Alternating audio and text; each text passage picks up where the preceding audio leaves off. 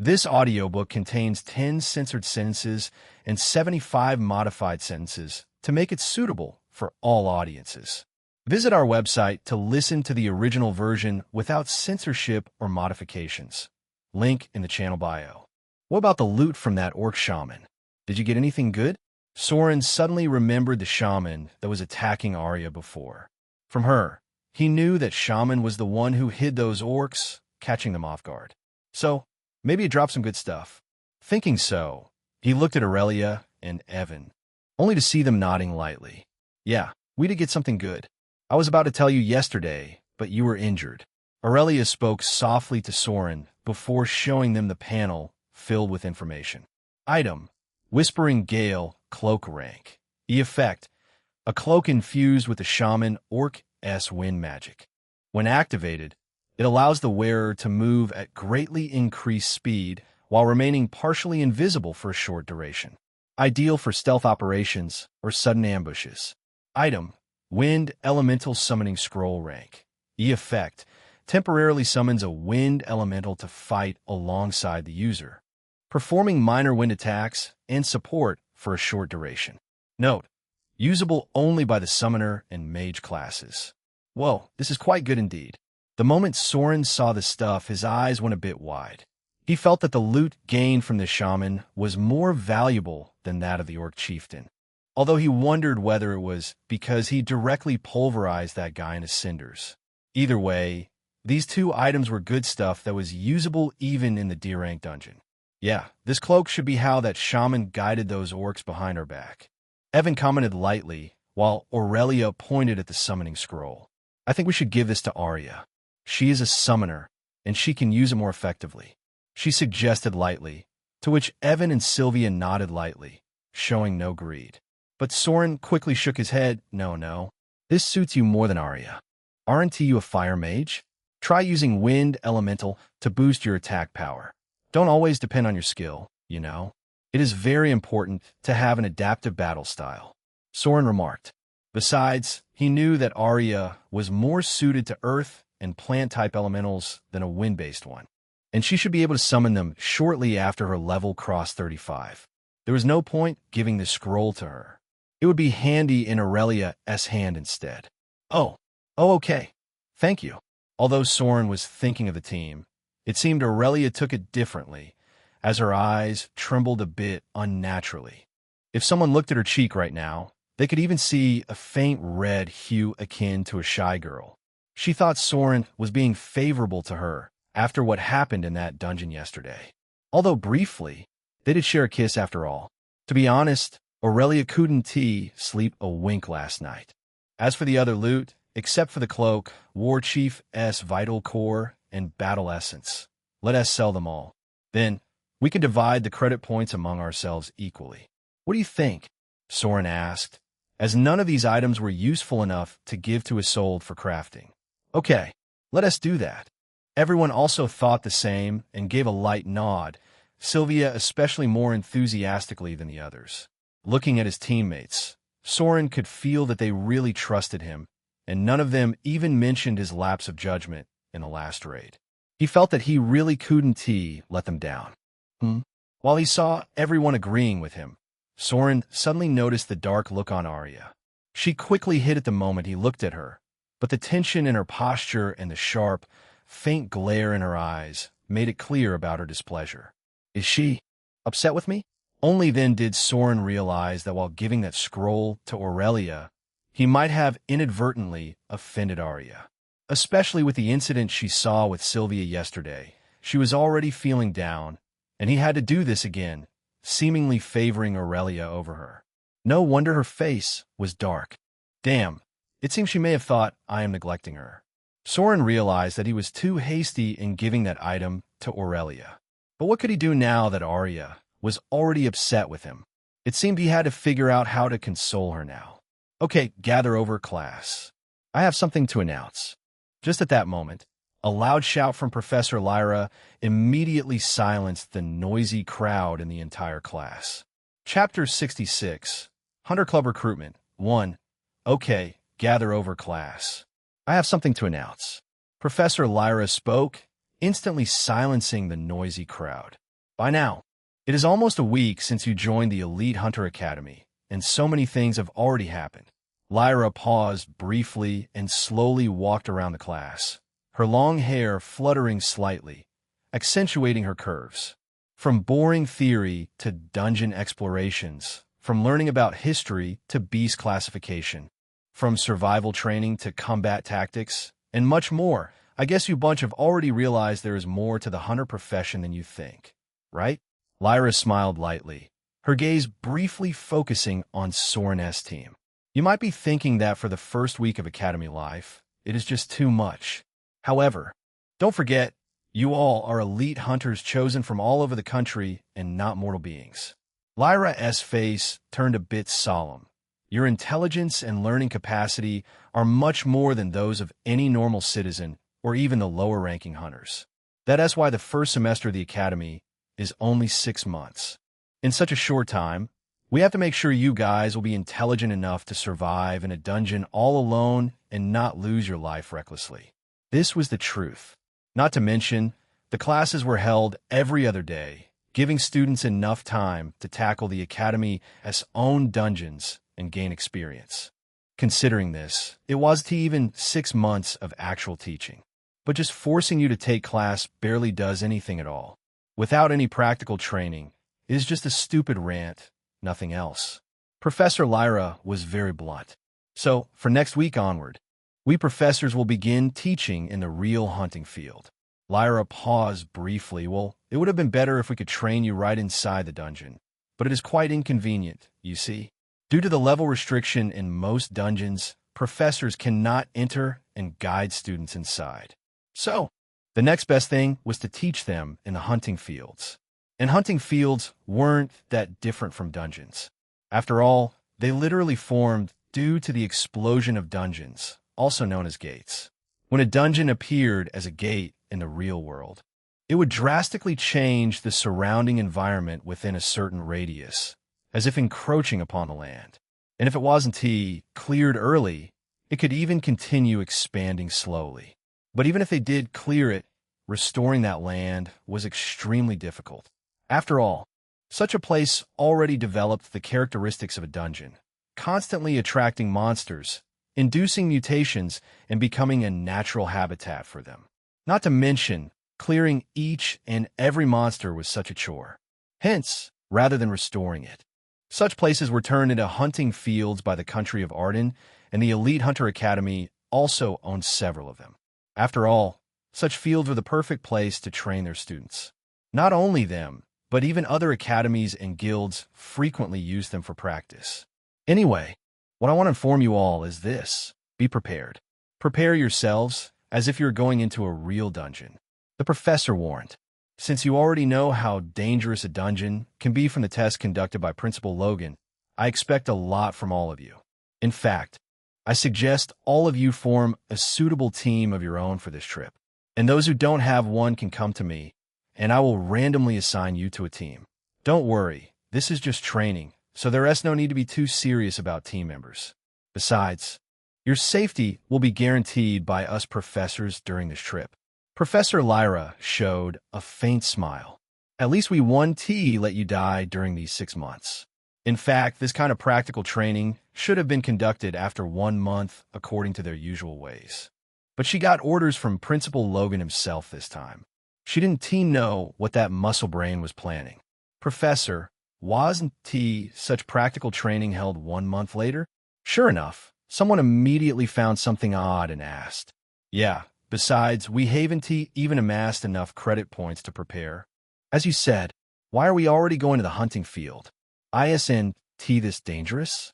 Damn, I'm only level 15. What if I get killed by a mutated rat on the roadside? Won't that be embarrassing? Bro, you are dying, and you are still thinking about embarrassment? Being an elite hunter also has its pride. One after another, students began to complain insistently, as this was just too much. Although their class rank was high, they weren't like Soren's team, who were above level 30. All they did was conquer an F-rank dungeon and nothing else. What preparation could they make with just the 1,000 credit points they had? For a moment, everyone began to complain when... Silence. Professor Lyra's loud shout forcefully calmed their noise. But still, from their faces, it could be seen that no one was happy. Okay, the Academy, of course, knows that it is too early. Do you think we were stupid? Lyra rolled her eyes, a bit speechless. That's why. This time we have decided to bring some helpers. Professor Lyra spoke while showing a faint smile. It seems you guys are quite knowledgeable, so you must also know about the Hunter Club recruitment, right? This time, the Academy has decided to bring this program forward due to this special circumstance. Hunter Club recruitment? Sure enough, the moment the students heard the name, some of them instantly went wide-eyed with surprise and excitement. In an instant, the classroom that had gone silent began to buzz loudly once again, even more than before. Only, this time, their voices carried clear joy. Hey, Soren, what is this Hunter Club recruitment they talked about? Sylvia saw how excited students around her were and nudged Soren, her blue eyes filled with confusion. Even Arya and Evan seemed confused, except for Aurelia, as they didn't know much about the Elite Hunter Academy's internal programs. In truth, Soren should also be just as unfamiliar with the Academy as they were, but after the recent events, they trusted him enough that everyone, including Aurelia, turned to him. Fortunately, he didn't break their trust. Hunter Club Recruitment, as the name suggests, is a club recruitment program held by senior students of the Elite Hunter Academy with the support of professors. Soren saw their look and briefly explained with a smile. Chapter 67. Hunter Club Recruitment 2. Such clubs are usually based on specializations, such as the Archer Club, Swordsman Club, Healer Club, or even the Beast Research Club. In essence, they are formed around any of the myriad hunter classes. Soren continued, besides, students can join as many clubs as they want, as long as they can manage their time well and learn together. In fact, this was done to compensate for the inherent deficiency in the Academy's teaching method. Although teaching every class in the same room was a noble idea, it was far from perfect. After all, an archer was fundamentally different from a melee class, and the same was true for mages. If they wanted to advance further, it was extremely important for students to receive guidance from those of the same specialization. And the reason students get excited about this program is that it is also the closest opportunity for them to be scouted by guilds, professors, or other organizations.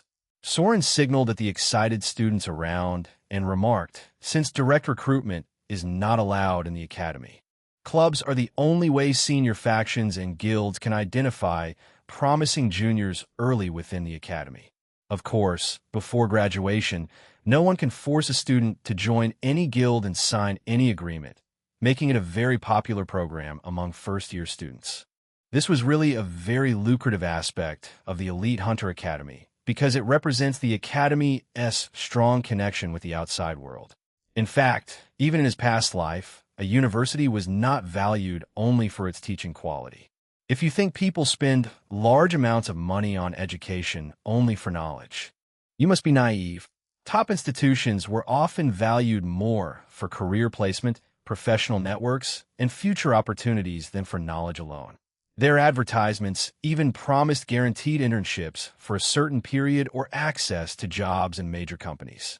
Only those who wandered everywhere with their resumes searching for suitable jobs truly understood how valuable connections were.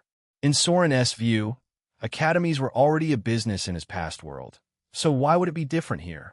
Of course, in this world, if you have a high-ranking class from B and above, you would be guaranteed to find a better place even if you didn't come here. But whether you would be able to find a suitable contract was up to luck. In fact, you would already be lucky if you weren't forced by the guild to sign an unfair contract or weren't exploited. To be honest, Soren thought that this might also be the reason why the country of Arden vehemently supported the Elite Hunter Academy, making it the top one.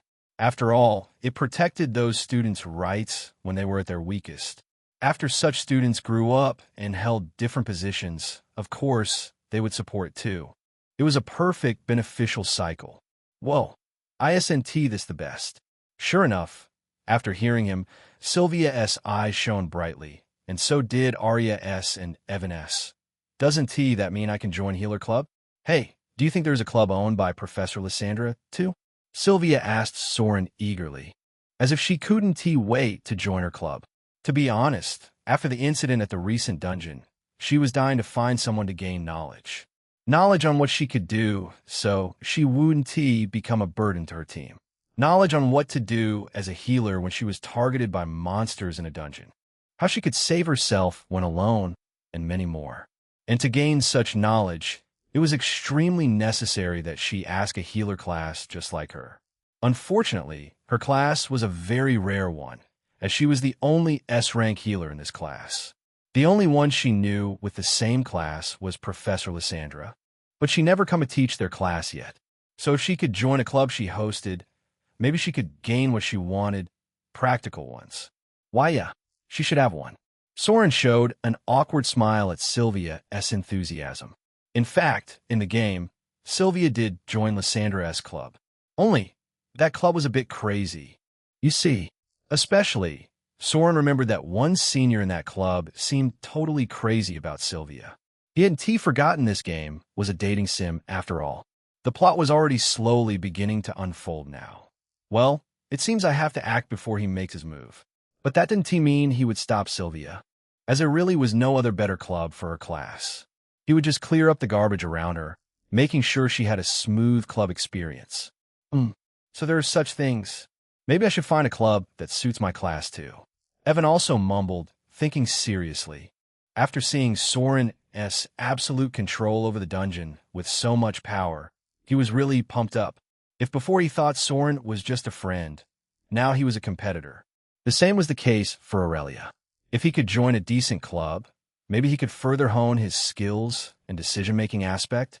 Aurelia, what about you? Does your mother also have a club in this academy?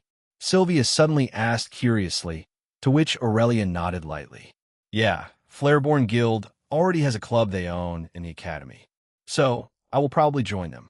As a daughter of the guild leader, Aurelia didn't have to care about such things. She was the privileged one in their team. Seeing her so calm, Sylvia showed a faint trace of jealousy at Aurelia before she turned to Soren. Hey, what about you then? What club will you join? Is there a professor with an archer class in this academy? Sylvia suddenly asked. Come to think of it, she didn't see a professor with that class yet. In these few days, besides Professors Lyra, Ruther, and Kale, there were a few others less known professors with different classes that came to teach them. But none of them had an archer class. Chapter 68. Professor Lyra summoned Soren to her office. Soren paused briefly at her question, then smiled. Yeah, there's none as far as I know, but don't worry. Professors aren't the only ones with clubs, you know. There are guilds and influential figures behind, too. Not to mention the seniors who have years of experience in their field. I'm sure I'll find a good one. In fact, Soren already knew which club he would join, or rather, which club he would try to join. After all, while students were allowed to join as many clubs as they wanted, it was guaranteed that any club would accept them. They could get rejected, too. And if I don't want to get rejected, I must get the help of Arya Luna. After all, that person was here just because of her. Thinking so, Soren faintly diverted his gaze, focusing on Arya, who quickly turned her head elsewhere the moment he looked at her. It seemed her anger hadn't disappeared yet. Is she still ignoring me? Okay, enough chit-chatting and focus on me now. Although I know many of you already know by now what this program is, I will briefly explain it for you. Professor Lyra suddenly clapped her hands as she found the class far too noisy for her taste. Then, once everyone calmed down and sat at their desks, she began to carefully explain. Well, the content was basically the same, with nothing new that Soren didn't know. In just a minute, he got bored, his eyes darting around, inadvertently focusing on Arya, or rather her long legs. Surprisingly, he saw that Arya was actually wearing a skirt. A long one, but a skirt nonetheless. In an instant, Soren's lips curved upward with a faint smirk. TCH, although she seemed angry outside. ISNT, she's still craving my touch? After the incident before, Soren got the impression that Arya was someone who could do anything in her jealousy, despite her timid nature. Otherwise, she wouldn't have come strong against Sylvia in the dungeon, hugging him without shyness. Feeling a bit smug that his charm seemed to have finally come to some use against an elf, Soren leaned closer to Arya with a sly smile. Sure enough, the moment Arya noticed him, she raised an eyebrow before looking at him, catching the playful grin on his face. Then, she watched as he adjusted his posture, leaning in with confident amusement, going underneath in an instant, caressing her soft thighs expertly. Since this wasn't the first time he had done this, before Arya could even react, she found his hand grabbing her bare thighs and caressing them.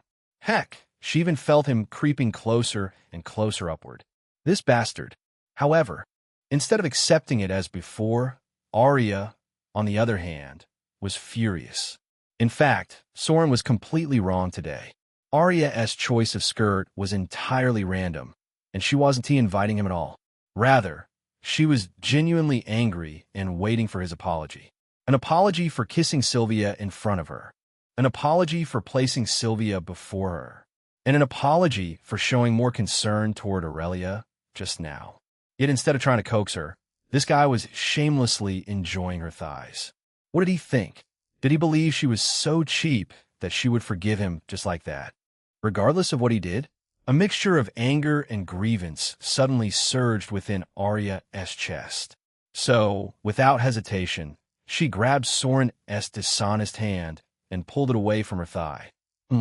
Then, to Soren's bewilderment, she looked at him with a dark, angry expression before her hand slowly traveled to his thigh instead. Then, ouch! Instead of caressing him as he did, Arya pinched his thigh extremely hard with her fingers, using all the strength she gained from leveling up.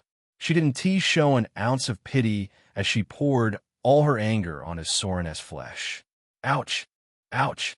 Hey, Arya, stop!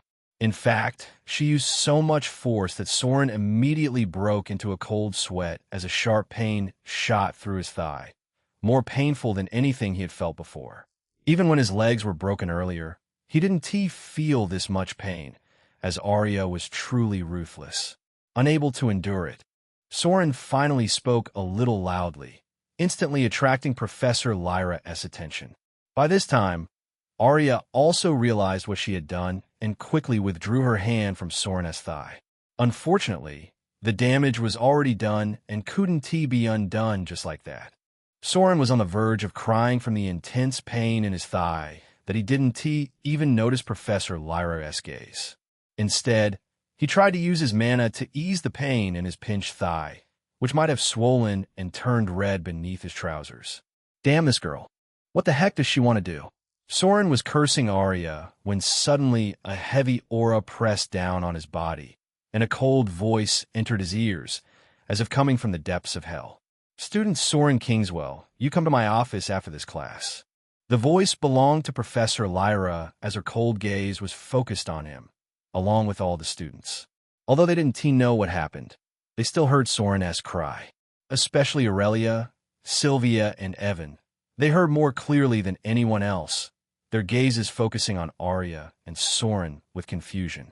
Feeling their gazes, Arya was so scared that she didn't dare look at them, keeping her eyes fixed on the front. Her heart was beating so fast that she didn't even feel this nervous while fighting. What should I do? What should I do? Did the professor find out what happened? She was already panicking inside, thinking Soren would get into serious trouble because of her. Although she was angry with him, it wasn't her intention to put him in trouble. Unfortunately, she was so frightened that her mind went blank. She could only sit uncomfortably in her seat, silently praying that everything would be over. Now, she didn't feel angry with Soren anymore. Rather, she felt so guilty that she wanted to cry, but had no tears. She didn't know when her behavior changed so much. Before, she couldn't even speak properly, but in just a few days, she became so audacious that she dared play around in a classroom. Why did she change so much? And, sorry for the long discussion, but it was really necessary, and I couldn't find another way around it. I will try to be more subtle with info dumping later on. Chapter 69. Soren was caught by Lyra. A unique dungeon. Huh. You're quite lucky. No wonder your class evolved to an A rank. Inside one of the Academy's tall buildings, Professor Lyra sat behind her office desk, her curious eyes fixed on a young man standing before her. Sunlight filtered through the large window behind her, spilling over her elegant figure and gently accentuating the generous curve of her bosom, giving her calm presence a quietly captivating charm. "And was that skill the one you awakened after your class evolution?" Lyra asked Soren, to which he nodded lightly, but did not say which rank it was. Fortunately, Professor Lyra did not ask further either. "Okay, that's great then. It seems your potential as a hunter has increased by 1 rank. Congratulations." Lyra showed a genuine smile before giving him a shiny silver token from her inventory. "What is this?" Soren was a bit stunned by the token, but Lyra immediately explained, "This is a D-rank clearance token given to you by Darius, your spoil of war from yesterday." Lyra explained, and after Soren accepted it, she lightly warned, "Although with this token you can now enter any D-rank dungeon within government authority, I suggest not using it immediately. Let us first complete the upcoming practical training before you decide." Lyra paused and continued, "An E-rank and D-rank dungeon are not on the same level. Remember, while the level of the dungeon increases linearly, the difficulty, on the other hand, increases exponentially. Don't be too complacent just because you conquered 2 E-rank dungeons. In fact, with how injured you were yesterday, I guess you know the danger. Don't let down your guard."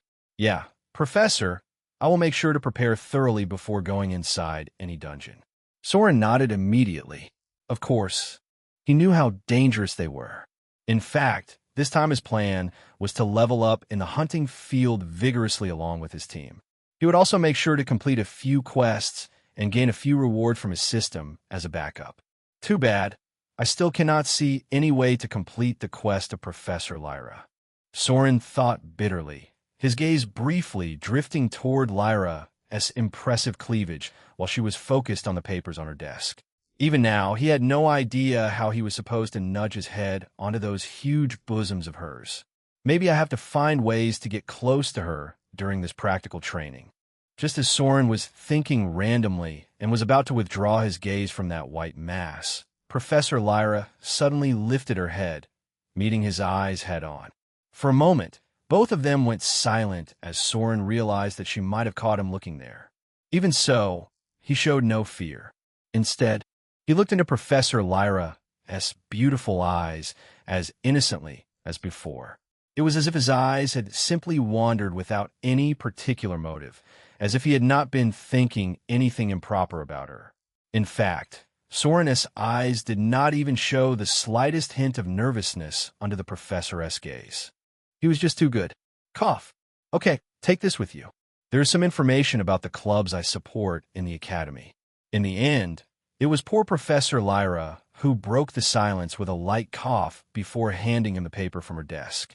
"Although your class is archery, I think it will be helpful during this training. You can take a look," she said, to which Soren immediately showed gratitude while accepting the paper. "Thank you, Professor.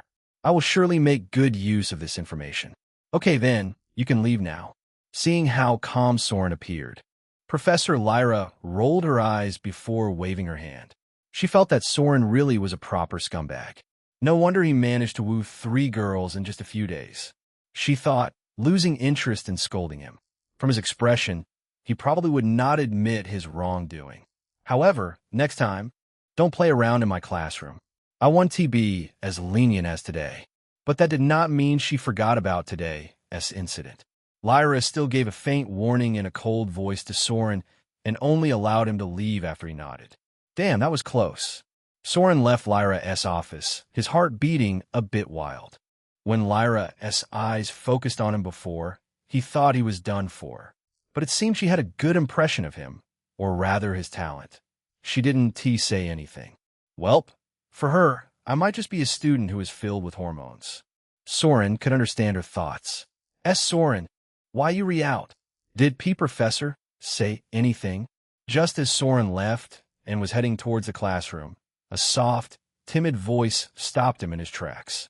When he turned to look, surprisingly, it came from Arya Luna, his little elf. Why are you here? For a moment, he got confused, only to realize something after seeing her moist and anxious eyes.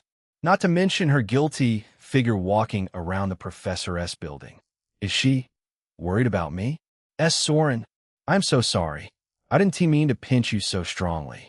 Did Professor Lyra see us? What did she say? Adia started, her eyes lowering on their own. To be honest, after her anger calmed down, Arya realized what she had done in her jealousy.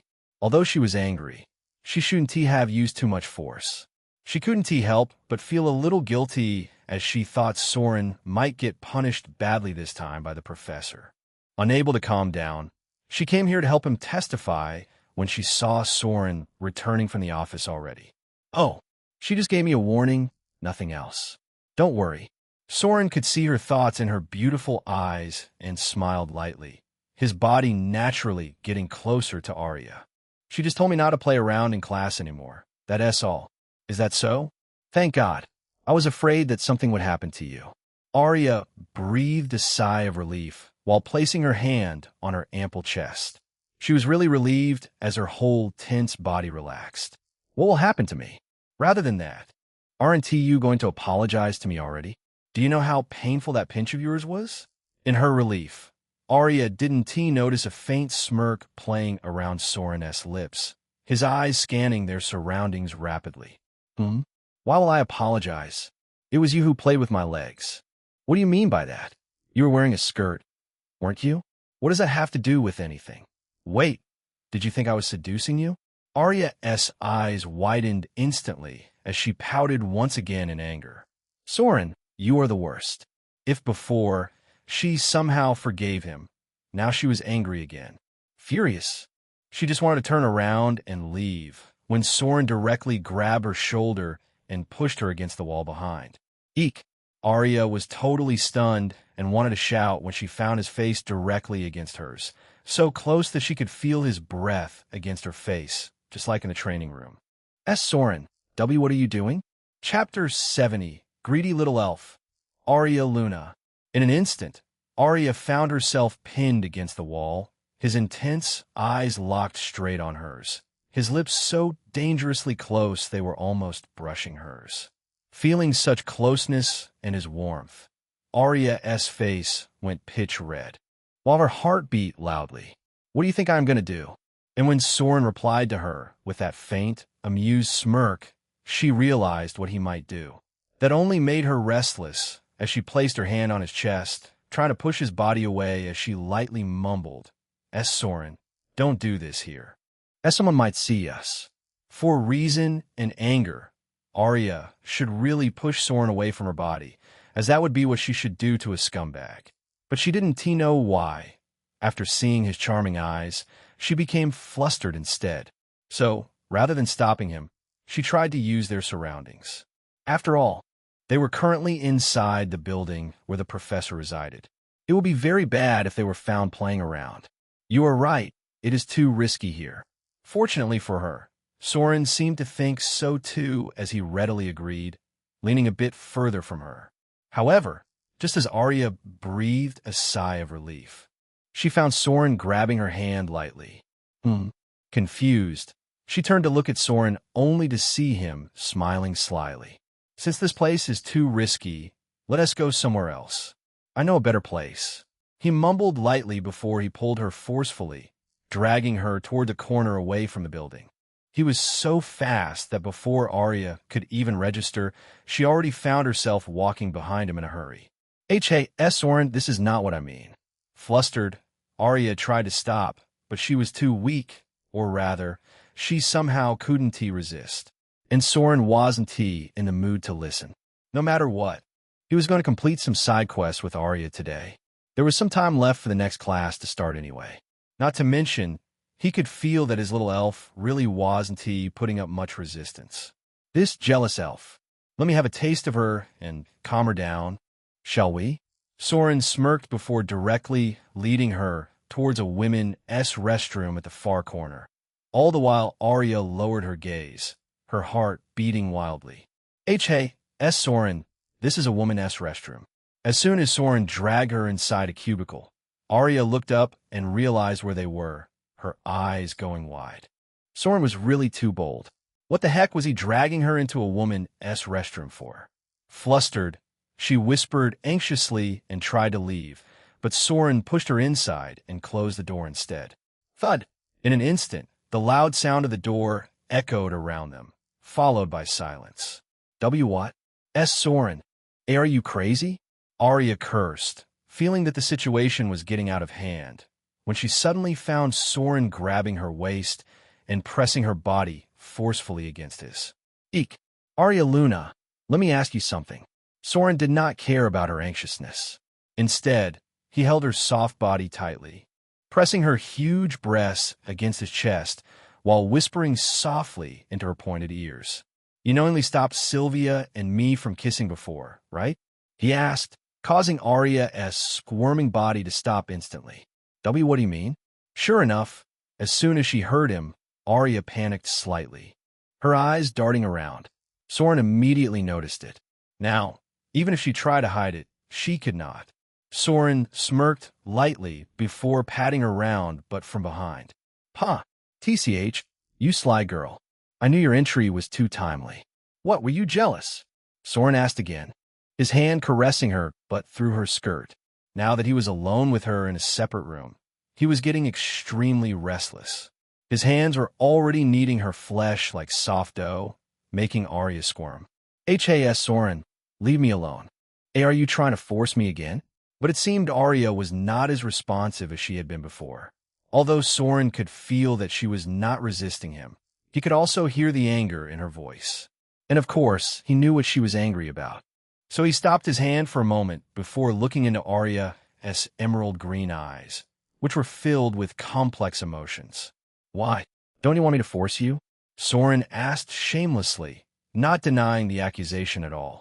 Speechless, Arya couldn't help but roll her eyes at him. Why are you like this? Can't you at least be a gentleman for once? But you know I am not. TCH, at least you have some self-awareness.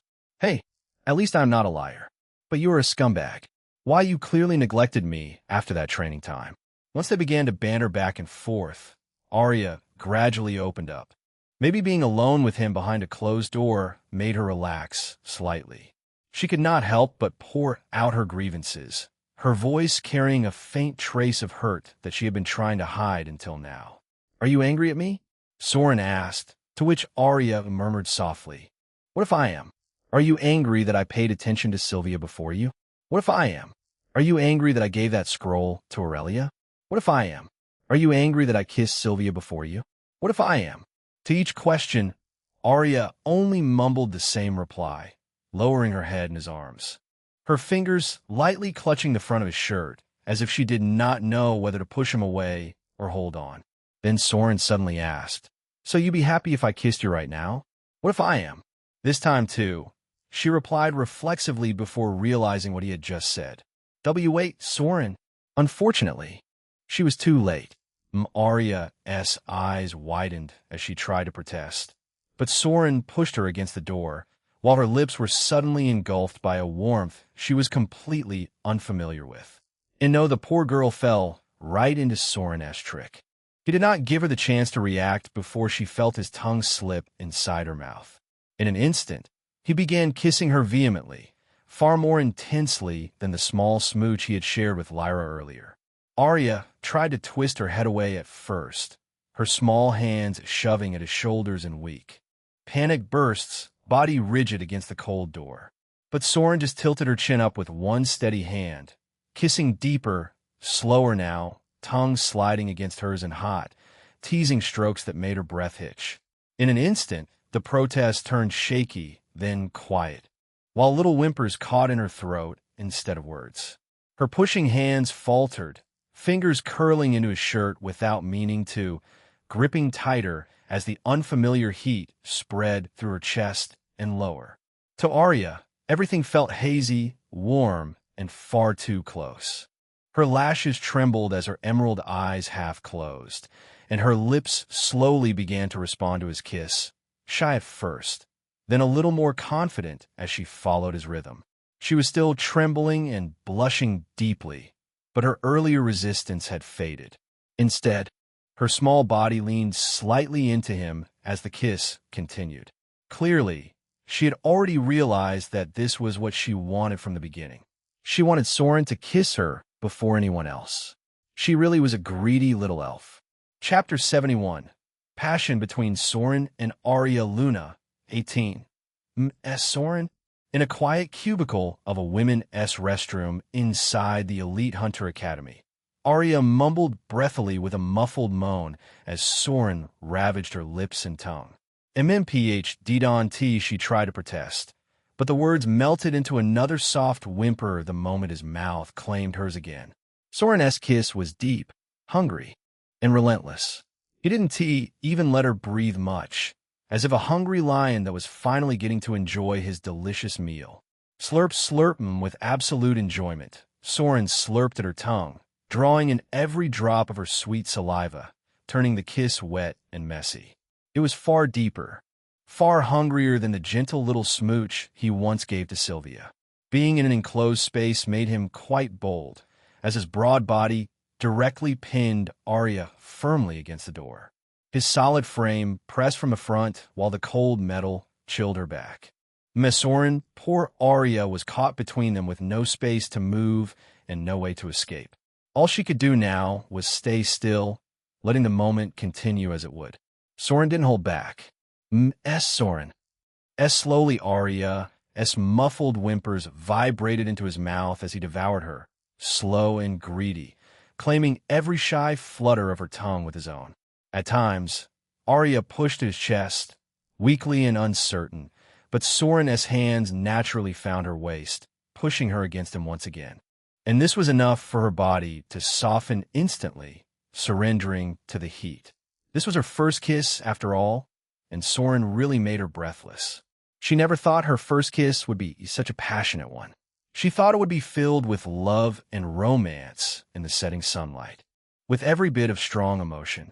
But here, Soren was giving her one that was so intense that she could barely catch her breath beneath the skirts. And yet she was drawn to it with every fiber of her being. Arya couldn't deny it. Maybe she truly was easy to persuade. Just like in the training room before, Soren had that charm around him that always attracted her, that boldness of his which never faltered to directly express what he felt toward her. Even though he was a lustful pervert with eyes everywhere, he didn't hide his nature. He was always upfront, just like now when he said he would force her. And when he was with her, he would give her every attention she deserved. In fact, he was a bit overboard. Soren's tongue slipped inside Arya's mouth, teasing hers, tasting every shy little sound she made. By now, Arya had already forgotten resistance. She had forgotten shame. All that remained was the gentle press of his mouth against her skin, the faint brush of his lips, the way he caught her soft sighs as if they belonged rightfully to him. Her big breasts rested against his chest with every shaky breath. The soft, heavy curves pressed close. Her pulse quickened beneath the thin silk of her blouse, her breath catching with each subtle movement he made. Her thighs pressed together, a restless warmth rising through her with every slow, deliberate shift of his body against hers. Her long, pointed elven ears flushed a deep, helpless pink and quivered at the tips. The intensity of the moment left Arya dizzy, overwhelmed by feelings she could barely contain. If now Soren wanted to do something even more for her, she mightn't even be able to resist. This feeling was just too addictive to Arya Luna, who was new to this. Her teenage hormones were going haywire, urging her to forget herself completely in this wonderful pleasure that she had never felt before. Every rational thought in her mind melted away, leaving only a trembling, aching need that begged for more of him. She pressed her thighs together instinctively, a fresh shiver racing through her as she realized she was already craving whatever came next. After what felt like forever, when Arya finally thought she was about to faint from his deep kiss without breathing, Soren finally pulled back. Their lips parted with a wet, obscene sound, a thin string of saliva bridging them briefly before it snapped and fell away. The moment their lips parted, Arya sucked in air chest heaving. Her swollen lips glistened. Her emerald eyes turned hazy, distant, lost in a fog of want. For a moment, both of them breathed heavily, the sounds particularly loud in the quiet cubicle, before looking at each other. And with no surprise, both of them saw unbridled lust in their eyes. Lust so strong that they wanted nothing but to dissolve in each other's embrace. To be honest, Soren found Arya so attractive that he was tempted to act on his feelings right then. But he forcefully stopped himself. For one, it was still too early for Arya, as she was just confused right now. And second, time was running out, and he still had to complete some side quests.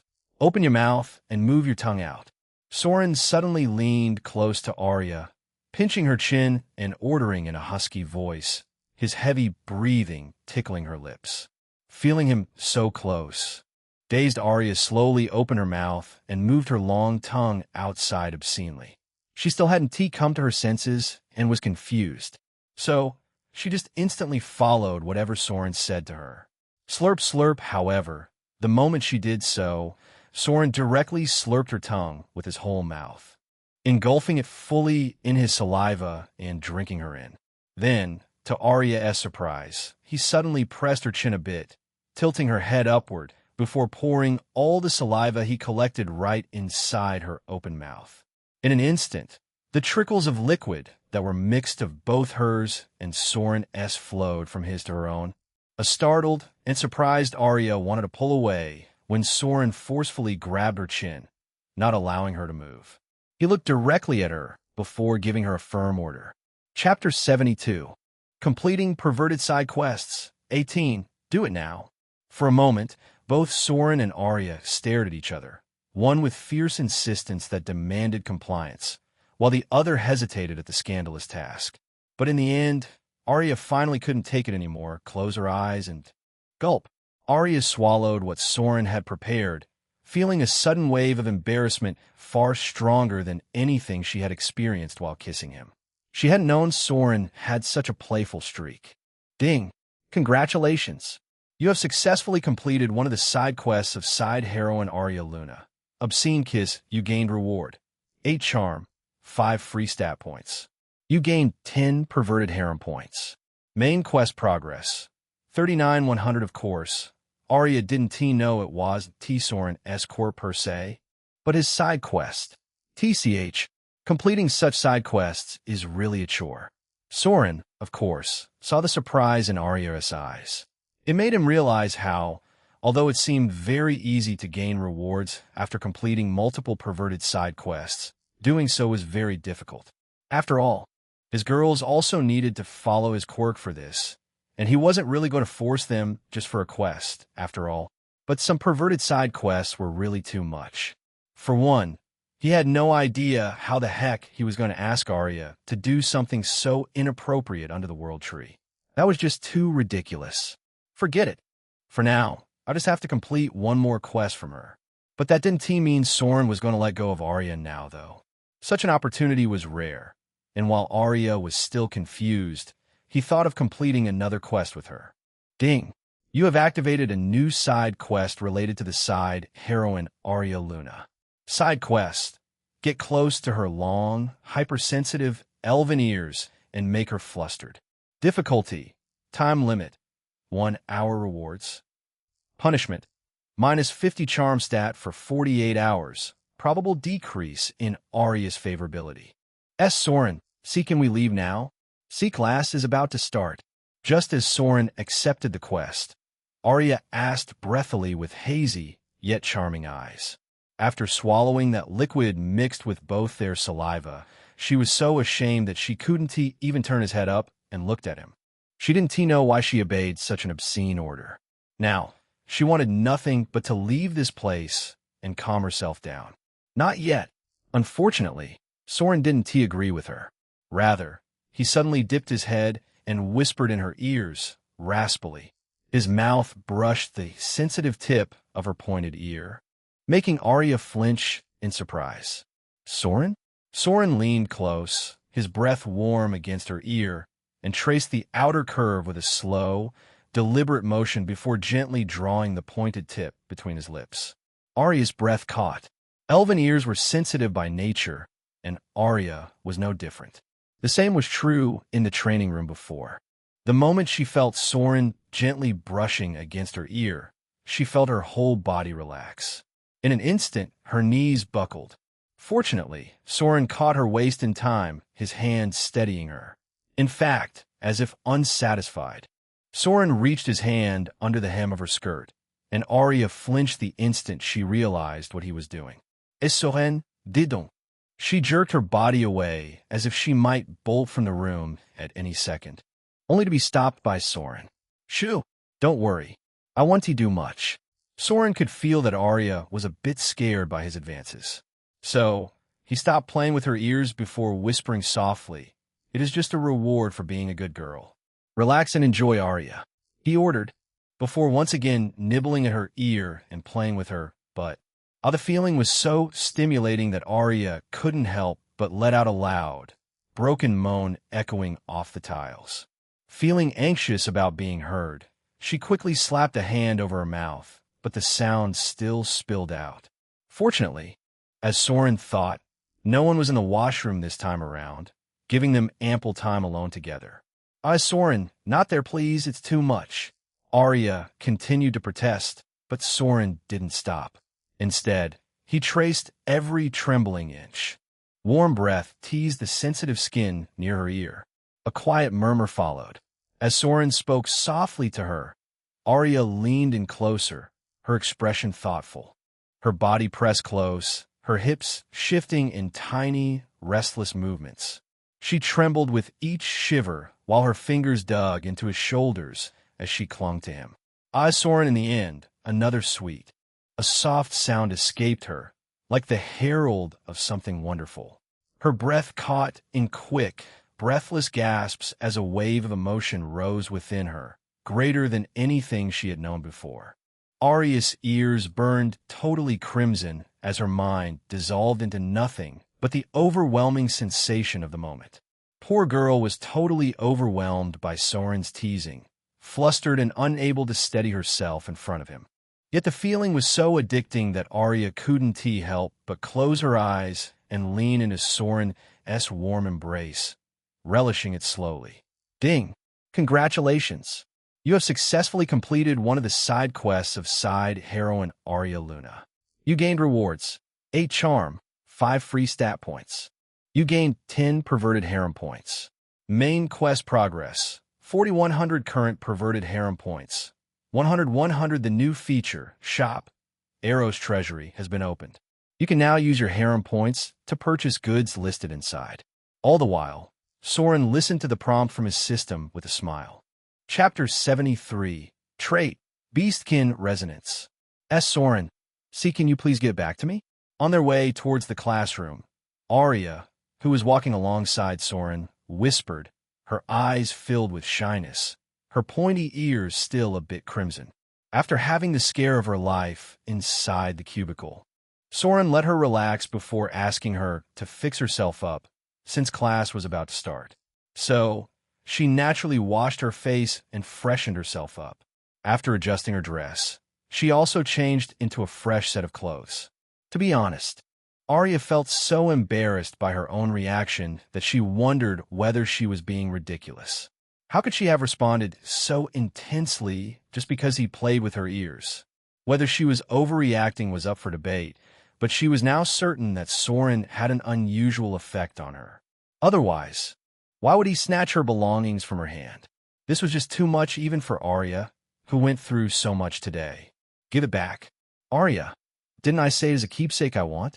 Unfortunately, Soren didn't care about what she thought of him. Rather, he just smiled slightly before whispering in her ear, "You look lovely tonight." He smirked, making Arya turn red. "Shoo, you don't say such things outside." Arya quickly scanned her surroundings and breathed a sigh of relief after seeing that they were the only ones in the corridor. Then she pouted in faint anger before whispering again, "Has Soren, that thing is too dirty. What will you do with it anyway?" She faintly bit her lips, then whispered even lower, this time a bit more shy, "If you want, I will give you a clean one. So, please return it to me." Arya stuttered so much that she didn't know where she got the courage to say such a thing. But she really had no other idea except this one. No need. This one is enough. Besides, I have some use for it. Unfortunately, Soren directly refused. Use. What is the use of suc-? Arya was about to argue, only to remember something, her gaze drifting lower to a certain place on Soren. In an instant, realization hit her while her face flamed red all over as she let out a sharp, embarrassed exclamation. Pervert! Then she quickly ran away, as if afraid to stay close to Soren. She felt like she was being infected by that shameless idiot and his naughty ideas. What do you mean by pervert? Soren was a bit stunned by Arya's outburst, but quickly understood after noticing where her gaze had fallen earlier. This girl, did she think I was going to do something inappropriate with her underwear or what? He was completely speechless. Although he was frustrated, he wasn't that kind of person. Forget it, although my prestige took a hit today. I managed to complete 3 side quests. Soren thought, focusing on the panel that had appeared earlier, his face brightening slightly. Ding! Congratulations! You have successfully completed one of the side quests of side heroine Arya Luna. Side quest. Steal Arya Luna's keepsake. Bonus if recent. You gained rewards. 5 charm, 3 free stat points. You gained 10 charm harem points. Congratulations! You have obtained a bonus trait reward from Arya Luna. Trait acquired. Beastkin Resonance. A. Main quest progress, 40. 100 current perverted harem points. 110 with this, Soren managed to gain 13 free stat points in just one sitting. Not to mention his charm, that increased by 21 points. Although he didn't know what other effects it had besides making him handsome, it was nice to see the number going up. But this bonus reward is really something else. Soren keenly noticed something different this time that wasn't there before. Trait, Beastkin Resonance Rank. A effect grants a natural affinity with beasts, allowing the user to better sense beast hostility and slightly improve instinctive combat reactions when facing beast-type creatures. Traits in the game Lover's Labyrinth were fundamentally different from skills. Unlike skills, which could be acquired through leveling up or learned from rare class scrolls found in high-level dungeons, traits were innate abilities. Ordinary humans were rarely born with traits, and even if they were, the traits were usually insignificant. After all, humans were considered a comparatively weaker race. Traits were more commonly associated with non-human races such as monsters, dragons, elves, and dwarves, and were bestowed in various ranks. But receiving an A-rank trait as a system reward from Arya like this, is this my luck or what? Soren was genuinely surprised to obtain an A-rank trait for nothing. He hadn't received one when completing the 3-star quests, yet he suddenly got one from a 2-star quest. There had to be some element of luck involved. Come to think of it, I should probably increase that too. I've been neglecting it. System, add 7 free stat points on my luck attribute. Soren immediately ordered after thinking for a while. Now, all his stats were almost over 100 points, while his luck was still 18. Although he didn't know if adding points had any effect in normal events of his life, even for his critical hit and variant stat, he had to increase his luck. That scene where the damage of Helios Piercer increased twofold abruptly, directly pulverizing the boss monster, was too good. If Soren could, he wanted to spam it everywhere. Too bad, it was probabilistic, not to mention the trait he just got. Name, Soren Kingswell class. Archer, a Tempest Strider level. 36, 6241 0600. Attributes, Strength, 79 Agility Dexterity, 161 Intelligence Mental Power, 101 Endurance, 78 Charm, 76 88597 Mana, 105 Luck, 18 725 Free Stat Points, 553 to 76. Invariable Stat, Gap, 1 Critical Hit, 1 HM. It seems Charm is about across 100 points. I hope there will be some effect then. Soren thought before letting the panel disappear. Let us keep the remaining free stats for emergencies. For now, let us see what this new shop feature, Arrow's Treasury, is all about.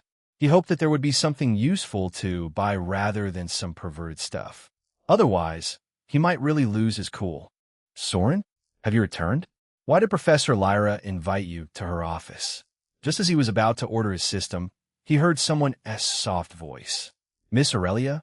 Surprisingly, it was Aurelia Flareborn. Didn't he know why she was out this late when class was about to start? Just Aurelia. HM, just call me Aurelia. Is it necessary to call me Miss all the time? Aurelia spoke with a bit of grievance that didn't match her fiery figure. Oh, it is just a habit. You are right. After the last dungeon, I think we are quite close. Okay, I will call you by name from now on. Soren laughed lightly to ease the atmosphere, only to see Aurelia turn slightly red, as if shy. She might have thought I was referring to that accidental kiss. Soren realized it, but didn't correct himself. Instead, he showed a slightly apologetic look. Aurelia, I am really sorry about last time. You see, it was just a mistake. You abruptly raised your head at that time, and I wasn't able to react. It really wasn't my intention to kiss you. Soren whispered in a soft voice while focusing on her red lips, as if reminiscing about the time they shared in the dungeon. His eyes were filled with slight nostalgia, yearning, and a bit of regret. It was as if, although he was apologizing, he secretly missed that moment. Seeing him like this, Aurelia's cheeks were already a bit red. But she wasn't as timid as Arya after all. Rather, she quickly composed herself before waving her hand slightly, as if trying to dismiss the awkwardness. Okay, I know. Don't worry, I don't mind. She spoke as if trying to brush that incident off. Unfortunately for her, Soren seemed to misunderstand her words slightly. HM, if you don't mind, does that mean I can repeat that mistake again? What? And no, I mean I don't mind that mistake you made before. But it was you who raised your head abruptly, though. Wasn't it your mistake instead? Then, I want make such a mistake again? Why? I was hoping you would do it again, though. I don't mind. To be honest, it felt quite soft. Soren stop. Aurelia was not good with words in the first place, and her opponent happened to be Soren. In an instant, she was teased by him like never before. The poor girl didn't know what to do when someone came to her rescue. While calling her rescue might be a bit much, but still, soft? What felt soft? Soren? What are you two talking about? And who else could it be but Sylvia? Soren was truly a lucky dog. Multiple girls went out of their way to wait outside just to see him. Unfortunately, Sylvia arrived at the exact moment he was flirting with Aurelia. He could already see the suspicion in her eyes as she looked between the two of them, a hint of anger creeping onto her face. Sylvia? The moment Aurelia noticed the girl standing there, she panicked slightly, her cheeks turning red in embarrassment. She felt like she was being caught in an affair, although nothing was going on between them. Chapter 74. A First Dating Proposal. You guys talk together. I have something to do. Feeling a bit shy, Aurelia quickly excused herself, leaving Soren to deal with this. He was the one who teased her anyway. This girl, how quickly she fled the scene. This makes Sylvia even more suspicious? Soren was a bit speechless at Aurelia's fast exit, not to mention her flushed look. For a moment, he even wondered whether she was doing it knowingly. Hey, Soren, I am here. Look at me and speak. Sylvia saw him looking at the running figure of Aurelia and gnashed her teeth in anger. What felt so soft, huh? Were you guys just flirting with each other just now? She was here, anxious about what had happened with Professor Lyra, while he was here flirting with another girl instead. Of course, she was mad. Does he still have a crush on her? But didn't he already with me?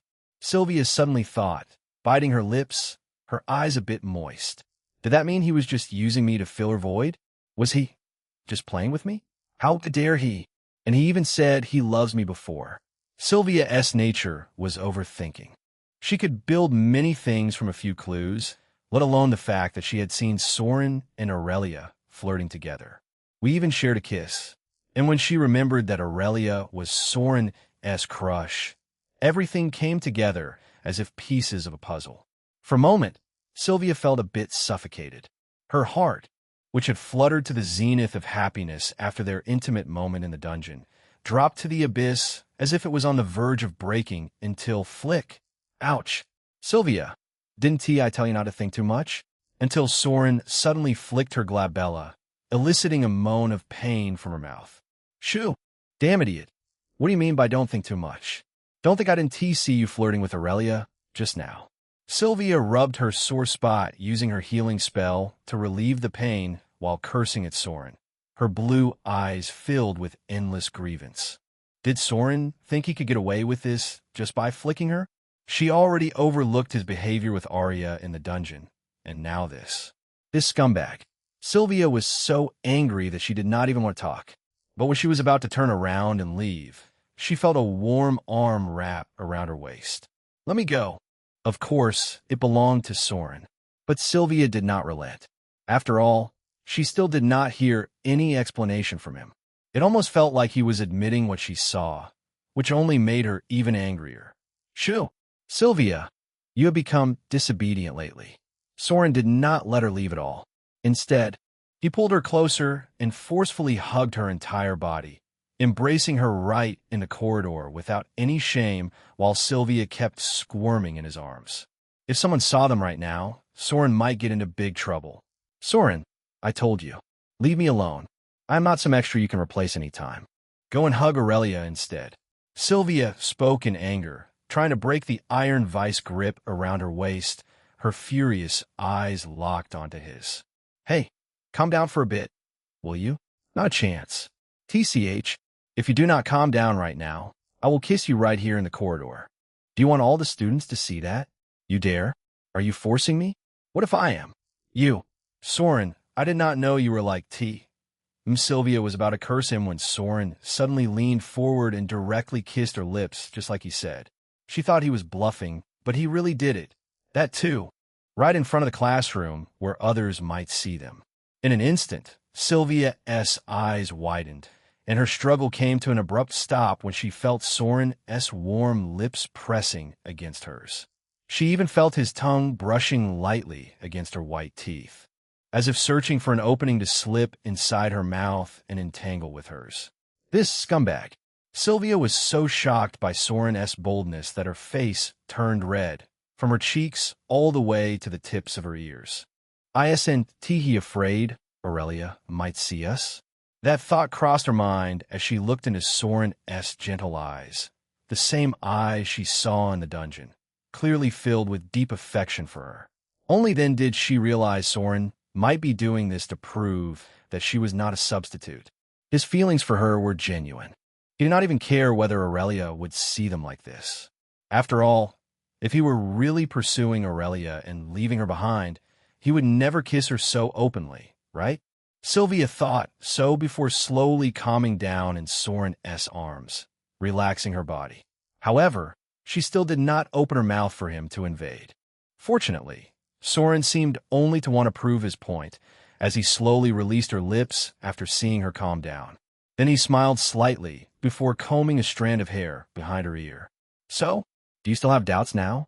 If so, I do not mind kissing you inside the classroom, right in front of everyone.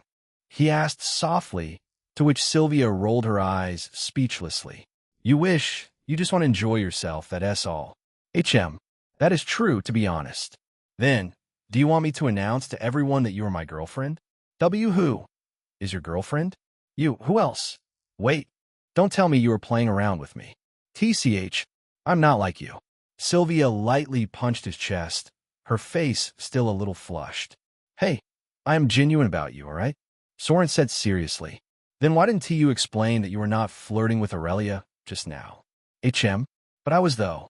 His seriousness immediately dissipated. What? You? I have a crush on Aurelia. Of course, I will flirt with her if there's a chance. TCH, you are shameless. Hey, at least I'm not a liar. It would have been better if you had lied than this. But that would only make our relationship weaker. As if we do not have any kind of relationship. Do not dream. Hey, so you really were playing with me? How cruel. As Soren and Sylvia bantered while walking into the classroom, their little skirmish slowly dissolved, and an amiable atmosphere surrounded them, gathering everyone's attention. However, after today's incident, Soren realized he could not just kiss his way out of such situations all the time. He could fool Arya and Sylvia for a bit with his sudden, bold, and unfamiliar move, but it would only work for a limited time. If he truly wanted to form a harem, then he had to build a strong bond with each heroine, strong enough that it would not break just because of an incident like today. For that to happen, Soren needed to do something. Thinking so, Soren suddenly paused, turned to Sylvia, and whispered softly, "Hey Sylvia, how about we go on a date sometime soon?" This was the first proposal he made in this dating sim game, and that too to the main heroine. But Soren knew this would not be his last. Although he was selfish enough to pursue relationships with multiple girls, he would also fulfill his responsibilities toward them. Such was the premise of the game Labyrinth, one that Soren was going to actively embrace from now on. Chapter 75, Irank Beasts, Skykranis, is really gone. A tall woman in a long black coat stood before a massive arched stone pillar that served as a memorial. Her fingers slowly traced a worn corner of the thick pillar, as if trying to confirm that it was truly there. Her slender jade fingers squirmed thick, black mana into the narrow groove between two names, coaxing some response from the stone. Unfortunately, she felt nothing. Someone was here recently. I can feel a trace of foreign mana, though extremely weak. She mumbled faintly, sensing something but unable to pinpoint it. That was all she could glean from what had been left behind. Still, she didn't seem concerned about investigating further, as it wasn't really necessary. After all, do you know who recently visited this monument? Once at the gate, she spoke softly to the middle-aged guard dozing in his chair. The same one Soren had shown his ID to before. The guard stirred at the sound of someone speaking, waking abruptly, only to see a beautiful woman emerging from the cemetery. Startled, he immediately stood up. "Miss, you cannot enter this place casually. You must first purchase a ticket or have some special identity." He couldn't understand why he suddenly dozed off on duty, which had never happened before, letting someone enter without verification. Anxious, he was about to insist she leave when suddenly he noticed the woman's eyes going faintly crimson. The moment he met those gazes, it was as if something in his mind snapped. He froze mid-step, sluggish and dazed, his movements becoming wooden as if under someone's control. "Let me ask you again." He once again heard her soft voice, calm yet unnerving. "Do you know who recently visited this monument? Someone who left a deep impression on you." The mana she traced was very weak and faint. Her intuition told her the guard would know, and she was indeed right as he stared blankly for a moment before nodding immediately. "Yeah, someone from the Elite Hunter Academy visited this place before. Besides him, no one has come here in days. This place was small and remote, after all." The guard, of course, remembered Soren. "Oh, someone from the academy. Huh, interesting." The woman's eyes flickered with a faint trace of nostalgia at his words, only for it to vanish instantly. Rather, she turned her gaze back to the guard and asked once more, "Do you know what that person's name is?" "Okay, listen up, my dear students. Today is the day you all are going to your first hunting field for practical training. Professor Kale Drave, S-rank beast tamer of the Elite Hunter Academy, stood tall before the assembled students from the 3 sections in a large open ground. He was still the same tall, rugged man with a calm yet commanding presence, the kind that made even the rowdiest students straighten up without a word. On his shoulder perched the familiar little wyvern, its wings folded neatly as it chirped softly, watching the students with intelligent, glimmering eyes. I don't think I need to explain what a hunting field is. Just know that the field we are about to go to was formed after the explosion of the C-rank dungeon, Bleachwood Hollow. Once he felt that every student was paying attention, Kale briefly explained where they were heading. It was already the next week, and the students now had to leave the city of Fiona as planned. After nobody managed to conquer this C-rank dungeon, it finally exploded in the northern outskirts of Fiona, about 200 kilometers from the city, directly changing its environment in the process. Although the hunters from our academy managed to hunt down the boss monster, the area had already mutated enough to form its own ecosystem. So, the place is now called Whiteleaf Forest. Professor Kale paused briefly before continuing. Before, this dungeon was inhabited by albino lizards above level 50. But now, the monsters you'll find in the forest range from weak to mid-level. So, you don't have to worry about being overwhelmed. As long as you remain on the outskirts, you will be safe. Besides, we professors will be constantly on the lookout too. Professor Kale finally finished explaining everything. Okay, that's all for now. You will know more after arriving there anyway. Your seniors are already waiting for you all there. He smiled meaningfully before giving the final instruction. By the way, I heard you all have been assigned a team by Professor Lyra. If so, please separate into your team formations. This time, we are going to use a very unique method of transportation, you see. Professor Kale ordered, signaling everyone to separate into their respective teams on the field. Since they were in a large open space, it wasn't difficult for them to do so. Although confused, everyone began to gather together, arranging themselves in groups of 5 or 6 members, leaving a certain gap between the other teams. Along with the regular teams, the twin sisters, Darius, and even Morgan were in the same team. They had participated in the previous competition. The same was true for Soren. Hey, Soren, what is the professor trying to do? What does he mean by transportation? Sylvia was a bit surprised by the turn of events and asked. After all, she couldn't understand why they had to get separated like this. How will I know? Just wait and see. But Soren only rolled his eyes at her. Although he knew what would happen next, he wasn't an idiot to really say it. After all, there had to be a limit to what he knew. PRR. Fortunately, Sylvia didn't have to wait long for an answer. As the moment everyone separated into their respective teams, Professor Kale took out a whistle and blew sharply. The piercing, high-pitched sound cut across the field, immediately drawing the attention of all the students. Whoosh! Then came the sudden, loud sound of flapping wings from behind the huge building, followed by a chorus of beastly cries echoing across the field. Shadows loomed over every student as enormous white shapes cut through the sky, their wings spanning wide enough to blot out the sun. For a moment, everyone was stunned, but when the flying monsters swooped closer to the ground, everyone finally realized what they were. They were cranes. Not ordinary ones, but mutated, massive enough to carry 10 people on their backs. And the most shocking part? Each team had a single white crane landing gracefully in front of them, staring down with an almost intelligent gaze. Really, as Professor Kale had said, this was indeed a very unique method of transportation, all right. Even Soren found himself marveling at this scene.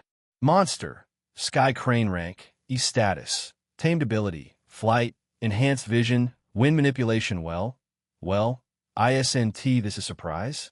To be honest, the Elite Hunter Academy has really been too generous to your batch this time. A smug smile tugged at Professor Kale's lips as he watched the students' jaws drop in surprise. Chapter 76. Soren is a bit possessive. Is this what we're going to use to go to Whiteleaf Forest? Sylvia widened her eyes at the massive white figure before her, its intelligent eyes scanning their team curiously. Sky cranes. She had read about this gentle monster before, but she never thought they would be riding one to fly through the sky. Look, its feathers look so soft. Can I touch it? Excited, Sylvia pointed at the large feathers before stepping closer, intending to touch them, only to be startled when a crane snapped its beak and squawked at her. It seemed it was still wary of them. Well, at least of her, as after squawking at Sylvia, it nudged closer to Soren instead, lowering its head toward him docilely. Then, all the wariness seemed to disappear the moment Soren lightly patted the huge head of the sky crane. Wadash! Hey, Soren, how did you do that? Sylvia asked, totally surprised, her mouth pouting in anger. Not only her, but even Aurelia and Evan looked a bit amazed, while Arya seemed to be thinking of something. How do I know? Didn't TUC it came to me on its own? Maybe it just knows who to trust. Soren smiled before taking out a piece of meat from his inventory that he had prepared beforehand, giving it to the crane. He thought it might be because of his new trait, Beastkin Resonance, which he got from Arya. Knows who to trust. Soren, are you saying I look untrustworthy or something? Hey, I didn't say that. It is this crane that didn't T want you near. See? TCH. Stupid bird only knows to trust stupid people. Hey, now you're jabbing at me. Just as Sylvia and Soren were going back and forth, Arya stepped closer and slowly patted the huge head of the sky crane. And, surprisingly, just like with Soren, it didn't T-react, letting her pat it freely. It isn't about trust or anything. Seems Soren just has some affinity with beasts, that's all. Arya's mild, letting a faint trace of her mana flow into the crane's head, making it purr cutely. I used my skill to make a temporary contract with it. Sylvia, you can touch its feathers now. It won't T-act like before. She was a summoner after all, and being an elf only made it easier for her as creatures like this naturally liked her. So, once she used her skill, the sky crane visibly relaxed, letting Sylvia touch its fluffy feathers however she wanted. So soft. The moment her hands brushed the white plumage, Sylvia immediately forgot her quarrel with Soren. Smiling brightly, she even hugged its wing with wide arms, giddy and carefree, making Soren envious. Didn't she just say it was a stupid bird? Soren rolled his eyes, while Arya glanced at Evan and Aurelia. You two can touch it, too. Since it seems to be our transportation this time, it's better to get familiar with it. In fact, all the students around were already doing the same. Although they had been startled at first, they quickly regained their composure and began reaching out to the sky crane, each in their own way. Some used the skills they had learned in their beast tamer class. Some offered bits of food, and others tried gentle coaxing techniques from previous lessons, all attempting to befriend the majestic creature. Although they weren't as quick as Sylvia and Soren, they were ready by the time Professor Kale spoke. All right, it seems you all have grasped some basics for communicating with tame beasts. I'm very satisfied. He gave an approving nod before continuing. If everyone's ready, then let us go. Don't worry. These sky cranes are trained and know exactly where to take you. All you need to do is ride securely on their backs. Don't come blaming me if anyone slips off in the sky.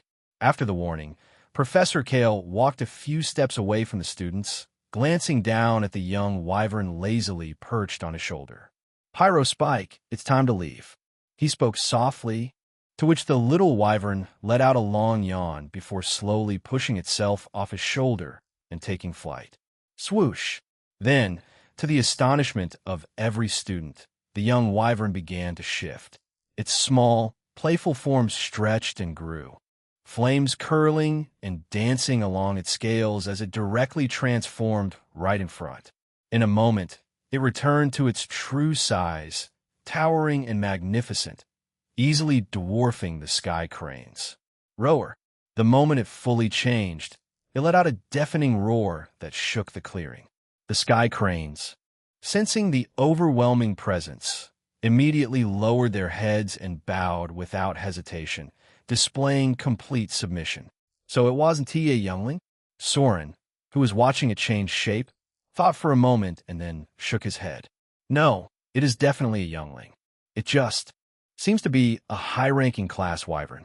Maybe a rank, or even S rank. He didn't know, but Soren knew that not every beast could shape-shift their size at will. The one he had killed before, the Crimson Wyvern, naturally didn't have this ability. Just as Soren was looking at the massive wyvern in surprise. Like every other student, he felt its gaze briefly meet his. Huff! Then he saw it let out a faint huff from its nostrils, steam curling up before it turned away.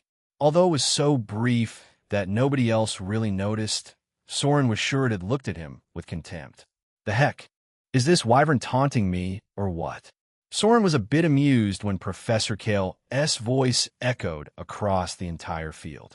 All students, climb the sky crane assigned to you and get ready. We are leaving for Whiteleaf Forest. I suggest you take this chance to familiarize yourselves with aerial transportation. It might come in handy in certain dungeons, who knows? Keel was already perched on the back of his wyvern. After giving the order, he lightly caressed his pet's neck, giving it a signal. Roar! The wyvern responded with a low, rumbling roar, then flapped its massive wings, sending a gust of wind roaring through the clearing. In an instant, it soared into the sky, hovering above them. It moved so fast that Soren felt as if it had teleported. "Hey, let us go too.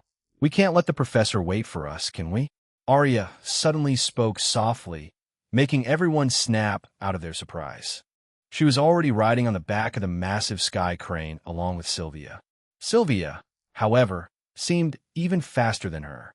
Her happy smile showed that she genuinely liked the bird from her heart. "If you like it so much, how about making it your pet?"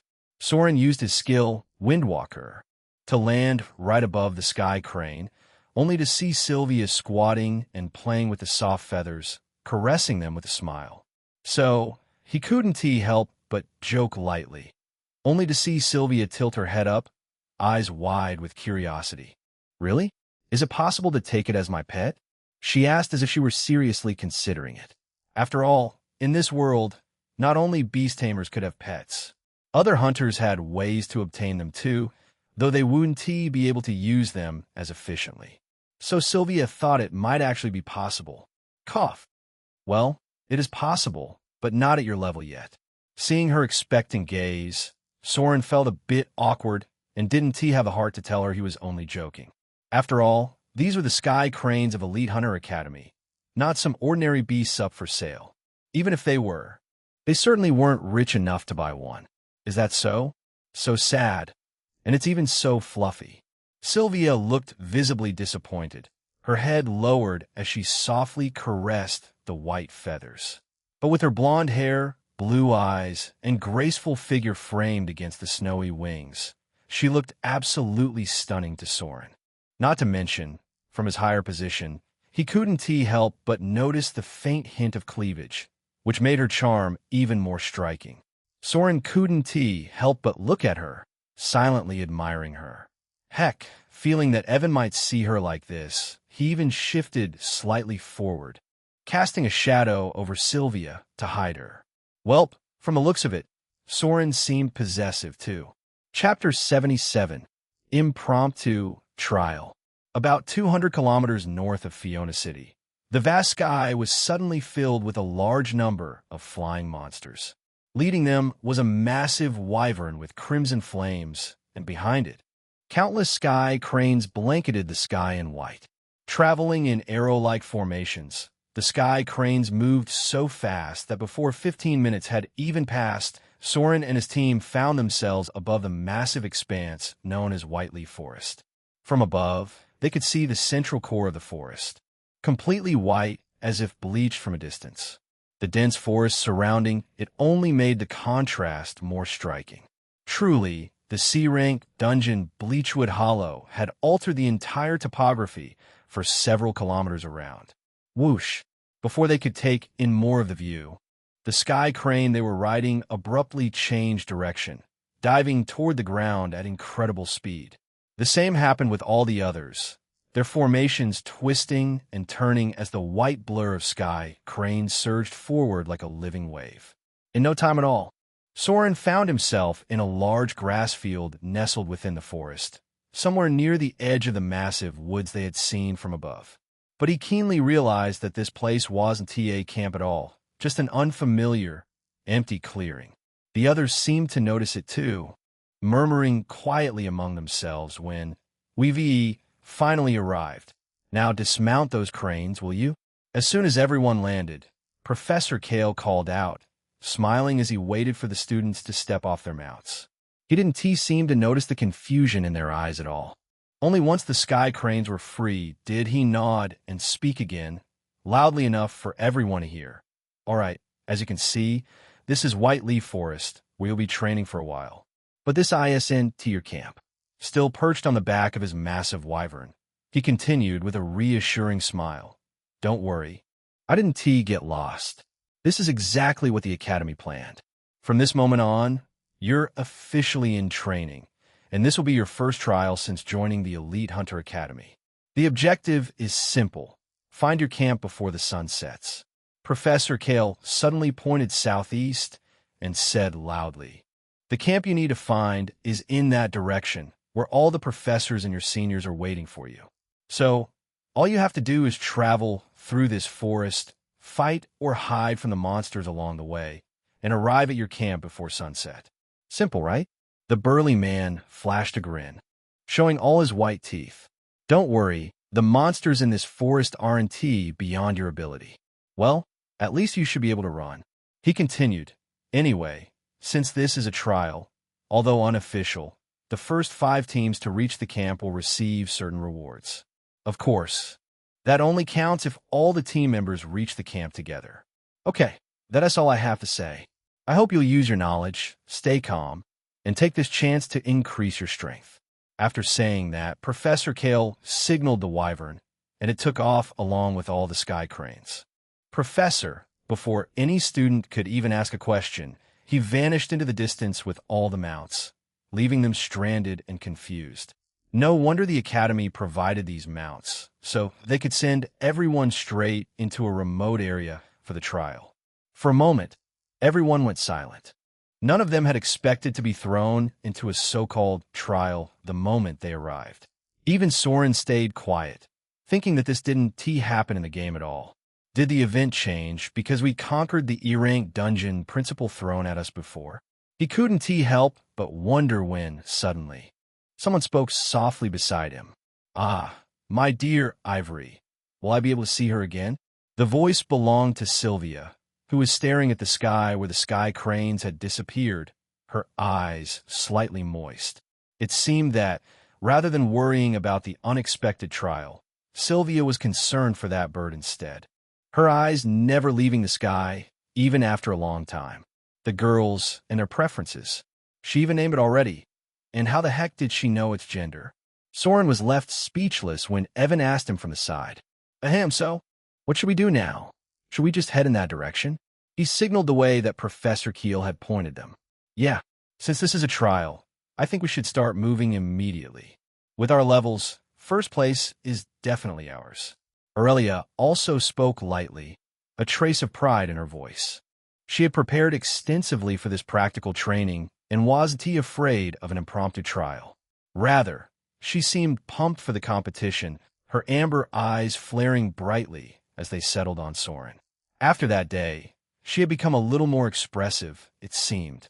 Well, it seems Miss Aurelia is quite confident that she will be the first. Then again, it's natural for a daughter of an archmage. Just as Soren was about to reply, a sudden voice interrupted from behind. Darius? Surprisingly, it was Darius and his team, the same ones from before. This time, however, he wasn't accompanied by Morgan or the twin sisters. It seemed they were already content showing everyone they could conquer an E-rank dungeon as well. Soren Kingswell, right?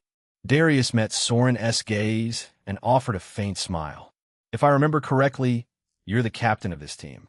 Great, so I have a proposal for you.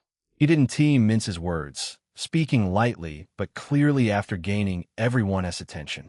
You see, this trial was unexpected and nobody knew about it. Professors are really doing whatever they want with students these days.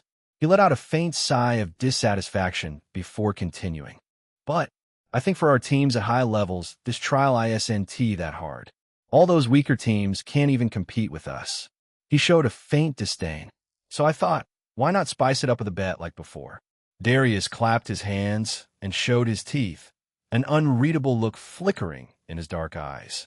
After losing that day, he had been feeling extremely suffocated. Not only had he lost the competition he hosted, but he had also lost the precious token given to him by his father. Of course, he was feeling terrible. For the past few days, he had been thinking about how to get it back from them. And this trial seemed to give him the perfect opportunity. Thinking that, Darius was about to continue when, unfortunately for him, Soren cut him off in the middle. No need. Mr. Darius, we aren't interested in betting on anything in this trial. Soren shook his head firmly before Darius could even say another word. I understand your reasoning, but we aren't interested in this game. In my opinion, it's best if we just take the trial as intended. He refused outright. Soren could already guess what Darius was trying to bait them with. It must be that D-rank clearance token he had from before. Of course, he wouldn't fall for that. Even if Darius pulled out another token, he wouldn't agree, not after the dungeon incident where Sylvia almost lost her life. Chapter 78. Artifact. I have insight. Anyway, thank you for the offer, but we aren't interested. Now, if you'll excuse us, we have a trial to complete." Soren excused himself respectfully and left, taking all his team members with him. Only Darius and his 5 teammates remained, faces dark. "Lord Darius, he is so disrespectful to you. Who the heck does he think he is?" A tall, slim figure draped in black cloth whispered while idly playing with a blade. From his attire, it was clear he was an assassin, a real one who had blood on his hands, judging by the thick, murderous aura he emitted. "Do you want me to?" "No need. And don't talk like that here. This place is heavily monitored by the professors. They want tea like students fighting with each other." Before the assassin could say anything more, Darius stopped him and turned around. "If they don't want to play, then it is their choice. Let us go and finish this trial instead. I don't want anyone reaching the camp before our team this time." He gave the order before choosing a path and leading his team into the forest. It seemed he was unconcerned about Soren's refusal and didn't take it to heart. "Sora, huh? A mere commoner with no background dares to cut me off? Don't let me catch you alone." Inwardly, though, he was as dark as his subordinate, or even more so. Roar. Whiteleaf Forest, although indeed white, was only so at its center. Its periphery was still a dense jungle of towering trees and lurking monsters. Only these monsters were anything but ordinary. Name: Shadowfang Wolf Race. Beast Level: 25 rank. EHP: 1,250 Special Trait: Shadow Step. Moves with extreme agility through shadows, increasing evasion and allowing sudden, precise attacks from unexpected angles. Swish! But no matter how powerful these monsters seemed, they were still low level. With a single arrow from Soren, one of the wolves collapsed, the projectile piercing straight through its crimson eye and into its brain. Not a single growl escaped its jaws, and Soren hadn't even used any skill yet. In fact, the same went for Aurelia and Evan, as the 3 of them had already wiped out an entire pack of Shadowfang wolves, each one falling to a single spell or a single strike. This should be the last one. Soren lowered his C-rank bow, speaking softly, a faint glint of amusement in his eyes. Currently, if anyone looked closely at his right eye, they might notice the faint shimmer of a contact lens. Artifact: Eye of Insight rank. D. Upgradable. Effect: has a chance to reveal hidden information about creatures, objects, and magic when looked at. Can occasionally detect weak points, magical traces, or contract marks. Note: effectiveness improves as the artifact is upgraded. It is quite effective. It even showed the special trait of that wolf. Soren thought, feeling that it wasn't a waste to use 50 harem points to purchase this artifact. By this time, Soren, of course, had already opened up the Arrow's treasury, the new shop feature. For a moment, he was afraid that it would be filled with all kinds of weird, perverted stuff. And he was indeed right. But there was some good stuff too, like this contact lens that could reveal hidden information besides the normal one. In the game Lover's Labyrinth, there were indeed such artifacts and skills available. Most were class-specific. For example, Isolde could see more information about an item or material since she was a craftsman class, and so on. Sometimes, even the voice of the world gave such information about the boss monster to the hunters inside the dungeon. But such things were rare after all, not to mention the artifact he had, although D rank, was an upgradable one with unique effects. Unlike others, it worked on creatures, objects, and magic. Although it said it has a chance to reveal hidden information, Soren didn't feel that such a probability was a problem for him. Equipment: Moon Shadow Bow Origin, forged by a dark elf artisan known for crafting weapons suited for silent hunting. Rank: C. Durability. 53 100 effect. Grants 12 attack speed and a 5 chance to deal critical damage from behind. Perfect for stealth attacks. Note: the effect of the bow will be greatly compromised due to the low durability. For example, now he could see more about the bow he was using than before. So that crack has lowered the efficiency of my bow. No wonder I felt the damage wasn't scaling up with my level. Soren thought about giving it to Isolde for repair after reaching the camp. She should have come this time. Although the bow might make him bleed a bit due to its high rank, he didn't have another option currently. Well, not until he crossed level 50 and was able to enter the C-rank dungeon. There was a nice dungeon that he knew of, which had the bow he needed that he remembered from the game. Hess, a week? It seems this trial is really quite easy. Aren't we already ahead of everyone? Just as Soren was musing over things, Sylvia spoke from the side, seeing the corpses of huge wolves lying around. Although they looked fierce, the Shadowfang wolves lay scattered and lifeless, each felled by a single sword strike, a single spell, or a single arrow. Unlike others, she was just a spectator throughout this trial, which made her quite bored. She didn't even need to use healing or buff spells on them yet. So, she amused herself with her useless commentary. Weak? Little girl, that was a level 25 monster. How can be weak? Do you think other students will be able to kill them like this? Soren rolled his eyes at Sylvia while lowering his bow, his eyes scanning his surroundings. Just like he said, they were weak only because he was now above level 30. But for other students who were only around level 20 or so, it was a big deal. Not to mention, these wolves were quite stealthy and perfect assassins in such a dense and dark forest. It was just their luck that Soren's passive, keen sight, caught them easily. Yeah, if I had met them while still at level 20, it would have been a tough fight. Evan nodded lightly from the side. We might have to ask Arya to summon her golem and make a defensive circle to hold off the wolves. Aurelia commented lightly, while the team slowly began to walk forward. But with my Elderwood Sentinel, we should still be able to take care of them easily, Arya added from the side. This was the cue they followed as they walked toward the camp. Since the monsters they encountered were very weak for them, they instead discussed what they would have done if their levels were lower and brainstormed different scenarios. It was also the method taught to them by Professor Kale in his lectures. It was called running virtual simulations. The basic idea was not to get smug about the win, but to observe, analyze, and plan for potential threats. After all, while hunters could learn from experience, they could also die from it. If thinking ahead could save them, there was no reason not to do it. But Arya, you wouldn't have been able to summon those Elderwood Sentinels without reaching level 25 at all. Sylvia suddenly commented with a sly smile, making Arya a bit embarrassed. Why, yeah, you were right. Then, maybe Soren could shoot them while hiding behind my golems? But with the uneven ground, it might be hard to get a clear shot. She proposed when Soren abruptly stopped in his tracks. Soren? Arya was a bit confused and thought maybe she had said something wrong, but Soren put his finger to his lips. Shoo! There's someone in front, he whispered lightly, his eyes narrowing as he activated his passive, keen sight, scanning ahead with a solemn expression. Chapter 79. An ambush. Although the Whiteleaf Forest was formed by the C-rank dungeon, Bleachwood Hollow, as Professor Kale said, the forest wasn't that dangerous. At least on the outskirts where they were, Soren and his team found monsters with a level 20 to 25 max until now, and maybe their level might increase to 30, nearing the camp.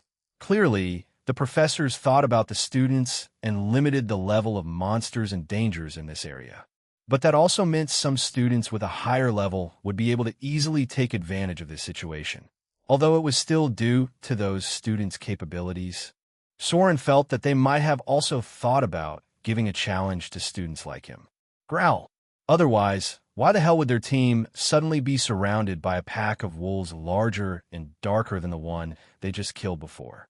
I didn't even notice until they were too close. Soren thought, his eyes scanning the area ahead. By now, his team members had already noticed that they were completely surrounded by dozens of wolves twice the size of the Shadowfang they killed just now. Especially the one in front, who was slowly walking toward them out of the trees with its crimson, murderous eyes focused on their team. Name, Phantom Wolf Race. Beast level, 40 rank. DHP, 5,455,450 special traits.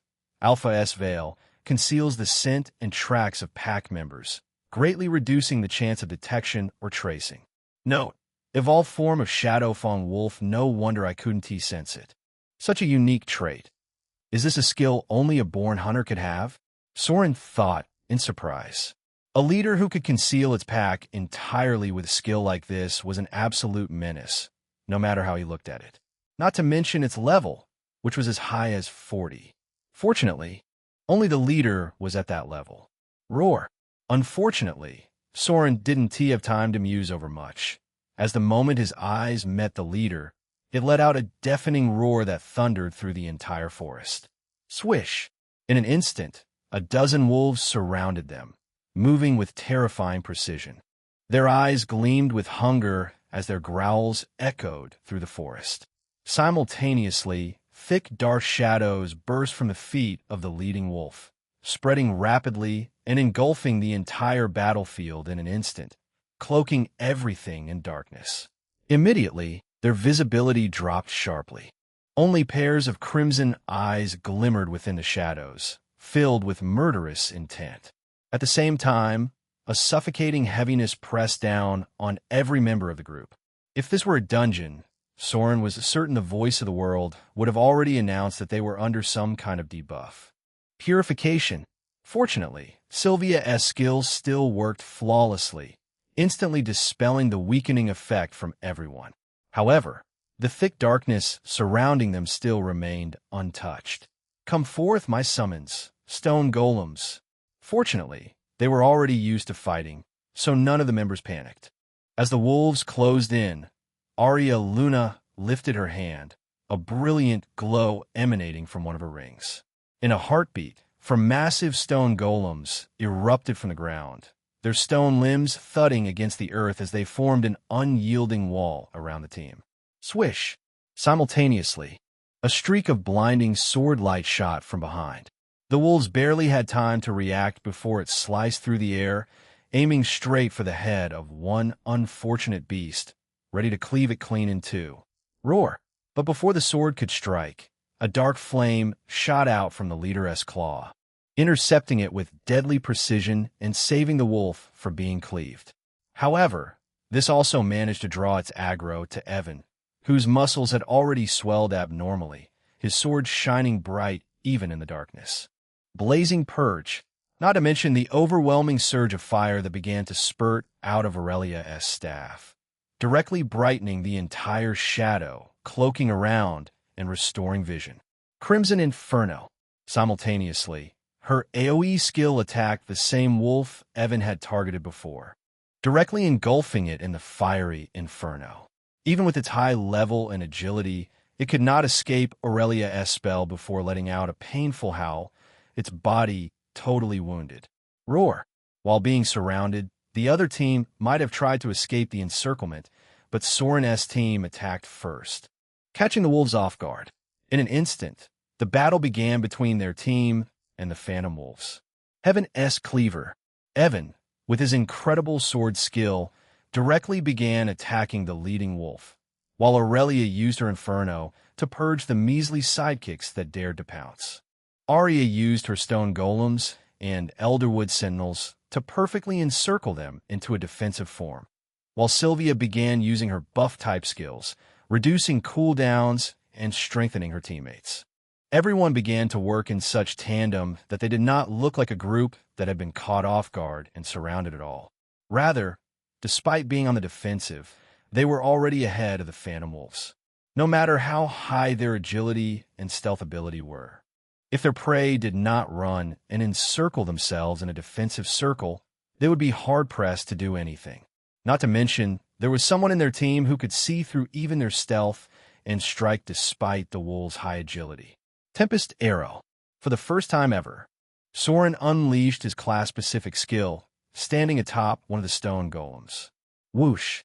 The arrow, imbued with the power of wind, tore through the air like a raging gale, spinning and slicing as if it carried the fury of a storm.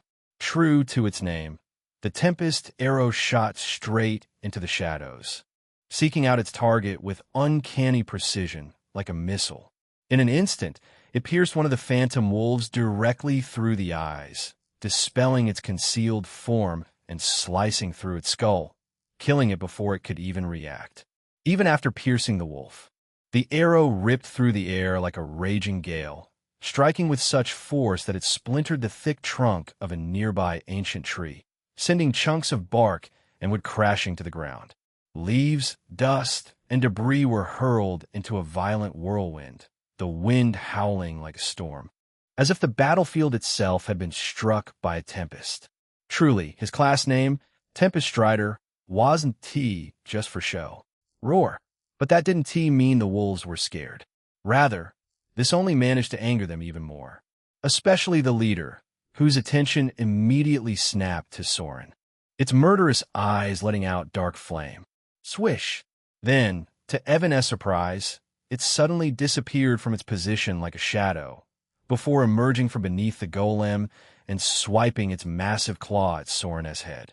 It was so fast that the moment Soren's arrow landed, he and T even lowered his bow before the massive claw came at him. Boom!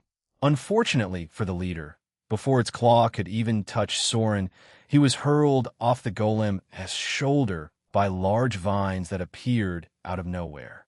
Crick! So, its massive dark claws only managed to strike the stone golems, shattering one in an instant. Heaven's cleaver. But that was only a small part of its misfortune, as it suddenly saw yet another wolf from its pack have its head cleaved cleanly by a sword strike, blood spraying like a fountain. Pyro Spear.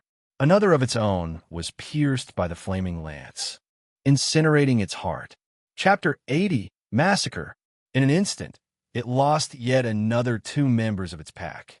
Unlike what it thought, Evan and Aurelia didn't come to save the archer. Instead, they took the chance to kill its brethren. Roar. The anger at being outplayed and the fury over losing its pack members drove the leader completely mad, as its whole body began to sprout darkness, sweeping over everyone. The endless murderous intent began to surge so endlessly that it seemed ready to materialize. Swish! Yet the team before it didn't show any sign of panic. After killing one wolf, Evan directly moved to its front, trading blow for blow with a monster higher than him by 5 levels. Meanwhile, Arya directly summoned yet another golem, proving its efforts useless. Aurelia continued to use her fiery spells to dispel the darkness, while Sylvia nullified all debuffs from the berserk monster. Tempest Arrow. And Soren? He began to kill those phantom wolves one by one with absolute precision, unnerved by the roaring wolf behind him, glaring with murderous intent. Heck, he even helped Evan at times with his S-rank skills, keeping the leader at bay. Looking at the fight now, this battle was a glaring mistake. A mistake on the Phantom Wolf's part. Of course, due to its high level, it had managed to encircle Soren's team before they could react. If it were any other team, even saving a member's life would have been hard. But Soren's team were those who had dared to purge an entire E-rank survival dungeon before. Mere high-level couldn't deter them, nor could the encirclement, with the number of battles they had gone through. They were so in sync that before the leader could even recall its brethren, it found itself all alone, helpless, and severely wounded. Clearly, Evan had learned yet another sword-related skill, 1 level higher than his class rank. His excellence was already beginning to show. If not for its high agility, he himself would have been enough to kill it completely. Growl. Arcane Volley. But with Soren now free, even that high agility was not enough to save its life. Roar. In the end, the leader let out a loud roar before abruptly stopping, its massive head severed from its neck by a streak of sword light, rolling heavily on the ground. Thud. For a moment, silence ensued, and brightness returned to this part of the forest while everyone breathed heavily, totally exhausted. This battle, fought in just a few minutes, was more tiring than their previous dungeon runs. Although they had shown absolute dominance from the beginning, one mistake and their formation would have collapsed. Yet, they had managed to come out on top. Damn, that was scary. I thought we were done for this time. Where the heck did they come from? Finally, the silence was broken by Sylvia's heavy gasp. Currently, she was standing right in the middle of the golem formation, surrounded by the devastation of the battlefield, all safe and sound. Her figure remained pristine and clean, without a drop of sweat on her forehead. For a moment, Everyone looked at Sylvia in silence, a bit speechless. Hey, why are you giving me that look? Do you think I'm not exhausted just because I didn't directly fight? Sylvia, of course, saw their looks and pouted aggressively, her face looking cute. Do you know how much mana it consumes to cast healing and buff spells to nullify that debuff from a higher rank enemy? She began to complain, causing Soren to roll his eyes and ignore her. Instead, he faintly spoke, "Don't rest yet. Let's collect the body and leave this place." The smell of blood might attract other monsters, Soren warned. Unlike in the dungeon, unless you possessed a specific skill like Butcher, the monster wouldn't drop loot outside. Fortunately, they could still take the body into their inventory and give it to a professional for harvesting. Although this method was highly inefficient compared to the dungeon, it was still better than nothing. Once Soren gave the warning, he and Evan began collecting the bodies, while Aurelia and Arya continued maintaining the formation on high alert. After the incident last time, they had clearly become more cautious. Even Soren didn't put aside his bow, ready to shoot in emergencies. Fortunately, nothing happened during the entire time as they swept the battlefield, until Soren walked near the decapitated body of the leader wolf. It is so big. Will its body even fit in the inventory? He wondered, as he really didn't know about the size capacity of his inventory. He only knew that currently, it had 30 slots, which might increase later with his levels. Forget it, let us just try. If it didn't work, I can just cut it into two. Soren put aside random thoughts and placed his hand on the belly of the phantom wolf, intending to store it, when suddenly Evan shouted from the side, "Soren, move! Swish!" The moment he shouted aloud, Soren found something huge shadowing over his head in an instant. Fortunately, he was alert all the time. As soon as he heard Evan, he triggered his skill Eagle Reflex, shifting his body into an unusual posture. Bang! And his choice was flawless, as the dark claw whipped past him with terrifying force before slamming into the wolf's body, ripping half of it apart without mercy. The force was so gruesome that Soren was directly splattered with blood and gore while he looked at the dark claw, so familiar to him, in horror. After all, those claws belonged to the same wolf that he was just about to collect in his inventory. How could he not be shocked when he found a dead wolf, whose head had already been decapitated, swinging its huge claw to kill him just now? Did this even make sense? For a moment, everyone froze, shocked. The only good thing here was that Soren no longer needed to worry about inventory space, as the wolf conveniently split into two by itself. Chapter 81. Necromancer. "Soren, are you all right?" Evan came running over and asked as his gaze landed on the dead body of the wolf before him, mauled by its own claw. No matter how he looked at it, it was already deader than dead, yet how that claw managed to swipe Soren's head was something he couldn't fathom. Is it a dead reflex? But looking at the force, it didn't seem so. "Yeah, I am fine. I dodged it in time, thank you." Soren woke up from his trance and lightly distanced himself from the phantom wolf corpse, standing beside Evan. Currently, his entire body was drenched in blood and bits of flesh that splattered from the attack just now, which he was removing with the help of mana. Yet he felt like the smell wouldn't go away without taking a proper bath. "Soren, you aren't hurt, right?" Soren. By now, Arya, Sylvia, and Aurelia also came near him, Arya directly placing her stone golem in front, their eyes filled with worry. "Don't worry, Evan alerted me in time, so I wasn't injured," Soren said lightly, to which Evan showed an embarrassing smile. "What was that just now? Wasn't he already dead?" After seeing he was fine, Aurelia asked from his side, with clear surprise on her face. "Yeah, I clearly cut off its head. I don't know how it could still attack after that." Evan nodded as well, looking slightly puzzled. In fact, the same question lingered in Soren's mind too, let alone theirs. Maybe it was still alive for a brief moment? "I heard some high-level monsters possess abilities like that," Sylvia proposed, although she herself didn't quite believe her own words. After all, monsters capable of such things weren't simply high-level. They were usually on the level of the professors of the elite Hunter Academy. A mere level 40 wolf shouldn't possess such a unique ability. I'm 100% sure it was dead when I touched its body before, and I am sure it didn't have any special skills or traits like Sylvia said.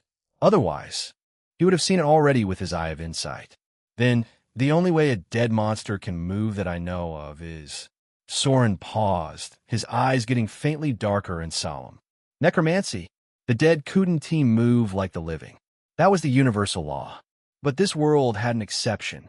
Necromancers, a dark attributed class highly related to death itself, could break that law and command the fallen as their servants.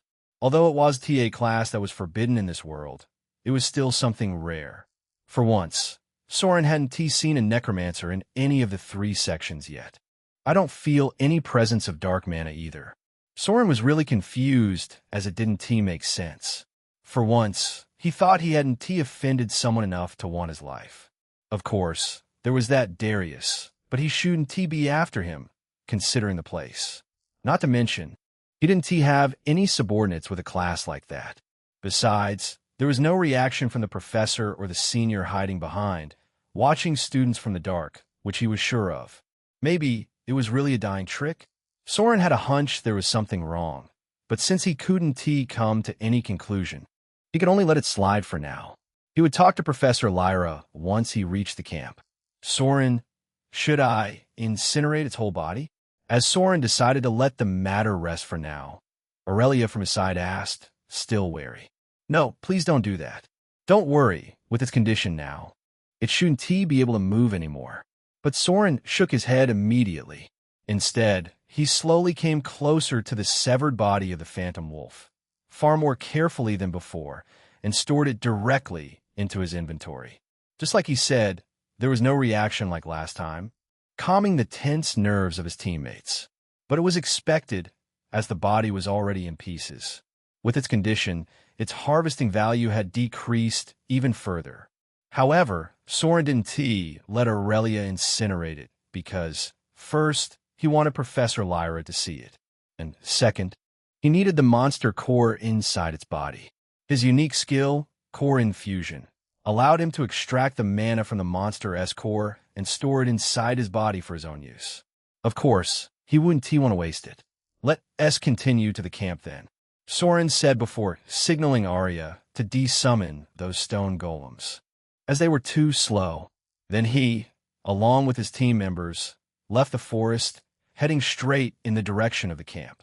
For a moment, the forest slowly returned to silence, with only the devastated land and scattered blood around as a sign of the gruesome fight before, until a shadowy figure slowly condensed at the very spot where Soren stood moments ago. Her gaze lowered toward the charred ground below. She appeared so quietly that not even the faintest rustle of leaves followed her arrival. Nice reflex and skill sets, but still, just an A-rank class? The woman murmured in a soft, magnetic voice, sounding faintly unimpressed. Although I have to admit, their coordination was impeccable. It seems I underestimated them a little. A beautiful smile curved beneath her cloak, one that could make kingdoms fall. Unfortunately, no one was here to witness it. TCH, even my little girl seems to have grown quite a bit stronger. Too bad she is just a healer. Her gentle voice carried a trace of nostalgia and something deeper, a fleeting pain that vanished as quickly as it appeared.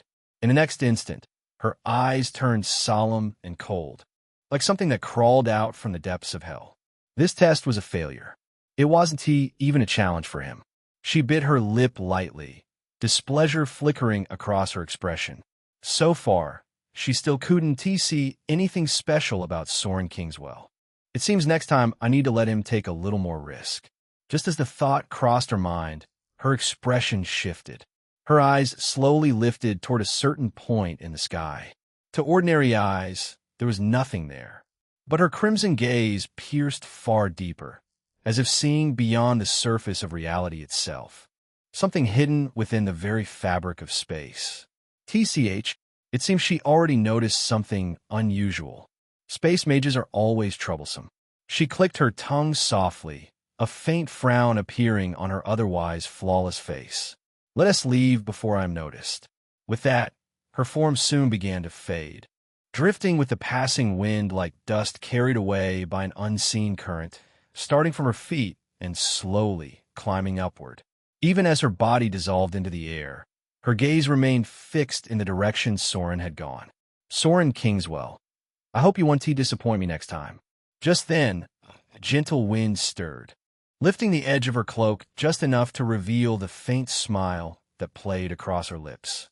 If Soren were standing there, he would have seen that she looked remarkably similar to Sylvia Everhart, the main heroine of the game, Labyrinth. Chapter 82 finally arrived in camp. The camp the Elite Hunter Academy set up in Whiteleaf Forest was large, spread out across a cleared section of the outskirts. It was divided into distinct areas, each serving a specific purpose. One section was reserved for the professors, with sturdy tents and facilities to manage the camp and oversee operations. Another area housed the senior hunters who had come for the hunt and club recruitment, while the juniors had their own designated space. The camp as a whole functioned like a small, organized village, each group taking responsibility for its section while still being part of a coordinated whole. Currently, many seniors from the Elite Hunter Academy were outside their camps, watching the massive screen above, displayed by Professor Lyra. Multiple teams from the three sections of newbie hunters were running, hiding, and fighting, keeping the bored seniors entertained. A dead monster attacked you? However, Professor Lyra herself wasn't watching the panel. Instead, she let her skills run automatically while observing Soren and his team. Just as Soren feared, this time his team didn't manage to finish first, coming in third. Darius and the twin sisters took first and second place, respectively, while Morgan came fourth, only because he was wandering and fighting on his own. It seemed Soren-esque conjecture that the professors had prepared a separate, high-level trial for them was wrong. Yeah, it was already dead, with its head decapitated, but it attacked me while I was trying to store its body.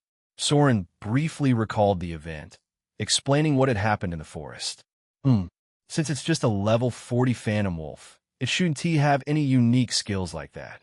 Then, Professor Lyra's expression turned slightly solemn, as if piecing something together. A necromancer? But why would someone so powerful attack such a weak novice team? Just playing around?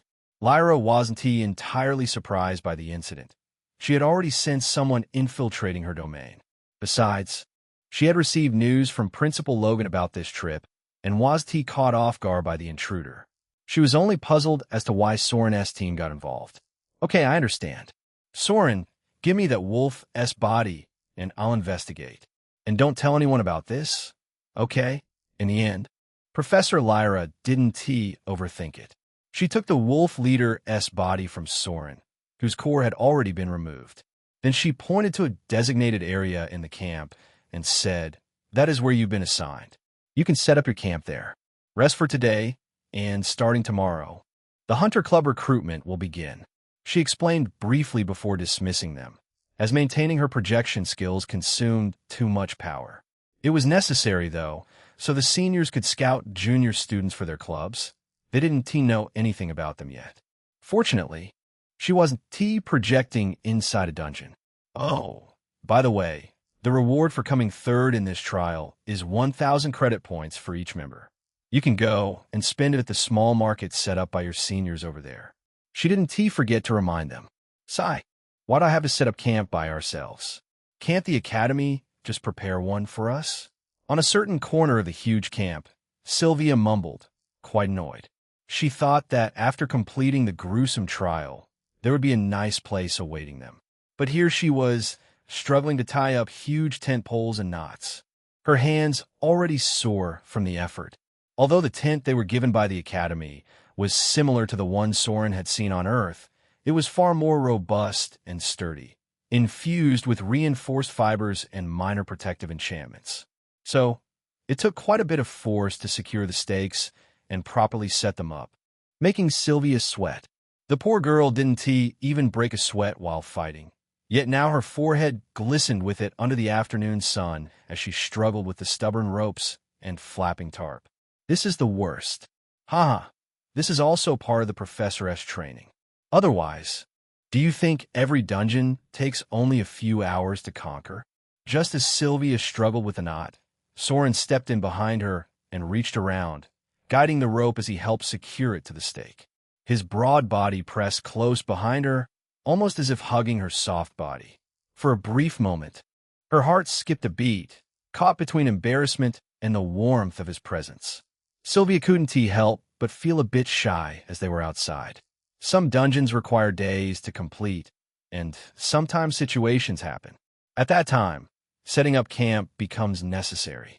But Soren seemed oblivious to her shyness.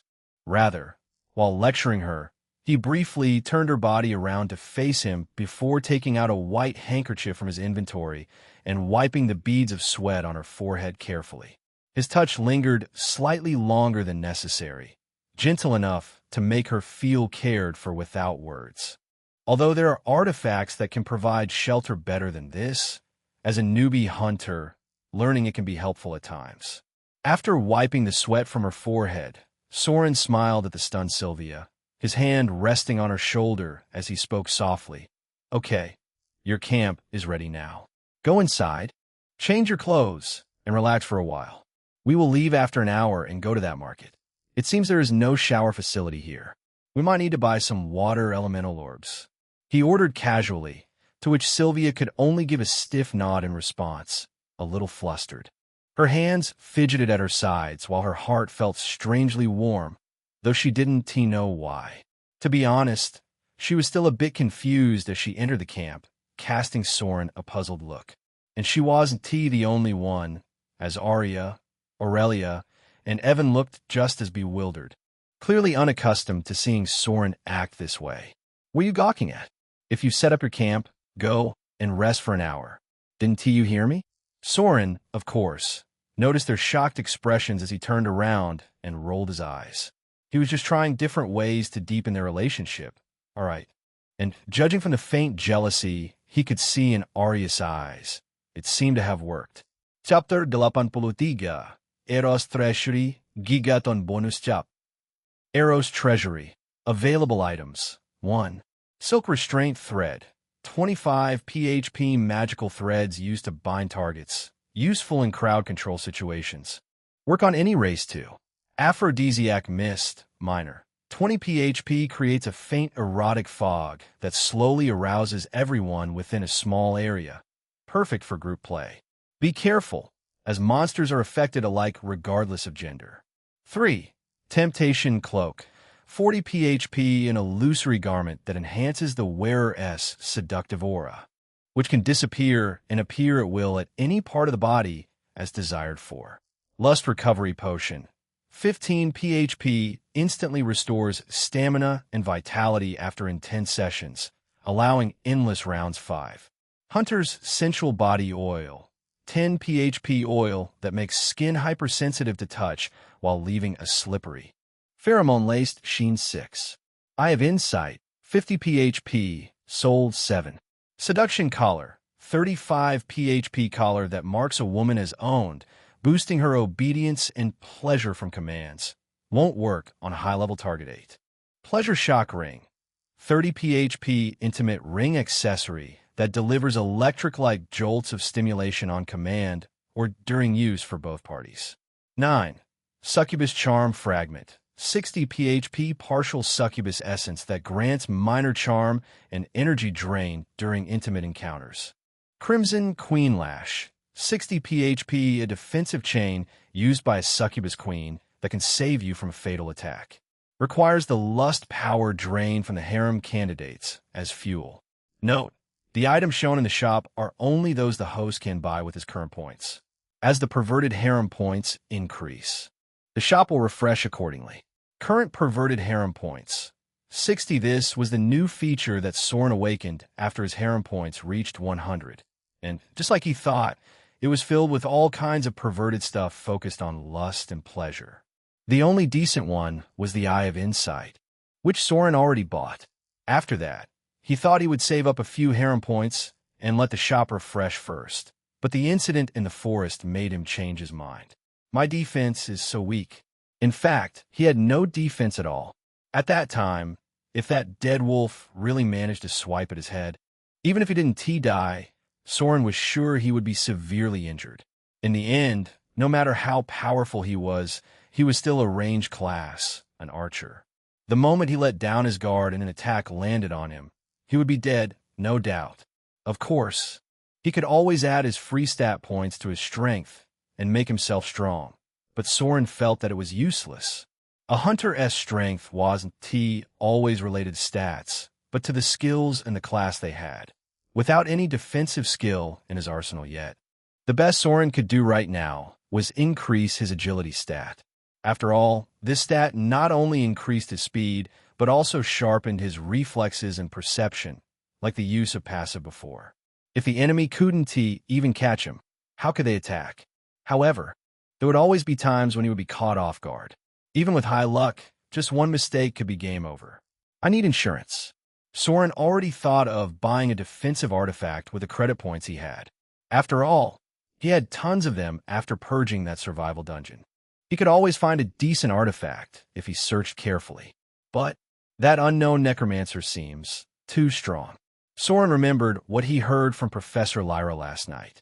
Surprisingly, she said that she didn't feel any dark energy within the monster's body, nor was there any indication of a skill being used. In fact, even Lyra seemed a bit shocked and told him she had to inform someone before disappearing. If such a person is behind this, then a mere defensive artifact could do nothing at all. Soren needed a higher-ranked artifact, something unique and incredible. He did know a few artifacts and treasures in this world that were lying around, but they were scattered across various high-ranking dungeons and hunting fields. With his current level, even going there was a pipe dream. For fuck's sake, it had only been a week since he arrived in this world. He really couldn't understand what he did to attract the attention of someone so powerful all of a sudden. Hoped the figure was just playing around, as Professor Lyra said. Soren thought, but quickly gave an order to his system. By the item Crimson Queen Lash from the shop. That didn't mean he would always wander around vulnerable, though. Ding! You have used 60 PHP to buy a D-rank artifact, Crimson Queen Lash. All your perverted harem points have been used. The host is encouraged to perform more perverted actions with harem candidates to earn additional points. Current perverted harem points. 0. Shop feature is now inaccessible. The moment the system gave a prompt, Soren felt a long, dark whip materialize before him as if out of nowhere, just like taking something out of his inventory. Adorned with silver chains and glowing red heart-shaped gems along its length. The lash radiated a faint crimson energy, exuding both elegance and deadly power, especially that pointed tip, which looked like a scorpion tail. Surprisingly, after the whip materialized, before Soren did anything, it moved on its own like a living serpent, coiling around his arm with fluid precision as if it had a mind of its own. Its crimson surface then glowed with a soft, seductive hue before changing itself into an ordinary ornament. Interesting. Soren felt quite intrigued by this weird connection he just felt from the artifact, and immediately used his Eye of Insight. Artifact, Crimson Queen Lash, Bound Artifact. Rank, D, Upgradable. Origin, a whip once wielded by a powerful succubus queen, now worn with age yet still responsive and imbued with lingering seductive energy effect. Absolute defense. Can save your life from any one fatal attack, as long as it isn't an overwhelmingly powerful strike. Passive defense. Can be used for passive protection during normal times by controlling it with your mind, though the defensive power it provides will be quite low. Note, for both effects, the artifact needs the power of lust or sexual energy from harem candidates. Current lust energy. 0-100 Chapter 8484. Guild and their ranking. A good artifact, but this condition about lust energy is quite troublesome. Soren thought, while controlling the silver chains wrapped around his arm with his mind. At first, there was some desync, but in no time at all, Soren easily controlled it, making it slither like a snake while the silver chains rattled lightly around his wrist. To be honest, it looked quite cool. What is this pointy end for? Isn't this a defensive artifact? Soren controlled the whip and looked at its sharp tail, which resembled a scorpion's stinger, glowing faintly with crimson energy. Welp, maybe if I upgrade it further, it will become functional. The artifact he bought from the system was really something else, as it could be upgraded. Although there were such artifacts in this world, they were not that easy to come by. Soren suddenly became curious about what the upgrading conditions were and focused on the upgradable text right beside its rank, only to see a few lines of text. Condition to upgrade to C rank. Succubus blood essence, C rank, just as I thought. Soren wasn't too surprised. In the case of Eye of Insight too, the condition for upgrade was the illusion stone of C rank. Too bad he didn't find one inside the Academy treasury, or rather, he mightn't have had enough permission. After all, the illusion stone came from the core of illusion beasts like Dream Butterfly and was an extremely rare commodity. And this succubus blood essence seemed just as rare too. Maybe I can ask Professor Lyra for help? He was thinking when suddenly someone shouted from the outside, "Soren, it is time to go. Hunter Club recruitment has already started." The voice belonged to Sylvia, who seemed quite anxious. When Soren came out of his tent, he saw that besides her, Arya, Aurelia, and Evan were already there. Already. Let's go then. Unlike previous years, this time the Hunter Club recruitment was taking place in a hunting field. To be honest, considering it had only been a week since the new batch had been admitted to the Elite Hunter Academy, it seemed a bit early. That did not mean, however, that the seniors were being neglectful. The moment Soren stepped into the designated recruitment area, he saw row after row of tents, each adorned with simple banners and modest decorations. Crimson blades, silent arrows, eagle's crest, sanctum of light, arcane assembly. Though they were just clubs, the names carried a weight far beyond ordinary. And the students, hurrying from tent to tent with bright, eager eyes, made the whole place feel alive, almost like a bustling marketplace. "So, let's split up?" Soren spoke suddenly, noticing how chaotic the scene was. Since their classes were different, it made little sense to go together. Besides, Soren also had a few clubs he wanted to join. Not for the knowledge, but for the connections. If I remember correctly, there was one very low-key club associated with the guild Golden Ledger. It was a merchant guild that later became a major sponsor and partner of Evan in the game. He suddenly remembered it because of the rare upgradable item he had needed for his artifact purchased from their shop. If he could make a connection, maybe he would have a channel outside the academy. What was its name again? Trade Circle? Soren was thinking when Evan spoke lightly from the side. "Yeah, let's split up. We can meet later at our camps." He proposed. I want to join the Sanctum of Light Club owned by Professor Lysandra. I already got the invitation." Sylvia quickly nodded with beautiful, eager eyes as if she could not wait to leave and learn from the professor. And not only her, Evan, Arya, and even Aurelia got invitations for various clubs to visit yesterday. Their team was quite popular in this batch after all. Of course, everyone wanted to recruit them. Surprisingly, though, despite being a captain, Soren was the only one left behind. He did not get any invitation like them, not even one. So much for being a so-called captain. Soren thought bitterly, feeling that his status as side character was beginning to show. Fortunately, he still had the invitation from Professor Lyra, giving him solace. "Okay then, but remember, today is the first day, and there is no need to rush." This Hunter Club recruitment would operate for the whole duration of their practical training, so there was no need to rush over anything. Students could take their time experiencing various clubs they desired while learning with their seniors. As Soren looked at Sylvia, Arya, and Evan walking in a certain direction after saying goodbye, he saw that Aurelia, on the other hand, did not leave immediately. Rather, she stood behind him silently, as if waiting for them to be alone. "Is there anything you want to say to me?" Soren was quite puzzled and asked, his eyes focusing on her amber eyes. I wanted to give this to you." Aurelia seemed a bit flustered by his gaze as her cheek turned slightly red unconsciously, as if remembering their last talk. So she quickly dodged his eyes before taking out a token from her inventory and giving it to Soren. What is this?" Soren asked, taking the red token and examining the text engraved on its surface. Flareborn.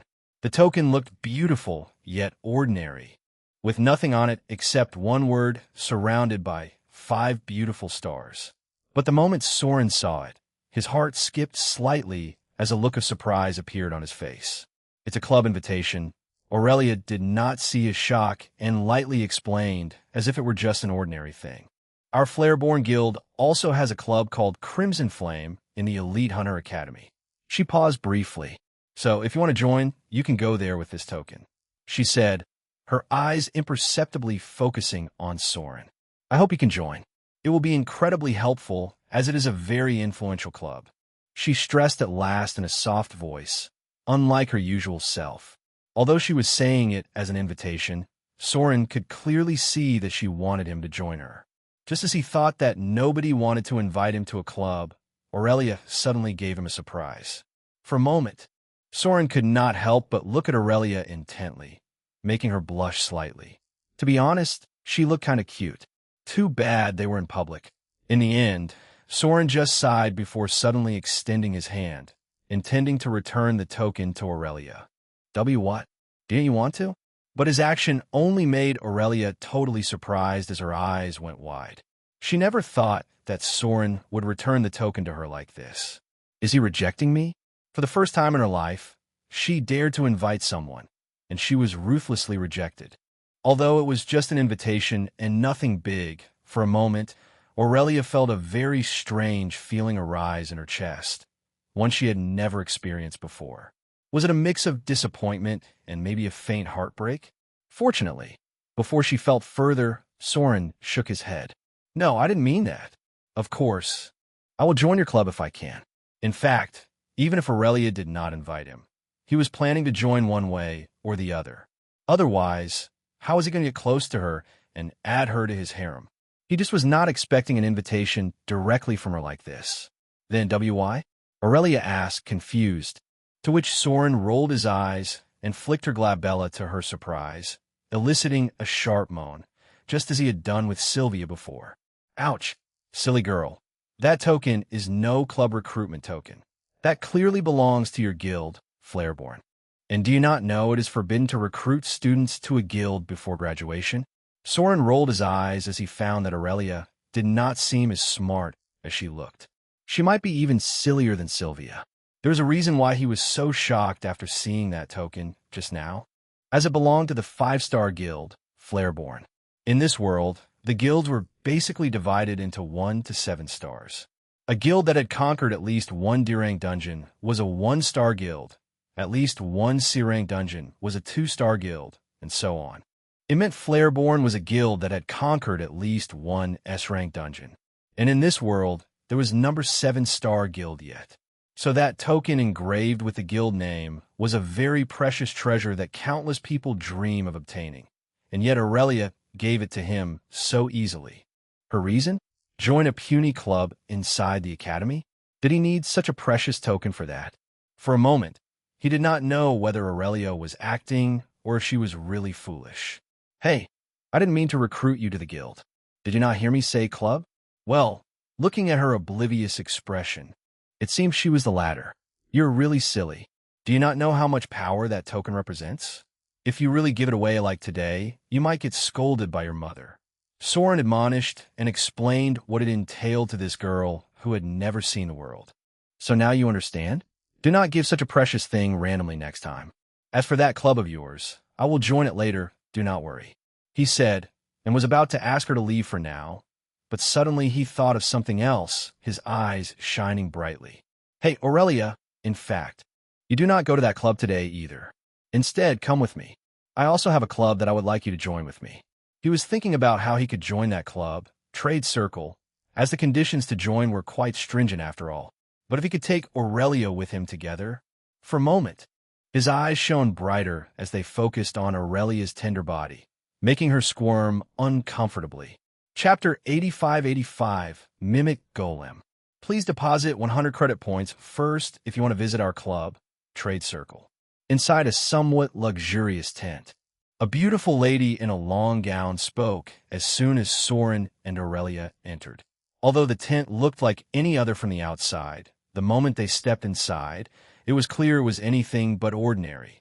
Just the space inside alone was larger than he expected. A space-type camp artifact? Soren thought, feeling a bit jealous, his eyes flickering a bit. Artifact, portable camp rank, B effect, a portable space-type artifact that unfolds into a hidden camp. The interior space is larger than its outer size, providing shelter, temperature control, and minor concealment from nearby monsters. 100 credit points just to visit a club? What kind of rule is that? While Soren was busy looking at the tent, Aurelia, on the other hand, raised her eyebrows and argued. Although for them, a mere 100 credit points was nothing, it was still a huge sum for a newbie hunter. Wasn't this outright theft? Miss, it is our policy. Our club is called Trade Circle, and since it focuses on trade, anyone who wants to join must have enough wealth. Besides, 100 credit points is not much at all. If you cannot even fork out this much, there's no point visiting our club at all. Despite Aurelia's dissatisfaction, the beautiful lady smiled and explained bluntly, not caring whether Aurelia felt bad. Okay, we would like to visit your club. Please subtract 200 credit points from this. Just as Aurelia was about to argue, though, Soren suddenly took his ID card, asking the lady to scan it. Aurelia was a bit confused and about to stop him when she saw Soren signaling her stop. Dejected, she watched the lady take his card before withdrawing the 200 credit points as promised. Dear guests, welcome to our club, Trade Circle. You can now visit our club freely and decide whether to join or not. Please go that way. Someone will briefly come to your help. Once the points were taken away and the name was written down, the lady smiled more beautifully than before, signaling towards the large hall. Why did you pay credit points just to visit this club? They are clearly greedy. Didn't you see how happy that lady looked just now? She pouted a bit, feeling distressed for him. Nobody liked getting taken advantage of, let alone someone as proud as Aurelia. If not for Soren, she would have already stormed out of the tent in anger. Don't worry. I promise those credit points aren't wasted. And besides, why are you hating that receptionist lady when she's clearly a golem? He suddenly smirked. What? That lady is a golem? Sure enough, the moment she heard his words, Aurelia spoke out, her face full of shock. Hey, Soren, don't lie to me. That lady is clearly a human, right? She asked, but saw Soren resolutely shaking his head. No, she's indeed a golem, a very unique type, you see. To be honest, even I was almost fooled if not for noticing some subtle signs. Well, the sign was the panel that suddenly appeared when he scanned the tent before. Name, Mimic Golem rank, a level, 100 max effect, a humanoid golem concealed by a perfect living veil, making it indistinguishable from a real human. Can follow orders, fight, and conceal its true nature. To be honest, he was a bit shocked when he saw her level before, as expected of a club owned by the guild, Golden Ledger. Even the receptionist is so excellent.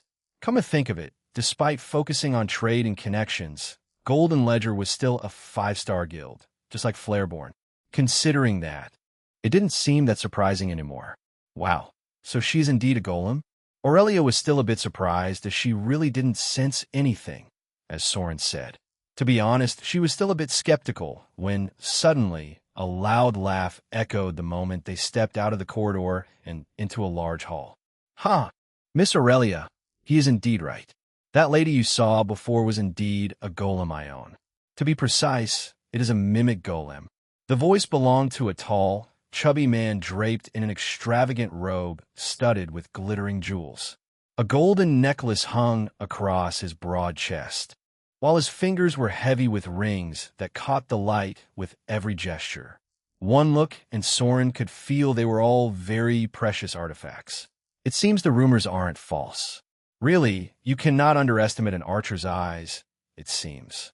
Although Soren only gave a brief glance, the guy, of course, managed to notice his gaze, giving a slight comment. Who are you? By this time, Aurelia also noticed the chubby guy along with 2 other figures behind him. Surprisingly, they were the twin sisters they had competed with before, Elara and Elise Vance.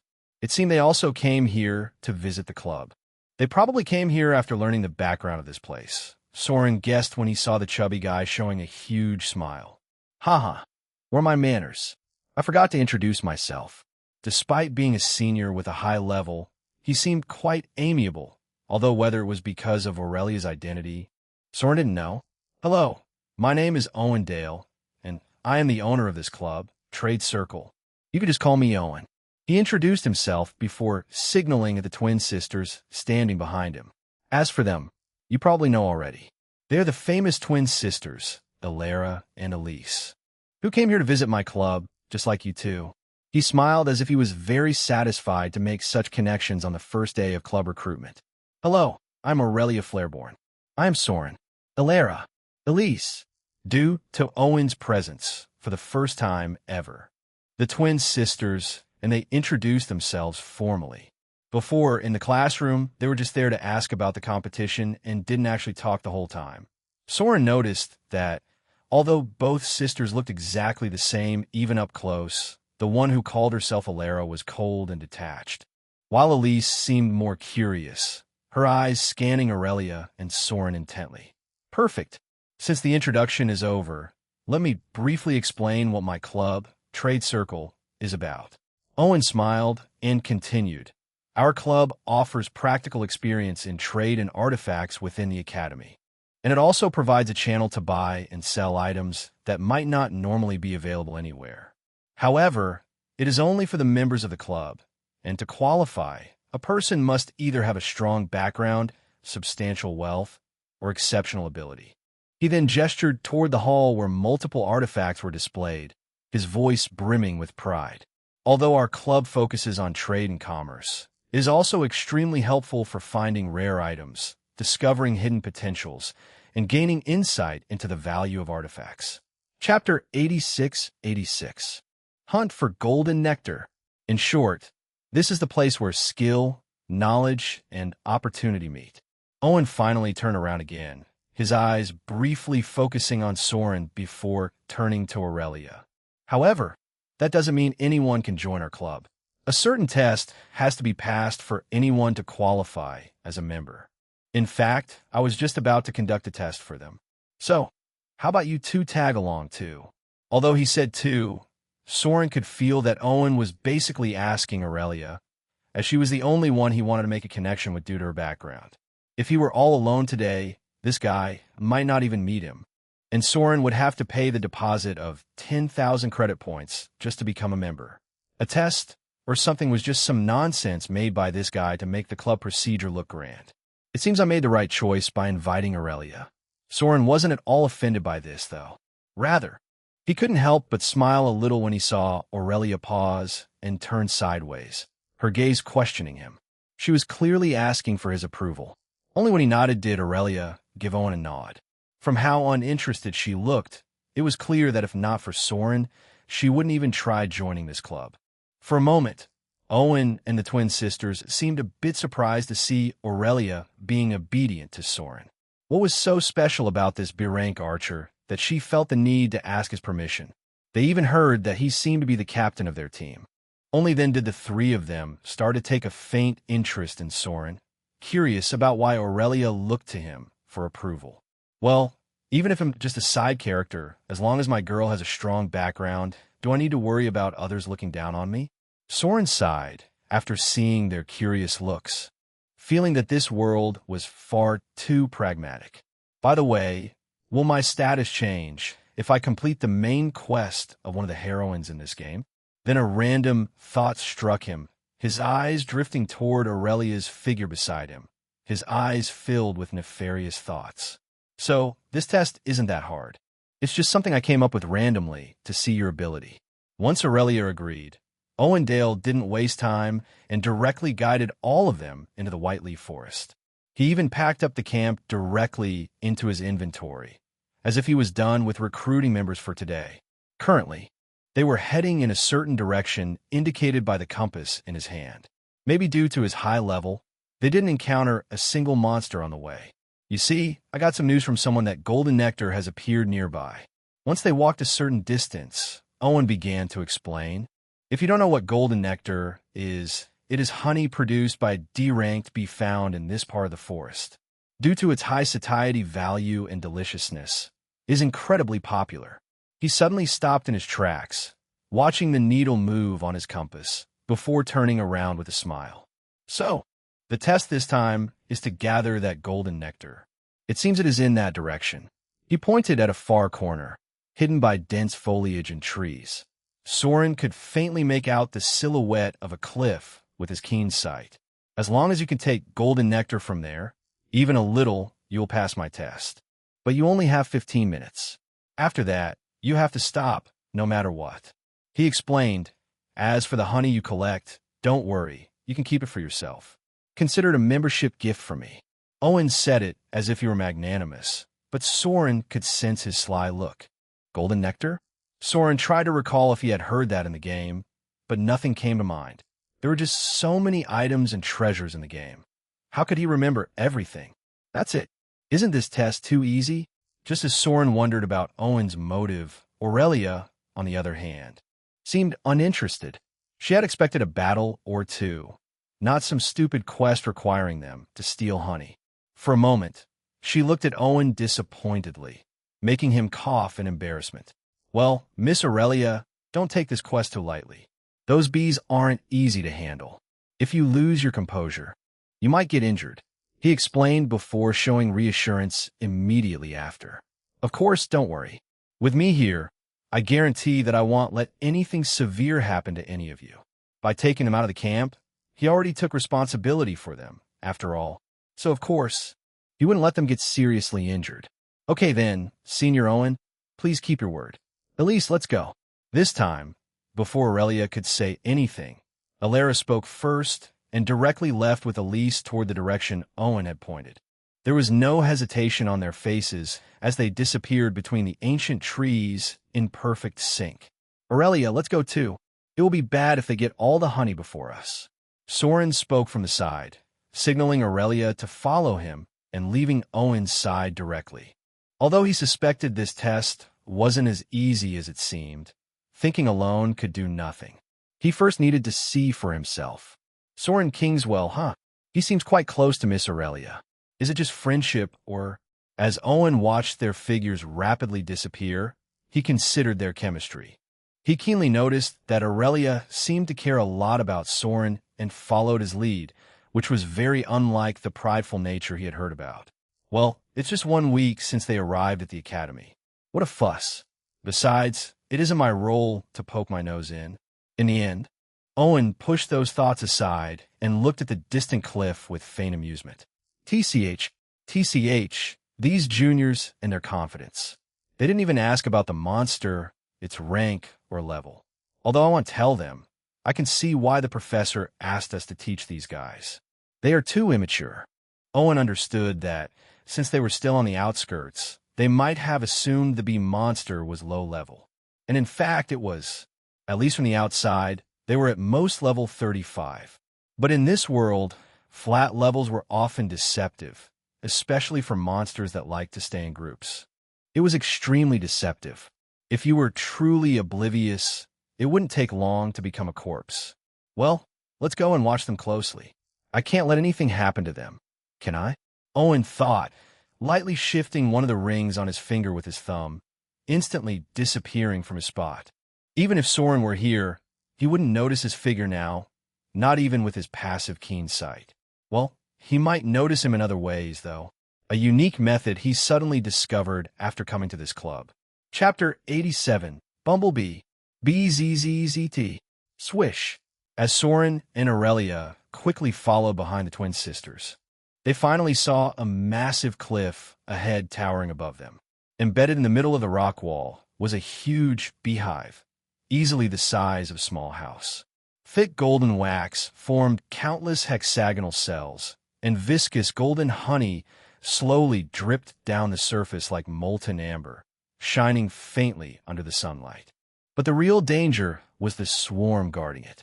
BZZZT. Soren saw a large number of giant bees flying around the hive. Each one was nearly the size of a mouse, its body covered in hard, yellow-black chitin. Sharp pincers snapped aggressively at the front of their heads. while long, venomous stingers hung beneath their abdomens. In the middle of that swarm, he saw the twin sisters, Ilara and Elise, move calmly. Falling petal dance. No, they weren't just moving.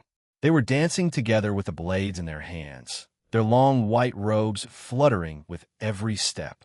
Their blades flashed with beautiful white crescent lights as they spun past each other in perfect sync, the sight almost mesmerizing.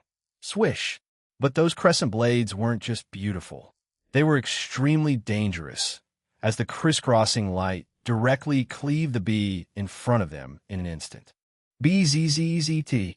One bee lost its wing and dropped to the ground, while another had its head chopped off. Slash! Another split apart midair before it could even attack. Even with their massive bodies and numbers, the bees couldn't break the twins' rhythm for even a moment. Soren could see that the longer they fought together, the more their speed and precision increased. Their attacks gradually become faster and harder to predict. Blade curtain. Not to mention, their defensive strength was just as excellent as their attack power. Not a single bee managed to come close to them, nor could their venom pierce their incredible formation. Crescent slash. Each time they attacked, both of them shouted their skill name, cutting down the monsters in the middle of their dance. They moved without pause, turning again and again to face the large swarm of bees, dancing in perfect rhythm as they killed one after another. The way they wielded their blades, the way their bodies swayed, and the way they cleaved the heads off those massive bees that could bring nightmares to anyone who saw them was so mesmerizing that Soren couldn't take his eyes away for a while. To be honest, they looked incredibly beautiful, even to Aurelia. Twin Blade Masters are really something else. Soren had to admit that this was the best dance he had seen in both his lives. Maybe this was what people call the dance of death. Soren, we seem to have been discovered. Just as he was distracted, Aurelia shouted from the side, already launching a fiery lance toward a certain direction. Swish! The spear tore through the air, shooting straight at a massive bee that had flown too close to them. Unfortunately, her aim was a little off, and the attack missed the target. Explode. But Aurelia had clearly expected that. The moment the spear passed the monster, it suddenly detonated at her command. Boom! A violent fireball erupted in the air. In an instant, the bee monster, nearly the size of a mouse, dropped from the sky, deader than dead. Let us go. They are already ahead. We cannot let them be the winners. That was only one bee after all. Soren could already see around 50 of them rushing toward their direction rapidly, their wings buzzing in perfect sync. It seemed his plan to sneakily steal the honey was doomed from the start. With the massive cliffs looming above and the swarm of sensitive yet incredibly aggressive bees around, even an assassin would have been discovered, let alone them. Okay, let us go. Be careful. Yet watching the twin sisters dispatch the bees with effortless precision, Soren felt that dealing with the swarm itself might not be too difficult. The only real concern was the sheer number of them. But for Soren, numbers were never something to worry about. Still, before moving in, he activated his Eye of Insight to carefully observe the bees. Monster, Bumblebee rank, D level, 32 HP, 3022 special trait. Sonic Buzz, uses high-pitched sound waves to disorient enemies and can communicate with nearby bees to coordinate swarm attacks. Aurelia, shield your ears with your mana. The moment Soren noticed their special trait, he warned her, while quickly shielding his own ears and drawing his damaged C-rank bow.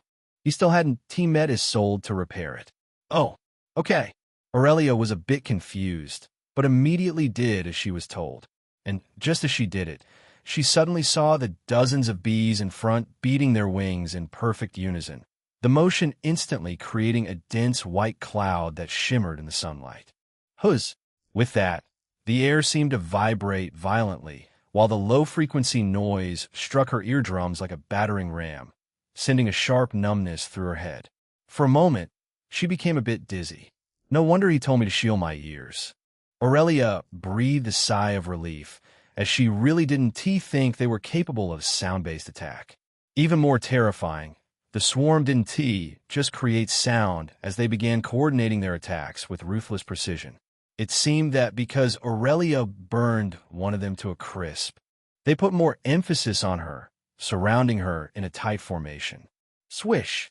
As one bee lunged, dozens mirrored its movement, forming a deadly web of pincers and stingers. She could see that every strike was calculated while every angle of her escape route was covered. All the while, from their sound-based attack to their rapid descent, not even a second had passed. If she had lost focus for even a moment due to that sound attack, she would have been badly hurt. Not to mention the stingers laced with venom that looked deadly from every angle. Chapter 88. When Fire Meets Arrow.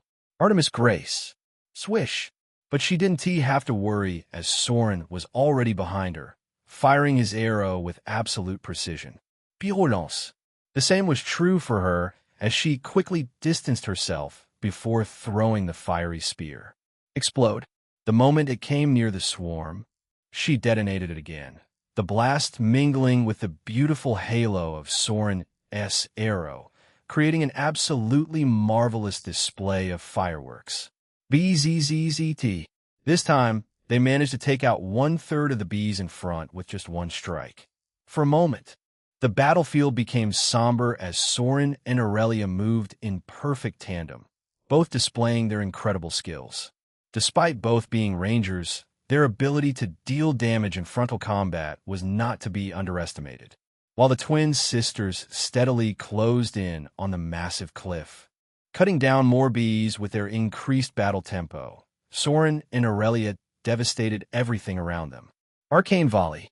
For Soren, already level 36, aiming and killing those bees one by one was extremely easy. The same went for Aurelia. Not to mention, between their incredible display was a trust for each other that even shadowed that of the twin sisters.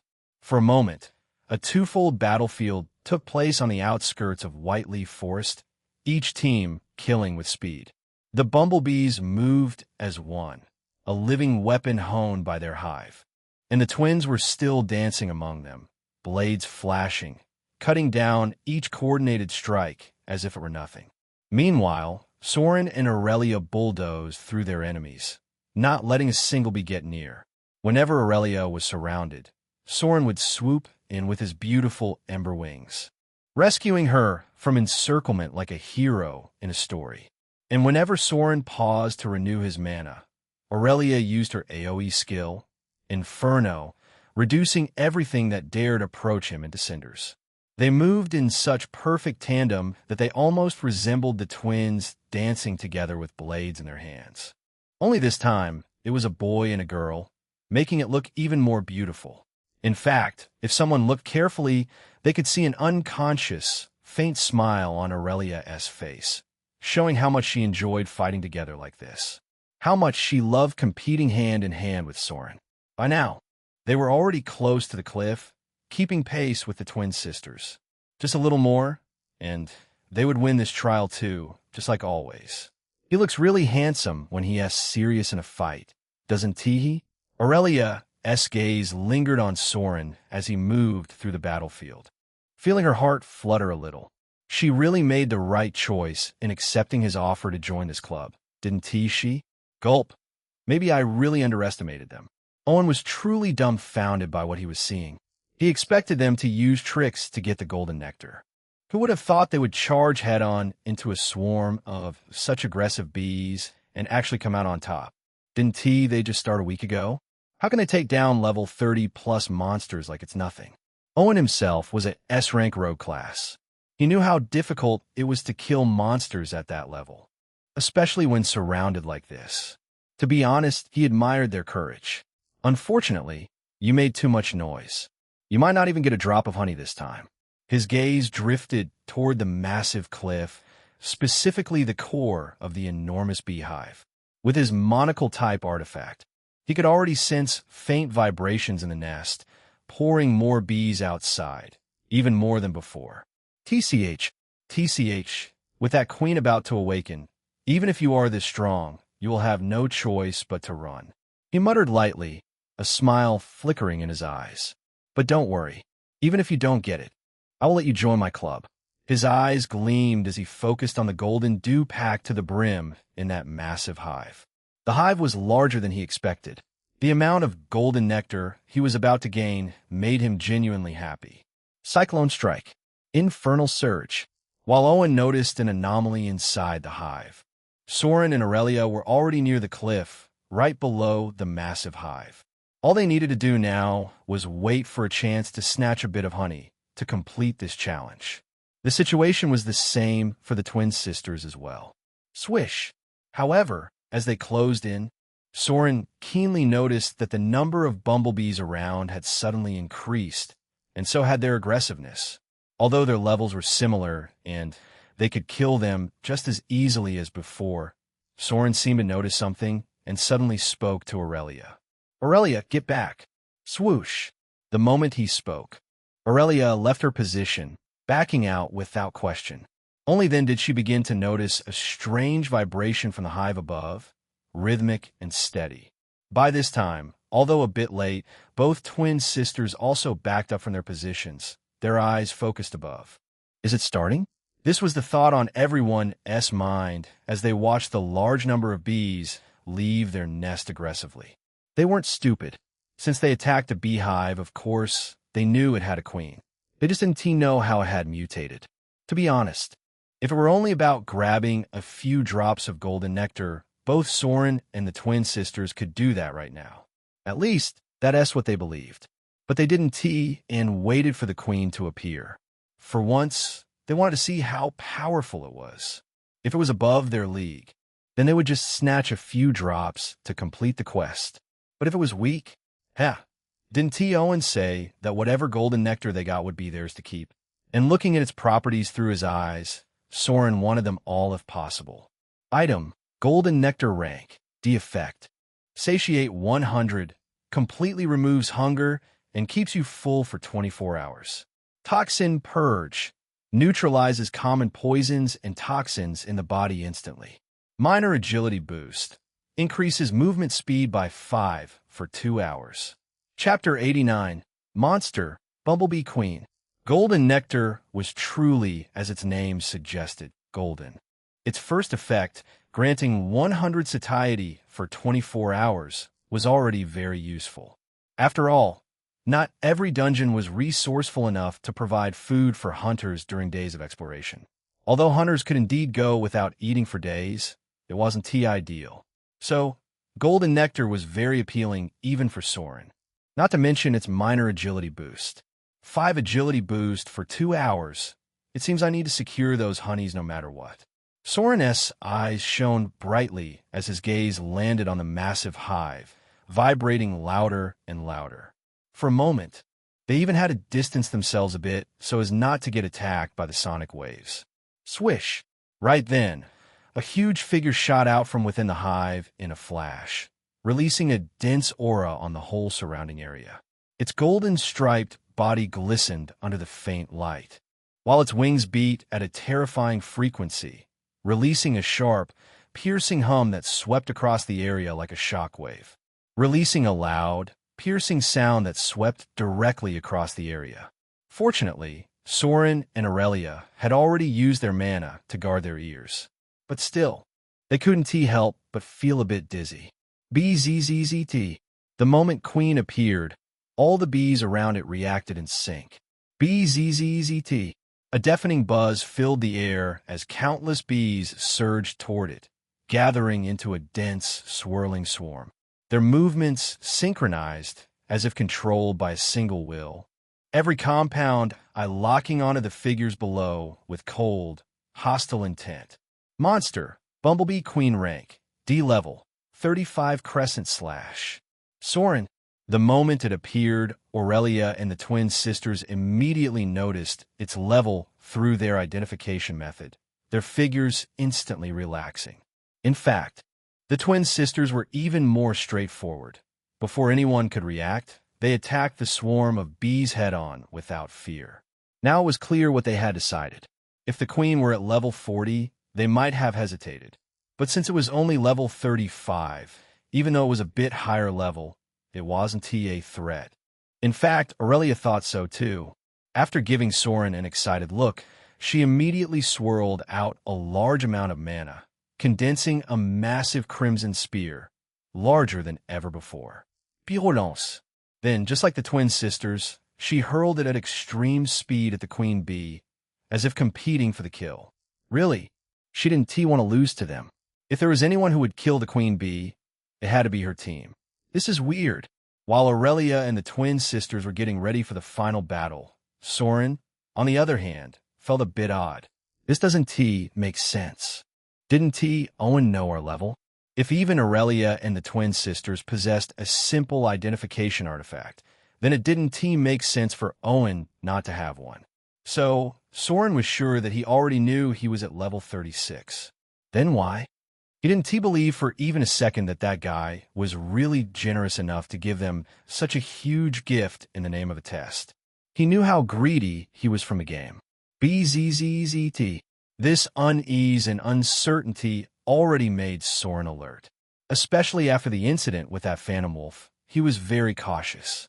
Even today, if not for Professor Lyra's guarantee that their perimeter was safe, he wouldn't have left the camp.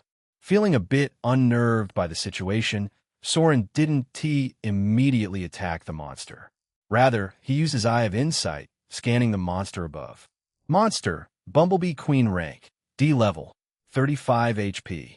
40-20-40-20 special trait. Queen S Dominion. Commands nearby bees as a single unit, synchronizing their movements and attacks with perfect coordination. Queen S Convergence. Fuses the entire hive into one unstoppable force, increasing health, strength, agility, venom, debuff, and attack power by a large margin for a short time. Explode. The moment Soren scanned the monster, Aurelia spoke loudly, directly detonating the huge spear right on the Queen's face. Kill.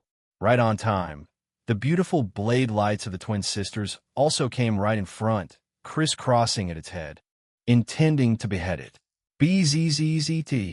For a moment, a deafening mix of explosions and echoes tore through the forest, followed by the Queen's loud, enraged cries. This attack, which gathered so much mana from both teams, was so potent that, looking at its power, even if the queen didn't die, she would still be injured. After all, she was only level 35, right? How is this possible? However, they were wrong. Extremely so. So much so that the cold sister, Ilera, who never talked much, spoke aloud, her eyes widened in surprise.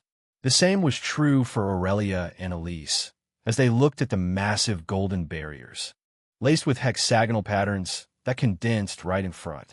Golden hex shield with that barrier in front, surprisingly, not a single bee died. Despite pouring so much mana into their attack simply vanished into puffs of smoke, unable to even leave a scratch. Flap, flap. Not to mention the scene behind the barrier. By now, they saw that the entire colony of bees had already gathered beside their queen, moving in perfect sync. In fact, they were so compact and unified, they looked like a single, living entity. Especially those large numbers of crimson hexagonal eyes focused on the intruders in sync, as if the Queen S will bound them all. Swish! Followed by those creepy gazes, a golden aura swept through the surroundings in an instant. And the moment it reached Aurelia, she felt an extreme weakness as if affected by a debuff. In an instant, she felt that a lot of her strength was sapped off, her mana draining rapidly. The same was the case for Soren and the twin sisters. Monster, Bumblebee Queen rank, D level, 50 HP, 6,360, 300 special state. Queen S Convergent Soren? The situation was so absurd that Aurelia stood rooted in her spot, totally confused. But that instant of confusion was enough, as she saw the queen bee let out a creepy cry, fluttering her synchronized wings rapidly. Swish! In an instant, a large number of stingers shot out from above, like arrows raining down. Venomous barrage. From their attack to its defense to its counterattack. Only a few seconds had passed when Aurelia, Soren and the twin sisters found themselves struggling against the huge barrage of toxic dark stingers raining down on them.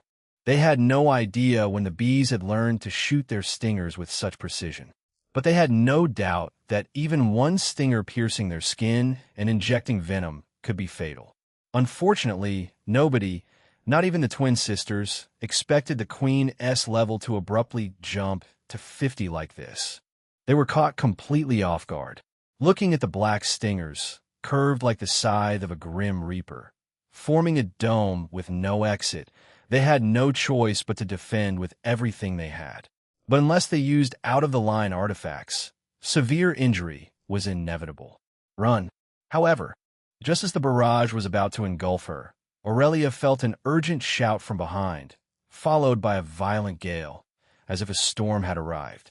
Then, a warm hand wrapped around her waist, hurling her forcefully out of danger. Swish! Not just her. The violent gale swept through the entire area with such intensity that the surroundings seemed to riot, as if a hidden dragon had awakened. It was so strong that Aurelia briefly thought the venomous barrage had stopped in midair from sheer force. But she quickly realized that wasn't the case. Rather, Soren was moving so fast that it created the illusion of the attack freezing. Soren? By now, she had already realized whose arm she was in. And once again, she saw Soren using a skill he had never shown anyone before. To be honest, looking at his new look, as if the wind itself swirled around him. She was utterly surprised, but her astonishment didn't end there. After all, she already noticed he wasn't moving outside the forest. Rather, he was speeding directly toward the massive beehive, now brimming with golden nectar. The same hive guarded by the colossal monster formed from the swarm above. The same hive belonging to a level 50 queen they couldn't hope to handle in their current state. What are you doing? Yet Soren's figure hovered calmly below the hive, holding Aurelia effortlessly, without a drop of sweat.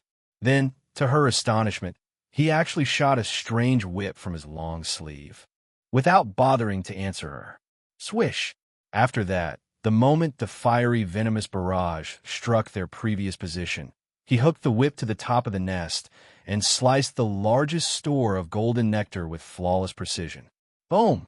With practiced ease, he sliced the globes into several large chunks, like a master chef with a flawless knife, and stored them instantly in his inventory.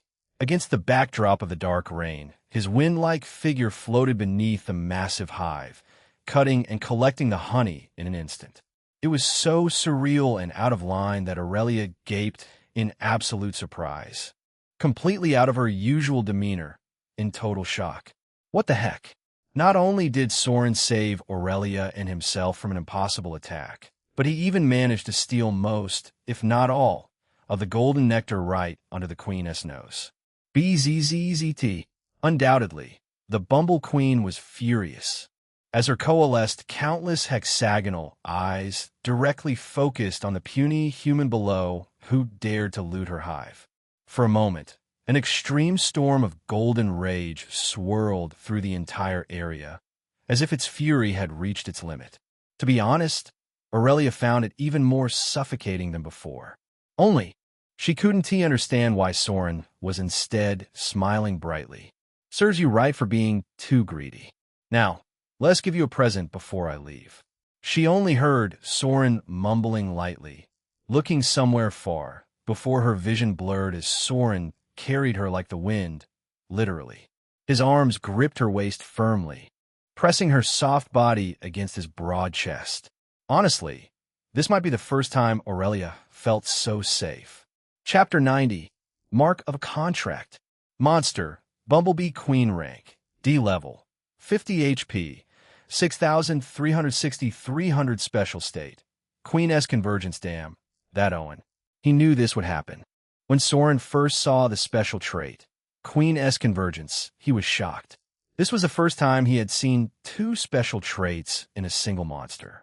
However, when he saw the Queen directly reach level 50 after using her trait, he couldn't help but curse Owen. No wonder he said to keep all the golden nectar we get. I knew that greedy bastard wasn't that generous.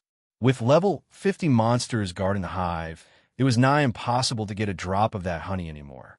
Of course, Soren knew that this wasn't On's fault. If they had been cautious and hadn't killed those bees in droves, they might have gotten a few golden nectar they needed to complete this quest and join the club. It was their greed and competitiveness that led them to this situation. But still, I don't like it. Soren cringed at the idea of seeing that smug look on Owen's face and the thought of owing him a favor for saving his life from the barrage of dark, venomous stingers from above. He knew for sure that Owen would come to help them before the attacks from a level 50 queen bee landed on them. But that would leave a bad taste, after all.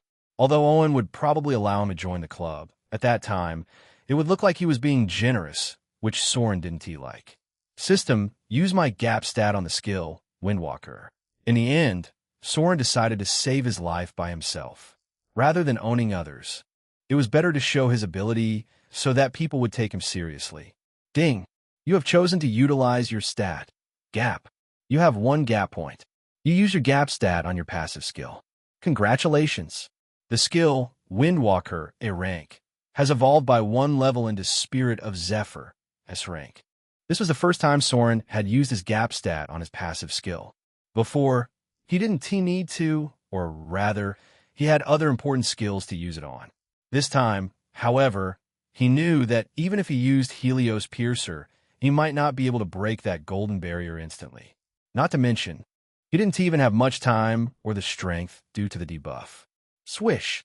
Fortunately, the moment his system gave the prompt, Soren instantly felt something within him change. Did I just break through that debuff? It was the sensation of his energy surging back, as if the Queen's golden aura had been forcefully stripped away. But that wasn't the end, only the beginning, as in an instant, Soren felt his entire body turn light. No, not just light. It was as if he had shed all weight. At the same time, a strange, almost instinctive connection formed between him and the air around him. Swish! Soren suddenly found that the wind no longer felt something external. Rather, it felt alive and connected as it moved with him, around him, almost as if answering him or his thoughts. This was the first time he felt so close to nature. His S-rank passive, Spirit of Zephyr, didn't just enhance him. It directly attuned him to the wind itself. In fact, it felt so natural, so seamless, that with a single thought, Soren drifted forward like a passing breeze, appearing right in front of Aurelia. So fast. In the process, a violent gale formed behind him, which he didn't even try to initiate. It was just the result of his movements. Run. Although Soren found this feeling extremely addictive, the situation wasn't in his favor after all. So, after shouting and letting Aurelia know it was him, he wrapped his arm around her slim waist, carrying her up. Then, with a thought, he left the attacking range of those violent stingers. Of course, he didn't leave or run as he had planned, though. Seeing how easily he could dodge those attacks that were right on his nose, he directly changed his plan, arriving right below the massive hive the size of a house. What are you doing? Then, ignoring Aurelia's shocked look, Soren took out his crimson queen lash, controlling it with his mind.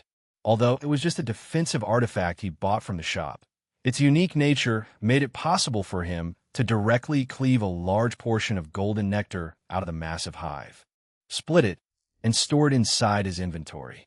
In fact, he was so fast that before the Bumblebee Queen could even react, he had already gobbled up everything.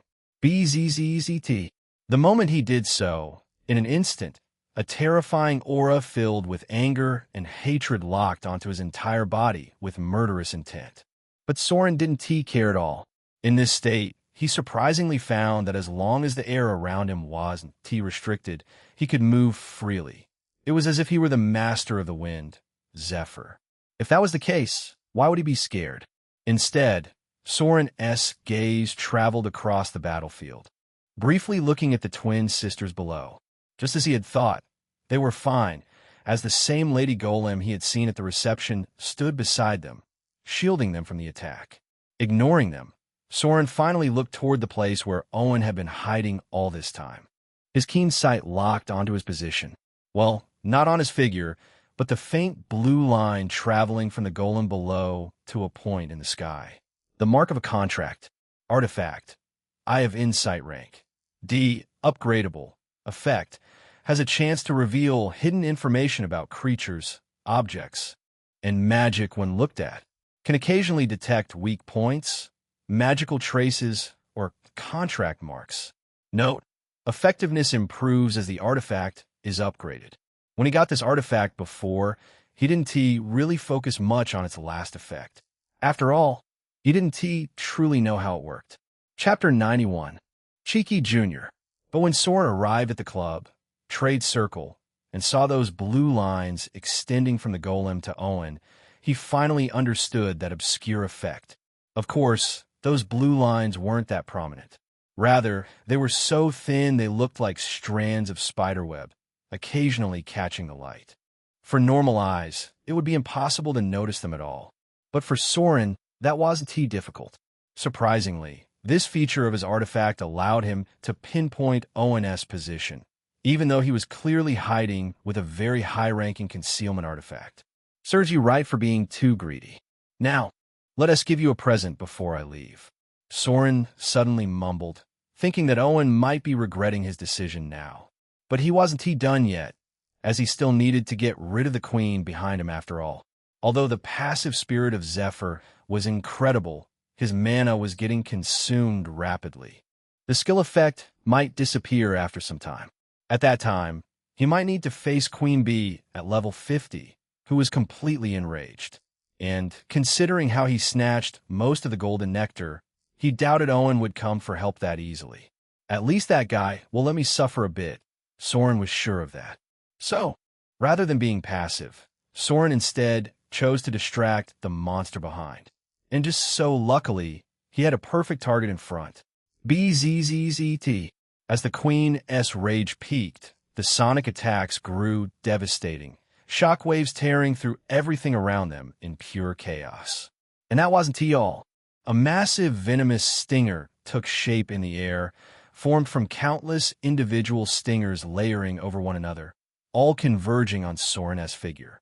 The dread surrounding them multiplied by folds, as if the bumblebees poured everything they had into annihilating this thief where he stood. Swish!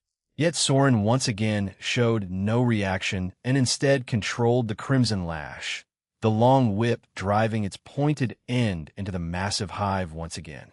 As Soren? To be honest, he was so blatant that it looked like he was taunting the queen. And in fact, he was indeed doing so, as Aurelia saw him directly carving a huge chunk of their entire nest with the curvy end of his chain, not caring about the devastating aura almost befalling from above. Soren, don't. I'll leave, the Q Queen is attacking. Aurelia was so shocked by his blatant disrespect that she anxiously yelled, afraid that he would be punched through. They already got the honey.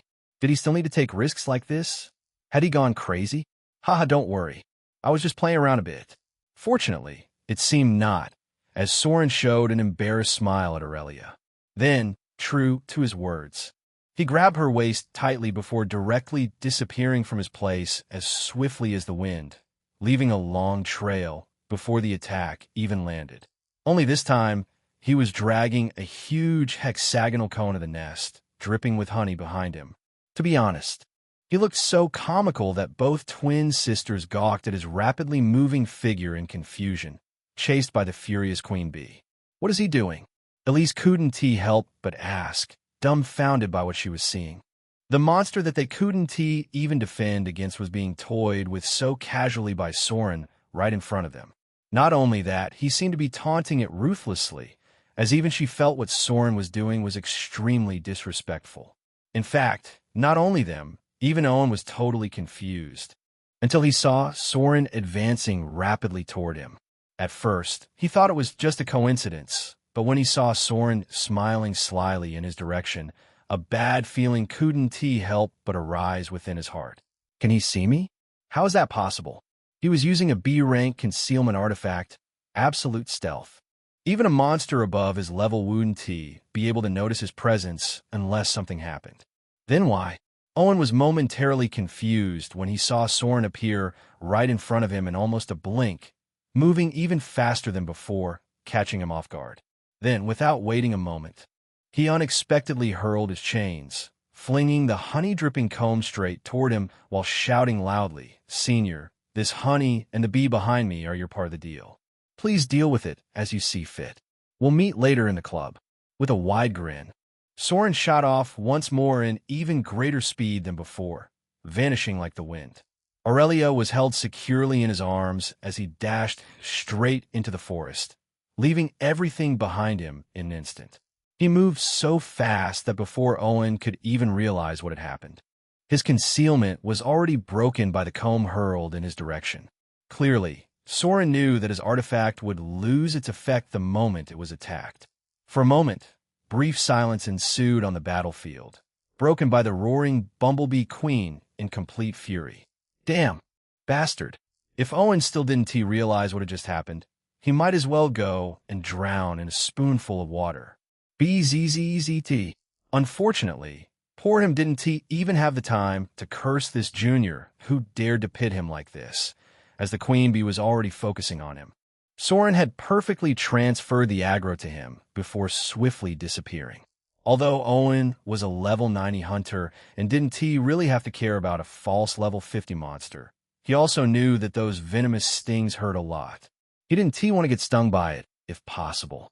In the end, like a responsible senior, he had to focus on the queen bee ahead, rolling one of his rings on his finger. Soren Kingswell, cheeky junior. I'll remember this. But still, his heart was full of complaints, as not only had he lost so much golden nectar, he had even been played like this by a junior he didn't even pay attention to before. If word got out, Owen would have nowhere to show his face. He was so ashamed. Chapter 92. Soren and Aurelia. Soren, are you all right? Aurelia asked, her voice laced with worry as she saw him gasping for breath. Currently, they were in some corner of the outskirts of the White-leaf Forest. Aurelia didn't know her exact place, though, as Soren was so fast, all she saw was a blur. Y donde vuelve. Just a bit low on mana. Fortunately, he seemed fine as, after taking a deep breath, he laughed. Ha, that was fun. Really, Soren felt quite good at pitting that Owen. Of course, the main reason why he did that was to show himself that he wasn't a weak B-rank archer.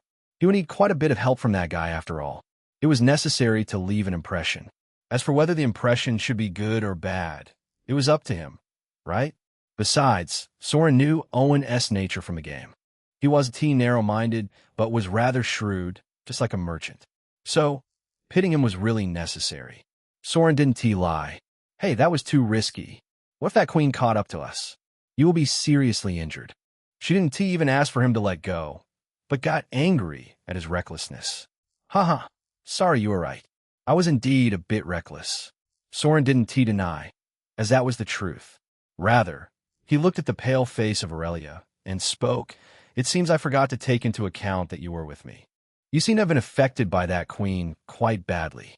Although he didn't let her get hurt physically, she still had to bear the full aura of the queen bee head on. Looking at her pale face, he could see that she seemed more tired than him.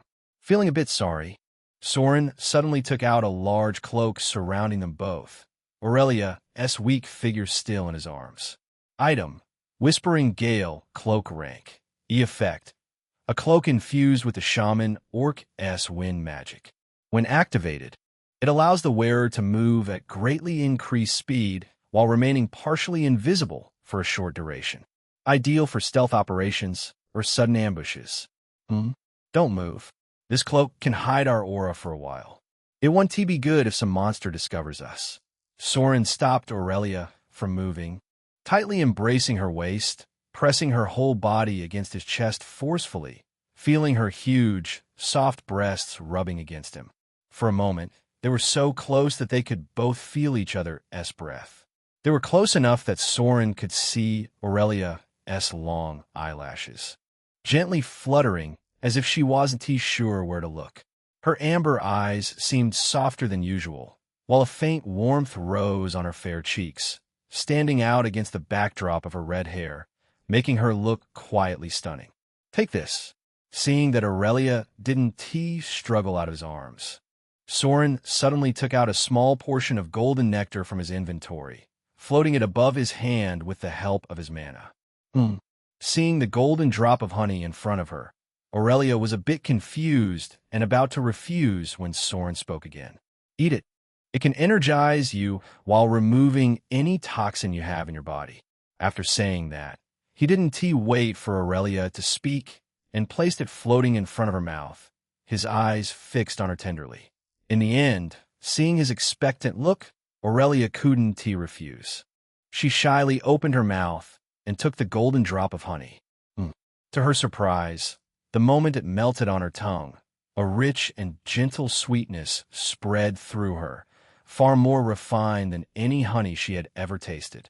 She never thought honey could be this delicious or this effective. A warm sensation filled her stomach, as if she had just eaten a full meal, and all her tiredness seemed to disappear in an instant. Soren, it was so magical that Aurelia forgot about her shyness, widened her eyes, and was about to speak when she heard a soft breath tickling very close to her mouth. The breath, of course, belonged to Soren. She didn't know when, had suddenly moved very close to her, his lips right in front of hers. Then, suddenly, she felt a warm finger rubbing the edge of her lips. Soren? Shoo, you seem to have some left on your lips. Let me clear it. Aurelia was slightly taken aback and opened her mouth to speak, only to be gently silenced by Soren's finger, his hazy gaze fixed intently on her amber eyes. Seeing his intoxicated look, Aurelia suddenly felt her heart beat loudly. For a moment, she didn't know how to react, and simply let him brush her lips tenderly, until Soren suddenly shook his head. It seems it won't go away with just my finger. He spoke as if he was really rubbing off non-existent honey from her lips. Then, as if making some decision, he lowered his finger and instead leaned his face closer, before directly kissing the edge of her lips, lapping lightly with his tongue. Aurelia was so surprised that she instinctively jerked her head back, only to find that she was leaning against a tree. She didn't even know when Soren had directly pressed her against it, and now she couldn't move away even if she wanted to. Shoo, don't move.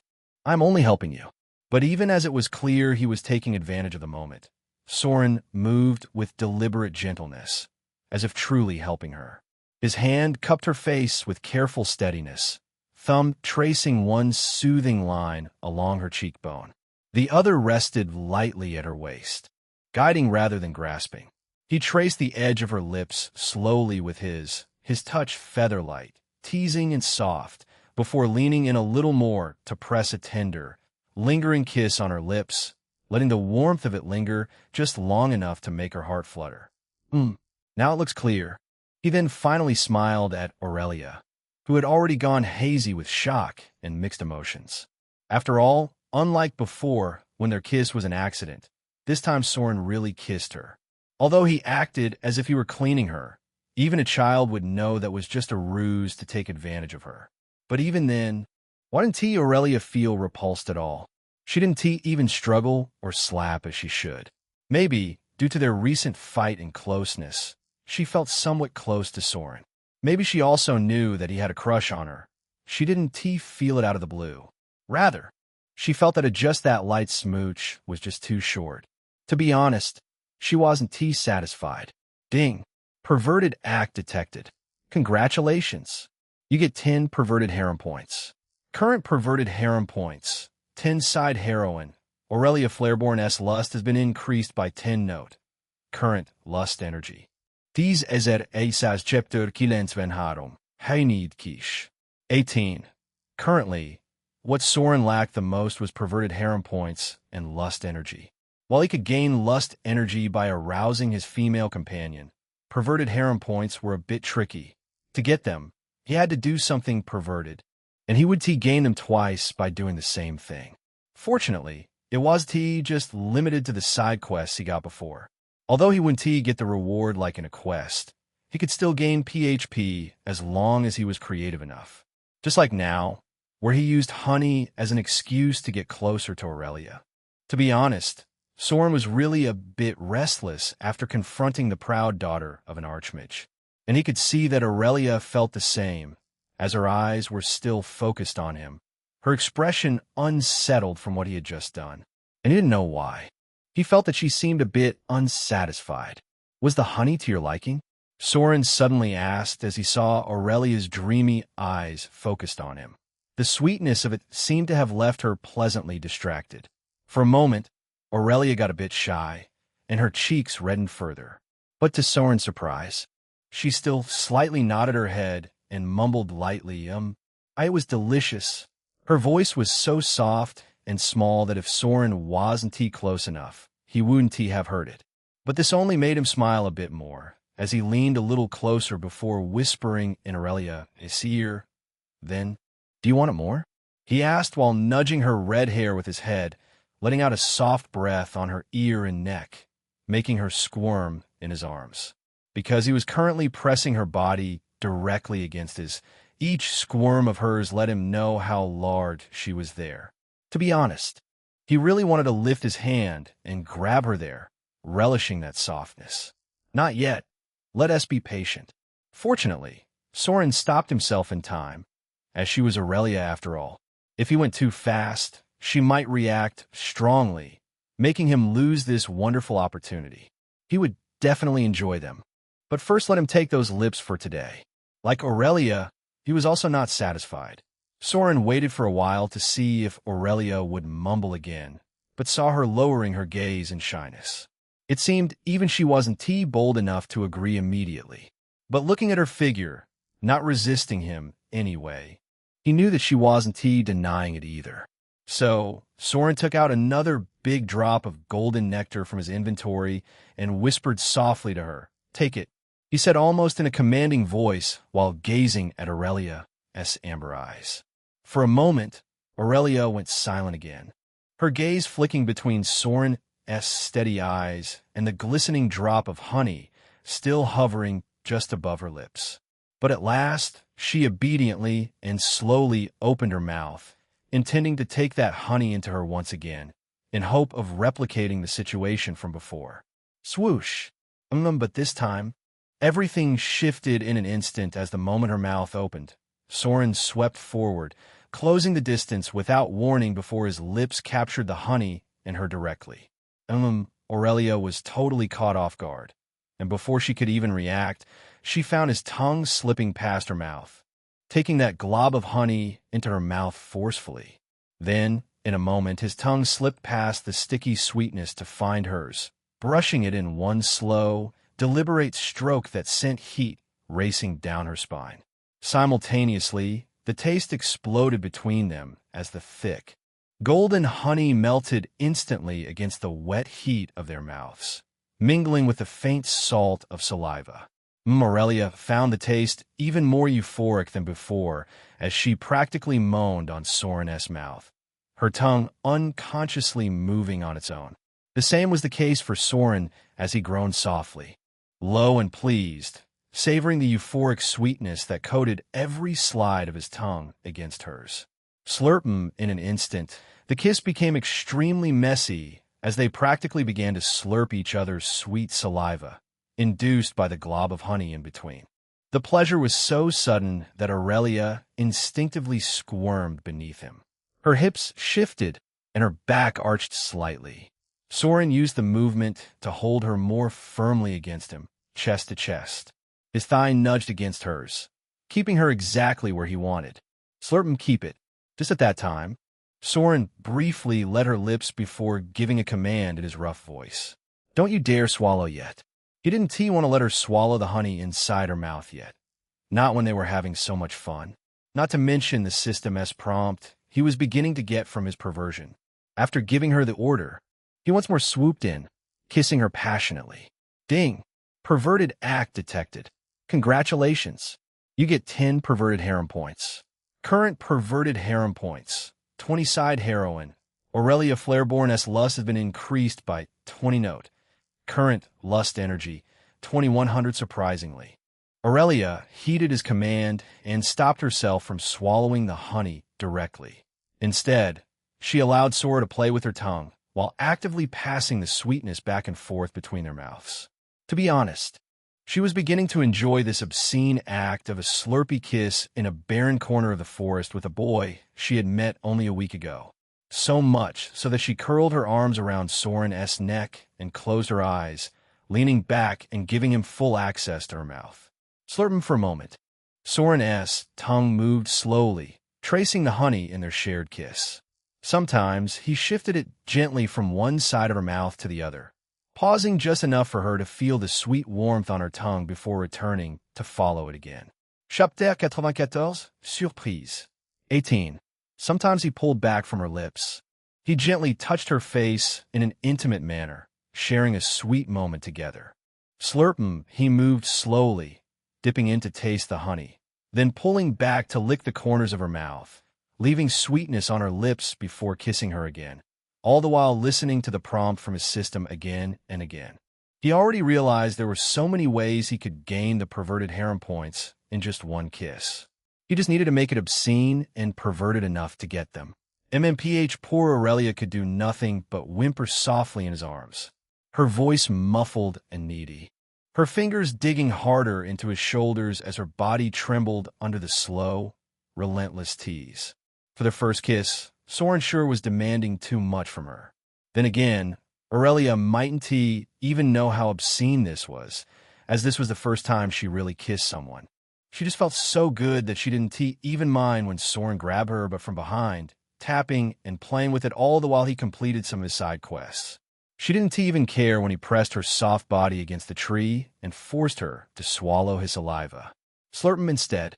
Every gentle movement sent fresh sparks through her as the sweetness flooded her senses.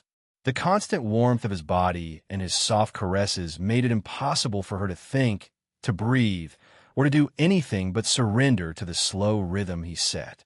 She could only enjoy the kiss while it lasted, all the while feeling extremely dizzy from the lack of oxygen. In fact, she was already so breathless that she leaned against the tree, slowly becoming disoriented from Soren's rough play, her eyes rolling faintly backward. And yet, she didn't struggle. For her, this feeling was too addictive, dangerously so. Fortunately, Soren finally eased back from her mouth, just enough for their lips to part with a soft, obscene sound. Finally, Aurelia managed to breathe heavily, taking in large amounts of air into her lungs. All the while, a thin golden thread stretched between them, trembling before it broke. Even though both of them tried hard not to swallow the honey, in the end, it directly melted into their mouths and disappeared completely. Yet the lingering taste of sweetness still ensnared both Soren and Aurelia, clinging to their tongues like a forbidden secret neither wanted to release. Their eyes locked in the dim glow, chests rising and falling in ragged unison, each heavy breath pulling the other closer without a single touch. To be honest, Aurelia looked even more charming in that disheveled state, with her swollen red lips. For a moment, Soren couldn't help but look at her heaving figure in admiration, all the while listening to the system prompt. Ding! Perverted act detected. Congratulations! You get 10 perverted harem points. Side heroine. Aurelia Flareborn's lust has been increased by 30 perverted act detected. Congratulations! You get 10 perverted harem points.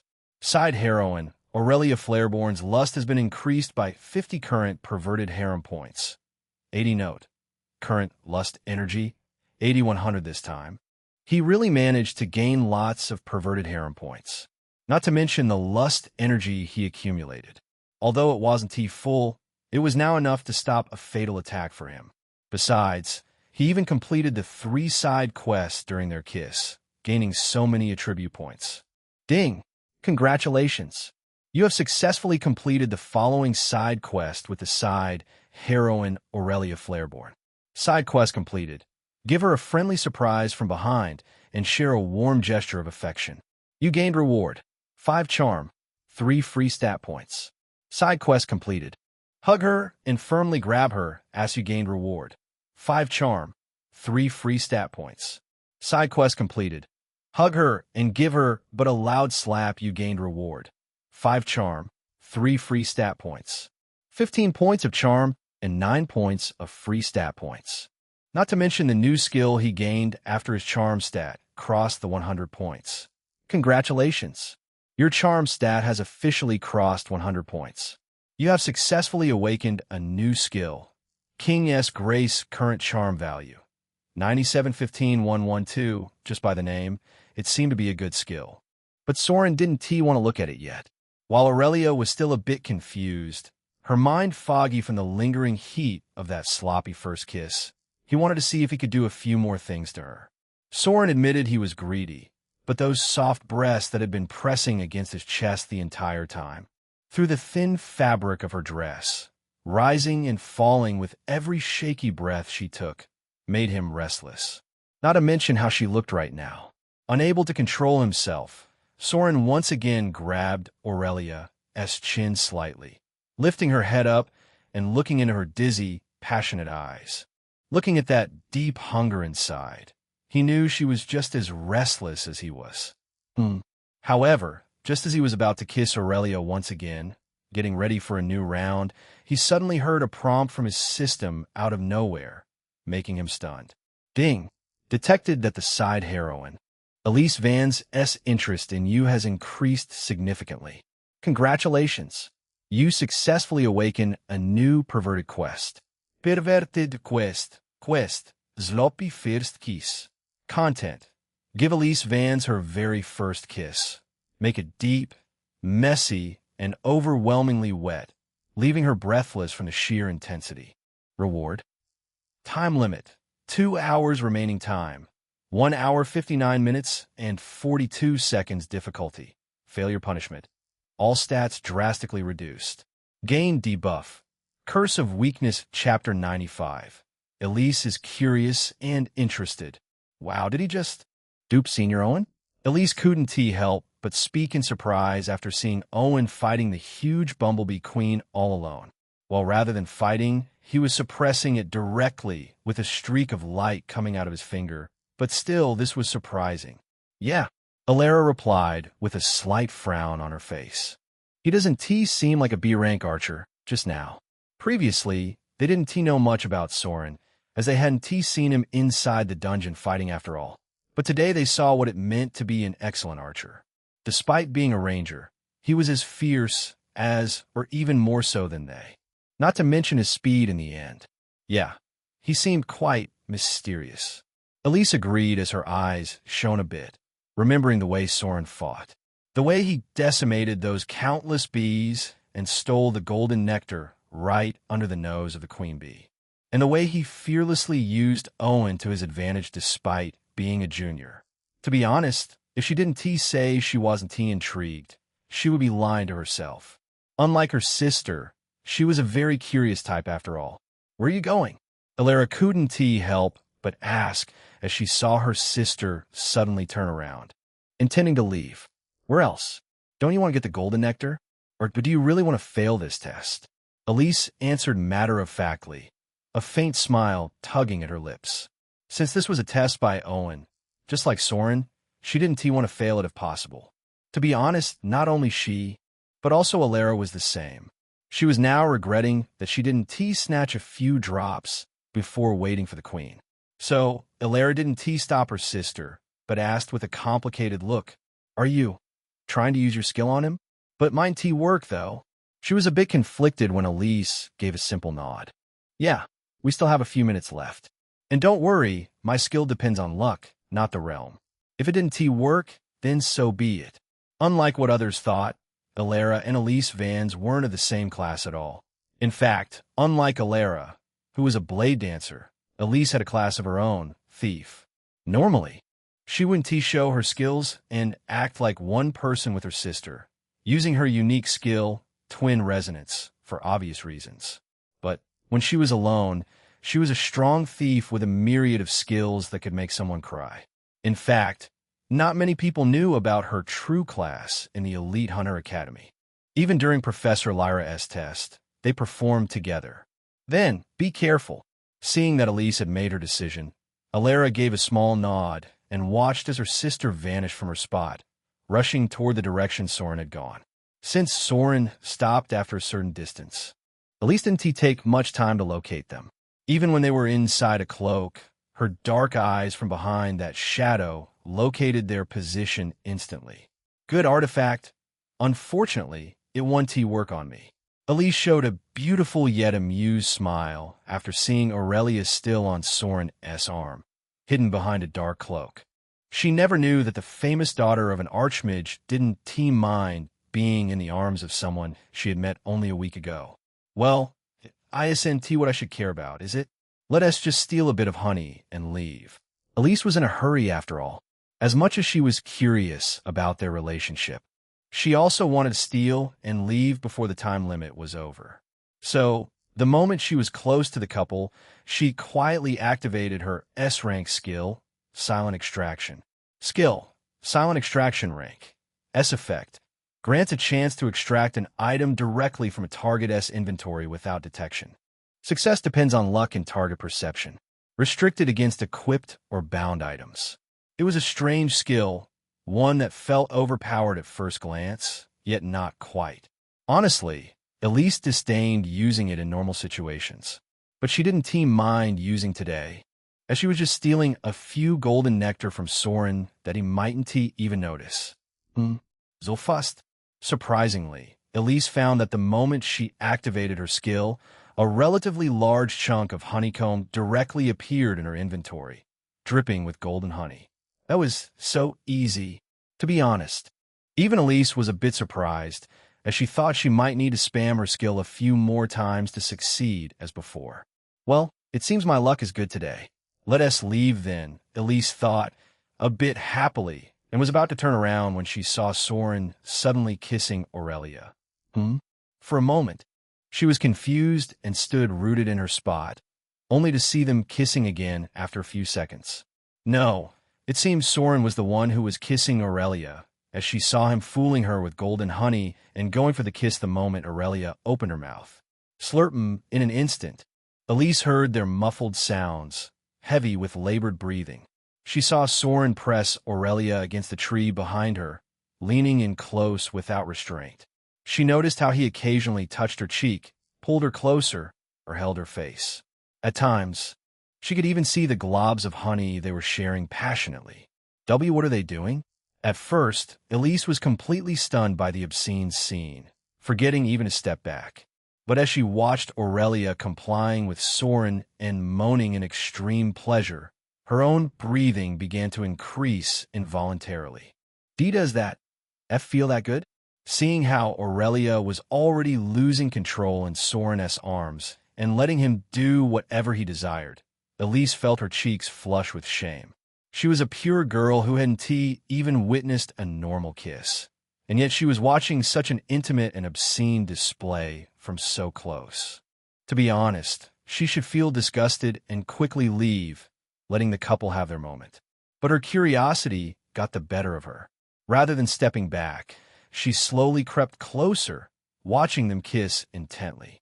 She observed how Soren nibbled at Aurelia's red lips, how he teased her tongue, and even how he swallowed her saliva without hesitation. She saw how, despite being the proud daughter of an archmage, Aurelia lost herself completely in the passionate moment. Not only that, but Elise noticed her own ragged breathing, reacting to the nonstop intensity of the kiss. So much so that she unconsciously bit her lower lip, wondering if such a feeling could be so consuming that they even forgot to breathe. Just as Elise found herself drawn to the raw display of passion between Soren and Aurelia, she saw them finally pull away, both breathing heavily in a daze. Only then did she come back to her senses and realize her situation. Crap, what am I doing? Elise couldn't help but feel ashamed of herself. She never thought that one day she would end up peeping on a couple making out like this. Fortunately, she was still in her stealth mode and hadn't been noticed yet. I should leave before they find me. That would be a disaster. Feeling a bit flustered, Elise quickly put some distance between herself and the scene, her cheeks slightly flushed as she turned to leave. However, before she did, she couldn't help but glance back once more at Soren's figure, a trace of curiosity in her eyes. She didn't know why, But suddenly, she found him not only mysterious, but also possessing a charm and grace she had never seen in anyone before. In fact, he looked so captivating that Elise felt her heart skip a beat. What am I thinking? Elise, calm yourself down. In the end, she brushed the feeling aside as if it were nothing more than an illusion, before swiftly disappearing into the forest. Chapter 96. The Girl Who Saw Too Much. As Soren? Aurelia felt Soren stop suddenly after lifting her head up and asked, a bit confused. She thought he was going to continue, and from her intoxicated look, it didn't seem like she was going to refuse. If anything, she liked it a bit more than necessary. Let us stop here for now. We still have to return. Senior Owen might already have subdued that queen bee by now. As much as Soren also wanted to continue after getting the quest, he had to stop, even if he didn't want to. Why did I get a quest all of a sudden? Soren was a bit confused. Even if Elise somehow got interested in him due to his fight before, the quest should have activated a bit earlier. Not like now, where he was already being so passionate with Aurelia. Unless, did that girl follow me? Soren suddenly remembered some information from the game and hurriedly opened his inventory, only to see a small portion of honey missing. If he didn't know Elise's real class and skill from the game, he wouldn't even have noticed it. TCH, so that girl really followed me, huh? And perhaps even saw us kissing just now. Now it all made sense. However, that didn't mean everything was over. For once, he now had to complete a 4-star quest, all because someone got curious. What headache? Oh, why yeah. He might be angry at you, though. Aurelia seemed a bit disappointed, but didn't show it. Rather, she readily agreed with Soren, pushed him away a bit, and made herself presentable. Only now did she realize how rough Soren was with her as she found her long gown crumpled everywhere, especially behind. For a moment, she couldn't help but get shy, her ears turning crimson. Even now, she couldn't look directly at his eyes. Her lips were still hurting a bit due to their intense session. Truly, she never knew that she was such a passionate girl. Did Soren corrupt me, or what? Just as Aurelia was trying to find an excuse, Soren suddenly grabbed her chin and lifted her head, making her forcefully look at his eyes. Soren.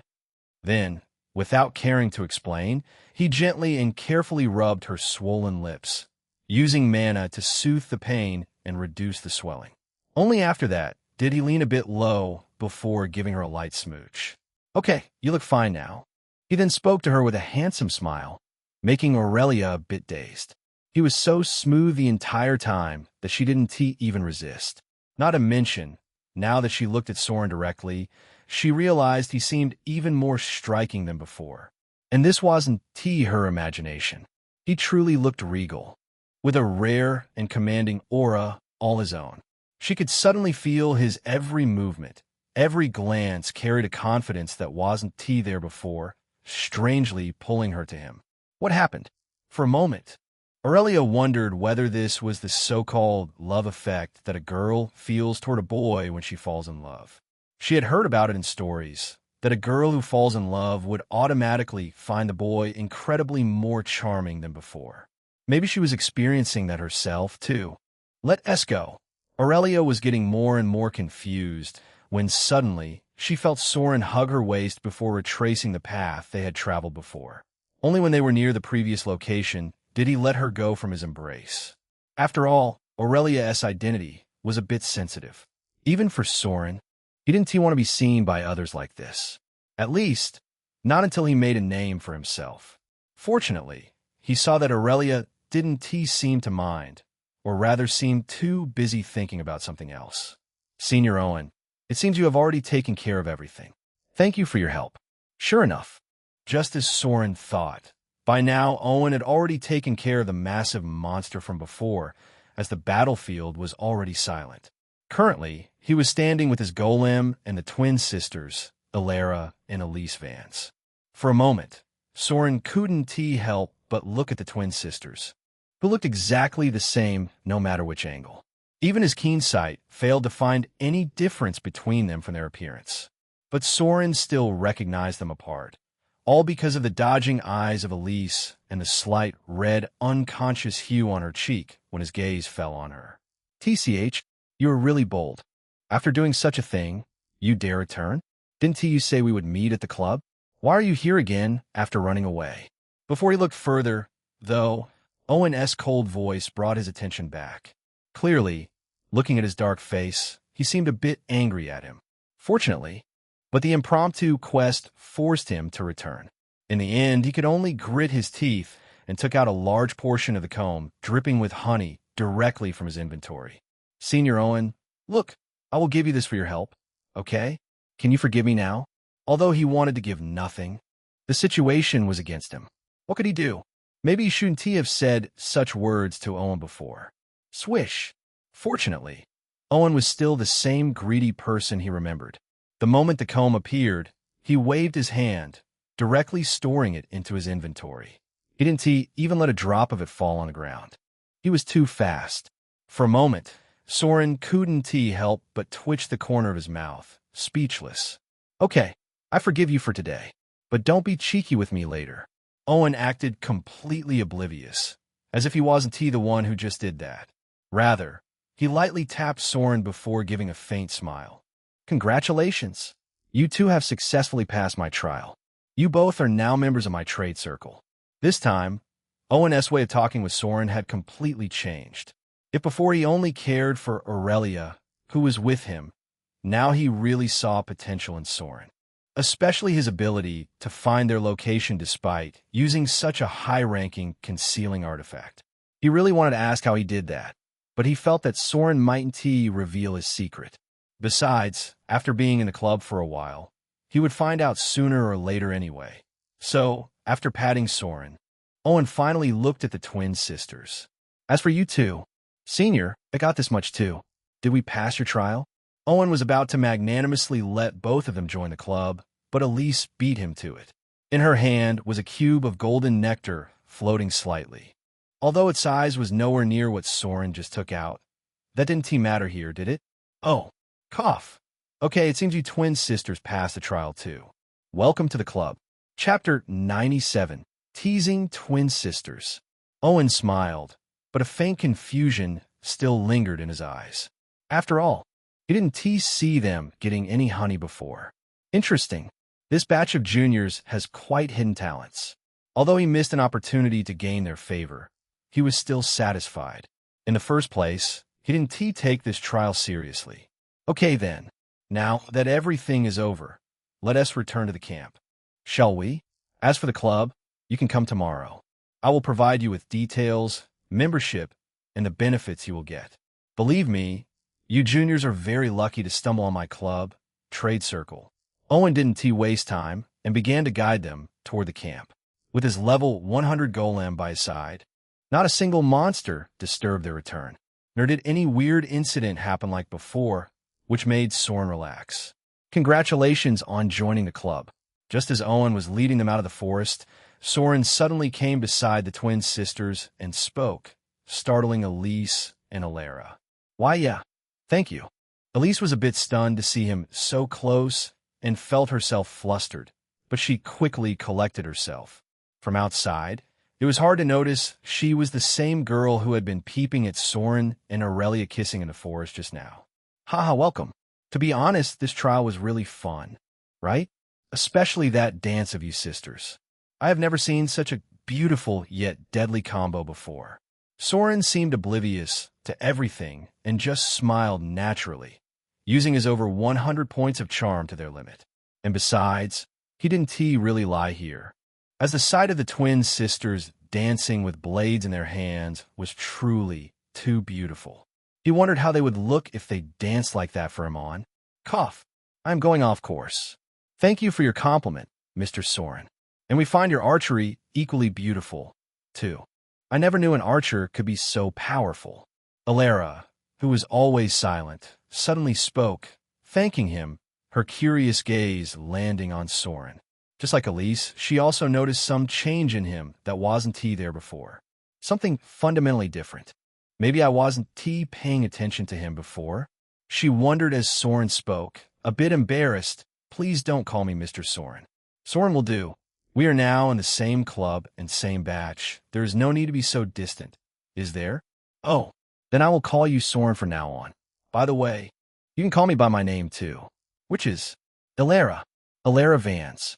Haha, don't mind me, Ilara. You two sisters look so similar that I can't recognize who is who at all. Soren didn't seem embarrassed, but rather laughed. Yeah, we get that a lot. Fortunately, Ilara seemed quite easygoing, despite her usual cold facade. And she must be Elise, right? Hello, can I call you by your name too? Soren suddenly focused on the sister who was next to him, silently listening to their conversation. Why you can. He asked so suddenly that Elise stuttered a bit, despite her attempt to calm her heart. Fortunately, Soren didn't seem to notice, as he smiled as always. Perfect. By the way, you can call me by my name too. After saying that, Soren began to initiate small talk as if he were bored by the long walk. By the way, Ilara, can you guys communicate through your thoughts? He suddenly asked, as he was really curious. In his last life, he had heard about such telepathic abilities. With our thoughts? No, why? But it seemed he was wrong. Well, you two are twins and all. You look exactly the same. So I thought maybe you could communicate telepathically? What? I wish, but we can't. Ilara shook her head. At most, we can synchronize our movements during a fight with our skills. That too requires us to say our skill names aloud. Is that so? Too bad then. What else can you guys do as twins? Not much. Besides looking the same and having a bit of a close connection, we are as much individuals as everyone else. Oh, by the way, if you don't mind me asking, can your parents differentiate between you two? Soren suddenly asked, as he found that he really couldn't tell them apart just from their figures and faces alone. Yes or no? Ilara was a bit embarrassed, as no one had ever asked her such questions before. Soren was a bit too friendly, it seemed. Yes or no? What kind of reply is that? Or do you mean they can't? Soren raised his eyebrow, completely ignoring the awkward look on Ilara when Elise mumbled from the side, Of course they can. Idiot. Unless we act, of course. Although she mumbled in a low voice, everyone heard her loud and clear. For a moment, a brief silence ensued before Soren countered. What do you mean, idiot? Is it my fault that you two look alike? Soren was waiting for Elise to talk. After all, he had to kiss her in 2 hours no matter what. And honestly, he really had no idea how to do that. But he was in a position where he couldn't afford any punishment, not when someone in the dark was eyeing him. So, all this time, what he was trying to do was to make Elise relax in his presence. Relax enough to let her guard down. To be honest, Soren was testing his limits today. And no, of course, our parents know who is who. They gave birth to us. You would be stupid to think they can't. Elise realized what she said and tried to recover, only to say something bad once more. Maybe due to the earlier incident, her brain wasn't working properly. And no, I didn't mean that. Flustered, she tried to correct herself once more, only for Soren to roll his eyes at her. You know what? I think I can finally tell you two apart now. Soren smirked and pointed at Elise. The extremely rude and stupid one is definitely Elise, and the one who looks beautiful, cold, and gentle is Ilara. See? Is that how your parents tell you apart, too? He asked, a playful smile tugging at his lips. What? Who are you calling rude and stupid? Soren Kingswell, don't get too familiar. We only just met. Elise frowned, clearly offended, trying to stop him, but Soren cut her off once again. See? Look at how angry and worked up you are. Definitely Elise. What do you mean, definitely? Of course, I'm Elise. Who else would I be? Haha. Now even you're agreeing with me. When did I agree with you? Soren, don't put words in my mouth. Sigh, how wrong I was. Now that I've seen just how rude and stupid you are, the difference between you and Ilara is like night and day. You, stop calling me stupid. I'm warning you. Or else. Hey, Soren, please don't tease Elise too much. See? Your sister is so gentle, beautiful, and considerate. Unlike you, who is always angry. And whose fault is that? Besides, we look exactly the same. What do you mean she is beautiful, and I'm not? TCH, there is something called personality. all right? Maybe you should learn about it sometime. If there was one thing Soren excelled at, it was irritating people to no end. In just a minute, their normal conversation had turned into a full-blown argument, the two of them bickering like cat and dog. For a moment, Ilera, Aurelia, and Owen could only watch in surprise as the two continued their back and forth all the way to the camp. By then, Elise was so worked up that her cheeks were puffed and slightly flushed, making her look both furious and oddly adorable. Chapter 98. Is it luck or skill? King S. Grace. Passive. Rank. S. Effect. Absolute composure. Mostly immune to fear, pressure, and intimidation effects. Natural affinity.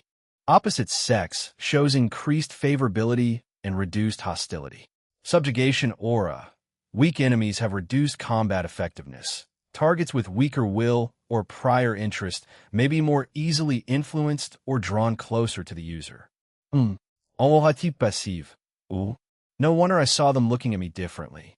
Currently, Soren was nearing the camp location with Owen and the girls. His quarrel with Elise had already stopped, as he was just teasing her anyway, all to become a bit closer. But that was far from enough to kiss her. If anything, seeing her pouting look filled with anger, she might punch him in the face instead. What should I do? Soren was really stumped today, as completing the quest seemed nearly impossible in 2 hours. Besides, tricking her or forcing her was too despicable. Not to mention, with her background, he wouldn't dare to do anything.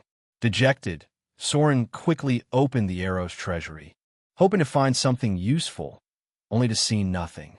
Except for the aphrodisiacs, he found nothing helpful for his current situation. System, add all my free stat points to luck. In the end, Soren resolutely did what looked like the only salvation he had. He realized that without some nefarious means, completing this 4-star quest was a pipe dream. If so, in the end, he could only rely on his luck. Even if it didn't help him complete the quest, at least it would save his life when his stats dropped or he got debuffed. The moment Soren gave the order, he saw all 15, 6-9, free stat points disappear, pouring into his luck stat. In an instant, it increased from 25 to 40 points. Name, Soren Kingswell class. Archer, A. Tempest Strider level. 36, 9241 Hunter rank. A title. Lone Marksman, Falcon Slayer, Novice Conqueror, Survivor, Orc Slayer. Attributes, Strength, 79 Agility Dexterity, 161 Intelligence Mental Power, 101 Endurance, 78 Charm, 112 Mana, 105 Luck, 25 15 40 free stat points, 0 Invariable Stat, Gap, 1 Critical Hit, 1 Skills, Passive, King S. Grace S, Keen Sight A, Windwalker A, Eagle Reflex A, Active, Artemis Grace S, Arcane Volley A, Ether Shot S rank, Cyclone Strike A, Tempest Arrow A, Unique Skill, Core Infusion, Active Quest, 1. Sloppy First Kiss. Status, Side Character Harem Points. 8100 Soren felt nothing different, even though he used so many stat points at once for the first time. He could only hope that it would work. I hope my luck won't disappoint me. Soren was thinking bitterly when suddenly he felt a chill run down his spine. Look out! Then he heard Owen's loud shout, followed by a massive shadow flashing over his head, before landing heavily somewhere far in front. Boom! In an instant, the area ahead was decimated. Dirt, rocks, and splinters of wood flew through the air, whipped violently by the shockwave. The moment the massive shadow swept above Soren and heavily landed in front, the ground below was torn apart. The sound of the impact echoed through the surrounding forest, rattling their bones. For a moment, Soren stood totally stunned in his place before looking at the sudden chaos in front. Roar! Only then did he realize the shadow that flashed above him was actually a lizard, a huge one, its pale scales glinting and claws sharp enough to shred the ground beneath. Monster, Stoneback Lizard level, 60 rank, C HP. 11222 12800 special trait. Stone Skin.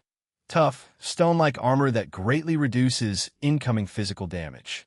And the funny thing was, despite being the strongest monster that Soren had seen so far, the lizard seemed to have just been hurled through the air in the middle of a fierce fight. Thud, thud. He knew it was a fight because the moment the stoneback lizard roared, the ground itself began to quake. Thud, thud. At first, the sound came from far away, but in no time it thundered, resembling a rolling avalanche of stone.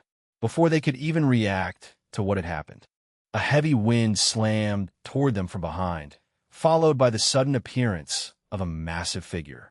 Roar. Monster. Bloodhorn boar level. 65 rank. CHP. 15,200 special trait. Blood Rage. A berserk state that temporarily increases speed and attack power when enraged. It was another behemoth, its crimson eyes glowing with feral intensity, muscles rippling beneath thick, scarred hide. Not to mention the menacing, bloody horn on its head, with a large piece of meat, seemingly from the lizard it had just hurled into the sky, dangling from it. Looking at the anger and murderous intent radiating from it, it was clear they were in the middle of a fight to the death. The monster didn't even spare them a single glance. Unfortunately, even if it didn't care about them, they were in the middle. A level 65 monster, its aura alone was enough to make the ground quake, the air thicken, and their very bones tremble under the weight of its presence, let alone being bulldozed by its massive body moving at extreme speed. Although Soren was still fine with his newly awakened skill, King S. Grace, Aurelia, and the twin sisters were already pale, just from the bloody aura that had begun to darken the entire forest. Traying. Fortunately, they were with Senior Owen, who even had a level 100 golem at his disposal. The moment he saw the bloodhorn boar charging, he immediately took a golden coin from his inventory and flicked it to the side with huge force. Displace. Then, just as the boar was about to collide, he coldly uttered the command, before Soren suddenly felt his vision blur. Roar. In an instant, Soren, along with everyone else, was teleported a short distance to the side where the golden coin had landed, narrowly dodging the charging bloodhorn. With them gone, the bloodhorn boar continued unabated before colliding head-on with the stoneback lizard S stone pillar. Boom! Once again, a deafening collision shook the forest, startling birds and beasts alike as the two monsters officially began fighting to the death in absolute fury. From afar, it looked like two mountains clashing, and even at that distance, the sheer dread of their attack power was palpable. Damn, what is this? Everything happened so fast that Soren was completely stupefied.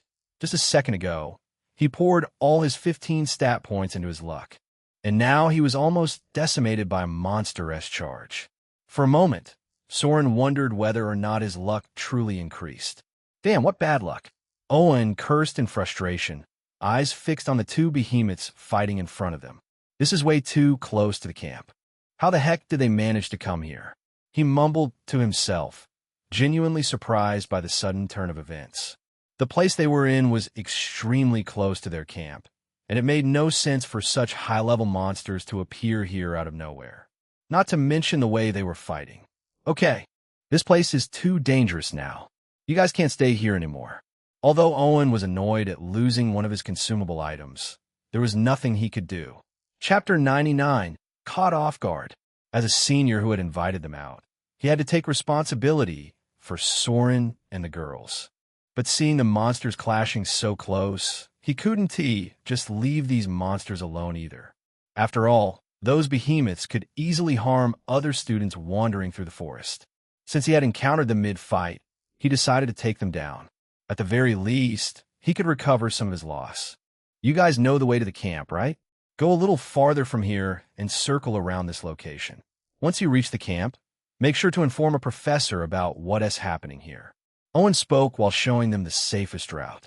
Due to the ongoing fight and the devastation surrounding them, they would have to travel a bit deeper into the forest. But thanks to the aura of the behemoths, Soren and the others shouldn't encounter any other monsters on their way. Okay, take care, Senior. Soren and the girls also knew the stakes and didn't say much. Rather, they quickly left the area, heading toward the route mentioned by Owen. Now what? While Soren walked with Aurelia, Alara, and Elise, his mind was running rapidly, his eyes scanning everywhere around. Is this just an accident, or? Soren really didn't believe this was just an accident. Not after the incident yesterday. Even with normal eyes, two monsters exceeding level 50 just near the camp didn't make sense at all. Not to mention the coincidence that they happened to encounter them fighting. But didn't Professor Lyra say everything was all right? Soren was thinking when, suddenly, he felt someone nudging at his clothes. Soren! It was Aurelia, who seemed a bit concerned about him, apparently remembering the incident yesterday. Don't worry, everything should be fine. We are quite close to the camp. Soren quickly assured her, maintaining high alert about his surroundings. Then, together with Alara and Elise, he slowly circled the forest before heading back in the direction of the camp. Throughout that time, they didn't encounter any monsters, as Owen had predicted. However, just as they were about to arrive, something happened that made them stop in their tracks. SSSSZZZ. Right in front of them, a massive snake coiled around a huge tree, easily double the size of the largest anaconda Soren had ever seen. In its mouth was a bloody hair monster, likely one that had fled from its nest because of the ongoing fight. The moment they arrived, it immediately turned its massive head toward them, its vertical reptilian eyes scanning them coldly. Monster, Venom Coil, Serpent Rank, D level, 35 HP, 4000 special trait, Venomous Bite, delivers highly toxic venom, causing continuous damage to bitten targets.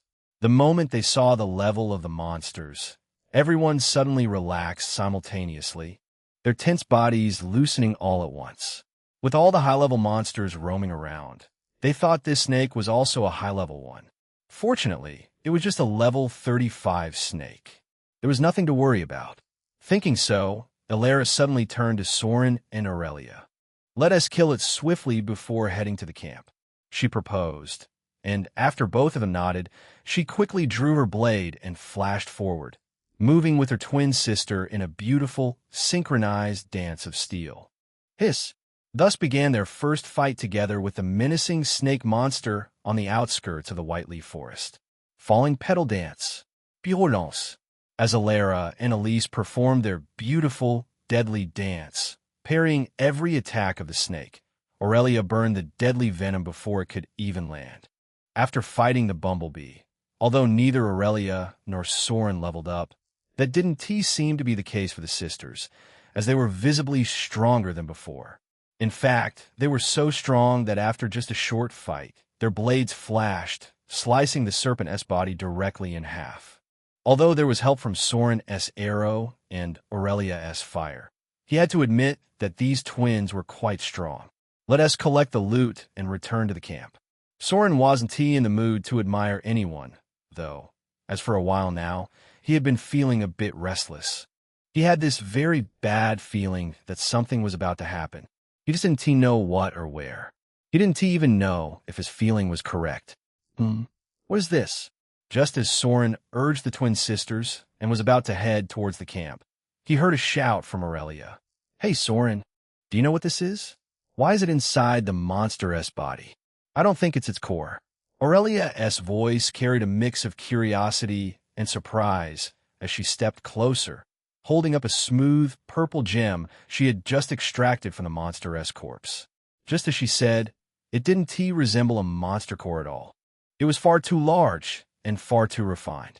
Not to mention the color, deep, almost mesmerizing violet, with a faint sheen that made it look unnaturally pristine. Whatever it is, we could check it back at camp. Let us move. Though he found it strange as well, Soren had no intention of discussing it here. Without hesitation, he took the gem from Aurelia and attempted to store it in his inventory, until it remained in his hand. HM? A flicker of confusion crossed Soren's face as he tried once again to store it, only to feel nothing. The gem didn't react at all, as if it simply refused to be stored. This was the first time Soren had seen an item that couldn't be stored inside the inventory. Although he knew of such items from the game, they were very high ranking after all. How could such a thing be found inside a level 35 monster?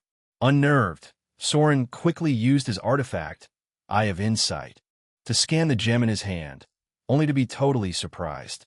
Item: Void Gate Amethyst, consumable, rank, A effect, grants remote access to an instant dungeon. Upon exit, the user is returned to their original location. Cannot be stored in the inventory. State: active what? Soren couldn't help but yelp in extreme shock when suddenly the gem in his hand began to glow brightly. Hey, what is that in your hand? Did you find some incredible treasure or? Just then, Elise also noticed the radiant gem hovering over Soren's palm. Curious, she swooped forward, reaching as if to snatch it away, only to see the gem dissolve into pure violet light, engulfing her, Soren, and Aurelia in a swirling, otherworldly glow. In an instant, Soren felt an invisible force, raw, overwhelming spatial power, tugging at him from nowhere. The pull was stronger than anything he had ever felt, far more violent than when he had entered a dungeon portal. Before he could even react or throw the gem, he was yanked into an unknown dimension, the world around him dissolving into a blur of violet light. Simultaneously, Elise vanished alongside him, leaving nothing behind. Aurelia, however, was nearly pulled in as well, until her necklace flared brightly, anchoring her and resisting the pull just in time. When the light faded, only Aurelia and Alara remained in their place, totally confused and shocked. Soren? Chapter 100, Seront instant donjon, en Labyrinth. In the world of Gaia, there were dungeons, and there were gates. When these gates affected the outer world, they could reshape the surrounding ecology, turning entire regions into dangerous hunting grounds. However, beyond these, there also existed various strange realms, hidden, unknown, and mysterious. Though they existed near Gaia, they did not easily manifest within the world as proper dungeons. The exact reason for this was unknown. Even Soren didn't fully understand it. The game didn't provide this information after all. He only had a theory that these realms were like infant dungeons, incomplete existences that had yet to fully anchor themselves into the world. Perhaps, one day, they would manifest as full-fledged dungeons. Maybe that was why new dungeons continue to appear across Gaia, even now. Still, despite roaming without any fixed entrance, these realms were not entirely inaccessible. On rare occasions, hunters could enter them through special items or unique triggers. That was why they were called instant dungeons. But Soren never thought that he would enter one so early and so suddenly. Thud on top of a barren cliff with only sparse vegetation, two figures dropped to the ground out of nowhere. Ouch! They were Soren Kingswell and Elise Vance, sucked into the portal by the A-rank item, Void Gate Amethyst. Where am I? Elise couldn't help but ask, rubbing her sore buttocks as her eyes darted around in shock. For a moment, she was completely disoriented, thrown into an unfamiliar place without warning. Hey, Soren, where is this?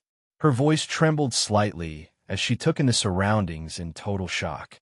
How could she not when they were on the edge of a bottomless gorge with no end in sight? Its darkness swallowed any hint of what lay below. For a moment, Elise couldn't help but step back, a bit scared by the sheer height. Roar! Watch out! Just at that moment, a deep guttural roar echoed around, followed by a violent wind so strong that it lifted Elise off her feet and pushed her toward the gorge. In an instant, she found herself falling toward the depths she had just seen, her body plunging into the seemingly bottomless abyss. It was so abrupt that she couldn't even react. Fortunately, just in time, Soren lunged forward with the wind and grabbed her waist, yanking her back while his other hand threw a long whip. Clang! Simultaneously, its pointed end found a crevice above, embedding itself firmly in the rock, allowing both of them to dangle in midair and saving them from plunging into the darkness below. What the heck happened? Elise was so scared that she hugged Soren and cursed. A moment ago, She was with her sister returning to the camp, and now she dangled on the edge of a cliff with a bottomless abyss below. Did this even make sense? Elise was about to ask again when Soren suddenly stopped her. SHSSS. Don't talk, Soren ordered, his eyes extremely solemn, flickering as his gaze fixed on the sky above. For a moment, Elise went silent, her eyes following Soren's gaze while taking in the grave seriousness etched on his face. Swoosh! Roar! The moment she gazed above, the violent gale returned again, rattling the entire area above, followed by the loud flapping noise. Then a huge figure suddenly appeared above, its shadow engulfing the entire area. No! Elise realized that it wasn't just one figure as dozens of them flew rapidly above, roaring wildly, their aura alone pressing down on the entire area like a storm. Fortunately, they were now below the cliff and didn't get hit directly. Otherwise, even Soren might struggle to avoid plunging into the gorge under the sheer wind pressure. As for using an artifact or skill to fly away, with the rank and level of the monsters above, it would be incredibly stupid. Monster, Storm Drake level, 70 rank, C HP, 25,170, 25,170 special trait. Static Surge, its scales stores static electricity from the air. Each flap of its wings releases a shock that can stagger nearby enemies. A level 70 monster? What kind of instant dungeon is this? Soren gulped nervously as he looked at the massive figure flying rapidly above, when suddenly he heard the voice of the world. You have entered a C-rank dungeon. Ember Rift dungeon. Ember Rift rank. C-type. Instant dungeon origin. An unknown rift of ancient origin, long abandoned and shrouded in mystery, now inhabited by draconic creatures with a trace of dragon bloodlines. Objective: finish the race and reach the core of the dungeon.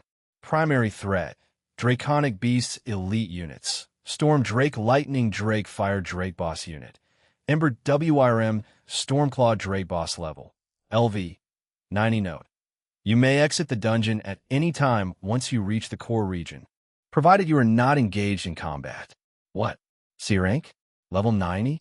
The moment Elise saw the panel in front, even though she heard Soren's warning, she couldn't help but shout in horror. Fortunately, the monsters above were too fast and had already left this place, seemingly racing to somewhere deep. Hey, Soren. What should we do? But that didn't mean they were safe now. If anything, the dread had only started, especially when Elise saw that, unlike the Academy's dungeon, there was no option of leaving the dungeon ahead of time. It seemed the only way to leave this place was to clear the objective. But to clear it, they need to reach the core area of the dungeon. And with the monster's level and the dungeon rank she just saw, how is this even possible? Elise had never felt so much despair as right now. Even though Soren saved her from falling, mentally, she felt like she was still plunging, abandoned by the world. For a moment, she felt as if all hope had been ripped away. Why was she suddenly thrown into such a dangerous dungeon all of a sudden? She just couldn't understand. Calm down, Elise. Chapter 101, Stampede. Calm down, Elise. Fortunately, before she completely sank into despair, Soren spoke loudly, snapping her back to her senses. He then fluttered his crimson wings behind him, lifting her above the cliff they had just been clinging to. Once at the top, Soren released Elise from his embrace, his keen sight sweeping over the surroundings. Only when he confirmed they were safe for now did he let out a sigh of relief and turn to Elise, his expression complex. Don't worry too much. It seems we got pulled into this instant dungeon because of that gem from earlier. Since we were close to the campsite, I'm sure Professor Lyra has already sensed it. She was a space mage after all. Any shift in space and void wouldn't go unnoticed by her. Besides, there were still Aurelia and Alara outside, who would surely tell her. From what Soren knew, as long as they weren't dead inside, the channel connecting this dungeon and their original place would be maintained. So, all they had to do now was to wait for Professor Lyra to come and retrieve them with her space magic. She should be able to, right? To be honest, even Soren was unsure. But what could he do when he was already inside? He was rather perplexed about who the hell was behind his life. And was he even worthy to use such a precious A-rank voidstone? Besides, if the person really was after him, it made no sense to send him here like this. A person who could throw away an A-rank item like this must have enough strength to just kill him easily. What went wrong? Soren rapidly began to think about what he had done in recent days that could change the plot trajectory. Fortunately, he hadn't done much yet, besides taking the girls for himself and showing a bit of talent inside the E-rank dungeon. The only significant thing that he did totally outside of the original plot was to increase his class ranking. Hero S. Cemetery? Yeah, you were right. Professor Lyra is a space mage after all. She should be able to take us out of here. Soren's trance was broken by Elise, whose eyes widened in realization. As Soren said, if it were Professor Lyra, then she could definitely take them out of this place. In the first place, Elite Hunter Academy couldn't let them die just like that, not with her background. After realizing the situation, Elise slowly calmed down and breathed in deeply. Then, let us go and hide somewhere until Professor Lyra finds us. If those monsters return again, we would be in deep trouble. She paused, pointing at the dense forest in front, only to feel the ground rumble suddenly. Roar! Then came the deafening roar, louder than before, followed by an intense rumbling as if thousands of horses were galloping across a huge battlefield. With the violent rumble, branches snapped, trees exploded into the air, and the ground itself seemed to shudder. Then, in the incredible eyes of Soren and Elise, the dense forest was directly cleaved in two from the middle before countless monsters surged through the trees, racing toward them, heading directly to the core of the dungeon, just like those flying storm drake. Looking at the hundreds of large types of draconic monsters heading toward them menacingly, both Elise and Soren stood stunned in their place when, boom! A loud boom echoed from the center of the dungeon, followed by a red fire blazing into the sky. It was so sudden and strong that the entire world seemed to vibrate intensely, as the clear sky suddenly turned golden yellow from the pure flame. Soren felt that this explosion was countless times more terrifying than the scenery in front of him. Roar! However, this explosion did not seem to deter the monsters hurling at them. If anything, it only made them more excited and mad as they once again roared in unison, increasing their speed even more. If before, they were still at a distance, now they could already be seen getting closer. And unlike before, Soren couldn't even hide while hanging on the cliff, as the sheer momentum of the monster parade would have destroyed this place completely, let alone their feeble bodies. It seemed that hiding until Professor Lyra came for their rescue was not an option at all, since there was truly nowhere to hide. No wonder the objective of this dungeon was to finish the race. No wonder the objective was to reach the core of the dungeon. Now it made perfect sense. System. Use my gap stat on the skill, Windwalker. In the end, Soren could only sigh dejectedly before ordering his system. Ding. You use your gap stat on your passive skill. Congratulations! The skill, Windwalker A-rank, has evolved by 1 level into Spirit of Zephyr S-rank. Once again, his form changed abruptly as he felt as light as a feather. The air around him, which had felt external before, now warped around his figure as if embracing its master. Let us go! But no matter how incredible and addictive this feeling was, Soren was not in the same mood as before. Instead, he rushed to Elise in a flash, embraced her waist tightly, and ran for their lives while countless monsters above level 50 chased after them in frenzied madness. They were so relentless that they did not even care about the endless rift ahead. They ignored other monsters in their way. They bulldozed through everything, their bloodthirsty eyes fixed on the center of the dungeon, shining with pale, golden fire. It was as if that fire was the most precious treasure in the world, as if they wanted nothing more than to reach the core of the dungeon and claim it for themselves. It was an absolute frenzy that Soren had never seen before. And the most daring part was that it was happening from both sides of the massive rift with no end in sight. At least, Soren's gaze didn't see the end. Even though each of these monsters was highly intelligent and many times stronger than him, they seemed completely insane. In just a moment, Soren saw countless monsters being pushed from behind as they ran along the edge of the massive rift, losing their footing and tumbling into the endless abyss below. Not to mention the large number of weaker monsters being trampled ruthlessly by the stronger ones. The moment one lost momentum, it was crushed underfoot, smashed into meat paste by countless monsters from behind. They could not even cry out, and yet no one cared. They continued unabated, heading directly toward the core as if drawn by some irresistible lure. To be honest, it was a total stampede, the kind that Soren wanted no part of. Chapter 102. Elise is emotional. Roar. Bang. Ugh. Although Soren's S-rank skill, Spirit of Zephyr, gave him high agility, he was up against monsters above double his level after all. In no time at all, he and Elise were overtaken, instantly engulfed by the swirling undercurrent of their momentum. Even though Soren tried flying up into the sky to save them, he realized that the sky was even more unsafe, as there were many flying monsters around. Although they weren't as high a level as the one he saw before, if he was spotted by even one of them, he was done for. The only solace he found was that these monsters were really crazy. After that flame that lit up the entire sky appeared, they cared about nothing and didn't even bother to look at it. But that didn't mean he was safe, as he once again got smashed against a massive tree due to being off balance. Even being able to partially control the wind wasn't helping much. Soren, are you all right? Elise asked, biting her red lips as Soren once again saved her by pulling her soft body against his chest while his back smashed into the tree. Then he once again used his speed to blur between the massive monsters expertly, saving their lives. She didn't even know how many times he chugged down mana potions just to maintain his skill.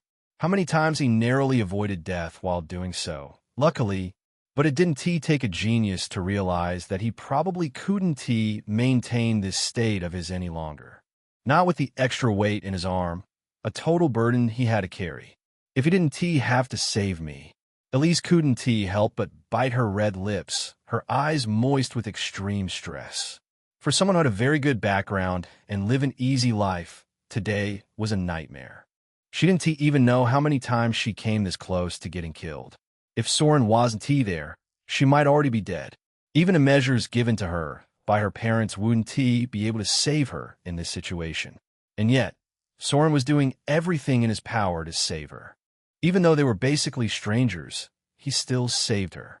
Even though she wasn't that familiar to him, and he could just leave her alone, he still grabbed her waist and tried his best to navigate between countless rampaging monsters. Roar. Why? Elise was confused and raised her head a bit, watching Soren's serious face in a daze. Just like last time, she couldn't help but find his aura attractive, especially the trace of blood right at the edge of his lips that spilled out just now. The poor guy didn't even have time to wipe it off since he was busy maneuvering them through the horde of monsters, finding a relatively safe space in this chaos. Distressed, Elise couldn't help but extend one of her hands unconsciously and wipe the blood on his face with her finger, her eyes slowly getting moist. She couldn't help but feel a bit emotional, thinking this might be the last moment of their lives. And yet, the selfish her still couldn't bring herself to tell Soren to leave her and save his own life, as this unfamiliar fear gnawed at her heart terribly. How pathetic. Elise couldn't help but despise herself. Maybe Soren was right all along? Feeling the soft touch on his face, Soren finally looked down in confusion, only to see the emotional Elise. Is she scared? Soren thought, seeing her slowly breaking down, her eyes focused on him tenderly. The poor girl might be scared to death because of their situation, not to mention the aura around them affecting her mental strength. She looked completely vulnerable. To be honest, Soren felt a bit guilty as she was here just because of him. That is also one of the reasons why he did everything to save her. As for the other reason, quest. Sloppy first kiss. Content. Give Elise Vance her very first kiss. Make it deep, messy, and overwhelmingly wet, leaving her breathless from the sheer intensity. Reward. Time limit. 2 hours remaining time. 29:42 difficulty. Failure punishment. All stats drastically reduced. Gained debuff. Curse of weakness, of course. It was to complete his damn quest that only had 30 minutes left. Don't worry. I am fine. A little bit of injury is nothing. After noticing that Elise seemed not to be in her normal state, Soren consoled her lightly with a smile. Roar! While simultaneously, he dodged yet another monster rushing past him at extreme speed. Contrary to what Elise thought, Soren wasn't actually having too much trouble with the monster horde. For once, none of the monsters were actually paying attention to them at this time, nor were they attacking. The only issue here was their large number, extreme speed, and the momentum shrouding everything in his path. Once Soren slowly got used to his S-rank passive, he could finally navigate to safety relatively easily, only being pushed into random trees occasionally, which he could endure. Spirit of Zephyr was unlike other passives that only increase agility after all. Being one with the wind came with its own benefits. So, the main problem Soren faced was mana, which was being consumed very rapidly, not to mention the extreme strain his body was going through. Let us find a large monster to take a rest for a bit, seeing that it might take a while for them to reach the core of the dungeon. Soren had a daring idea of resting on the back of a monster. Since all the monsters here had a trace of dragon bloodline, their size was naturally large. If it were a normal situation, Soren wouldn't even dare to get close to them. But now that the situation was different, he decided to take a calculated risk. Otherwise, if his mana ran out suddenly, he would be minced into meat paste without even a yelp. Even the effect of the Crimson Queen Lash wouldn't be able to save him.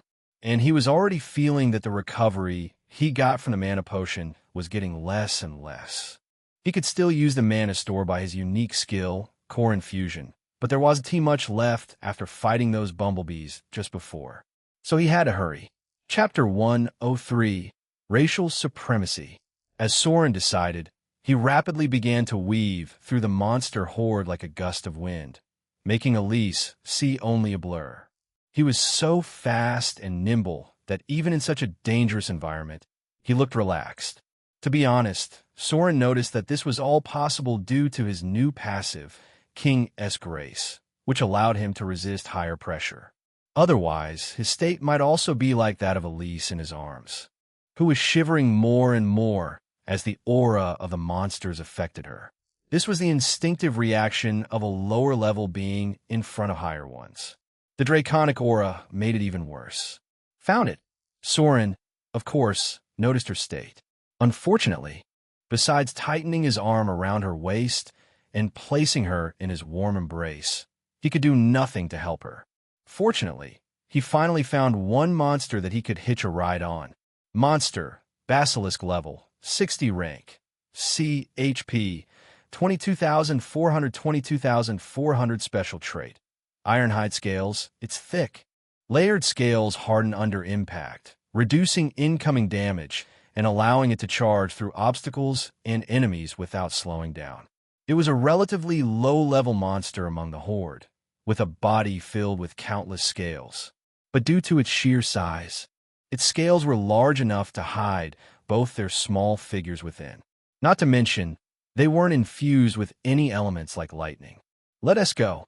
Once Soren decided, he wasn't someone to waste time. He immediately used more mana to accelerate, getting closer and closer to the huge behemoth running through the forest. And just when he got close enough, he propelled himself with the crimson wing, briefly flying into the sky. Roar! Then, amidst the loud roars of the monsters, he plunged straight toward the massive creature with Elise in his arms. Soren, no! Elise saw them plunging straight into those menacing, massive scales of a huge monster and shivered even more, clutching his neck in fear so tightly that Soren felt the pain. But the poor girl was so scared. What could he do? He could only endure and release the crimson lash from his sleeve, directly wrapping it around one of the huge scales. Clang! Fortunately, Soren's aim was impeccable, as the whip did exactly what he intended, anchoring both of them onto the body of the massive monster. Thud, thud, thud. Finally, Soren found some solace as he firmly grabbed the end of the whip while tightening his hold around Elise's waist. He then slowly leaned his body against another nearby scale, listening to the heavy thuds of the monsters below, unaware of their presence. Or even if it was aware, it didn't care enough. For a moment, Soren breathed deeply, relishing this newfound opportunity of riding a level 60 monster at just level 36. To be honest, even he was surprised by how much he had changed after coming to this world. If anything, he found that from the beginning, his daring spirit lost to no one. His ability to take risks and enjoy a life-and-death situation seemed innate, unlike others. Heh, now I deserve my surname. Kingswell, don't I? Soren smirked jokingly with a grin as he felt the rumbling vibrations of the mountain-like body below, racing through the complex terrain effortlessly. Looking at it now, it was almost like a king riding a dragon in a fantasy world with his queen in his arms. Wasn't it? Although this dragon couldn't fly, it was still one, of sorts. Soren. Well, if only Elise could also contribute to his shameless delusion. So sea cold. Unfortunately, the moment they landed on the back of the level 60 basilisk, she went limp in fear and directly fainted. Warning: a dense dragonic aura of basilisk shrouds your entire being. Due to the low racial status, you have been affected by it even when you're not in combat. Mental power has been reduced by 50. You have been influenced by the deep fear, chaos, and debilitating effect. Your passive, King's Grace, perfectly counters the debuff, restoring clarity and easing the mental strain. Warning: your teammate, Elise Vans, has been badly affected by the draconic aura. Her mental power has been reduced by 55. The effect is increasing and could become fatal if not addressed immediately. Then came the warning from the voice of the world, which had gone silent after the initial announcement. Crap, this is bad. Soren thought after seeing Elise breathing heavily, her eyes completely closed, while her body shivered in fear. He thought that, since they weren't fighting the beast, the effect of the basilisk's aura would be far less. Although Elise might feel uncomfortable as before, it was necessary to survive. But seeing the announcement, he finally remembered the racial supremacy in this game. Labyrinth. And a dragon was a pretty high-ranking race than human after all. Even if this monster only possessed a trace of its bloodline, it wasn't something Elise, with her weak body, could endure, it seemed. At least, she needed a specific skill like Soren to stand a chance, which she definitely didn't have. Should I leave with her again? For a moment, Soren had the thought, only to shake his head. No, my mana won't be enough to reach the core. Besides, I won't be able to react promptly to emergencies with her like this. But leaving Elise all alone here wasn't any better. For a moment, Soren was in a dilemma about what to do. Let us see if there is something useful in the arrow's treasury. In the end, when nothing came to mind, Soren felt that only his shop might have a solution. He did collect 80 perverted harem points from Aurelia after all. Although lewd, some of the items were really helpful, like the whip in his hand. If he found nothing, he could only carry Elise and run like a madman. To be honest, he was starting to wonder where all his so-called increased luck points had gone. Arrow's treasury. Available items: 1. Silk thread, 25 PHP 2. Scented mist, minor, 20 PHP 3. Temptation cloak, 40 PHP. After opening the shop panel, Soren quickly ignored all the useless stuff and focused on the items that might be helpful. This might work. After scanning the long list, he finally found something. But looking at its name and description, he couldn't help but smile awkwardly, as if the system seemed to have realized his situation. Only, the item was something that he would rather not use if possible. Artifact, twin rings of lust rank. D. upgradable. Origin. A cursed ring crafted by an unknown enchantress, designed to forge intimate bonds between master and target, feeding on lust energy and growing stronger with each perversion. Effect. Chapter 104. Twin Rings of Lust. Artifact. Twin Rings of Lust rank. D. Upgradable. Origin. A pair of cursed rings created by an unknown seductive enchantress. One ring belongs to the master, the other is the vassal ring. Effect. When the vassal ring is placed on a target, a glowing mark appears, binding them to you. Each act of obedience deepens the bond, making the target more devoted and loyal to you. Loyal bond. The more you command them, the stronger the connection grows. Their desire and emotions become tightly linked to yours. Mental resonance. Share and amplify each other's arousal and sensations by linking your mental power. Can also remove mental debuffs on each other through the link. Command pulse. Issue a single irresistible order that forces their body to obey, no matter how shy or resistant they pretend to be. Limitation. Only works on targets in your harem archives. Cannot override those with high willpower or a much higher rank. Upgrade condition. The more time you spend together, the more powerful the rings become. Cost. 80 PHP. What should I do? Should I use it? Soren really didn't know what to do after looking at the item descriptions in front of him. After all, in layman's terms, this ring was a modern enslavement tool.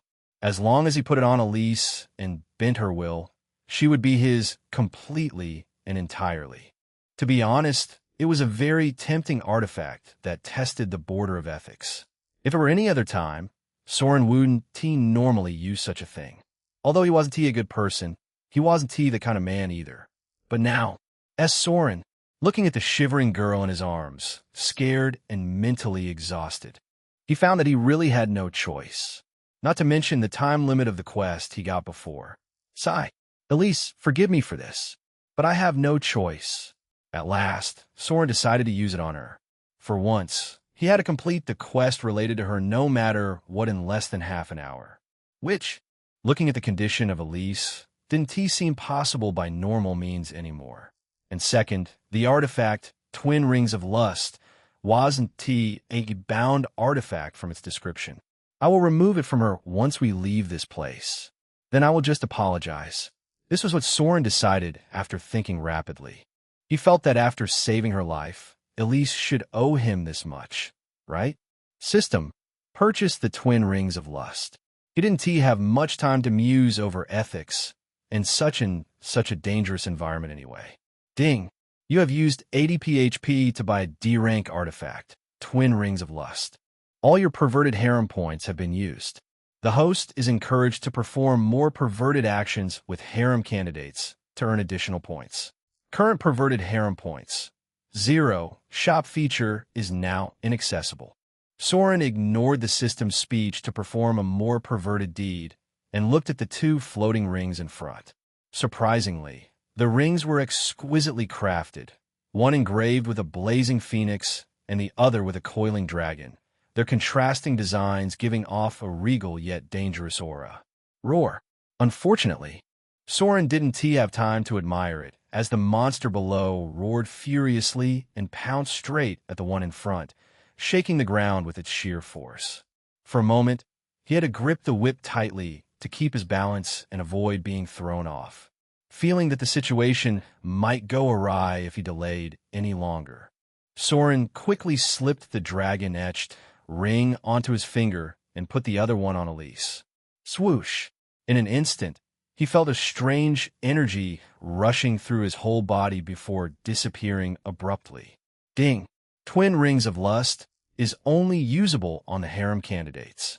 Please complete the quest with Elise to include her in your harem archive. I know. Can you stop urging me? Soren heard the system prompt, rolled his eyes, and finally lifted Elise's head from his chest. Her eyes were still closed, but her limp body trembled. Strands of her dark brown hair clung to her flushed, sweaty face, and each heavy breath made her chest rise and fall. To be honest, she looked soft, vulnerable, and strangely enticing, testing the limits of Soren's self-control. so sea cold.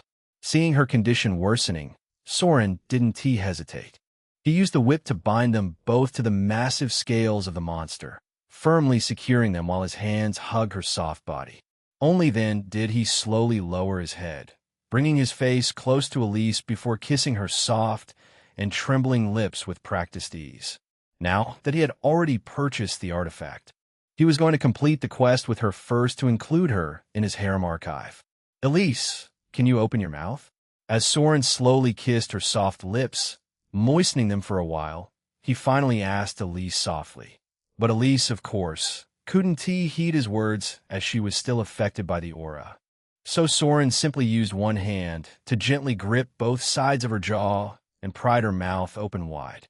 And then, ignoring her weak, uncomfortable hum, he leaned in again and kissed her deeply. This time his tongue slid inside, exploring her mouth in slow, sloppy strokes. He licked and sucked on her small, hidden tongue, coating it with his own saliva. Slurp, slurp, wet.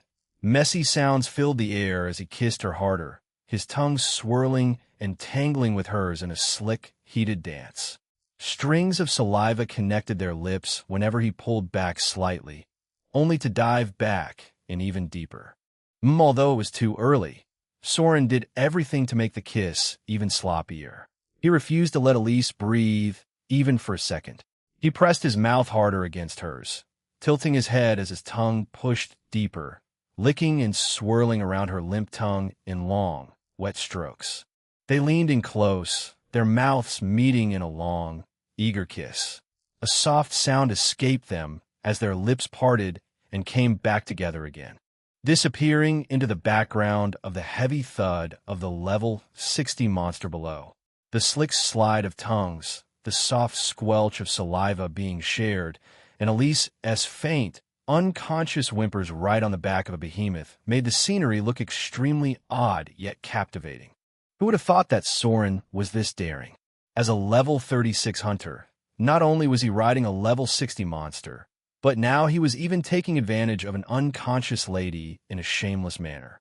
He was so forceful and relentless that poor Elise felt that she couldn't even breathe properly. She was already weak because of the aura of the monster, and Soren was forcing her even more into such an obscene act. Ding! Congratulations! You have successfully given Elise Vans her very first kiss, making it deep, messy, and overwhelmingly wet, leaving her breathless. You have completed the quest. Sloppy first kiss, you got 20 charm, 15 free stat points. A new harem candidate has been added to your archive. Current harem candidate: Aurelia Flareborn, Sylvia Everhart, Aria Luna. Elise Vans as a reward for completing a 4-star quest for the first time.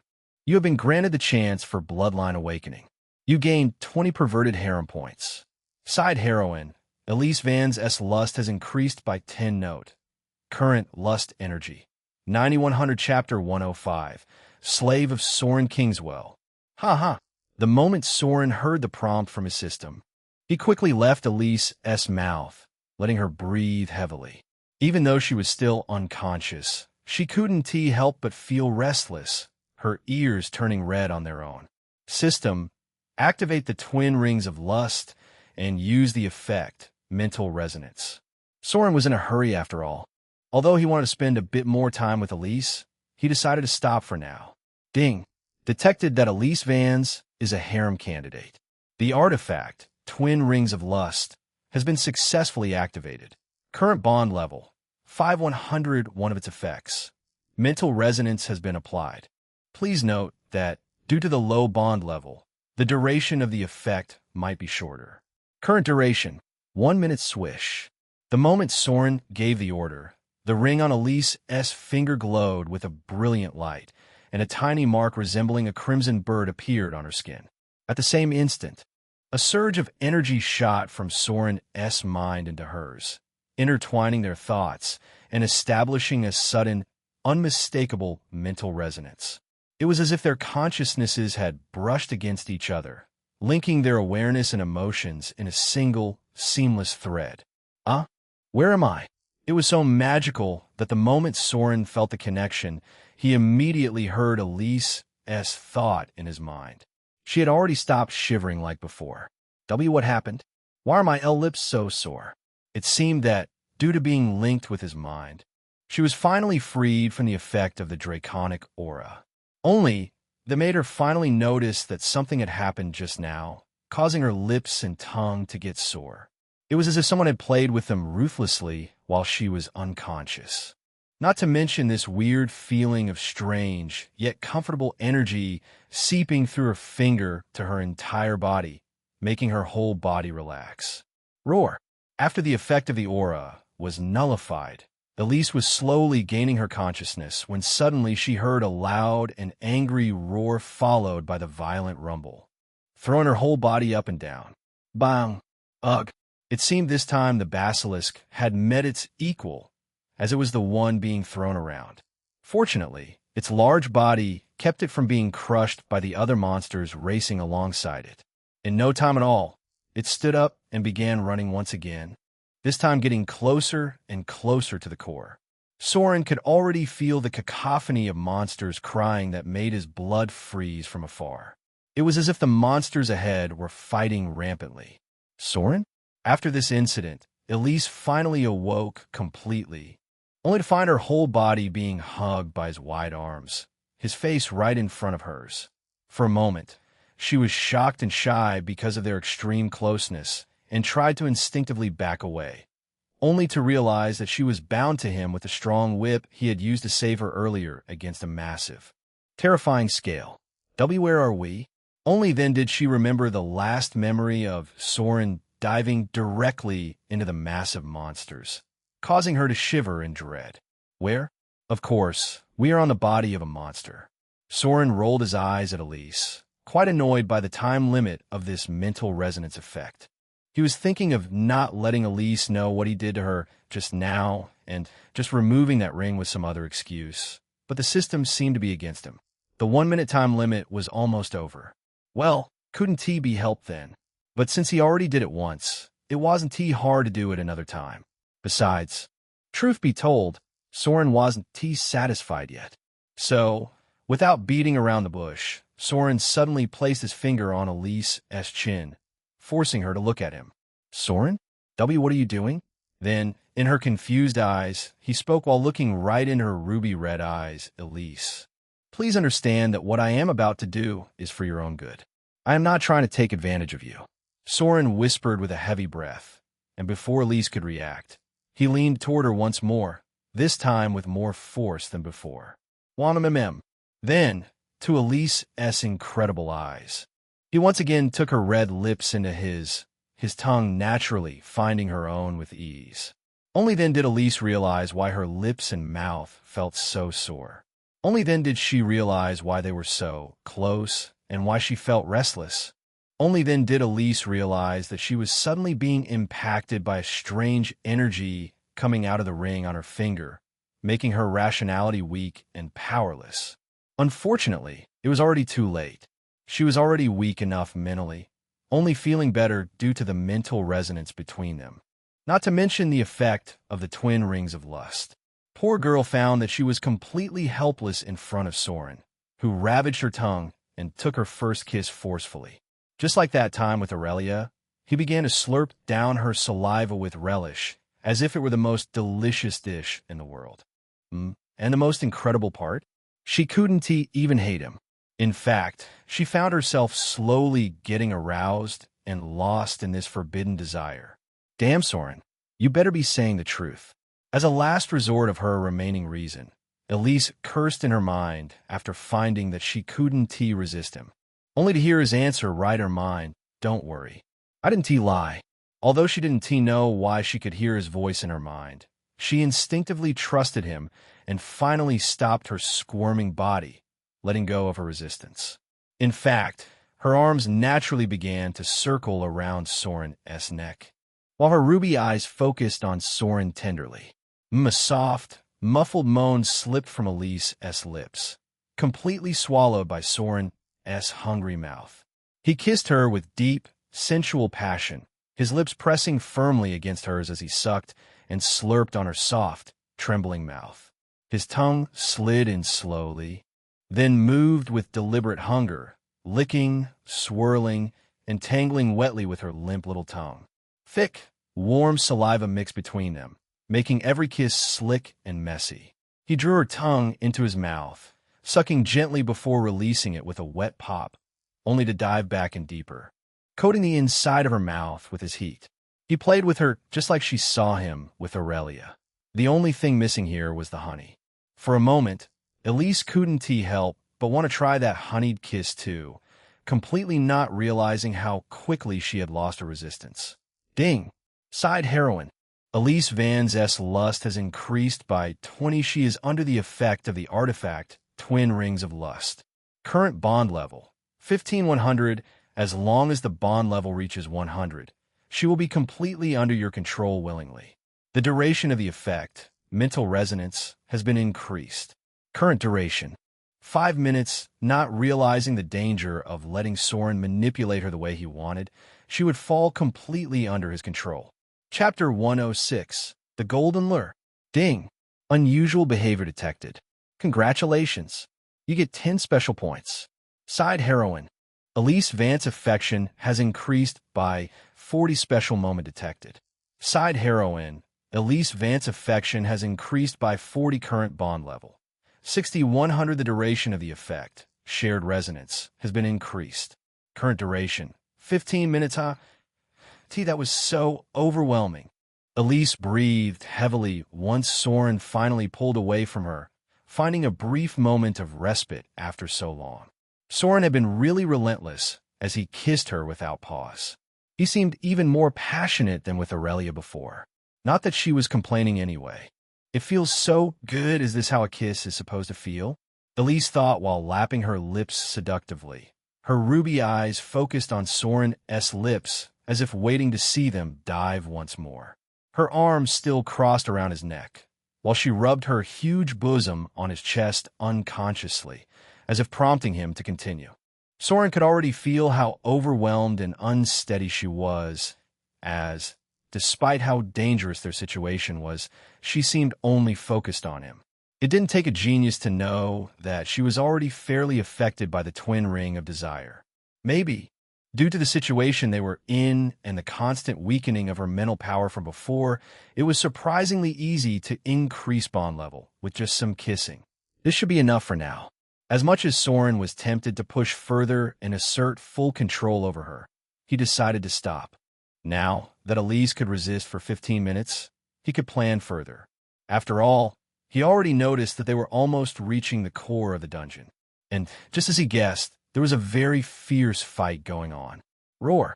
The basilisk they were riding on was already getting more and more agitated, while the dense draconic aura was thickening substantially. So, Soren had to leave this mount before anything dangerous happened. Soren? While Soren was busy using his keen sight to scan for the exit, Elise grew hotter and more desperate by the second. The twin rings of lust were burning through her. Their earlier encounter had left her unsettled and distracted. She was still thinking about what had happened between them and couldn't focus on the danger surrounding them. She wanted Soren to stay close, but he kept his distance, and that only made her frustration worse. Soren, she murmured, her voice tight. Why did you stop? Elise leaned into him, resting her cheek against his shoulder and brushing her lips against his neck. She pressed close against his chest as she shifted her weight back and forth. One of her long legs slid up around his waist, pulling him closer as she held him against her, moving her hips slowly in quiet circles, and due to the mental resonance they shared. The pleasure she felt was twice that of normal, making her even more restless. Soren, please, she breathed heavily, lips brushing his ear. Oh, let's kiss again. I need you closer. I need you with me. Her voice was so sweet, needy, and trembling with pure desire that Soren couldn't help but hiss in restlessness. MMPH little girl, don't tempt me too much, all right. Soren never thought the artifact was so strong that it could affect Elise this badly. Looking at her dazed look as if she just enjoyed him slapping her, but he rolled his eyes and forcefully calmed himself down. He then hugged her waist strongly, intending to finally leave since he noticed that the monsters around had visibly thinned when... Roar! Bang! Shit! Just at that moment, the basilisk beneath them let out a furious yet painful roar before its massive body was violently flung skyward as if seized by an unseen force.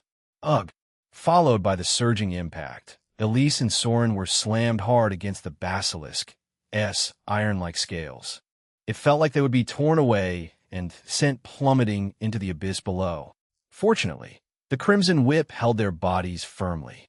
It stretched taut, biting deep into the basilisk's scales, refusing to give even an inch. A faint, pulsing pink glow ran along its length, flickering with contained power as it anchored them in place with an unshakable grip, while simultaneously guarding them within a pink mist firmly. It seemed that after getting fully charged, its effect, passive defense, had begun to work. Thud! Roar! However, this was only the start as Soren heard another roar, louder and angrier than the basilisk below, followed by a heavy thud that echoed through the air and grew closer with each passing moment. The aura was so strong that it directly sent shivers down Soren's spine. Crap! Elise, let us go. The moment Soren felt the intense dread, he immediately flung open his crimson wing and flew into the sky with Elise in his arms. Then, in an instant, he used the gap stat and activated his passive Spirit of Zephyr, running wildly away from whatever location he was in with extreme speed. Soren didn't even look behind to see what was attacking the basilisk. Roar! Boom! And it seemed his decision was correct as the moment Soren stepped away. The basilisk was slammed to the ground once again as jagged crystal spikes burst up from the earth, piercing through its iron scales effortlessly, crushing its huge body and head alike. Blood and gore sprayed as the beast screamed horrendously, crushed and impaled before even having any chance of escape. In just a moment, it was already dead.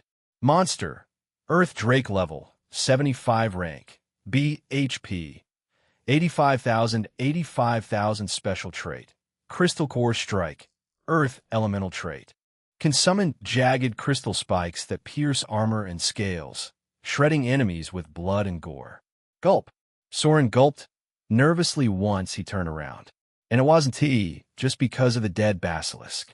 Poor guy was just level 60 after all, considering the level of monsters around this dungeon. Its level was relatively low, although he did feel a bit bad about the death of his temporary mount. What shocked him instead was the scenery in front. Roar! Currently, he was standing on top of a huge tree, looking at the rift, the same one he couldn't see the depth of before. Only now, he could see something within that shocked him to the core. How could it not, when what emerged from the bottomless rift was a towering tree, so large that its blazing branches stretched as if to grasp the sky itself. In fact, its branches were so extensive that they directly formed a massive bridge across the rift, letting monsters from each side step onto them, leading straight to the center where the golden tree stood, emerging from the abyss. And the monsters were indeed running along those branches, rampantly so, all to grab the golden fruits hanging from their countless branches. In fact, they were so crazed that they were fighting all over it, just for the sake of eating one of them. Soren noticed that the closer one got to the tree, the larger and brighter the fruits became. Consequently, the monsters around them were equally powerful. Soren could even see the drake he had seen before, summoning violent storms, fighting with another drake that spewed pure lightning. Not to mention the two bosses of the dungeon fighting right at the base of the tree below the rift. Stormclaw Drake and Ember WRM, true to their names, were massive and powerful, spewing fire like a volcanic eruption and storms like a raging hurricane at each other. With one look, Soren could feel the dread surrounding the center of the battlefield. If he were there, just the touch of their aura would have puffed him out of existence. And yet, the golden tree remained unscathed. No matter how powerful the storm was or how fierce the fire, not even its smallest branches or those golden fruits were affected by the battle. Only the few crazed monsters that dared to approach the center were affected, getting killed miserably in the clash. Is this a world tree or what? This was the first time Soren had ever seen something like this. Even in his last life, he had never come across a dungeon like this in the game. Just what was the golden fruit that made these monsters so crazy that they didn't even care about their lives? Even the boss of this dungeon was fighting to the death at the center. Soren tried looking at them with his eye of insight, only to see nothing, not even a name. This was the first time he failed to gain anything with this artifact. Then again, this was the first time he entered a C-rank dungeon, too. Just as Soren was watching everything in shock, suddenly he felt a violent, murderous gaze lock onto his entire being in an instant. And not surprisingly, it belonged to the earth drake that killed the basilisk just now. Stressed, Soren was about to use everything he had to run when he saw the drake harumph in disdain before turning around and plunging onto one of the bridges it had just secured. Clearly, it despised even wasting its time on such a weak human who was hiding on the body of the monster that it just killed. Thank God, finally, my luck seemed to work somehow. Soren couldn't help breathe a sigh of relief.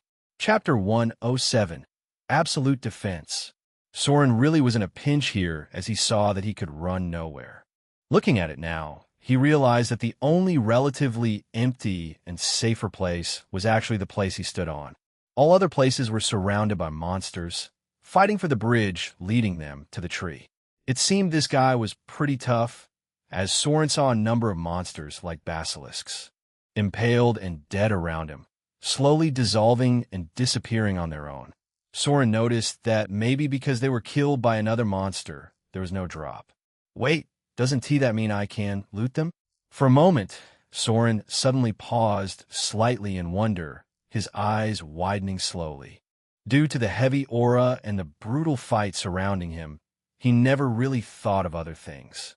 In fact, he already noticed that despite already being at the center, he still didn't get the prompt from the voice of the world that the objective of this dungeon was completed, which meant he must step into one of those branches bridging the entire rift to consider having set foot on the core. Well, there was also the chance that he had to be right below that tree to consider being on the core, but Soren hoped that wasn't the case, as that was truly impossible. But if I can get the monster cores of a level 60 and above, even if he still couldn't get into the center, reaching those branches in front might not be impossible. After all, Soren still had one trump card that he hadn't used yet, his class evolution. Unlike before, after class ascension, he could now increase his class ranking to S rank.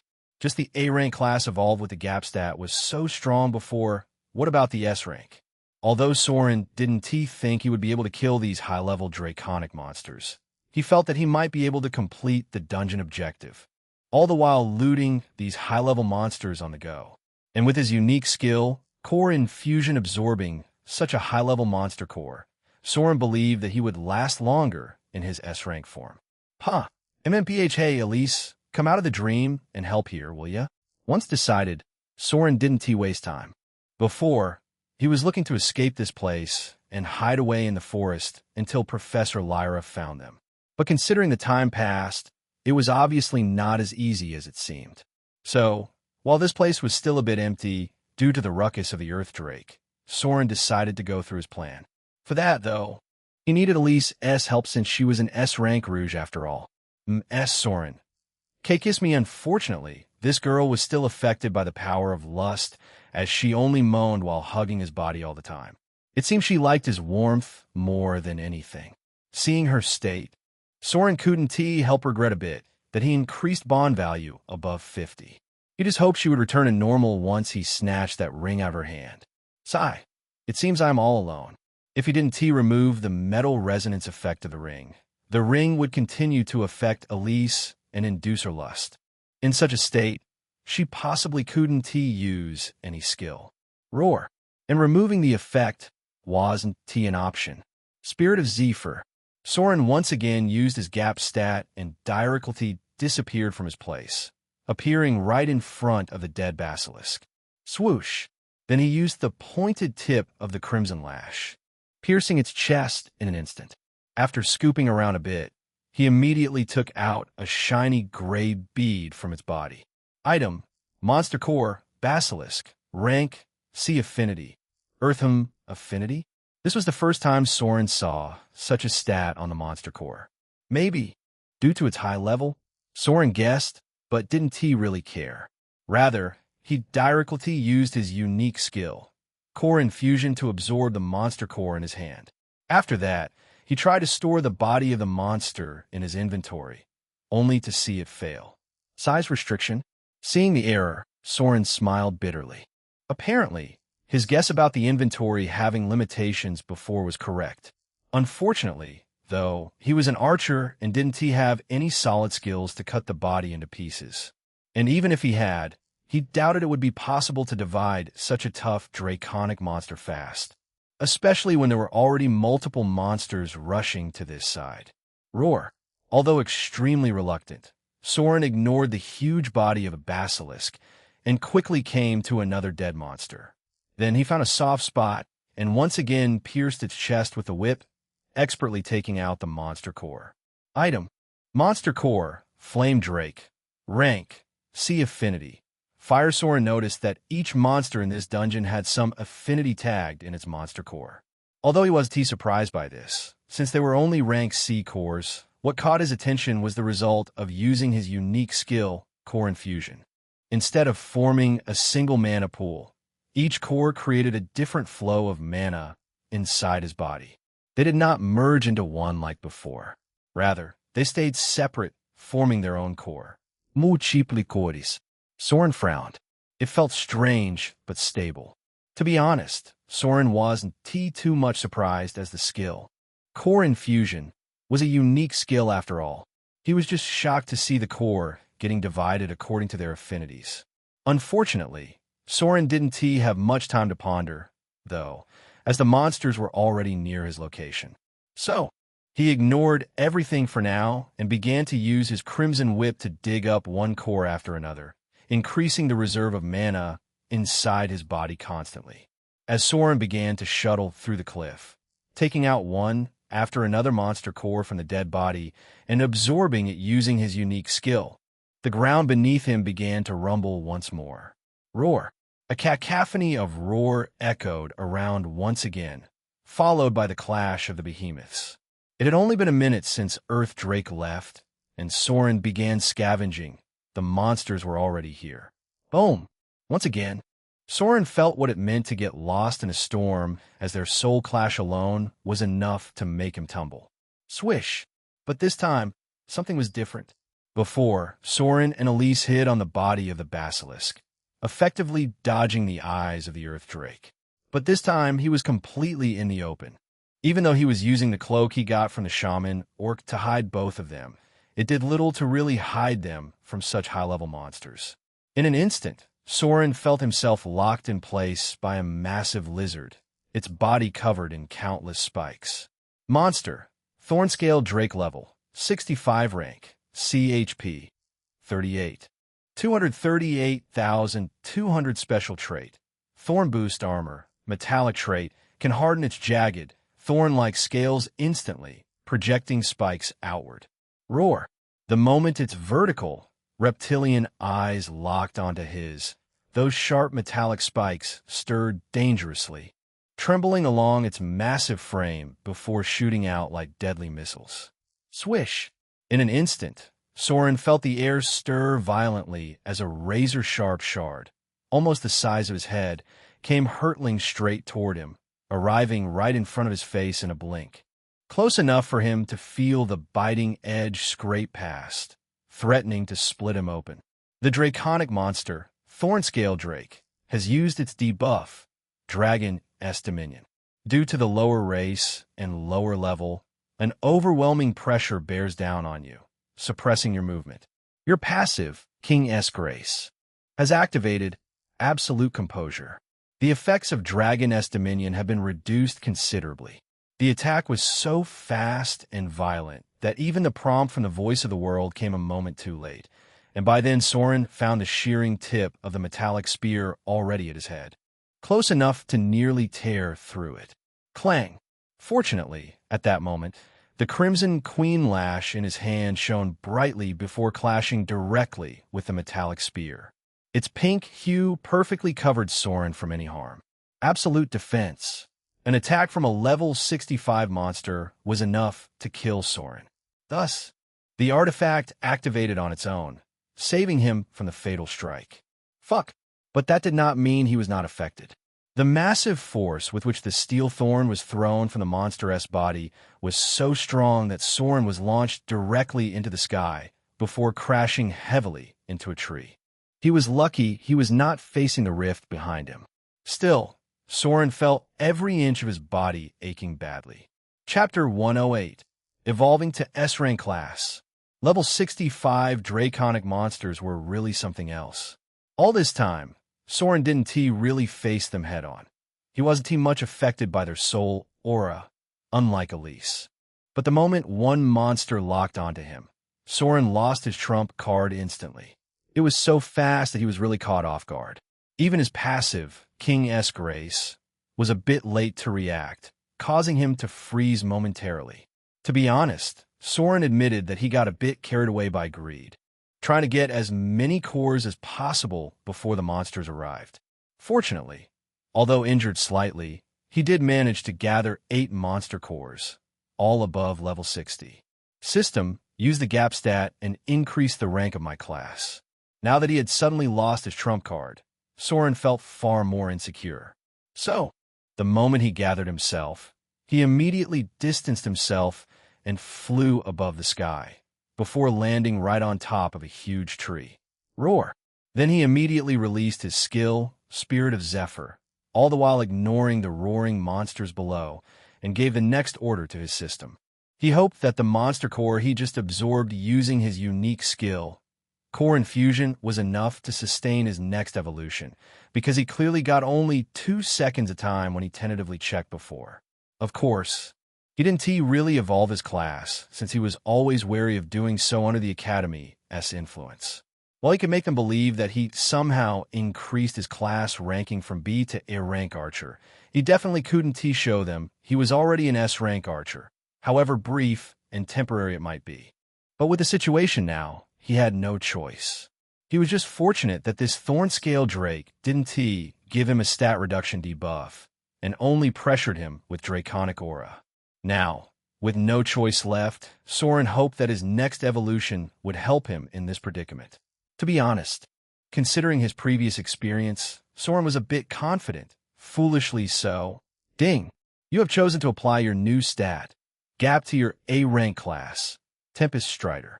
You have 1 gap point. Congratulations! Your class, Archer, A rank, has evolved to Artemis S Radiance, S rank. Warning: your mana core is too weak. You can maintain this state for only 2 seconds. Multiple mana cores have been detected.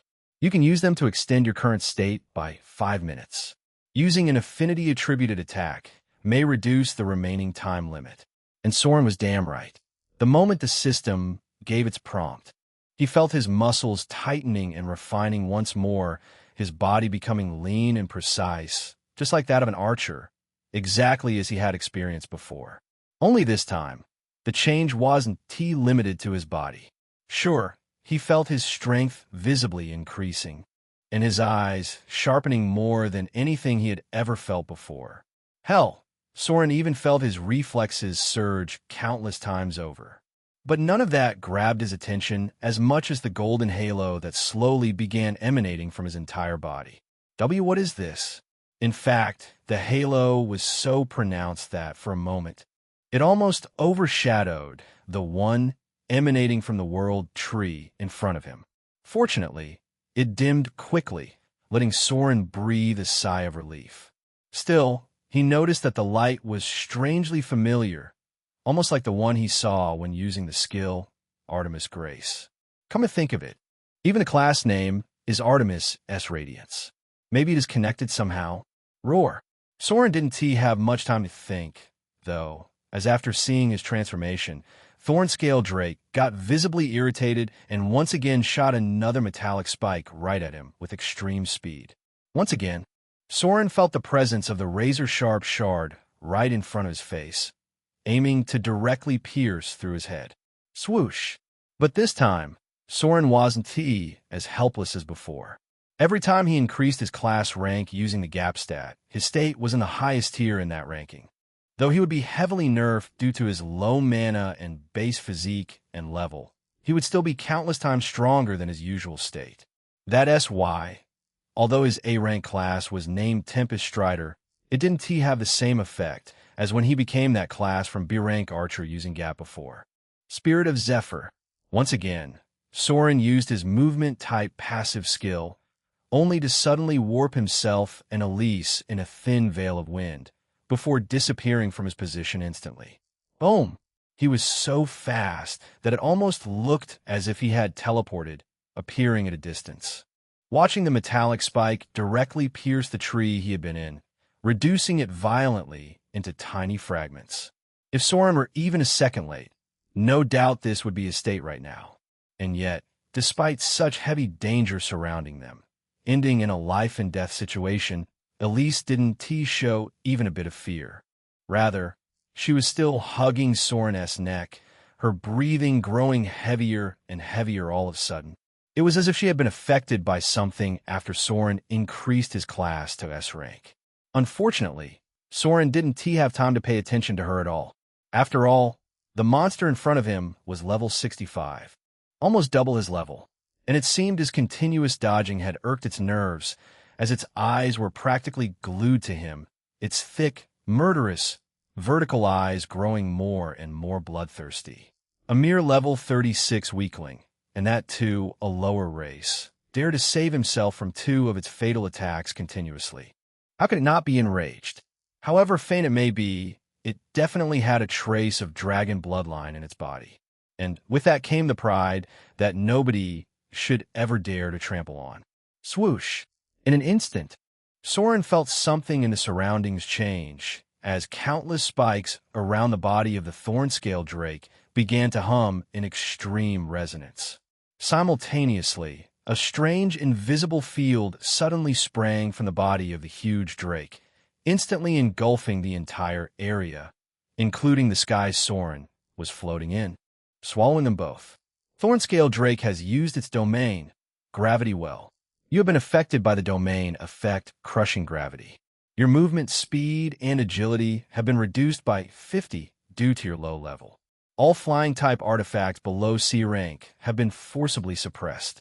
You cannot fly using a normal attributed skill or artifact anymore. Please note that you are now in a combat state and cannot leave the dungeon unless you leave its domain.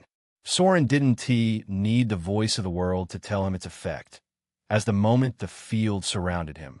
He felt his body getting countless times heavier than ever before. Not to mention the artifact, the Crimson Wyvern Sigil directly stopped working. Just as Soren felt a bit of dread due to the stat reduction, he suddenly felt his body glowing softly, slipping through the field lightly.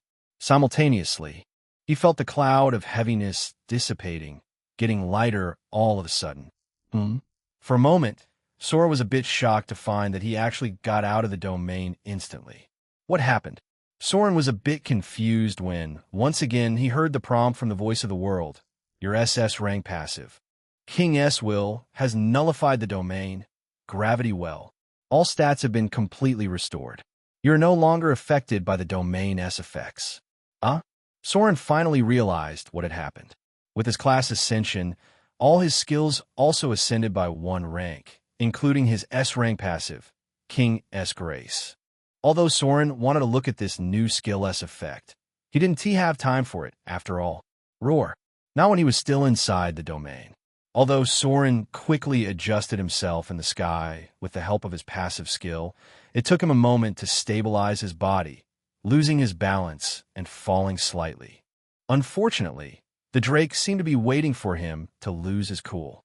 The moment he fell even slightly, it roared menacingly, displacing the air around it, and suddenly ran from its position, heading straight for Soren.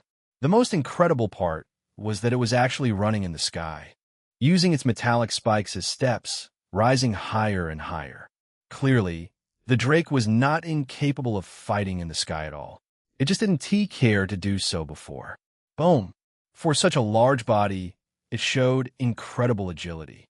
The ground it left directly caved in from the strong pressure, while Soren saw a literal huge boulder flying right in front, as if fired from a trebuchet. Chapter 109. Leveling up like a rocket. Only this boulder was enormous and filled with metallic thorns, each the size of his whole body. Swoosh! As if afraid Soren would dodge again. It directly released all the metallic spikes on its whole body, forming a giant umbrella-like sphere heading toward him from every direction, its body at the center. Now, even if Soren used his incredible agility to move, he would still be pierced by one of those spikes. Truly, the Drake was in a hurry to finish him with this charge. To be honest, looking at the huge monster running in the sky on the metal spikes, surrounded by shiny, piercing silver metallic spikes coming at him so menacingly, Soren felt it even more dreadful than the time when he faced the Greythorn War Chief. At least that guy just jumped with sheer physical strength, not like this one, which was literally running in the sky at a speed exceeding the speed of sound. Helios Piercer. Soren knew that this time, just dodging alone might not be enough, as the Drake could clearly follow him instantly, and with such a high level. Even though agility wasn't its forte, it could match Soren's movement. To be honest, from the beginning, Soren was at a huge disadvantage, and he wanted nothing more than to leave it and run for one of the branches of that golden tree. All to complete the objective of this dungeon. As long as he could do that, he would instantly leave this godforsaken place he was shoved into. He didn't even care about trying to examine that golden fruit, which was obviously an incredible treasure. Thus, Soren once again used the Crimson Whip to secure Elise tightly to his body, who had strangely gone silent recently, before taking out his C-rank bow from his inventory. Then he activated his fire-type skill, Helios Piercer. After all, fire melts metal, didn't it? System, use all the fire affinity mana cores to charge the Helios Piercer. In fact, Soren was so decisive that he directly used the monster cores he absorbed before, instead of relying on his general mana. They were the core of the monsters, similar in level to this Drake after all. Soren wanted to see if he could damage this big guy if he went all out. Ding! You have used the 3 fire affinity mana cores on your SS rank skill, Helios Piercer. Affinity attribute attack has been detected. The time limit of your S-rank class state has been decreased to 2 minutes. It was very unfortunate that the time limit had already been reduced to 2 minutes. But Soren didn't care about that right now. Swoosh. In fact, he couldn't care even if he wanted to. As the moment the system prompt sounded, he felt all 3 fiery mana cores he made by absorbing the monster's cores disappear instantly from his body. Simultaneously, a huge amount of dense fiery mana rushed to his C-rank bow, instantly condensing into an illusory arrow. Creak! Only, the mana and strength were so much that his already damaged bow began to creak loudly, on the verge of breaking apart. In fact, the force with the arrow condensing was so much that even Soren felt his hand shake despite his attempt to steady it. Swoosh! Then, just like the first time Soren used this skill, he felt the arrow begin to glow brightly, so much so that a dark red sun directly materialized at the tip of his arrow in an instant. Yes, unlike before, where it only resembled the sun, this time it directly materialized into the actual one. Only it was very tiny and at the tip of the arrow, completely masked by its brilliant radiance that had already engulfed the entire domain of the Drake running in front. Roar! The arrow, condensed with the 3 mana cores above level 60 monsters, was really something else, as even the Drake in front seemed to feel the threat. Shoot! Unfortunately, it had already come too close to Soren to dodge it effectively. In fact, before it could even attack, Soren released the arrow from his bow, aiming for the monster squarely with absolute precision. Of course, another reason to hurry was that he truly felt that he might not be able to properly aim if he delayed longer, as his bow was almost breaking apart from sheer force. He was glad that the monster in front was huge and running straight at him. Now, it would be very hard to dodge his arrow, even with its high agility. Roar! The Thornscale Drake seemed to think the same as Soren. As the moment the sun descended from the sky menacingly, it immediately roared angrily before directly curling its huge body inside. Spike Fortress! In an instant, Drake's huge body coiled itself tightly, its scales gleaming with a sharp metallic sheen, every spike jutting outward like deadly spears. Now, it resembled a colossal, thorn-encrusted metallic sphere spinning through the air with terrifying velocity, a living weapon ready to annihilate anything in its path. Bang! The moment the Drake used its defensive skill, the Helios Piercer collided instantly with its body, engulfing it in a fiery furnace. Roar! The impact was so deadly that even though the clash happened in the sky, the entire cliff shone brightly in extreme light before the entire section of the forest below was pulverized by the heat alone. Even Soren was thrown backward by the sheer momentum of the collision, causing him to almost lose his footing. Boom! To be honest, the Thornscale Drake was really too powerful, as its defense actually held Soren's arrow for a while. Yet, ultimately, it failed to fully defend itself, as the arrow had a piercing effect after all. It still managed to directly pierce its metallic body, aiming for its heart, before slamming its huge body into the ground at the same speed it had come just now. Boom! Another huge voice of collision echoed around the area, followed by the formation of a massive crater, as if some volcano had erupted. The dust and ashes flowed around the entire sky, masking even Soren's eyes from seeing below. Is still alive? Yet Soren's face didn't show joy after using such a devastating attack. All because he didn't hear the announcement from the voice of the world yet. It meant the Thornscale Drake was still alive. Although it might seem very ambitious of Soren to think he could kill a level 65 draconic being with his level 36, the Helios Piercer was condensed using 3 similar monsters' mana cores after all. Of course, he was surprised that it was alive after taking such a heavy arrowhead on. Soren didn't continue to wait for the prompt from the voice of the world anymore. Rather, he used his extreme speed and directly headed into the ashen sky, floating right atop the huge metallic boulder lodged at the center. Just like he thought, the Thornscale Drake was still alive, although it looked completely injured. Its metallic body had melted in various places, while the countless deadly spikes were totally gone in the collision. Its huge body was sprawled on the ground weakly and powerlessly, unlike its earlier powerful self. And despite all this, it was slowly getting up from the crater. To be honest, Soren realized that he might have been a bit unlucky here, as this Drake was clearly a heavily defensive type. If it were the Basilisk from before, it stood no chance other than getting killed by the Helios Piercer. Let us finish it then. Although surprised by its tenacity, Soren wasn't going to show mercy. Rather, he once again raised his almost broken bow, condensing yet another fiery arrow. Only, this time, he didn't use any fire-type mana core, but used only raw mana before shooting the fiery arrow directly at the monster below, before it could even react. Roar! This time, the arrow was far less powerful than before. In fact, it was even weaker than the time he used it to kill that chieftain. However, with most of the defense gone, the Thornscale Drake finally could do nothing and was pierced through its heart, dying in an instant. Poor guy only let out an unwilling roar of indignation before plopping on the ground heavily. For a draconic being with a trace of dragon blood in its body, its death was a bit pathetic, as the one who killed it was someone far lower than its level. But what could he do when Soren had to cheat? Only, Soren still felt sour that his C-rank bow was now basically completely scrapped, not to mention that his critical hit stat never activated even once. Only when he began to hear the prompt from the voice of the world did he smile lightly. Congratulations! You have killed the level 65 draconic monster. Thornscale Drake, you have leveled up. You have. Chapter 110. Ancient Sacred Tree, Eldrith. Congratulations! You have killed the level 65 draconic monster, Thornscale Drake. You have leveled up. You have. Your current level is 45. Congratulations on killing the C-rank monster solo.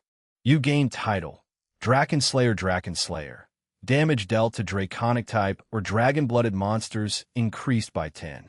Incoming damage from Draconic type monsters is reduced by 10. The effect is also applicable against boss-type monsters. Congratulations on killing a monster far higher in level than yours. You gain title, Limit Breaker. Grants 10 EXP when defeating higher level enemies. Can gain bonus EXP based on the level difference, as long as you killed the monster solo. The moment the prompt from the voice of the world echoed, Soren felt his body change drastically. This was the first time his level increased so much in an instant. He gained so much experience this time because he fought the monster all alone from start to finish with no external help. Otherwise, it would have been so easy to reach level 45 from level 36 just by killing a level 65 monster. In fact, Soren felt that it might also be the effect of the new title he gained. Whatever the case, in an instant, Soren felt that his body had become quite powerful. Only, he couldn't feel it clearly since he was still in his evolved class. Swish! Soren didn't waste time reminiscing about the gain. That would have been too foolish. Rather, he directly landed right in front of the thorn-scale drake that had already dissolved, leaving a few glittering drops behind. Let us not waste time looking at them. I first need to reach one of the branches to see if that completes this dungeon's objective. As much as Soren wanted to see what he got from the drop, time wasn't in his favor. He still hadn't completed the dungeon objective after all, and with no sign of Lyra yet, it was clear that waiting for help was a bad idea. With the motive decided, Soren swiftly stored all the drops in his inventory before flying rapidly toward the cliff. Roar! He could see that, despite how much noise he made during the fight, not a single monster paid attention to their locations. They were still busy fighting and running to get that golden fruit with that crazy look. To be honest, he couldn't deny that even he was tempted to see if he could get one of those fruits, as it was obvious it was a very rare treasure. But he forced himself to calm his greed. As much as he was proud of killing a high-level monster just now, he also knew that his luck played a very large role. And from how he was shoved into this dungeon unwillingly, teetering on a life-and-death crisis, it was clear that his luck wouldn't work all the time. Swish! As Soren decided what to do, he began to circle the cliff while constantly changing his position at high speed, coming and going like the wind. He didn't even care to pick up any monster cores, focusing solely on finding a safe branch to step on. And his decision was spot on, as Soren realized that finding a safe branch and even just stepping slightly was harder than he thought. The closer he came, the more he realized the threat, as each entrance was heavily guarded by the domains of those draconic monsters fighting among themselves. It was as if they would all pounce on anyone who tried to take the route they were contesting. What to do? This is too dangerous. As time ticked by, Soren became more agitated. Even with increased mana from a huge level up and absorbing yet another C-rank monster core, he found that the remaining time might not be enough. For a moment, he wondered if his spirit of Zephyr passive could let him escape from those monsters before they reacted. But looking at the chaos of blood and violence and the super interposing domains surrounding the entire cliff, he didn't want to take the risk. Just as Soren was scanning every corner of the cliff for an opening, he finally spotted a path he could take. Only, this path wasn't directly attached to the cliff like the others, forming a bridge for monsters to run on. Rather, from above, it was just a huge tree branch that had lodged itself against the cliff for stability. In fact, the branch didn't even lead to the core tree like the others. This is perfect. Precisely because of that, the branch was uncontested. Although it wasn't a proper bridge and hung quite deep into the rift from the cliff, Soren finally breathed a sigh of relief. After all, his main goal was to complete the objective, not fight. As long as he could leave this dungeon, nothing else mattered. Elise, hold on tight. We're going down. Once decided, Soren gently hugged Elise on his arm before taking out his ever-reliable crimson whip. Surprisingly, he noticed it was still surrounded by the pink hue, just like when it had been fully charged before. Although he was a bit confused as to why the glow hadn't disappeared after using the absolute defense, he ignored it for now. Taking a deep breath, Soren jumped from the cliff and flew toward the branch at high speed. Clang! As he neared, he wrapped the whip around the branch to secure himself and landed on it with Elise in his arms, hitting the surface with a heavy thud. That was quite easy. To be honest, Soren was quite nervous to jump just now, as he didn't even know whether this move would complete the dungeon objective. If not, he might have a headache going up again. Fortunately, it seems Soren's gamble proved right, as the moment his feet touched the branch, the announcement from the voice of the world came, putting a slight smile on his lips. Congratulations! You have successfully finished the race and reached the core of the dungeon. The objective of the C-rank dungeon, Ember Rift, has been successfully completed. Gained rewards: 5,000 EXP, title, Pathfinder, skill, runner, a rank, active, as an extra reward for completing the instant dungeon. You have gained 1 golden heart fruit from the ancient sacred tree, Labyrinth. Oh, as Soren heard the announcement, he was a bit surprised. After all, he never thought he would get an extra fruit as a reward for completing the C-rank dungeon. Wait a minute, golden heart fruit? Soren suddenly spun around and stared at the massive tree, its size unfathomable, glittering with countless golden fruits. Even now, monsters swarmed it, fighting desperately for a chance to eat one. How many had already died, pushed into the bottomless rift, was impossible to tell. And yet, he got one of those fruits just like that. Ancient sacred tree, Labyrinth? Soren mumbled, finding it hard to believe that it would give him a reward. In fact, he was already surprised that an ancient tree was here in a mere C-rank dungeon in the first place. After all, anything with ancient in its name was usually only found inside S-rank and above dungeons. Then again, this wasn't a normal dungeon. No wonder I couldn't see any information on it with the Eye of Insight before. His mere D-rank artifact was nothing in front of this behemoth. In fact, he was fortunate that the tree wasn't hostile. From the fact that it could give a reward, it was obviously a sentient being. Forget it, getting a golden fruit alone is a huge gain. Soren calmed himself down and was about to look inside his inventory when he once again heard the prompt from the voice of the world. Since your team has cleared the dungeon, you are now eligible to exit the Ember Rift. You are now being transported back to your last position. Wait, the prompt came so abruptly that, before Soren could react, he felt a strong tug on his entire body, just like the first time he entered here. Clearly, he was being teleported out of the dungeon. However, he still had a few things to do. For example, he hadn't yet taken the twin ring of lust off Elise's finger and apologized to her, not to mention understanding her current state of sleep, which baffled him. Unfortunately, it seemed to stay here was over, as the pull was growing stronger and stronger, so much so that Soren couldn't withstand it anymore. Sigh, it seems there's no way to stop it now. In the end, Soren could only sigh, cancel his state, and terminate the mental resonance with Elise. Then he quickly removed the twin ring of lust from Elise's hand, placed it in his inventory, and was teleported along with her. In an instant, the branch where he had stood was empty. Yet the fight above continued, growing more intense by the moment. Looking at the rampage, it seemed it wouldn't be over any time soon. Chapter 111. Aurelia's Tears. Why am I unable to see anything? From somewhere deep within the white leaf forest, a tall woman in a dark robe, her figure completely hidden, muttered with a trace of annoyance. In her hand was a smooth, palm-sized glass sphere, inside which black fog squirmed and twisted endlessly. Looking at it, it seemed to be some kind of visual artifact. Through it, she should have been able to see deep into the dungeon, observing everything inside the instant dungeon she had just opened. Yet, there was nothing. The fog churned as if reacting to something, but no image formed, no shape, no movement at all. Just emptiness. Her brows furrowed slightly beneath the hood as her grip tightened around the sphere. Blocked? She muttered again, quieter this time. The only reason her orb of sight might have failed was if its access had been blocked.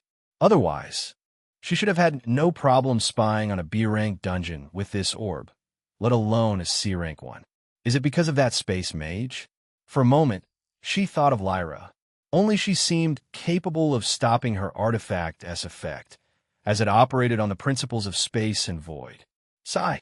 It seems I still cannot fully gauge that person-as skill today. Realizing that the orb showed no reaction, she sighed and put it aside. But still, if that boy with such a low level managed to clear that C-rank dungeon, then he should be the one I have been looking for all this time. The Void Gate Amethyst was an extremely rare A-rank item.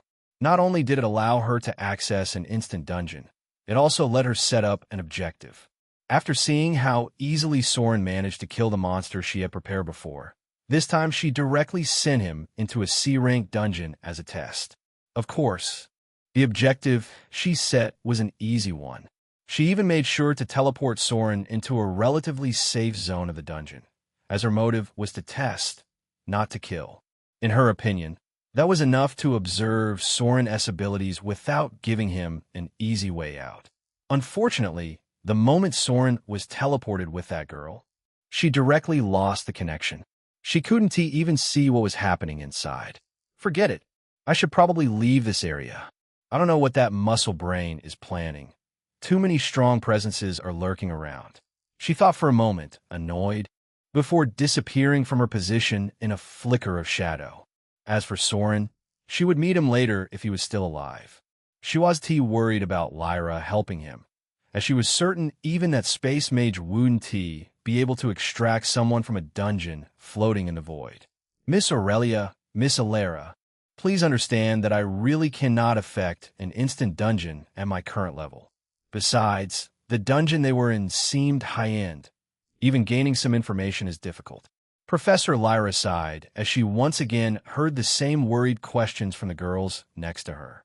But no matter how frustrated she felt, she couldn't get angry. This trouble was partially her responsibility as well. She told Soren that the area around was safe, after all. Don't worry, you too.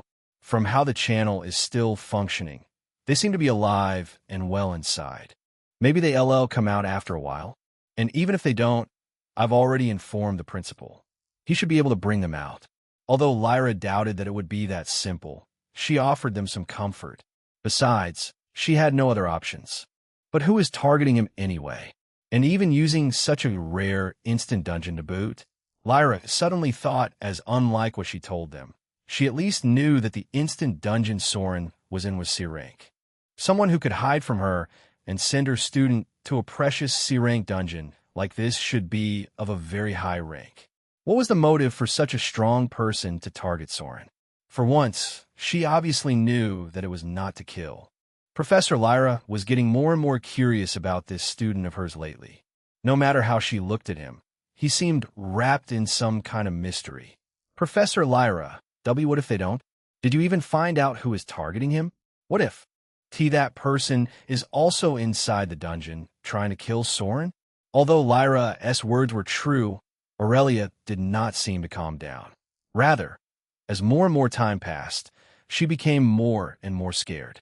In fact, the same was the case for Alara, too, who was biting her nails in distress. However, she was somewhat calmer than Aurelia, because her link with her sister reassured her that she was fine and alive. Besides, she had no idea that the dungeon they were in was actually C-rank. But Aurelia seemed a bit tense, as she knew someone was after Soren. What if something happens to him? I shouldn't have given him that orb to check. It's all my fault, and I'm safe here while he faces such extreme danger. Aurelia muttered with moist eyes, on the verge of crying. She thought it was her fault that Soren was in danger. If only she had not given that orb for Soren to check. If only she had listened to Soren and just returned to the camp without distraction. If only she were not curious. If only, as Aurelia blamed herself, her tall and prideful body slouched on its own, as a few drops of tears slowly came out of her amber eyes. Even with her prideful nature, she could not stop those tears from falling. If Soren were just a friend like before, she might not have reacted much. But after their intense kissing session, she vehemently realized that she seemed to like him. Like him enough to miss him already. Like him enough to feel her heart being cut apart by the mere idea of losing him here. If only my amulet did not stop me from getting teleported. She even foolishly hated the safety net that her mother gave her. Without it, she would also be with Soren inside, in life and in death. Maybe she could help him rather than pathetically waiting outside here, unaware of his situation. As Aurelia slowly shed tears from her beautiful eyes, the atmosphere around them became solemn and awkward. For once, both Alara and Professor Lyra seemed a bit surprised to see how much she seemed to care about Soren. They were not fools and could clearly understand the situation. It was just still very surprising to see Aurelia silently crying. They never thought they would see such a scene, considering her tough reputation. That boy, he seems to be liked by every girl around him. Is he so charming, or what? Professor Lyra was somewhat speechless at seeing such a scene. Fortunately, there were only 3 of them around. Hey, don't feel sad. It isn't like he is dead. No matter how shocked she was, Lyra still came close to Aurelia and patted her back, intending to console the little girl. The channel is working just fine, and that boy is quite tough himself. I don't think he will. Chapter 112. Tears and Apologies. Just as Lyra was about to say a few more words, she felt sudden movement from the void channel, causing her to turn around solemnly. Someone is getting teleported out.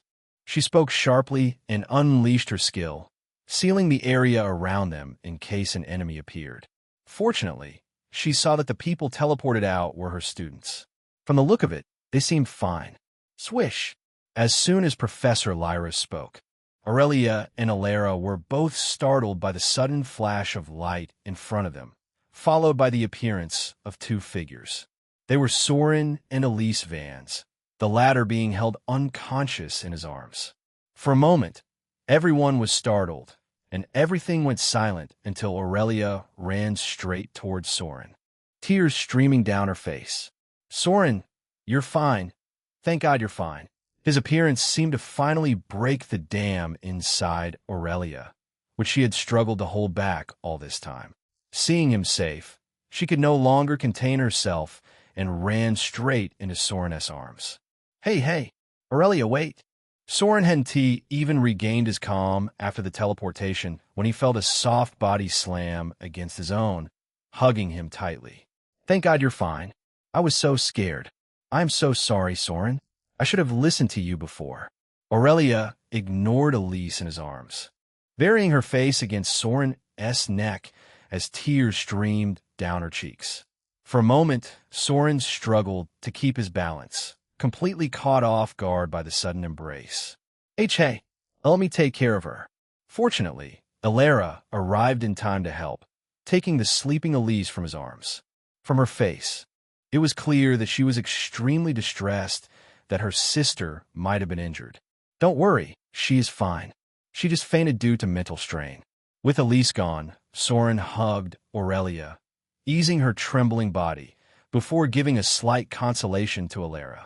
Only then did he fully pay attention to Aurelia, sobbing into his neck and holding him tightly. I am sorry. I'm so sorry. She kept apologizing, her tears wetting his neck with coldness. It didn't take a genius to understand what was happening here. To be honest, Soren felt a little warm seeing Aurelia like this, knowing she clearly cared about a guy like him, a scumbag. Sometimes he wondered what good he had done in his previous life to get so lucky. Well, as far as he remembered, there wasn't anything noteworthy. He did give a castle as a gift to one author once. Maybe that was the reason? Who knew? Cough. Aurelia, I'm fine, and it isn't your fault. Can you calm down now? As much as Soren enjoyed their intimacy, he couldn't let Aurelia embarrass herself too much. After all, he wasn't alone. Professor Lyra and Alara were still there, watching them with faint, knowing smiles. To be honest, even he felt a little shy. And no, I want to let you go, not after I almost lost you. I am so sorry, Soren. I shouldn't have let you touch that orb. But Aurelia didn't seem very strong under stress. She was clearly shaken. She kept sobbing lightly, clinging to his neck so tightly that Soren could barely breathe. I told you, it isn't your fault. Soren tried to console her, but all he heard was Aurelia mumbling sorry over and over. For a moment, Soren couldn't even budge her an inch as she refused to listen. All the while, Professor Lyra and Alara continued to watch with amused smiles, which only made him more annoyed. Huh, ouch. Finally, Soren couldn't take it anymore. He lifted one arm and slapped Aurelia squarely on her bottom. The force echoed across the area, making Aurelia yelp in pain and finally loosen her hold on his neck. Okay, calm down. Didn't you hear me? Professor Lyra is still waiting for us. Do you want to make her wait? Soren finally took the chance to step out of her arms, his eyes fixed on Aurelia's. Then, seeing her tears, he couldn't help but wipe them from her face, wearing a sweet smile. As much as he was happy that Aurelia cared for him so deeply, no man liked seeing the woman he cared about cry. Are you feeling better now? Soren asked after making sure no tear remained on her face, only to see her nod lightly, her head lowered. Looking at her pitch-red face, to the tip of her ears, it seemed she finally came to her senses and realized that Soren just slapped her, but right in front of a professor and Alara. To be honest, she was so shy and flustered that she didn't even dare to look up. Now that she thought about it, she was really crazy to go and hug a boy in front of outsiders, crying her eyes out. What would happen if the rumor spread around? Okay, as much as I want to let you lovebird have your time, I really can't wait too long here. Just as the situation was about to get once again awkward, Professor Lyra came to their rescue. Soren, it seems you and Elise seemed fine. So, should we talk now? I want to know exactly what happened, both inside and outside. It was a big deal for her student to encounter such danger right outside their camping site. Although she already realized that Soren had been the target, she couldn't ignore the possibility of strong, unknown enemy lurking nearby. For that, she needed to know what happened. How did he get trapped in an instant dungeon? And how did he manage to escape it, especially since she knew it was a C-rank one? Well, she admitted that she wanted to know the latter the most, since she had already noticed Soren's true level. Level 45. Shock was an understatement for the emotions Lyra felt towards Soren right now. This boy, who had seemed unremarkable from every angle before, had suddenly changed so rapidly that she was struggling to keep up, even as a professor. To be honest, she wanted to know more about him, and maybe apologize too, since she didn't keep him safe as she had promised before. Chapter 113. One wish within her power. A golden tree that caused all the monsters to go crazy? Professor Lyra raised her eyebrow slightly after hearing Soren. Yeah, all the draconic monsters inside were crazy for that golden fruit, and were competing without a care. Even the two boss monsters were fighting together when I was there. Soren lightly and selectively explained what happened inside the C-rank dungeon. Except for his weird class evolution, he explained the state inside vividly, showing how he and Elise survived. Most of it, he directly attributed to his luck, which wasn't wrong. He also didn't tell her about the golden fruit he got as a reward, since he had a hunch it was a very rare treasure, nor about his deed of killing a monster double his level. He wasn't stupid enough to spill his secrets just to get a few reactions. I understand. I will bring this topic to the principal and let you know if I can find anything about such a weird tree. Professor Lyra, of course, could feel Soren wasn't telling her everything. For once, he didn't explain how his level increased so much all of a sudden. But since Soren didn't want to tell her, she didn't force it. Rather, she turned to him and apologized. As for the incident today, I sincerely apologize. I really didn't expect someone would use such a rare treasure to target you. Lyra showed an awkward smile, unbefitting of a professor. To be honest, she still hadn't figured out who was behind it. Fortunately, from what she observed, it seemed the person was testing Soren rather than trying to kill him. But that didn't lessen her guilt. As an apology, I will grant you any one wish you want as long as it is within my range. Take your time and think about it. In the end, she tried to make it up to Soren. To be honest, it was a huge concession from her, as Soren could ask for anything. Even for Lyra, she would suffer a huge loss by giving such promises. Anything I wish. Sure enough, after hearing her offer, Soren's eyes went wide. Not only him, but even Alara and Aurelia looked at her in shock.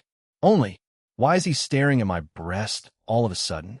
Professor Lyra saw Soren suddenly staring at her cleavage the moment he heard her promise. Although he quickly looked away, he was too close for her to miss his gaze.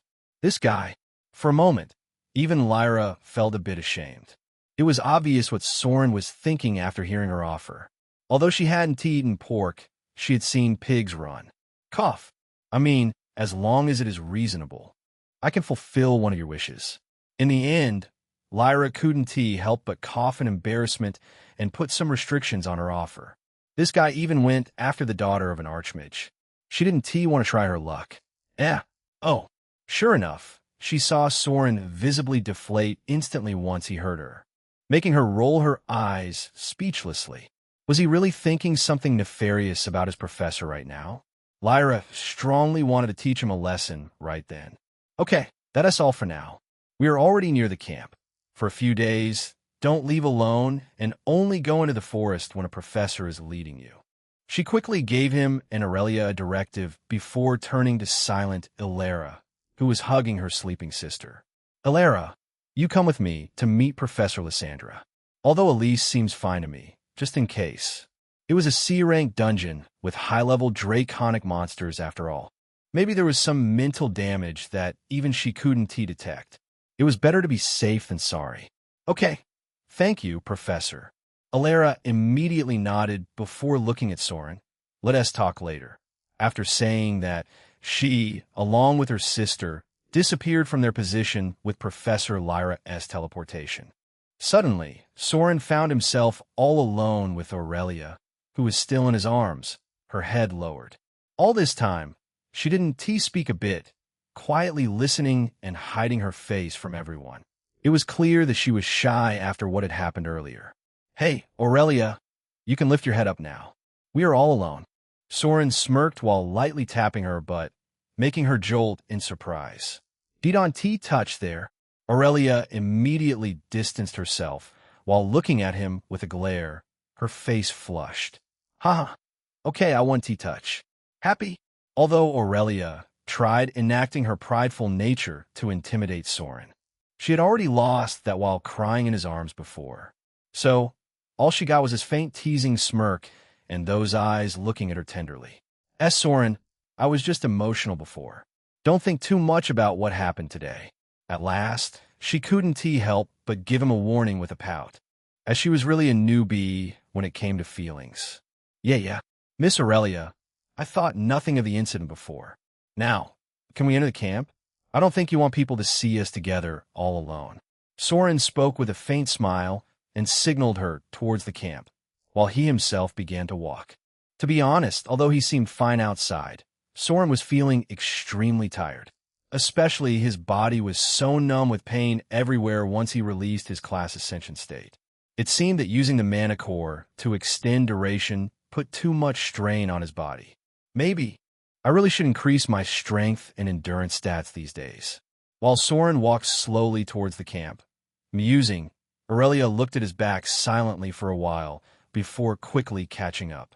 Truth be told, she felt a bit bad that Soren so easily he said he thought nothing of the incident before.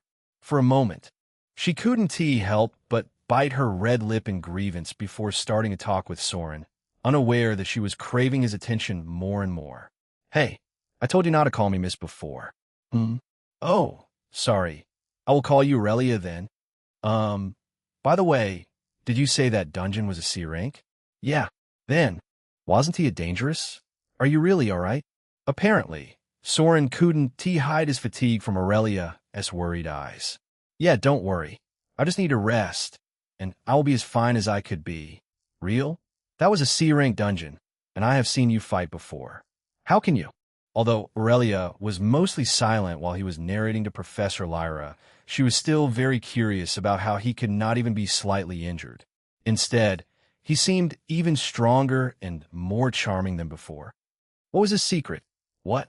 Do you want me to get heavily injured or what? Seeing her getting suspicious, Soren rolled his eyes and joked. By this time, they had already arrived near their camp, and from how empty they looked, it seemed nobody had returned yet. And no, that is not what I meant. In fact, I'm glad that you're all right. If something happened to you, I mightn't be able to forgive myself for life. Chapter 114. No more holding back. 18.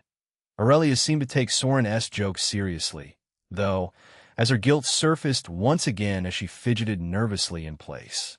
The poor girl still thought she was the reason behind all this, when in fact, Soren was sure that even if she didn't do anything, he would be pulled into that portal regardless, as long as it was near him. As I said, it wasn't your fault, Aurelia. Whoever the person behind it was, I was clearly their target. Whether you were there or not wouldn't have changed anything. After Soren made sure that the camp was empty, he finally turned to the tall girl in front before slightly placing her stranded hair behind her ears tenderly. So, you blaming yourself is just too stupid. However, I'm kind of happy that you cried for me. Does that make me look bad? Soren wondered aloud as he slowly caressed the cheek of Aurelia before lowering it to her chin, his breathing slowly getting deeper.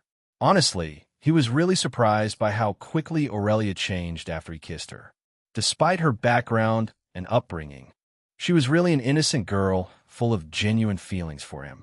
Even now, despite knowing he was getting too close to her, Aurelia didn't show any protest. She just lowered her head, as if in guilt, her body fidgeting nervously and shyly, completely unlike her usual self, which everyone knew of. Hey, Aurelia, are you hungry? Seeing her in such a vulnerable state, how could Soren control himself? In the end, he lightly caressed her red lips with his finger before whispering softly, "Hungry?" Aurelia, of course, felt him getting restless. In fact, she herself had been feeling this unknown emotion for a while now. Otherwise, why would she allow him to caress her like this? But his sudden query stumped her, as she turned her head up in confusion, only to see Soren smirking at her with a glob of honey floating in his left hand. The same golden honey they shared before. Vuvucha. In an instant, Aurelia understood what Soren meant by hungry as her amber eyes quickly went wide in shame. But before she could speak, Soren suddenly grabbed her hand and forcibly dragged her directly inside his tent. Gnome then, with a practiced ease, he directly hugged her soft body before kissing her lips suddenly. He was so smooth that before she could even close her mouth, he pulled her into a deep kiss, carrying the same sweet taste of honey she was so familiar with. Soren Aurelia was completely overwhelmed and tried to protest, only to be pulled closer and kissed more deeply, chasing and slurping her tongue in abandon. MMPH then, in no time at all, she found her entire body thrown on the soft mattresses on the ground, being pressed from above. And Gnome this time, Soren didn't seem to care about her identity or about going too fast with her. It was clear to him that Aurelia had feelings for him and was feeling guilty somehow. If so, why should he tread carefully like before? Why would he be careful? Soren was opportunistic by nature. When he didn't even let her go inside the forest before, why would he let her go inside his own camp? All alone and flustered? Wah, Soren didn't know this time. Soren closed the distance between them, his hand reaching toward her chest as she tried to pull away. His touch pressed firmly against her, and she felt her breath catch as the moment became far too intense. Overflowing warmth with possessive longing. How much he wanted to be close to her before. In an instant, Soren reached toward Aurelia, gently drawing her near, his hand resting against her shoulder with just the right amount of care to make her feel a quiet thrill. All the while, his mouth never left hers, muffling every protest or moan that tried to escape. His tongue continued its relentless dance, tasting her sweetness while keeping her voice trapped between them. He devoured her lips like he was starving, sucking and swirling deeper, drawing out every shaky breath she tried to hide. Heck, he didn't stop there as he pushed her legs apart with his own, sliding one knee between her thighs and pressing close. He moved slowly and deliberately, the rough fabric of his clothing brushing against her skin with every shift leaving her breathless. "And no, Soren." She gasped as his hand pressed firmly against her, and Aurelia's body went limp on the mattress, squirming and twisting as a wave of feeling rushed through her. Yet Soren didn't stop, continuing to push her further, all the while accepting numerous side quests behind. Ding! You have accepted the side quest with side heroine, Aurelia Flareborn. Hug from behind for 5 to 10 seconds. Make physical contact through her clothes for 10 full seconds. Hold a piece of her clothing close for 1 full minute. Get her to sit on your lap and act affectionately toward her. Bury your face near her chest and hold her close. Soren skimmed through the list and accepted any inappropriate side quest that wasn't over the top, all the while doing exactly that with Aurelia, who was already flustered. Soren, poor girl, tried reasoning, but Soren didn't listen to her. He touched her in ways that made her uncomfortable, sometimes grabbing her and sometimes pulling her close, only to kiss her again. Sometimes he would press against her, making her feel all tingly, and sometimes he would pull her close, pressing his face against her inside her clothes, his lips grazing her skin. And no, to be honest, Aurelia really didn't expect Soren to act this way with her once she had been pulled into the tent. She thought their honeyed kiss was already borderline shameless, yet she saw so many ways to play today. In a way, Aurelia was being toyed with. A proud daughter of an archmage was being played around by a boy in any way he wanted inside a narrow tent. And yet all Aurelia could do was moan wantonly in passion, as the pleasure she was feeling right now was countless times greater than their kiss. Aurelia never thought that today would be the day when she would experience so many emotions. To be honest, she was somewhat overwhelmed. Soren didn't, although she protested symbolically. Soren wasn't going to stop anytime soon, it seemed. Not when he was hearing one after another system prompt in his mind. Ding! Perverted act detected. You gained 10 perverted harem points. Congratulations! You completed a side quest with. You gained rewards. Perverted act detected. Congratulations! You completed a side quest with. Well, no matter how heated things are right now, at least he made sure Aurelia wasn't feeling guilty toward him anymore. Besides, Soren suddenly realized that he wasn't as averse to some of these quests as he thought. Now when he had a wonderful red-headed beauty agreeing to his every demand on the bed right now. Now when he had finally decided to use his system to the fullest, so as not to place himself in such a dangerous predicament again. The plot had gone awry without his knowledge, and Soren had to correct it somehow, and he had finally figured out how to do so. Soren Don't Bite. Chapter 115. Counting Loots from C-Rank Dungeon. Name, Soren Kingswell Class. Archer, a Tempest Strider level. 45, 9,240, 17,000. Hunter rank, a title. Pathfinder, Limit Breaker, Lone Marksman, Novice Conqueror, Survivor, Falcon Slayer, Orc Slayer, Draken Slayer. Attributes, Strength. 106 Agility Dexterity. 206 Intelligence Mental Power. 137 Endurance. 105 Charm. 202 Mana. 141 Luck. 40 Free Stat Points. 49 Invariable Stat, Gap. 1 Critical Hit. 1 Skills, Passive. King S. Grace S. Keen Sight, Windwalker, A. Eagle Reflex, Focus Mind, A. Active. Artemis Grace S. Arcane Volley, A. Ether Shot S. Rank. Cyclone Strike, A. Tempest Arrow, A. Runner, A. Unique Skill, Core Infusion. Active Quest, Professor S. Warm Hug. Status, Side Character, 1. Harem Points. 220 Reward to be claimed. A chance of Bloodline Awakening. Soren couldn't help but sigh after looking at his luxurious status panel. While people might disagree, but for him, it was luxurious nonetheless. 49 Free Stat Points. So many things happened just on the first day of the club recruitment. To be honest, when Soren went to join the trade circle, he didn't think much beyond trying to expand his connection. Even when he kissed Aurelia in the forest, all he was thinking about was slowly seducing her. That's why he didn't do much at that time. However, things went out of control when Elise got involved. Not to mention the dangerous predicament of being thrown into the C-rank dungeon out of nowhere. In fact, now that he looked at it calmly, Soren realized that maybe he was alive and unscathed because he had arbitrarily added 15 points of luck before. In the end, he did complete that quest with Elise, didn't he? Elise Van Sigh. I don't know how much she remembers. Today was already the next day, and he was currently in his camp, freshly woken up from his time with Aurelia yesterday. Honestly, yesterday was really wild, even for Soren. He didn't know what came over him. Head acted so far out of character with Aurelia. Head let things go further than Head planned, which was probably why she had been so angry with him afterward. Soren smiled a bit as he opened the status panel of Aurelia from his harem archive. Name: Aurelia Flareborn. Class: Flame Mage. S. Level: 31. Status: Side heroine. Current emotion: anger, embarrassed, shy, overwhelmed, resentful, nervous.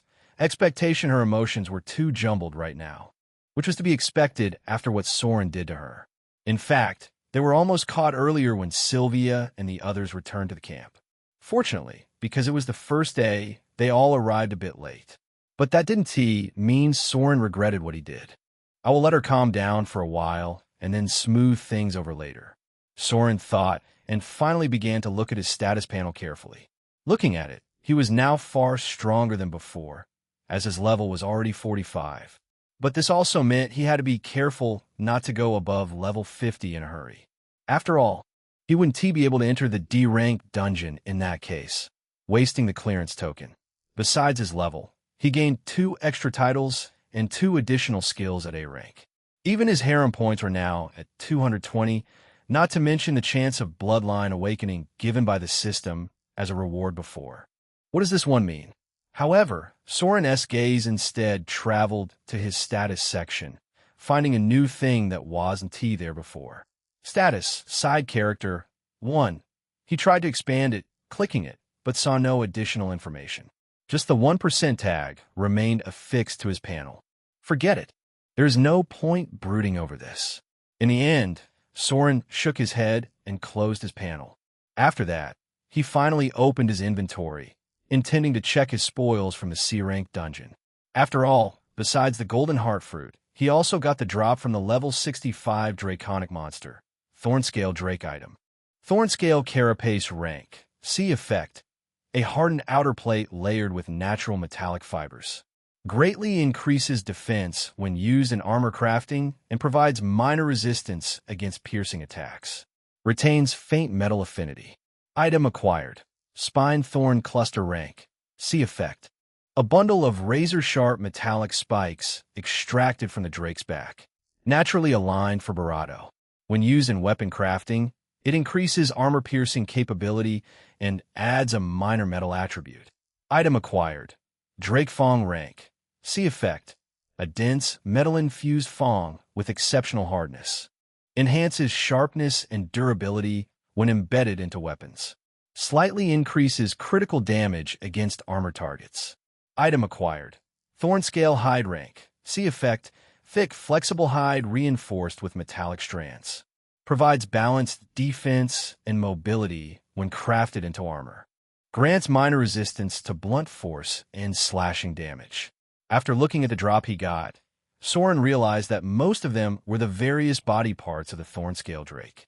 Considering its huge physical body, it made sense. Although they were only crafting material, they were C-rank ones after all. Just selling a few of them would net Soren enough credit to buy another C-rank bow again. This was only possible because it was the drop from a draconic monster that was very rare outside. And it wasn't like there weren't special items in the mix. Item: Metallic Dragon Blood rank. C effect: thick blood carrying a trace of draconic lineage. When consumed, it covers the body with a faint metallic sheen, greatly increasing defense and physical resistance for a short duration against any kind of attack. Item acquired: Thornscale Heart Residue rank. C effect: residual essence from the Drake's core. Carries faint draconic properties. When absorbed, it gives a person a small chance to gain or enhance metal affinity. Item acquired: Sovereign Ground Sigil rank. C effect: a manifestation of the Thornscale Drake's control over land and weight. When infused with mana, it anchors the user to the ground, greatly increasing balance and impact force while reducing displacement effects. Movement speed is slightly reduced during activation. These three items were the best drops Soren got from the Thornscale Drake, especially the Metallic Dragon Blood and Sovereign Ground Sigil. Soren was going to use them himself. To be honest, for a level 65 normal-type monster, this many drops was somewhat rare. Soren guessed that many factors, like his luck, the dungeon type, and his low level, might have caused this. Well, he wasn't complaining. Let us give him to Isolde, and let her craft something good out of these. I also need to search for a good bow ASAP. Soren made the plans before stuffing all the drops into his inventory. Only then did he finally look at the fiery golden fruit he got as an extra reward from that ancient sacred tree, Eldrith. To be honest, Soren had really been holding himself back all this time. If there was anything he was extremely tempted to look at, it was this golden fruit he got from an ancient entity. If countless monsters fought over it with their lives, it must be extremely precious, right? Soren first made sure his tent was properly closed and that there was no one nearby before slowly taking the fruit out of his inventory. So soft. Chapter 116. Concept. So soft. This was the feeling he got the moment he touched the fruit in his hand, almost double the size of a normal apple. Its surface was smooth and warm, like it held a faint pulse of life within. Just like he had seen before, the fruit was purely golden in color, glowing subtly as if it carried a sacred aura. Tiny, almost imperceptible veins of light ran across its skin, giving it the sense of being more than just an ordinary fruit. A faint fragrance drifted from it, sweet but tinged with a hint of sharp energy, which Soren immediately stopped from spreading with the wave of his hand. If some sensitive monsters sensed it and came barreling crazy like those in a C-rank dungeon, Soren would have nowhere to cry, although he was in the camp. And he seemed a bit paranoid. After what happened to him before, Soren stopped believing in Elite Hunter Academy at all. So much for being the top academy that they couldn't even notice their student being ambushed right outside. Welp, not wanting to waste too much time, Soren focused his eyes on the golden fruit and used his artifact, Eye of Insight, with bated breath. Item, Golden Heart Fruit, unique consumable, rank. A origin, formed from the essence of countless monsters' life and death struggles, infused with traces of draconic bloodline. Its creation is very rare and impossible to replicate by anyone except the ancient sacred tree, Eldarth. Effect, when consumed, it permanently grants a concept tailored to the person's class. What? The moment Soren saw the information on the fruit through his Eye of Insight, he was so shocked that he shot out loud in reflex. How is this possible? For a moment, his eyes went wide as he skimmed through the content again and again, as if paranoid. But no matter what, the detail didn't change at all. Concept. Goddamn, is it the same thing I know? Surprisingly, though, Soren's shock wasn't related to the rank of the golden fruit, nor to its origin. After experiencing everything in the dungeon, he more or less guessed those and was even prepared. But never in his dream did he think this fruit was something that could give concept, and that too permanently. How the heck is this only an A-rank item then? Soren quickly stored the golden fruit in his inventory while breathing deeply to calm himself down. He had many things to think about now that he knew what treasure he got from that dungeon. After all, the concept wasn't something that a low-level being like him could come into contact with. Heck, he was sure that even Professor Lyra hadn't known about it yet. Otherwise, she wouldn't be stumped when it came to an instant dungeon with her space mage status. In fact, if Soren weren't a transmigrator, he would never know what it was. Even Aurelia's mother, Seraphina Flareborn, gained her concept after reaching level 300, and she was hailed as a genius. How high was that level? How long would it take him to reach there? And yet, why? This doesn't make sense. A concept was a manifestation of a fundamental principle within their energy, allowing them to instinctively master their class as core powers without relying on specific skills. For example, the concept that Seraphina awakened was elemental insight, which later allowed her to become an archmage. Even the protagonist, Evan, would later awaken his own concept at level 200, called Sword Intent. Unlike other skills, concept was truly something earned by the hunters themselves with their years of mastery over their respective class. It wasn't something that was given by the system, gained from outside, or was something that appeared as soon as someone levels up.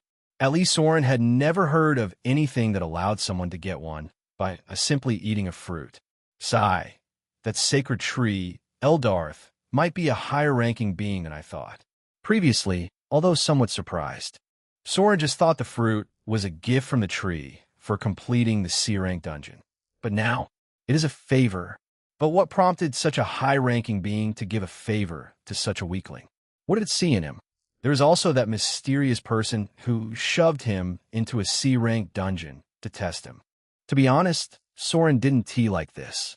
Of course, he had a hunch that it all happened because he entered the unique dungeon, Fallen King's Cellar. However, in the game, nothing happened after Evan entered that place. He just increased his class rank and forgot about it. That's why he went to snatch that opportunity in the first place. Forget it. I senti something bad for me anyway. At last, Soren simply stopped thinking about it. Instead, he took the golden fruit out of his inventory once again. Such a rare treasure. I cannot let it out in the open anymore. Previously, Soren first thought of buying a concealment array or artifact that could properly shield his presence from the outside. That's why he didn't immediately use the bloodline awakening chance from the system. After all, if some commotion happened during the awakening, everyone nearby might know about it. But after looking at the effect of the golden heart fruit, Soren's thinking immediately changed. Swoosh! Instead of leaving his tent, Soren directly wore the Whispering Gale cloak to hide his presence slightly before taking a huge bite of the golden fruit in his hand. In an instant, an euphoric warmth surged through him, spreading from his mouth to his entire body. Unlike what he had expected, the fruit wasn't sweet or particularly flavorful. Yet the sensation alone was enough to surpass the taste of the golden nectar he had eaten before. For the first time ever, Soren felt so refreshed from eating a fruit that he couldn't help but close his eyes and savor the strange yet addictive feeling. Before he realized it, the large fruit in his hand had already been devoured. Swoosh! In the moment Soren digested it, he felt an incredible clarity wash over him. His mind seemed to open completely as every thought sharpened, every sensation became clear. Understanding flowed into him effortlessly, as if he could see the threads connecting everything around him. A faint, almost invisible thread of energy appeared before his eyes, winding and twisting in patterns he instinctively recognized. It pulsed in time with his heartbeat, and in that moment, Soren felt he seemed to be able to control it. Did I already get the concept? Soren was a bit confused when suddenly he heard a prompt from his system. Ding! Congratulations! You have successfully awakened your concept, Resonant String. New side quests related to heroines in the Harem archive have been updated accordingly. You can now conduct perverted acts in ways unimaginable before. From the system, Soren realized that he had really awakened his concept, and it was named Resonant String. Only, what do you mean, conduct perverted acts in ways unimaginable? The last prompt turned Soren's face as black as the bottom of a pot. Did he awaken his concept just so he could do perverted stuff? Such a rare and valuable talent, and his system made it vulgar so easily. For a moment, Soren wanted to curse his system in anger. Soren, are you inside? However, before he could say anything, he heard Sylvia's faint voice from outside, snapping him out of his focus. Chapter 117, Sylvia's Date. So all of them left? That's surprising. Soren spoke, seeing that only he and Sylvia were left alone. He wasn't surprised that Aurelia left, but even Evan and Arya? Yeah, you were busy doing whatever inside that tent of yours. Of course they would leave. They have their own work to do, you know. Sylvia rolled her eyes. Oh, why are you still here then? Didn't you join Professor Lyssandra's club yesterday? Soren didn't feel offended. Rather, he asked in an amused tone while swiftly coming near Sylvia and wrapping his arm around her thin waist, nudging her closer. For a moment, Sylvia went stiff, before quickly returning to how she was, as if nothing had happened. Instead, she began to talk, her cheeks faintly red. Yeah, I joined the Sanctum of Light Club. Unfortunately, Professor Lysandra was nowhere to be seen. There were only a few seniors who were quite annoying. Sylvia pouted, as if remembering yesterday's events. She wanted to join the club with so much excitement, and in return, all she got was a lecture about the healer class from them instead. Although she learned a few new things, she was bored out of her wits. She found the club even more boring than their regular class. Ha! Of course, the professor wanted to be there. She's a busy one, you see. Besides, professors want to be directly involved in the club, if possible. They will just subtly support it from the background. Yeah, I figured. But without her, the club is too boring. Sylvia lightly leaned on Soren's arm comfortably and began to pour out her grievance. Maybe because they were all alone, she was quite open, her voice softer than usual as she spoke without holding anything back. Those seniors in the club are too narrow-minded. Do you know what they told me when I asked how a healer could avoid being a burden to their team and defend themselves? What?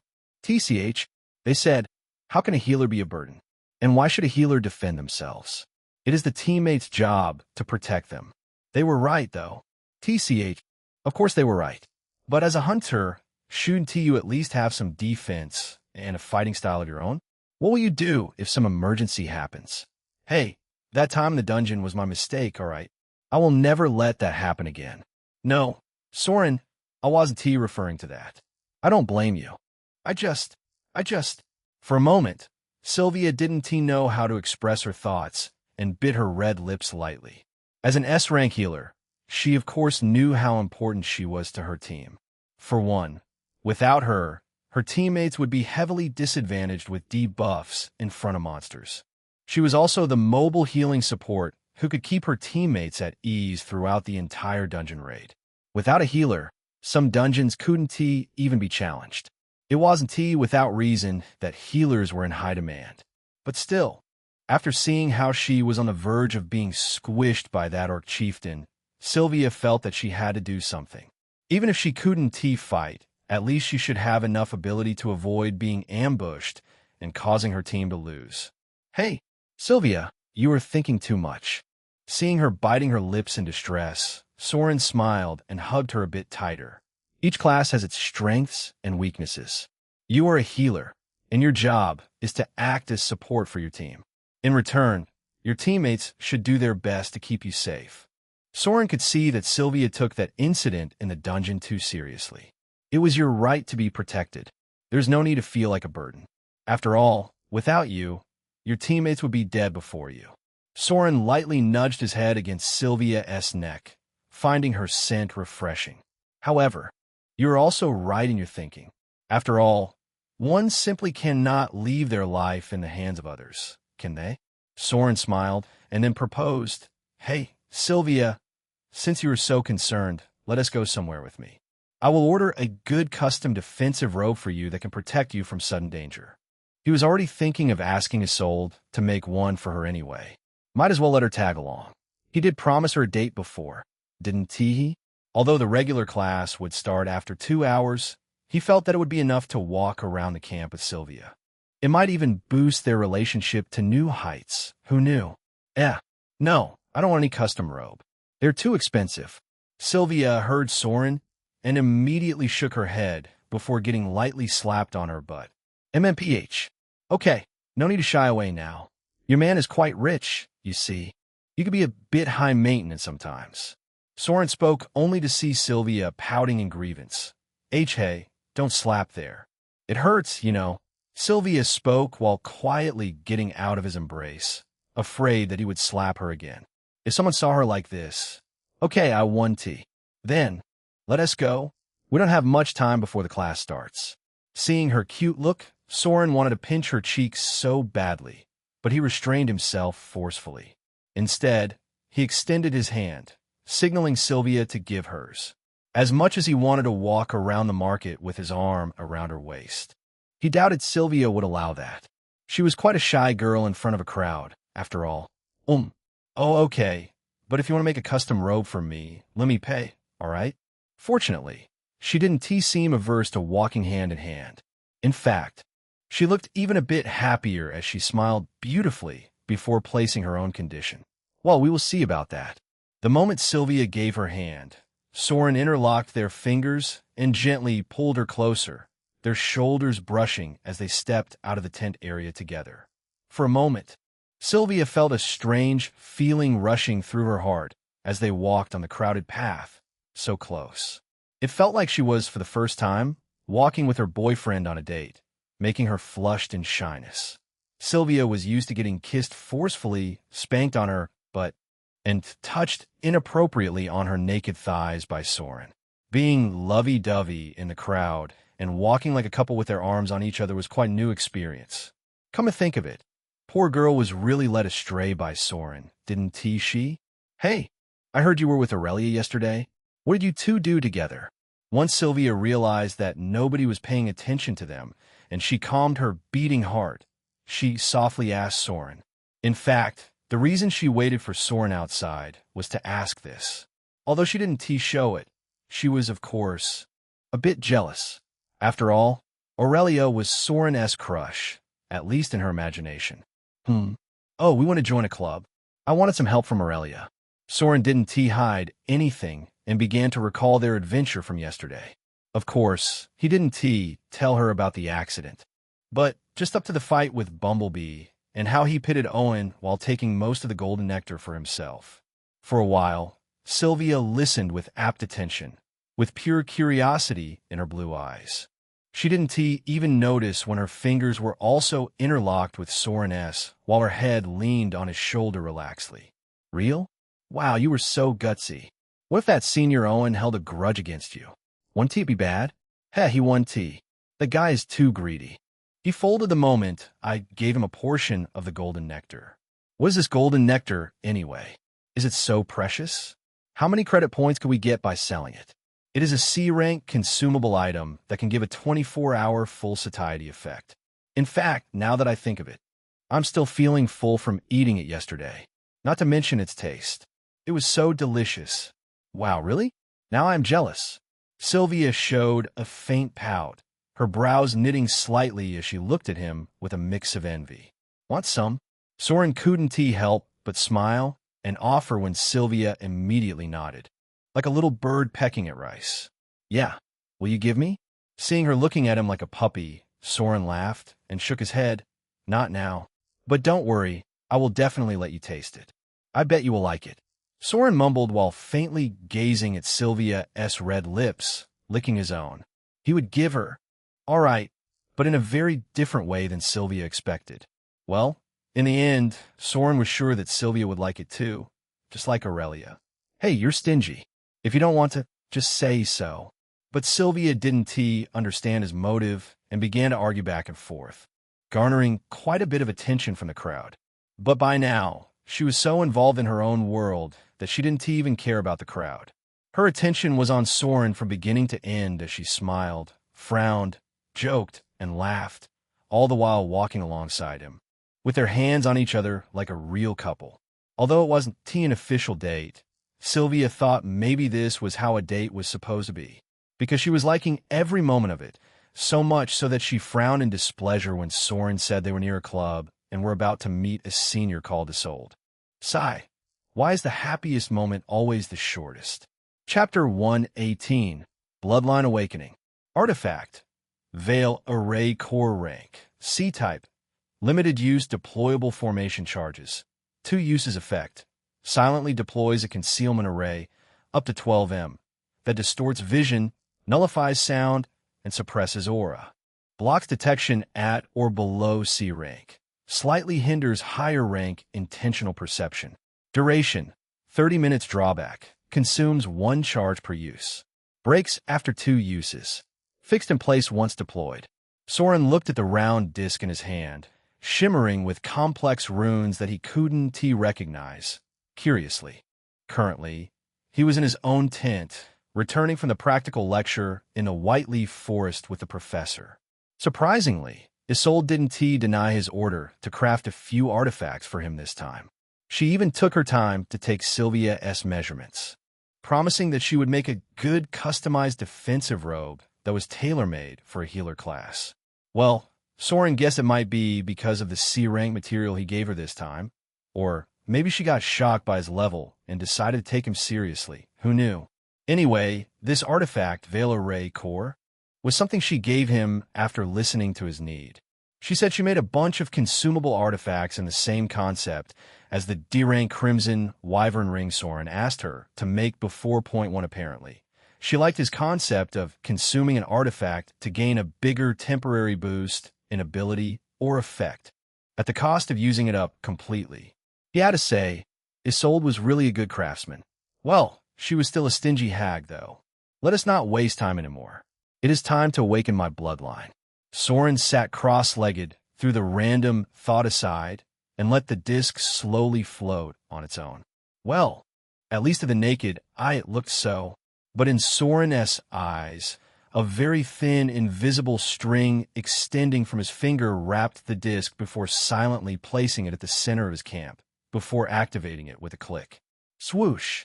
In an instant, Soren felt his entire tent engulfed by a hazy aura before it directly turned invisible.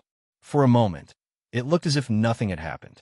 But from how all the external noise and aura dissipated, Soren knew that he was now inside the concealment array. This concept is quite useful. Resonant string, as the name suggested, was really a kind of energy string that Soren could control with his will. But unlike the Crimson Queen Lash, it was an extension of his own power. Thus, wherever it could reach was the same as him being there in a way, explaining how he managed to use that disc even from far away. To be honest, Soren was still messing around with it, but he couldn't deny that he had many interesting ideas on how to use it. For instance, the stringless bow that he asked Isolde to make for him today from the spine of that thorn-sacred drake was one such idea of his.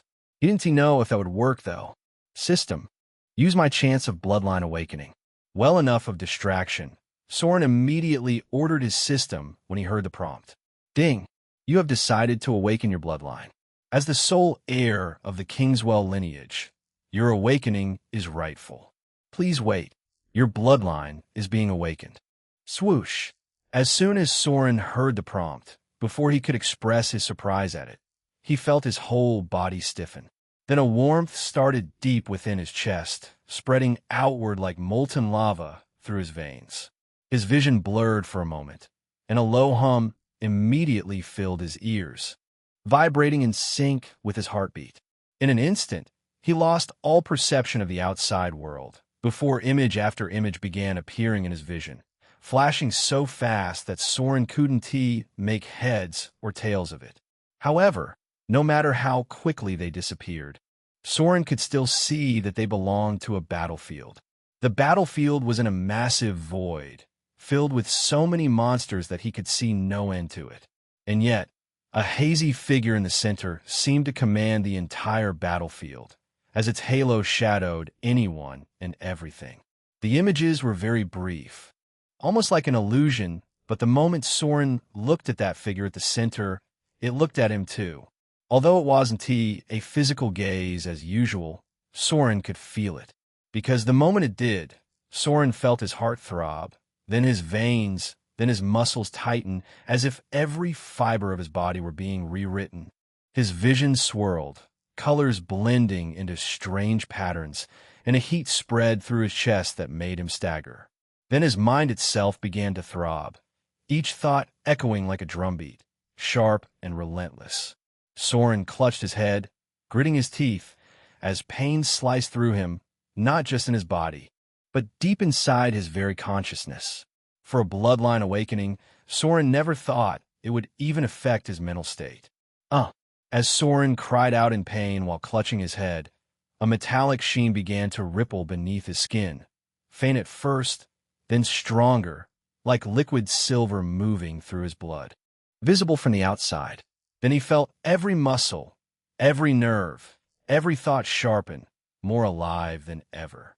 In fact, by now his entire body was already covered in a crimson hue so thick that if not for the concealment array, someone might have noticed it. Boom! After more than 10 minutes of clutching his head in extreme pain, the awakening finally ended as the crimson hue rapidly absorbed into his body on its own. In a jiffy, it all disappeared, as if it were never there to begin with. And the most surprising part? Soren looked exactly the same as before, the only difference being that he was soaked in so much sweat it looked like he had just taken a shower. Fuck, that was painful. Soren finally felt his head stop throbbing, breathing heavily as he tried to calm himself down. He never thought a bloodline awakening would be this painful. Well, at least he expected it to be physical pain, if there was any. But he guessed the extreme mental pain came from looking at that presence. What was that? Soren really didn't know. His memory was hazy. All he saw during that brief moment was countless monsters surrounding a figure encased in a halo of sorts. Heck, he didn't even know if it was a figure or something else. It was too abstract, just like a concept. He just knew the moment something laid its eyes on him, he felt throbbing pain for a full 10 minutes straight. Sigh, forget it. Let us see what I got with this awakening. It better be worth all the pain. Soren put aside these thoughts for a while. He could think about them leisurely later. For now, he had to know what he got. From how he looked the same as before the awakening, he was, of course, doubtful. He thought that after the awakening, he would become a burly, muscular guy of sorts. But there was nothing. Even his muscles were the same. Only the lingering pain in every fiber was the odd thing here. System, show me what bloodline did I awaken? Since he was confused, Soren asked the system, which immediately gave a prompt without delay. Ding! Congratulations! You were successful in awakening your bloodline. The grade of the bloodline you have awakened is ranked mythic with endless potential. Do you want to look at the details of your bloodline? Soren was a bit stunned by the prompt from the system, a little confused. Why did he feel that the bloodline he awakened wasn't fixed? Besides, he really had no idea that bloodlines had rankings. Well, he never came across such things while playing Labyrinth before, after all. The game being focused on something else did him a number, it seemed. Not to mention that brief mention of him being the sole heir of the Kingswell lineage. Sigh, yeah. Please show me the details. Those things touched him being the transmigrator and the authenticity of his current identity after all. Soren didn't want to tackle them too early for his own sanity. He knew he wouldn't get anywhere and would only ruin his mood. Swoosh! As soon as Soren gave his order, the panel in front of him shifted before showing the information of his new bloodline. Bloodline, Crimson Sovereign, hidden, rank, mythic effect, regal allure. The charm of Sovereign is off the charts, so much so that at its top, even the goddess won't be spared. Those who admire you will naturally submit to you, regardless of gender and race. Crimson Bond, an authority insignia of the bloodline holder. The Sovereign can use it on his beloved, sharing a bond that transcends realms with unique benefits. Scarlet Dominion, bloodline state, temporary. Activating this state temporarily boosts all personal stats. Each active Crimson Bond can channel the essence of the connection, enhancing the Sovereign's power. The more bonds active, the greater the effect, and the greater the strain on the body and mind. This was the artifact that granted immunity to all curses and debuffs for 1 hour. Soren had used it before in the unique dungeon, Fallen King's Cellar. Chapter 119. Elise Van's current emotions. Crimson Sovereign, huh? Soren looked at the name of the bloodline he had just awakened, deep in thought. To be honest, it was a very grand name for his taste, not to mention its effects. Regal Allure, Crimson Bond, and Scarlet Dominion. 3 effects, each of which seemed impressive. Only, why are all of them somehow related to charm and women? Soren felt it might be influenced by his perverted harem system. Although he had no evidence, still, as Soren guessed randomly, he began to test the effect of the bloodline. For Regal Allure, he found there was no need to test, as it seemed to be passive. Soren guessed that it might be related to how he kept getting charm points each time he completed quests from the system. no matter what. As his charm continued to increase, so did the range of its effect, he guessed. However, for Crimson Bond, the moment Soren had the thought, he felt a crimson hue gathering around his palm before it slowly condensed into an insignia, a fine, intricate mark resembling a crown traced in blood, faintly pulsing as if alive. How does this work? Do I just plaster on my so-called beloved? Soren wondered, as there wasn't much explanation given by his system. It seemed he would have to use it on one of the girls sneakily these days. Thinking so, Soren let the insignia dissolve and finally focused on the third and last effect of his new bloodline ability, Skelit Dominion. The moment he thought of this effect, he suddenly felt his entire body heating up from within, as if molten lava surged through his veins. His muscles immediately tensed and expanded, bones subtly reshaping themselves as if to support newfound power. A crimson aura flickered along his limbs, coiling around him like living energy. Every fiber of his being seemed to resonate with raw strength. To be honest, Soren suddenly felt so strong that he thought he might be able to fight a melee class head-on. A 30% increase in strength stat. Now his strength was directly at 138 points.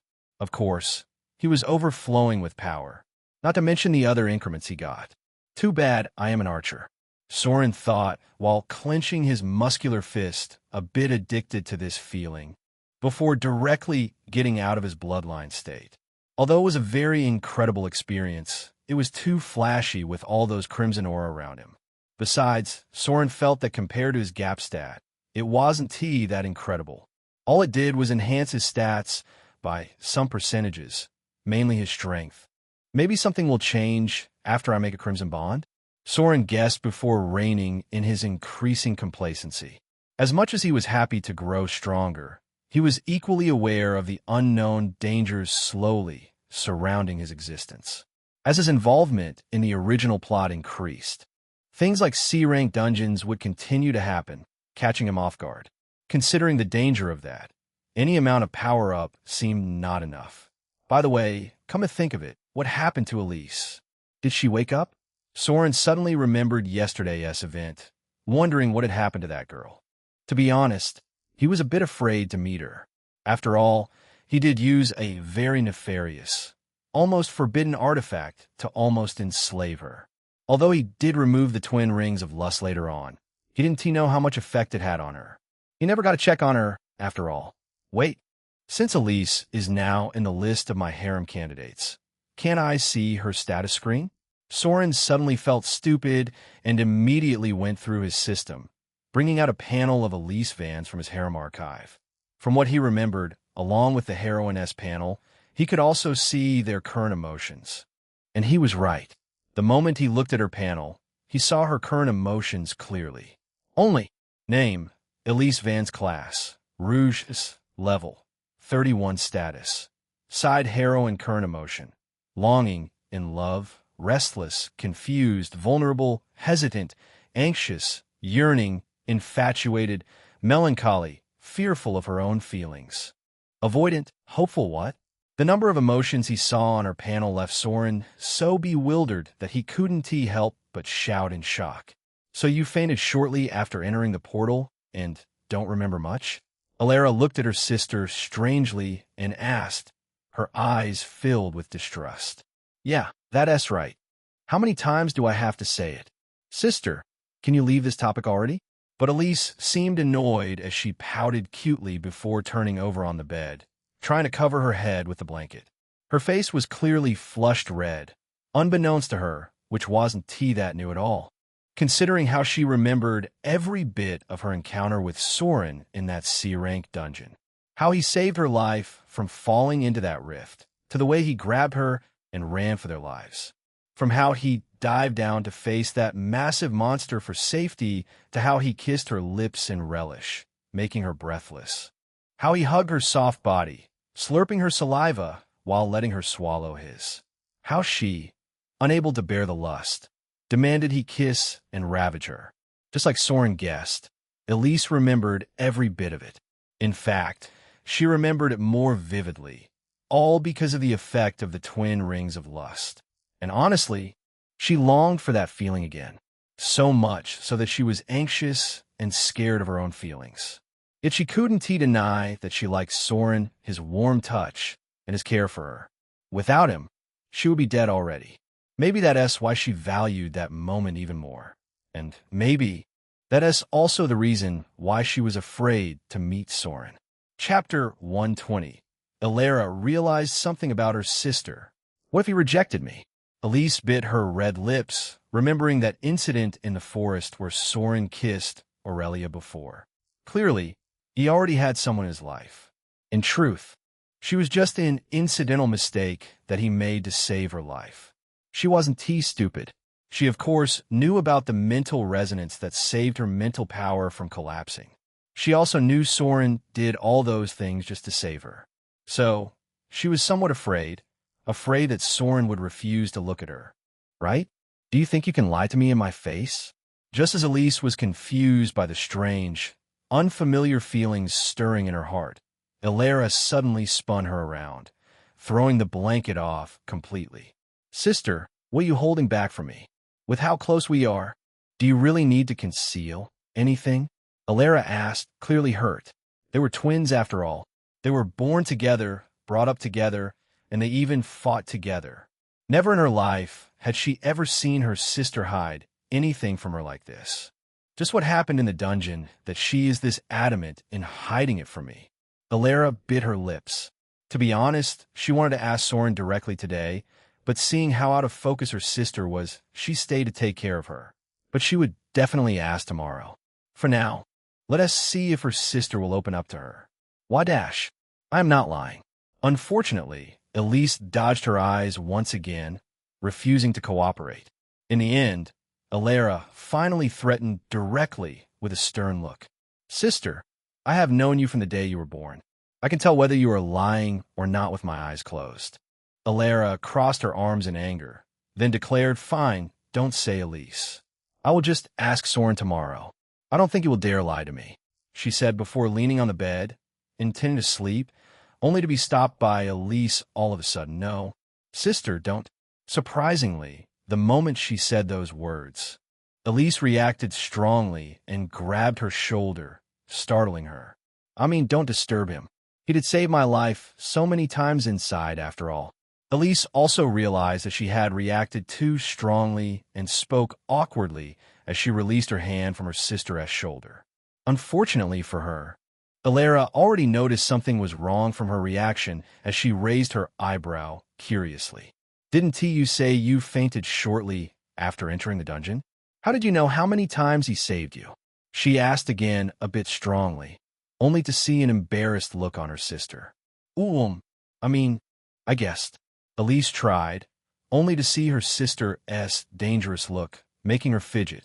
For a moment, both of them went silent and looked at each other, the pressure piling up more and more. In the end, Elise finally couldn't take it anymore and relented while sprawling on her bed exhaustedly. Fine. I was lying. Okay, I didn't faint immediately. I was awake the entire time we were chased by those damn drakes through the entire forest. I remember how Soren saved my life and how I was unable to do anything at all. In fact, the reason I didn't want to tell you is that I was embarrassed. How? Despite being in the same batch as him, I was completely useless. I feel so pathetic, Elise complained, before turning over, as if she were trying to hide herself from the world. Only, Elara didn't seem to take her words completely. Rather, after hearing her, she became even more interested. As she asked Elise again, full curiosity in her eyes, you aren't saying everything, right? Sister, what happened inside? Why don't you narrate from the moment you entered the dungeon? Did Soren do anything to you? Why are you feeling restless all day today? See? This was the reason why Elise wanted to tell her nothing. Unlike her cold facade outside, Elara was a very gossipy girl by nature. She wouldn't stop until she got everything from her, and her being able to tell whether she lied or not only made the situation worse for Elise. Nothing happened inside. Really? Why don't I believe you? Believe it or not, it isn't my problem. That was a damn C-rank dungeon. Why do you think will happen?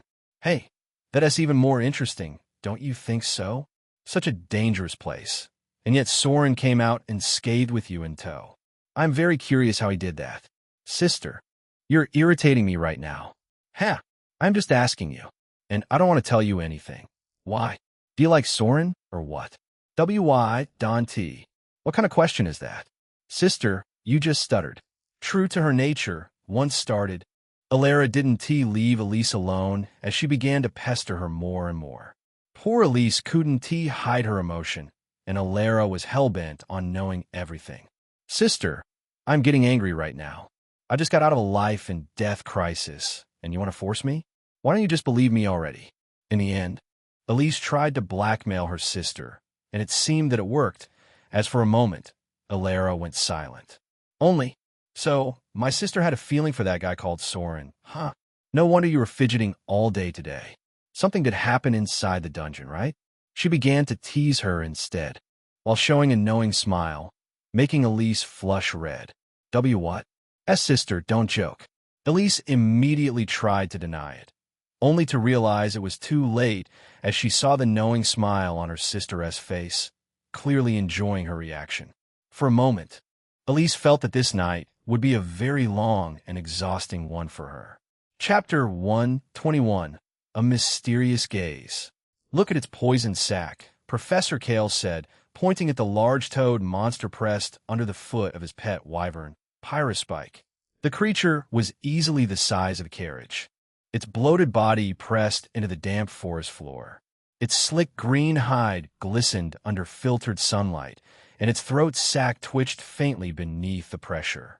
Did you see it flaring up and down rapidly? That means it is currently spewing its venom into the air.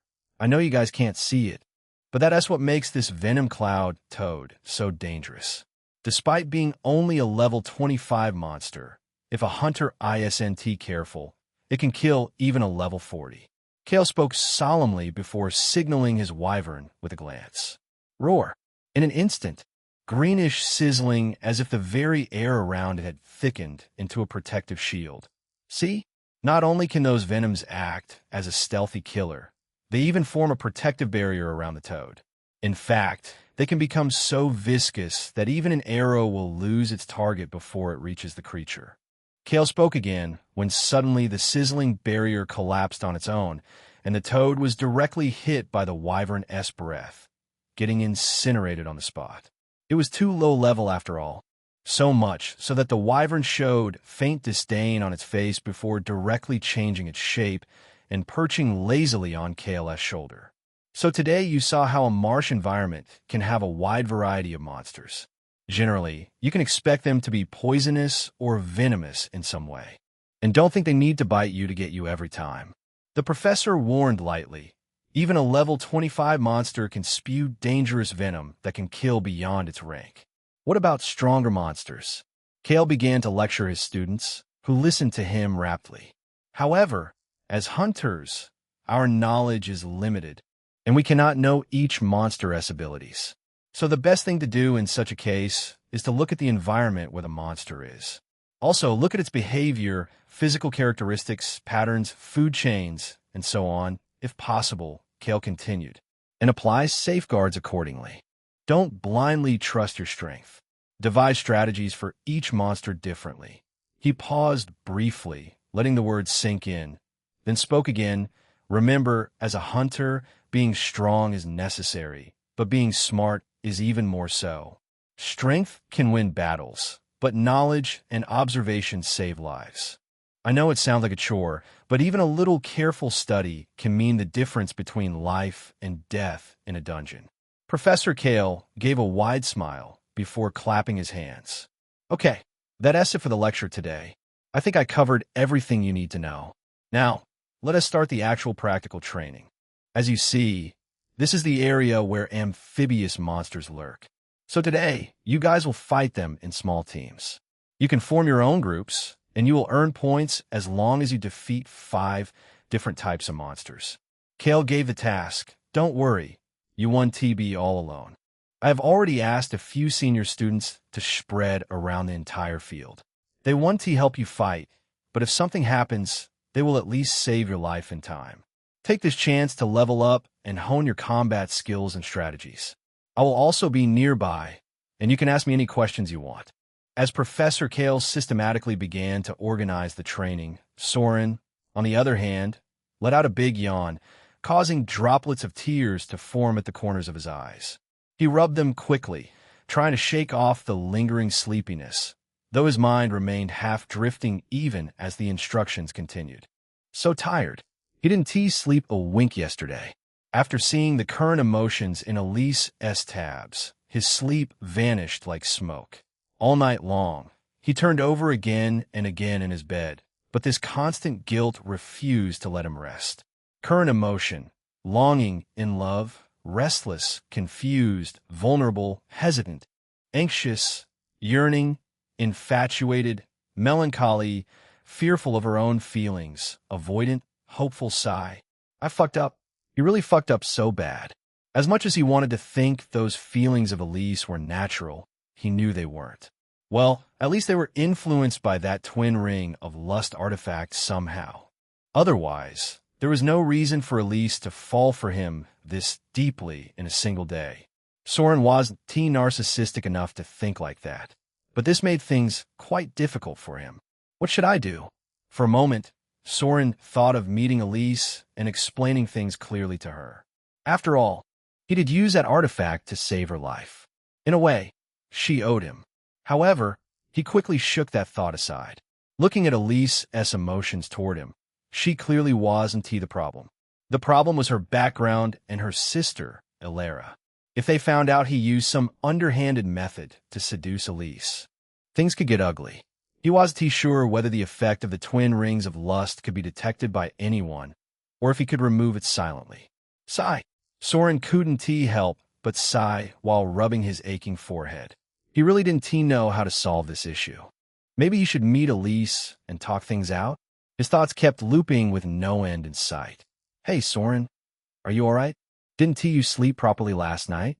Just as Soren was feeling groggy, Arya nudged his arm from the side and whispered curiously, a hint of worry in her eyes. It seemed she was paying attention to him. Yeah, I am fine. Just a bit tired, that's all. Soren smiled slightly and controlled the urge to yawn once again. By now, Professor Kale had already explained everything, and everyone was slowly leaving with their teams. Hey, let's go too, Sylvia suddenly asked after everyone gathered near Soren, including Evan and Aurelia. Only, Soren noticed how Aurelia stood a bit farther away, silent like an aloof girl, avoiding his gaze slightly the moment their eyes met, her cheeks flushed red. Aurelia had been ignoring him for a while now. Although he knew her anger had calmed down from her panel, she still refused to talk to him at all. This girl, as much as Soren wanted to tease her, he was already too preoccupied with Elise. Not to mention, he was too tired and wanted to relax during this so-called practical training. His teammates were more than enough for such things. Let's go then. This time, let us not rush to complete the test. We can take our time to slowly digest what Professor Kale taught us just now. Soren habitually guided them, then asked them to walk in a certain direction, while he himself lagged behind alone. Although he was indeed tired and sleepy, he wasn't idle. All this time, he was silently practicing his concept. To be honest, he already made it a habit. Currently, his fingers moved in a specific rhythm, slowly weaving an invisible string out of his body. However, unlike the normal string, the one extending from his hand moved like a snake, gliding through the air completely in sync with his thoughts. In no time at all, it extended to 1 meter, then 2 meters until... The string snapped on its own, as if it couldn't bear its own strain, as if it reached its limit. It seems currently I can only extend it up to 2 meters. Soren wasn't surprised. The concept he got by eating that golden heart fruit was in an elementary form, which he had to train from the very root, nurturing it like a fragile ember rather than wielding it like a blazing flame. Wait, what if I lace it with my mana? Will it get stronger? Soren suddenly had a thought. Sure, using his mana would nullify its unique invisible nature, but if it became stronger, he might be able to use it in many different ways. just as Soren decided to once again use resonant string, this time laced with his mana. He suddenly felt a piercing gaze from behind. The gaze was brief, yet quite intense, and Soren jolted in surprise and turned around, only to find nothing there. What happened? His reaction immediately drew attention, and Evan quickly stepped forward, positioning himself in front of Soren as he asked with a frown. He thought some monsters appeared, as they were already quite deep into the forest. I don't know. I just felt a strong gaze from somewhere. Soren shook his head while scanning his surroundings with his keen sight, only to see that no one was there. However, he was sure someone was behind him, looking at him just now. Is it that mysterious person again? For a moment, Soren felt a bit alarmed, but then he immediately shook his head. No, it can't be. Although faint, that gaze definitely belonged to a monster. Besides, he doubted he could sense such a high-ranking person's gaze like this. Not to mention Professor Kale was quite near their location.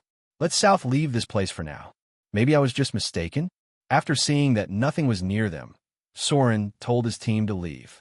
However, he did quietly keep his guard up, taking out the Crimson Queen Lash from his inventory and wrapping it around his arm, just in case. Chapter 122, Fishing, Purification, Infernolence, Crescent Sever, Roar. Somewhere in the corner of the white leaf forest, right next to the wetland, a huge salamander with bright yellow patches on its body was cleaved in half by a crescent of light. Despite being at level 33, the poor creature only managed to let out an unwilling roar before it was pierced by a fiery spear and cut into two by a sword. Even its poison was neutralized by a healer before it could reach its target. This is the fifth one. Now, let South leave this damn place already. I really don't like this place, Sylvia said while trying to find solid ground to stand on, rather than the poisonous monsters lurking around. What Sylvia hated most was the wetlands. She long since lost track of how many times her shoes were soaked, the ground beneath her giving way without warning, swallowing her steps in a cold, sucking mud. Yuck! So gross. Sylvia spoke in an annoyed tone while using her mana to strip away the gunk clinging to and around her shoes. A faint shimmer passed over the soles, and the thick mud slid off as if repelled by an unseen force. But she already knew it was pointless. The moment she took another step, the wet ground would swallow her footing again, coating her shoes in the same stubborn filth. It wasn't something she could fight or burn away unless she left this damp place completely. PFTT. You're being too harsh. Your boot is waterproof anyway. What is there to be so worried about? Arya saw Sylvia's annoyance and commented lightly, giggling a bit. ISNT that. I just hate this gooey mess sticking to everything. It feels disgusting. Sylvia spoke in faint anger, realizing she once again stepped into a patch of cold. Slimy mud mixed with decaying reeds. I hate this. Hey guys, let us leave, shall we? What are we waiting for? In the end, Sylvia forced herself not to look at her feet and asked her teammates, who had already stored the body of the monster inside the inventory. Wait, Soren is still busy with something. But Evan stopped everyone and pointed at Soren, who was squatting at the edge of the massive pond, his gaze fixed intently on the water, his hand hovering lightly above its surface. For a moment, everyone just stared, baffled. This was the first time Soren did something like this. All this time, he didn't join any fight, preferring instead to tinker or play with water wherever he went. When asked, he simply said he was training. What exactly he trained for, however, remained a mystery. This time, though, Sylvia wasn't willing to wait for his so-called training to finish. Hey, Soren, the monster is already dead. Let us leave. She stepped closer, reaching out as if to pull him along, only for him to put a finger to his lips. Shush, don't shout. It will run away, Soren whispered, his eyes still on the water as he traced subtle, rhythmic movements with his fingers across the surface. For a moment, Sylvia, Arya, Aurelia, and Evan were completely confused. Still, they went silent, edging closer to see what exactly Soren thought would run away. Take the bait, big guy. What are you waiting for?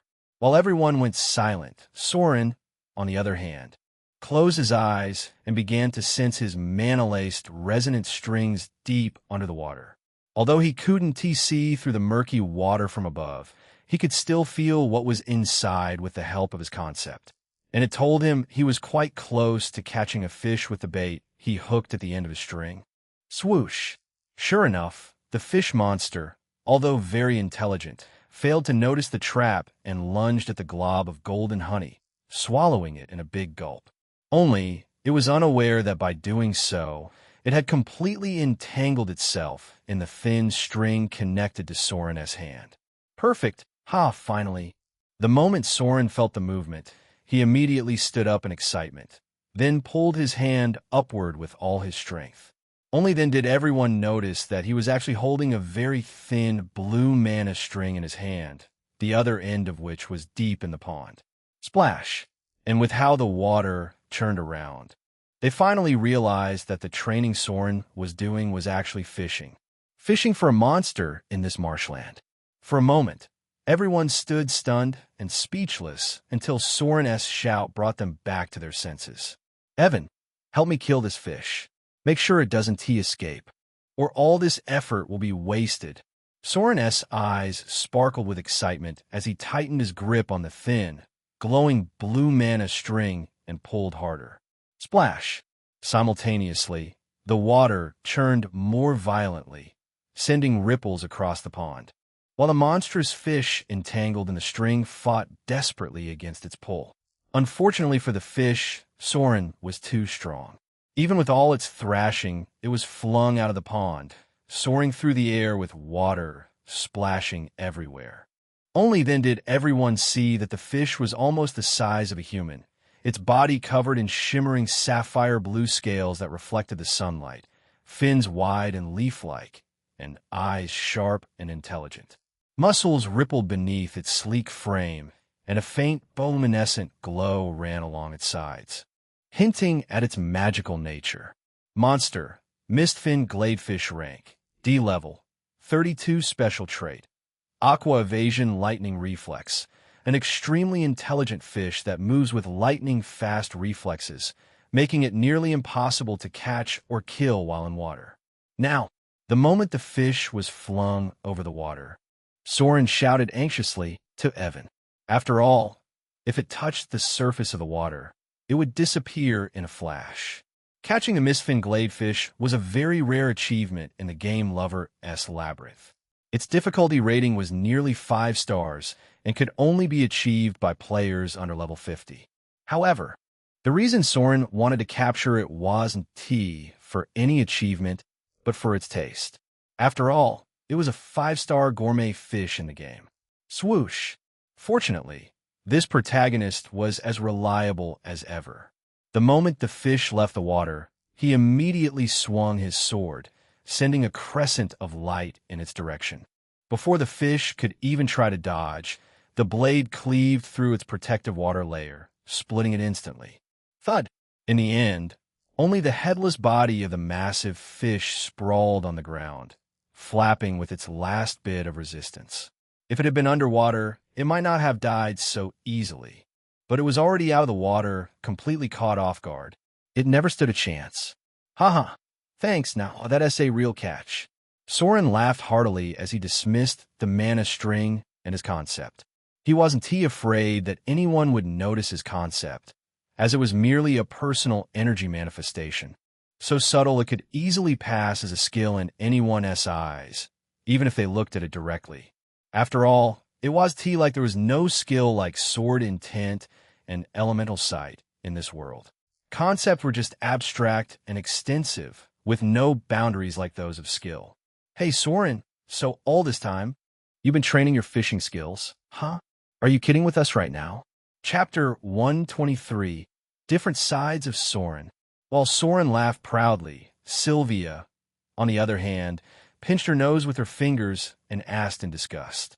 After all that flapping from the fish almost drenched her in muddy water. Fortunately, Aurelia stopped most of it with her barrier.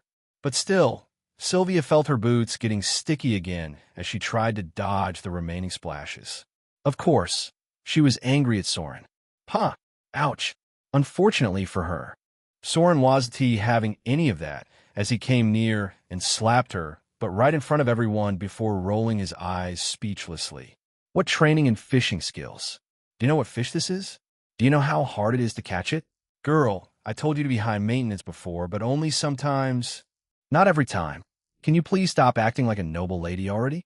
Look, even Miss Aurelia is fine with all the mud around. Soren had been listening to Sylvia's complaints from the beginning and was already sick of it. So he ignored her wronged look and signaled at the forest right in front. Instead of wasting your time with useless sarcasm, go and find a safe spot to set up a temporary camp. Bring some firewood too, by the way. He ordered her before turning to look at Aurelia and Arya. You two go with Sylvia too. This area is quite safe with that monster gone. And Evan, you help me slice this fish into the pieces I want. Today, I will let you all taste my cooking skills. I'm sure you all will like it. Soren gave a wide smile before rushing all of them with his hand. After feeling sleepy and tired all this time with no resolution against Elise, Soren finally thought of taking some time to relax instead. Then he suddenly remembered this fish that was mentioned in the game before. It was just, he never thought he would really be able to capture it like this. Concept is really useful in some ways, it seems. TCH, you can say that without hitting me. You know, Soren, don't dare talk to me again. Sylvia rubbed her butt and pout in faint anger before storming off with Arya and Aurelia, completely ignoring the mud clinging to her boots this time. For a moment, Arya couldn't help but wonder if Sylvia really was acting high maintenance all this time. As for Aurelia, her gaze lingered on the mouth of the massive fish, faintly smeared with golden substance she knew so well, making her flush with shame. All this time, Soren noticed that none of them, not even Sylvia, felt shy or awkward at him slapping her, but so openly. Well, except one person, of course. Hey, Soren, see, can you stop doing that? Evan couldn't help but speak after he saw all the girls were far from them. What do you mean? Soren was a bit confused when he saw Evan awkwardly signaling at Sylvia. I mean, hitting her there. You know, it is quite disrespectful. Poor guy couldn't take his crush being slapped on the butt right in front of his face. Soren, of course, understood, though he couldn't help but smirk lightly. Head, don't worry. Sylvia doesn't mind. Besides, considering what we've done already, it is quite mild. Soren spoke while waving his hand nonchalantly, as if what he did was nothing. Only, this made Evan feel even more sour. What did you do? He wanted to ask, but Soren pointed at the fish and began giving instructions with a serious look. Hey, Evan, cut from here first and separate each of its body parts from its spine. Don't let it fall on the ground and store it directly in the inventory. Soren had experience cutting fish in his last life. Although this one was large, with his keen sight, he could direct Evan accordingly. In no time at all, he separated all the meat, leaving only the huge bone aside before returning to the girls. Although confused, they did what he told them, making a simple temporary camp with a small fire in the middle. So, after their work was done, it was finally Soren's turn to show his skill as his dexterous hands began to move, taking out one after another the cooking ingredients he had prepared before coming to this place. He lived alone in his last life and knew how to do basic cooking. Since he had an inventory in this world, he simply bought and stored them just in case. After all, what if he got stuck in a dungeon for a long time? Although he could survive by eating items like golden nectar or monster meat, he felt he would go crazy without condiments. He was a foodie after all. Well, what are you gawking at? Take your seat and wait. It will take some time to prepare. Soren was so focused that he forgot every trouble he had faced recently and concentrated on marinating and grilling the fish while simultaneously preparing the side dishes for everyone. He was so smooth and fast that, in no time, an intoxicating fragrance filled the entire surroundings, which was stopped by the array Soren deployed to prevent it from spreading further. For a moment, Arya, Aurelia, Sylvia, and Evan looked at him in surprise as Soren continued to get busy with his chores, not asking for their help. To be honest, not a single one of them knew this side of him, not even Sylvia and Evan. TCH, since you are so focused on pleasing me with your cooking, I will forgive you this time. Poor Sylvia was so impressed that she immediately forgave Soren's misbehavior from earlier and hopped on with a smile, intending to help. Hey Soren, let me wash that lettuce. Not only her, but even Arya, Aurelia, and Evan couldn't sit still and came to help, instantly making the quiet camp lively and letting Soren focus on his fish alone. For a moment, a strange scene took place right in the middle of nowhere in the Whiteleaf Forest. While most of the students were busy fighting and killing monsters, a group of students was instead busy cooking in their camp with smiles and laughter. The scene was so surreal that even the senior who was hiding and guarding the surroundings was totally confused. So was the case for the mysterious monster, hiding in the shadows and following Soren all this time. Recently, it had noticed that Soren wasn't paying as much attention to its gaze as before. Chapter 124, Burning Jealousy. Hey, Soren, give me that part. Yeah, that one. Damn, why is it so delicious? Sylvia clicked her tongue in relish before quickly taking the piece of meat from Soren's hand, nibbling on it excitedly. She didn't even bother with a fork, too impatient to wait. Watching her coo in delight, oil glistening around her lips, she looked like a cat that finally tasted fish. TCH, little girl, don't eat too much. What if you get fat? Seeing her eat so much, Soren couldn't help but roll his eyes speechlessly. However, looking at Arya, Aurelia, and even Evan enjoying the fish with relish, it seems she wasn't the only one captivated. Mistfin gladefish really is a delicacy. Isn't it? Even with my low-level cooking skills, it tastes this good. More than enjoying the fish himself, Soren found greater satisfaction in the way they reacted. Maybe that was what a cook lived for. Soren was thinking randomly when he heard Sylvia's reply. Hey, if I get fat, I will just drink Vital Trim Potion. It doesn't even cost many credit points. After saying that, she kept tearing into the juicy meat, closing her eyes as the rich oils and savory taste rolled over her tongue. All right, there's that too. Soren suddenly realized this wasn't the earth he knew. While there were many dangerous things in this world, there were also heavy benefits, like that popular potion which could reduce body fat with no side effects. As long as they took it, there was no need to fear getting fat at all. Still, at least take care of your image. Look at you, you look like a kid with all that greasy oil. Soren couldn't help but admonish her as he pulled out a napkin, gently wiping her lips clean. He was so careful, so smooth in his movements, that Sylvia paused, letting him do as he wished. She only resumed eating once he finished. This time, with small bites, slowly and deliberately, a faint blush colored her cheeks. She didn't know why, but lately Soren had been unusually kind to her, and she found herself enjoying it more and more. Cough! Soren, do you have any napkins left? Just as Soren was about to resume eating his portion, he heard Arya's faint voice from the side. She was currently looking at him with a pout, her green eyes filled with deep jealousy. While Sylvia enjoyed Soren's treatment, someone definitely did not. Otherwise, wouldn't Arya just take the napkin he placed at the side instead of asking him for one? Oh yeah, I have one. Let me clean that for you. Soren immediately went near Arya, took out another clean napkin, and carefully wiped her red lips, which she had intentionally coated with oil just now. All the while, Arya stood obediently, letting out a faint smile in satisfaction. When it came to her jealousy, her usual timidness directly disappeared. TCH, can't you do it yourself? What a clumsy elf. After Soren wiped her clean, Arya was about to thank him when she heard Sylvia's sharp, annoyed voice cut through the air. She looked at Arya with very unkind eyes.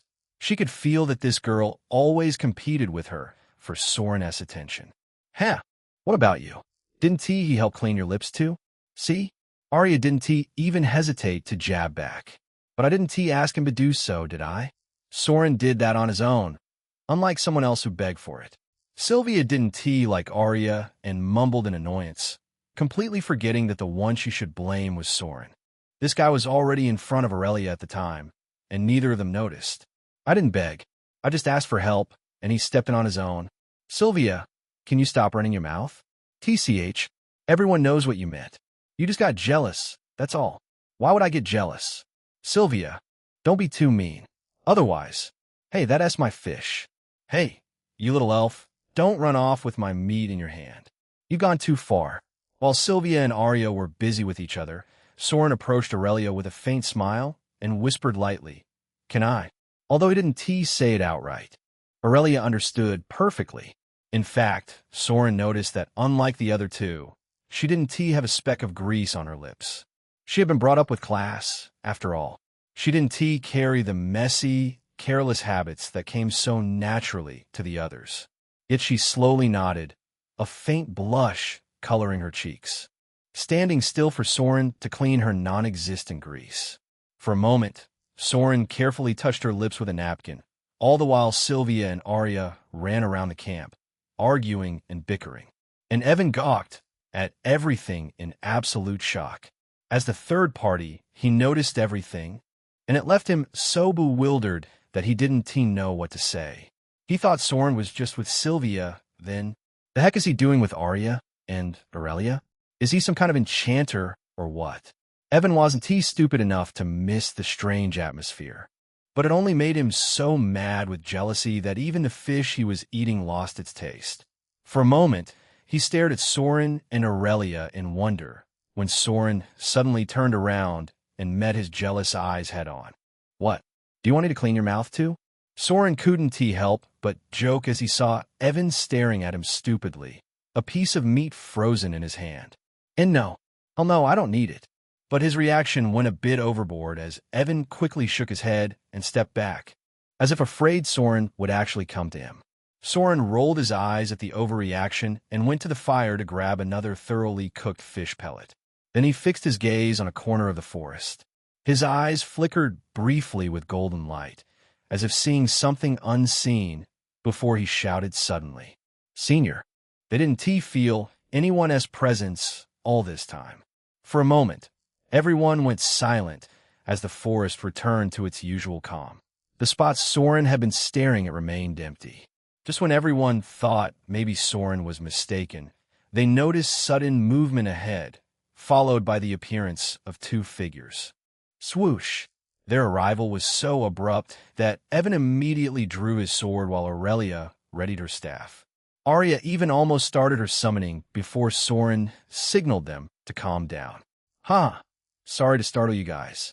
We were just guarding the area. Please don't take us as enemies." A tall, lean man smiled awkwardly at their alertness and raised his hand as if in surrender.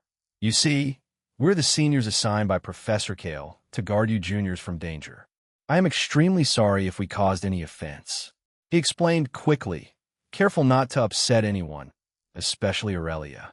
"In fact, I was about to leave after seeing you were all right, but it seems my disguise was too poor." He spoke while looking at Soren with curiosity. He still couldn't understand how Soren managed to see them. He was a level 75 hunter with the assassin class, after all, even without using any artifact to hide. His skill should have been enough to mask their presence from juniors like Soren. At first, he didn't come out, thinking Soren was mistaken. But when Soren's gaze never left him, he became sure that Soren could see him. He perfectly saw through his concealment. Interesting. ISNT he an archer? It seems he got a very unique vision-related skill. His perception ISNT that bad either, he thought, not realizing that Soren actually wasn't as perceptive as he thought. Although Soren was now level 45, he was still very weak compared to him. His perception wasn't that ungodly yet. Only, he possessed a gap stat that let him upgrade his A-rank skill, Keen Sight, to an S-rank skill, Artemis Sight. Skill, Artemis Sight, passive, rank, S-effect, grants near supernatural perception, allowing the user to see through obstacles, detect hidden or camouflage targets, anticipate enemy movements, and find precise weak points for perfectly aimed shots. You see, Soren didn't only received the Void Array core from his soul before. Besides that, he also got a few C-rank artifacts that could mask his true level, protect him from certain dangers, and especially conceal his aura perfectly. For a while now, Soren had been very careful using the gap stat on his skills. He almost never used it outside the dungeon except that first time. For one, he didn't want anyone noticing the oddness of his skill, and for another, using the gap stat was far too flashy. There was already a certain halo whenever he evolved his skill or class. That's why he finally found an artifact that could conceal such halos. He still couldn't hide the golden hue in his pupil while using the skill, though. As for how he knew someone was watching them from behind, he had to give credit to the other senior standing behind the lean guy, shooting him a not-so-subtle glare filled with faint anger, one he pathetically couldn't even hide. "Senior Chiron? Why are you here?" "Yeah, the same guy who held a major crush on Sylvia Everhart in the game Labyrinth." No wonder he felt that piercing gaze, countless times stronger than anything he felt before, full of malice when he cleaned Sylvia's lips. Chapter 125. Alara is frustrated with her sister. "Senior Chiron, why are you here?" Sylvia asked, a bit surprised to see the senior she had met at the Healer-S Club suddenly. For a moment, she couldn't help but frown. "Haha, Sylvia, we meet again. What a surprise. I never thought I'd find you here while I'm on duty." Chiron Voss gave his signature smile while extending his arm, completely ignoring Leo and Soren beside. "So, Senior Chiron, is it? Nice to meet you." But that didn't mean Soren would do the same. He instead grabbed his extended hand and shook it firmly with a huge grin, while coming directly between Sylvia and him. Since he knew what his intention was from a game, of course, he wouldn't be an idiot enjoying the show. "Do you know him?" Rather, after shaking his hand, he directly ignored both of them and asked Sylvia, as if confused.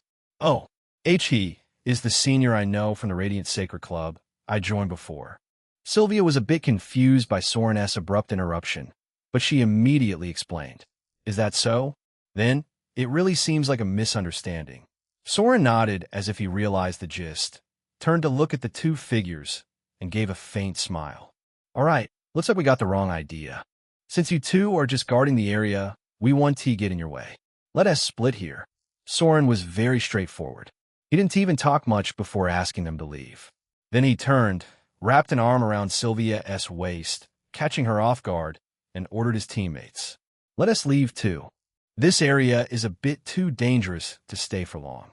The main reason why Soren wanted to relax in the first place was to find a solution for Elise's situation. And he indeed got the idea of what to do with her and how to de-escalate her situation. Then, there was no point entertaining anyone, was there? Wait. While Soren began storing the remaining catch and his cooking gear in his inventory, Chiron was left baffled at being so thoroughly ignored. But when he wanted to shout, he was immediately stopped by Leon, the assassin. "Chiron, can't you see they don't want to be disturbed? Let us leave and don't ruin our image." As much as Leon was also irked by Soren's behavior, thinking a bit, he already understood why he might have acted so. For once, no matter what, they were indeed spying on their juniors. And for the second, this guy can't even hide his feelings properly. Idiot. Chiron's raw emotion was right on his face, especially when his face turned ugly the moment Sylvia was hugged by Soren. Of course, Soren might have already noticed it. "You can stay here if you want, but I have to do errands for Professor Kale." Seeing that Chiron was visibly getting angry, Leon spoke again coldly. The reason why he even agreed to his demand to spy on Soren's team was because of his background, and he owed him a favor. Otherwise, a mere healer wasn't even worthy of his assassination. He was going to waste his time on useless drama. "TSK. Fine, let us go. It isn't like there is another time." "Soren, right? A mere junior dares to come between us." Really, Chiron was a very unstable person, as he didn't even bother hiding his annoyance. Fortunately, Soren's team were already leaving and was quite far. But still, Leo felt that he should have less contact with this kind of person from now on. "Why can't you meet him already? Elise, can you stop being shy and get this over with now?" Alara admonished Elise, a bit annoyed. Her sister was good at everything, but she seemed a bit too shy about her feelings. After all, it had already been a few days, and she was still hiding from Soren all the time. She was afraid that if a few more days passed, Soren might forget about her entirely. After all, he didn't come to meet her either. Sigh. Maybe he kissed her really just to save her at that time. Maybe some kind of mental skill. Alara already heard everything about what happened inside the C-rank dungeon. Honestly, she was impressed. Thoroughly impressed, she must say. Unlike what Soren feared, she didn't find Elise being infatuated with Soren wrong.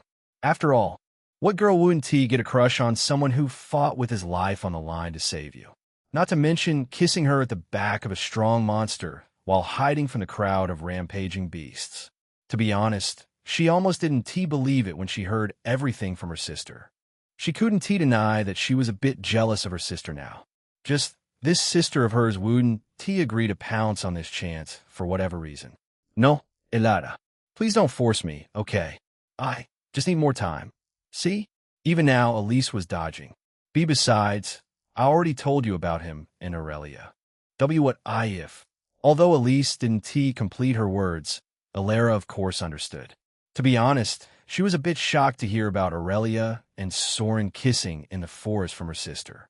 But when she thought of how they fight in sync with Aurelia and Soren's arm all the time, she found it somewhat made sense. But that didn't mean Elise should suppress her feelings and avoid Soren. She knew that if she let her sister do that, she would immensely regret it later. It was better to confront him head-on and get this over with. At least, fleeing early pain was better than lifelong regret. Wasn't it? Besides, it wasn't like she was out of chances. Sigh. Look, Elise, didn't I already tell you that Soren and Aurelia being together is almost impossible? Alara put her hand on her forehead with a sigh and once again began to persuade her sister. Aurelia is the only scion of Miss Seraphine and the only heir of the Flareborn Guild. There is no way her mother will let her be with Soren, no matter how great he is. Alara gave a logical reason. Besides, don't you know about the marriage scandal of Miss Seraphine? With how much she hates men after that incident, do you think she will let Aurelia be with Soren? As much as Alara didn't want to talk ill of Aurelia, the things were clear in her eyes. As the daughter of the head of the National Hunter Association, she had some hidden information regarding the upper echelons. But still, they are together. That didn't mean they weren't a couple right now, though. Elise's fear wasn't unfounded. Unlike what Alara thought, if Soren really rejected her, she didn't know what she would do. Just the thought of it made her heart tighten painfully, prompting her to hide away from the issue forever. Sigh, fine. I can't help you anymore. Take your time then. But don't come crying to me if Soren forgets about you in a few days and it's already too late. Alara finally had enough as she pouted angrily at her sister before standing up in exasperation and storming out of the tent. She thought she had already done enough for her sister. If she still couldn't decide, then that S on her. There was nothing she could do. TCH, why is she so indecisive anyway? It is just a boy. What is there to be afraid of? That didn't mean she wasn't annoyed, though. In fact, she was so annoyed that she randomly walked out of their area, fuming with anger, her cheeks red. My sister wasn't so stupid before? Is this because of so-called love? Is this what love does to people? Alara thought, a bit curious and distracted, when suddenly she saw someone in front. Soren? It was actually Soren Kingswell, who was currently haggling with someone for a piece of an artifact in a market. As always, he looked tall and dashing, with that unique aura that always drew her attention inadvertently. From how he appeared, it seemed he was unaffected by the dangerous encounter at the C-rank dungeon. Heck, she even found him more vigorous and charming than before, as if something subtle had changed within him. But that only fueled Alara's anger, which was already brewing. The heck is he doing here? Wandering around, wasting his time? Did he really forget about my sister? Although she was glad that Soren saved her sister, she was even more annoyed that he left her hanging. No matter what, they did kiss before. Should he at least say something to Elise? At the very least, he should meet her and set things straight. Hey, Soren. Even though Alara knew she might be a bit unreasonable, the thought of her sister's dilemma kept gnawing at her, making it impossible to stay calm. So she strode straight toward him, calling out loudly, ready to give him a piece of her mind. Elise? Why are you here? Only, he seemed to have mistaken her for someone else. Chapter 126, Soren's Confession. Elise? Why are you here? Soren asked, clearly surprised to see Elise in the market. For a moment, he awkwardly hid the artifact he had just purchased in his inventory. He never thought he would run into her like this. Looking at her flushed cheeks and sharp gaze, it was clear her patience had run thin after all the waiting. Sigh. I knew she would come to me sooner or later. Maybe she has already realized she was affected by that artifact. A hunter as skilled as Elise was bound to notice the effect of the twin ring of lust eventually. After all, it was just a D-rank artifact, and the bond level hadn't reached 100 when he removed it from her finger. Fortunately, since she had come alone, it seemed she hadn't told anyone about it yet. But Soren couldn't let her get angry at him right here in the market. Could he? Elise? Who is Hey? Alara was a bit confused at hearing her sister's name and was about to ask when Soren's warm hand suddenly grabbed hers, dragging her out of the market. Soren? What the hell are you doing? Alara was baffled and ready to use her strength to pull away, but saw Soren place a finger to his lips. Shush. Let us go somewhere quiet and safe. We can't let anyone overhear us, can we? Only then did she notice Soren seemed a little anxious and uneasy. It was subtle, but unlike his usual composed self. Interesting. Alara finally realized that it might not be that Soren had forgotten her sister, but that he was just as indecisive as she was. PFTT. I never knew Soren also had this side. Alara was suddenly amused. Well, she hadn't known him for long, but still, he seemed like a guy who never lost his cool. So, it was quite intriguing to see him anxious. Well, let us see what he has to say. If he dares ditch my sister. For now, Alara decided to act like her sister. She knew that it was better this way, as she could act as a buffer between them in case something went wrong. As for why Soren took her as her sister, she had already realized that it was because she was currently wearing her sister's dress. They talked all night yesterday and didn't sleep a wink. In exhaustion, she seemed to have used her sister's. Well, it was that knew of an incident considering they were twins. Oh, okay. Once Alara agreed, Soren quickly dragged her out of the market into an unknown, silent corner. It was that hard to find such a place considering their location. Only when he made sure that they were really all alone and out of everyone's sight did Soren turn to look at Elise. So, what do you have to say? Alara was a bit amused by Soren's south choice of place and asked after a brief pause. She wanted to know what he wanted to say to her sister, who had already fallen head over heels for him. To be honest, she realized that she was suddenly a bit nervous. Sigh, Elise, are you angry with me? Soren saw those beautiful eyes looking at him quietly and couldn't help but ask, waiting for her response. Angry? Why would I be angry at you, Soren? You saved my life, and I haven't even said thank you. Alara had already decided to act as her sister. So the moment Soren asked, she silently lowered her head, acting melancholic and sad, just like her sister would do in her place. Do you think I have the right to get angry at you? She fidgeted nervously with a bit of shyness that a girl would have when she met a boy she had shared a kiss with. Although she wasn't that good of an actor and didn't even know how girls like that truly felt, being a twin had its perks. She doesn't seem angry? Sure enough, Soren still had no clue that the girl in front was Alara and not Elise. After all, in his mind, Alara was that cold girl who weighed her words like gold. Besides, why would Alara barge into the market and shout his name in anger for no reason? In his brief encounters with these twins, he thought only Elise was capable of that. But still, Soren had the presence of mind to check Elise's panel from his harem archive just so he could confirm her true thoughts. Name: Elise Van's class. Rogue S. Level 31 status. Side heroine current emotion. Stressed, fear of losing, faint determination, longing, in love, restless, vulnerable, hesitant, anxious, yearning, infatuated, melancholy, avoidant, hopeful really. No anger? Then, does it mean she still doesn't realize she was affected by the twin ring of lust? Soren thought, suddenly breathing a sigh of relief. To be honest, he was a bit afraid of things getting out of control just now. Fortunately, it was just a false alarm. Soren would definitely not hide such things from Elise. He had been honest all the time with his girls, after all.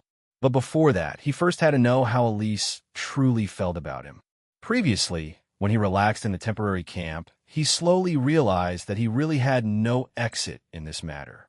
He had already gotten a quest from her, and even completed it. Besides, after sharing such a passionate moment with each other in a life-and-death situation, Soren wasn't going to let her go. At least, not until Elise actively rejected him. Well, considering her current emotions, it seemed he was safe. Sigh. Elise, I am really sorry. I should have met you as soon as you awoke. At least to check if you're all right or not. With the crisis averted, Soren's confidence returned as he solemnly apologized, bowing slightly. Wadash. Oh, Soren, don't worry about it. Alara was caught off guard and stuttered a bit at Soren's sudden apology. Unfortunately, she didn't know that it was only the beginning, as Soren suddenly grabbed both of her soft hands and whispered, Elise, don't just brush aside my apology. I am serious here. I know that after what happened between us, I should at least come to you and clarify things. Soren didn't let her go, looked straight into her eyes, and began to genuinely confess, a flicker of complex emotions playing across his eyes. Chapter 127. Alara is caught off guard. Look, there is no doubt that the C-rank dungeon was an accident, something you and I were both swept into beyond our control. It is also true that without my help, you would have died inside. Soren strengthened his hold on the slipping hand of Elise and got close to her blushing figure, his face right in front of hers. Since her emotions were bare naked in his eyes, and she was also longing for him, Soren felt that there was no need to hesitate anymore. After thinking for a whole day, Soren had realized that even if Elise's feelings were because of the twin ring of lust, so what? All he had to do was change that feeling into her real feelings. Wasn't it? As long as he could do that, his guilt would disappear in his smoke on its own. But it is also true that I took your first kiss. I kissed you when you were extremely vulnerable, a bit forcefully. Soren softly spoke while lowering his gaze, his face looking a bit bitter. However, another truth that nobody knows is that if I hadn't kissed you at that time, you might have fallen into a coma. Even if I had saved your life, there was a high chance you would have lost your mental balance. Soren showed the right amount of worry on his face and confessed at that time. The voice of the world said that you were affected by the aura of those monsters and had already lost 50 of your mental power, and it was rapidly declining. I didn't know what to do at all. I couldn't just run away from the back of that monster with you. There was a high chance we both would have died then. Soren paused, and then once again looked at the girl with a raw emotion. To be honest, the right thing to do at that time was to abandon you and save my own life. But it seems I'm not selfish enough. He let out an exasperated sigh, making Alara a bit uncomfortable. To be honest, she already felt that she had made a glaring mistake in concealing her real identity. Looking at Soren, he seemed a very nice guy with no extra motive. In fact, it was the sisters who, in a way, had a motive against him. Rather than being grateful that he had saved her sister, she was instead thinking of getting back at him if he hurt her sister's heart, when in fact he owed them nothing at all. Sigh. How stupid. Alara thought she should have let Elise have this conversation with Soren instead. She had every right to be here with Soren. Unfortunately, it was already too late. So, I had to quickly search for another solution to save you. Soren didn't see Alara's conflicting emotions as he was busy narrating things, trying to make Elise as sympathetic as possible. Then I remembered that mental resonance thing. To be honest, I was very hesitant to use it as it required as close a contact as possible to work. Soren showed an embarrassed smile, but in the end, when there was no solution, I could only use the one that was available at hand. Ah, so it is indeed a skill? Mental resonance. So, he used his own mental power to shield Elise's mind from harm. Alara suddenly realized, considering his level, being able to remain unaffected by such a high-level monster's aura, his mental power seemed quite high, abnormally so. But ISNT he and Archer? Alara thought, a bit confused, when suddenly she felt a warm touch on her face, gently caressing it. Wah! Startled, she tried to reflexively jerk back, only to feel Soren tightening his hold on her arm, refusing to let her budge. Soren? Alara was so flustered that her entire face flushed from her neck to the tips of her ears in an instant. She was already on edge with Soren standing so close and holding her hand, and now he was gently caressing her cheek all of a sudden. If not for the fear that her disguise would be exposed, she would have pulled away immediately. To be honest, kissing you is incidental, but that didn't mean that our kiss meant nothing. Soren paused, looked at Alara tenderly, and whispered softly, "Hey, Elise, you felt that too, right? That connection?" He asked while lightly caressing her smooth cheek, his finger getting closer and closer to her red lips. "You felt how we synced too, right? How? Even when you knew we might die, you gave everything to me in that moment. How you let me kiss you with such abandon while actively responding the whole time." Soren's finger finally brushed against Alara's reddened lips, tracing them lightly. His heavy breathing fell against her skin.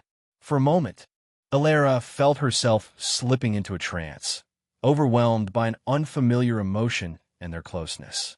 She knew Soren was doing this because he thought she was Elise. As a sister, she should stop him immediately, but she was afraid that Soren would take it the wrong way.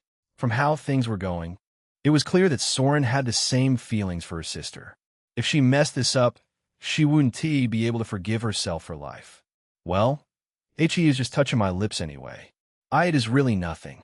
Alara tried hard to control her racing heart and unfamiliar emotions while continuing to listen to Soren as his finger lightly traced her soft lips. As long as she went through this and later confessed everything he said to her sister, everyone would be happy. Soren didn't need to know the reality of today. "All for my sister." Alara clenched her fist and tried hard not to let anything show on the outside, her beautiful eyebrows trembling slightly.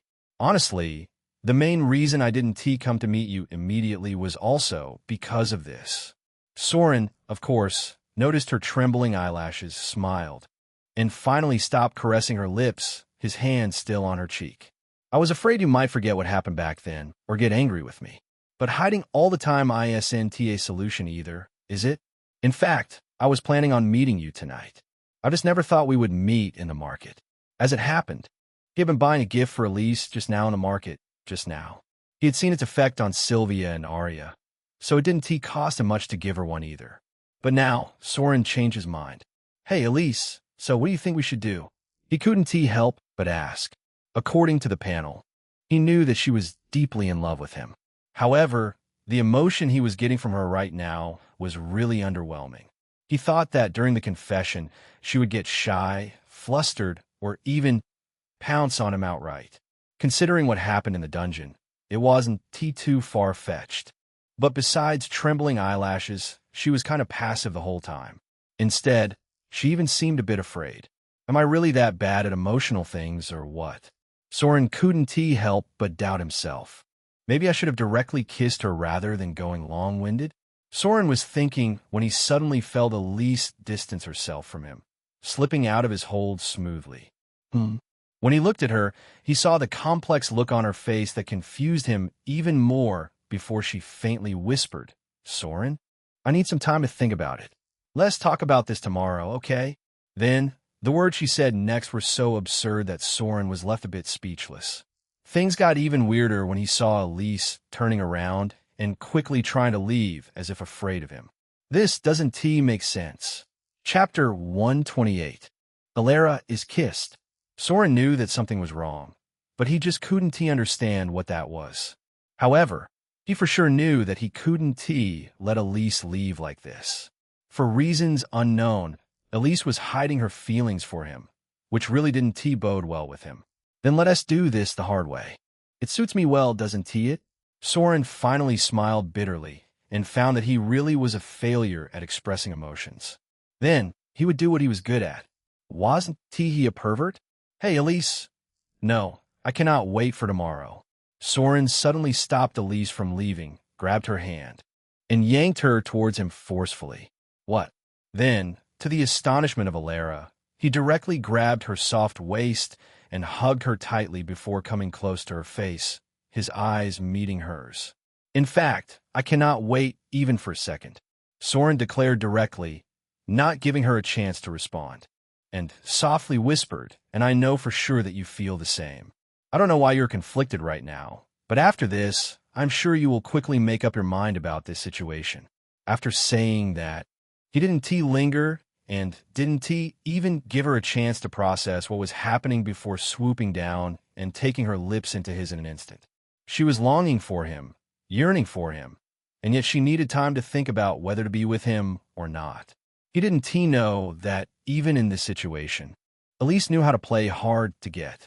If so, he would show her what it meant to be a straightforward guy. Soren, and no. Hey, W, what are you doing? Only. He didn't know that the girl in front wasn't Elise at all. Poor Alara never thought that Soren would be bold enough to kiss her right here, so forcefully. Seeing him getting closer and closer, she panicked and tried to use every bit of her strength to get out of his arms, only to find that she couldn't even budge. In no time at all, she felt his breath against her lips before he captured them. It all happened so fast that before she could properly react, she found herself in Soren's arms, her first kiss taken just like that. And no, Alara widened her eyes, wanting to protest with everything she had, when suddenly she felt a strange sensation wash over her, and her body went limp in Soren's arms, flustered and overwhelmed all of a sudden. The poor girl felt so weak that she couldn't even resist as her face turned completely red, her breathing quickening as a strange warmth began to cloud her thoughts. Despite being extremely resistant to his kiss, she couldn't help but feel his touch overwhelming her reason. In fact, she was so dazed that she unconsciously let out a muffled moan inside Soren's mouth, giving him the chance to capture her tongue in the process. W, what happened to me? Title: Bold Pervert has been activated. Bold Pervert grants 10 charm and 5 luck when performing risque or provocative actions. Nearby female characters grow slightly flustered and more prone to conflicted reactions rather than outright rejection. Soren suddenly heard the system prompt, which confused him. He had almost forgotten that he had this title. For a moment, he was a bit startled, causing him to lose his hold on Alara, who immediately took her chance to break free, forcibly separating herself from his mouth. It seems she used every bit of her strength to get free, breathing heavily while looking at Soren angrily. Only, with her dazed, moist eyes and lips streaked with both their saliva, swollen from the kiss, she looked even more alluring than ever before. Elise? However, Soren, of course, noticed something strange. Although she was indeed flustered, he saw no passion like he had seen in the dungeon in her eyes. There was no yearning, longing, or infatuation he had expected from the panel. Rather, there seemed to be a hint of anger instead. What is going on? Soren really had no clue when he saw Elise quickly calming herself and composing herself before speaking lightly, her voice a bit colder than before. Soren, like I said, I will think about it. Let us talk tomorrow, okay? Don't force me. In the end, it seemed Alara decided to continue playing her part. What could she do when she was already this deep in the water? Really, she never thought Soren was so restless over her sister that he would kiss her all of a sudden. And what was with that strength of his? Wasn't he an archer? I screwed up big this time. No, I can never let anyone know about this incident. Alara was going crazy. Those warm lips and the feeling of his tongue wrapping around hers were still vivid in her mind. And the most ridiculous part was that she had actually enjoyed it. Damn, Soren, you scumbag. I knew you were up to no good. In the end, Alara cursed Soren internally, quickly turned around stiffly, and practically ran away from the place. To be honest, she was on the verge of crying as she had lost her first kiss so suddenly. And the worst part was that it had been with the man her sister loved deeply, while she was acting as her sister. If Elise ever found out, she didn't know how she would even face her. This is the worst. I shouldn't have gotten curious about Elise in the first place. While Alara ran away, Soren, on the other hand, stood frozen, completely stunned. Even now, he couldn't make heads or tails of the situation. But he didn't have to wait long, as he immediately realized what had gone wrong when his system suddenly gave him a timely prompt. Ding! Detected that the side heroine, Alara Vans, has been forcibly kissed by you. For performing a wonderful perverted act without any prompt, you got 5 free stat points. Congratulations! You successfully awaken a new secret quest. Secret quest, Sneaky Sisters. Content. What is more thrilling than getting close to twin sisters? Pull off one mischievous prank on Alara Vans while making sure that she believes you are thinking of her as her sister. Reward. Time limit. None. Difficulty. Failure punishment. None. Note. An extra reward will be issued once you complete this quest with Alara. Really, this couldn't have gotten any worse. Chapter 129. Finally meeting the real Elise. The heck? Soren never felt this much shock in his life before. Even when he was shoved into a C-rank dungeon, he didn't lose his calm. But now, so, she's Alara all along? As much as Soren wanted to argue that the system was playing with him, in his heart, he already knew the truth. All this time, he was confessing to the wrong girl. No wonder he found her emotions lacking and completely contrary to what he saw on the panel. No wonder she reacted strongly when he kissed her and didn't follow his lead. But why would she? However, Soren couldn't understand why Alara needed to act at all. If only she had told him the moment they met that she wasn't Elise. To be honest, Soren felt like a clown. It keeps getting messier and messier. Frustration would be an underestimation of the emotion he was feeling right now. He hadn't dealt with one sister yet, and another one was already on his tail. Fortunately, Alara didn't break her act till the end for some reason, saving him some respite. Sigh, I am so tired, and I haven't even done anything today. Soren let out a huge sigh, looked at the setting sun on the horizon, and began backpedaling towards his tent slowly, dejected. He already decided to postpone his plan to meet Elise. For one, he didn't even know who was who, and for the other, he really was going to go through the same dialogue again. Damn you, Alara. Can't you say anything earlier? The heck are you acting for? We even kissed. Soren couldn't help but get angry at Alara. Even for a prank, it was too much. Especially the perverted quest he got just now. Fortunately, there is no time limit or punishment this time. Is it because I initiated this quest on my own? Even the difficulty level was 4 stars despite that, guaranteeing him a good reward after completion. Soren had a hunch that it was because he got involved with Alara on his own, without any prompting from the system. He did kiss her after all, even if he didn't know it was her. Well, I didn't even get to enjoy it a bit more, though. Soren thought, licking his lips unconsciously. Now that he thought about it, there was definitely something different about Alara's mouth compared to Elise's. While Elise's lips were fuller and softer, Alara's were thinner and firmer. Although it was only for a brief moment, Soren still had a lingering taste in his mouth. Damn, now I'm getting restless all of a sudden. Soren thought, a bit annoyed. He didn't show it outside, but all this build-up with no payoff already made his mood complex these days. The closest he got was with Aurelia, and even then, he didn't go all the way for fear of pushing her too far. For other girls, it was just a few kisses and light groping all around. It was like childish play. He knew that he couldn't rush, considering it was too early for them, but still, he was a man after all. He had his urges, especially since it was higher after activating his bloodline. Maybe I should go to Aurelia? She seemed quite calm in the camp before. Soren suddenly thought, then quickly shook his head. No, the situation is different this time. Previously, he took the chance when Aurelia was feeling guilty towards him. But now, if he tried to have his way with her, maybe she would burn him with her inferno. Who knew? Aurelia is out of the way. Then, maybe Sylvia or Arya. He was steadily making progress with both girls these days. Although he knew Arya was a bit angry at him for being close to Sylvia. She was his little elf who couldn't resist his antics. Maybe she'll let me go all the way with her if I say she is my first. Besides, his charm had increased incredibly these days, not to mention his bloodline effect. To be honest, Soren was fairly tempted to try to get her completely. Soren,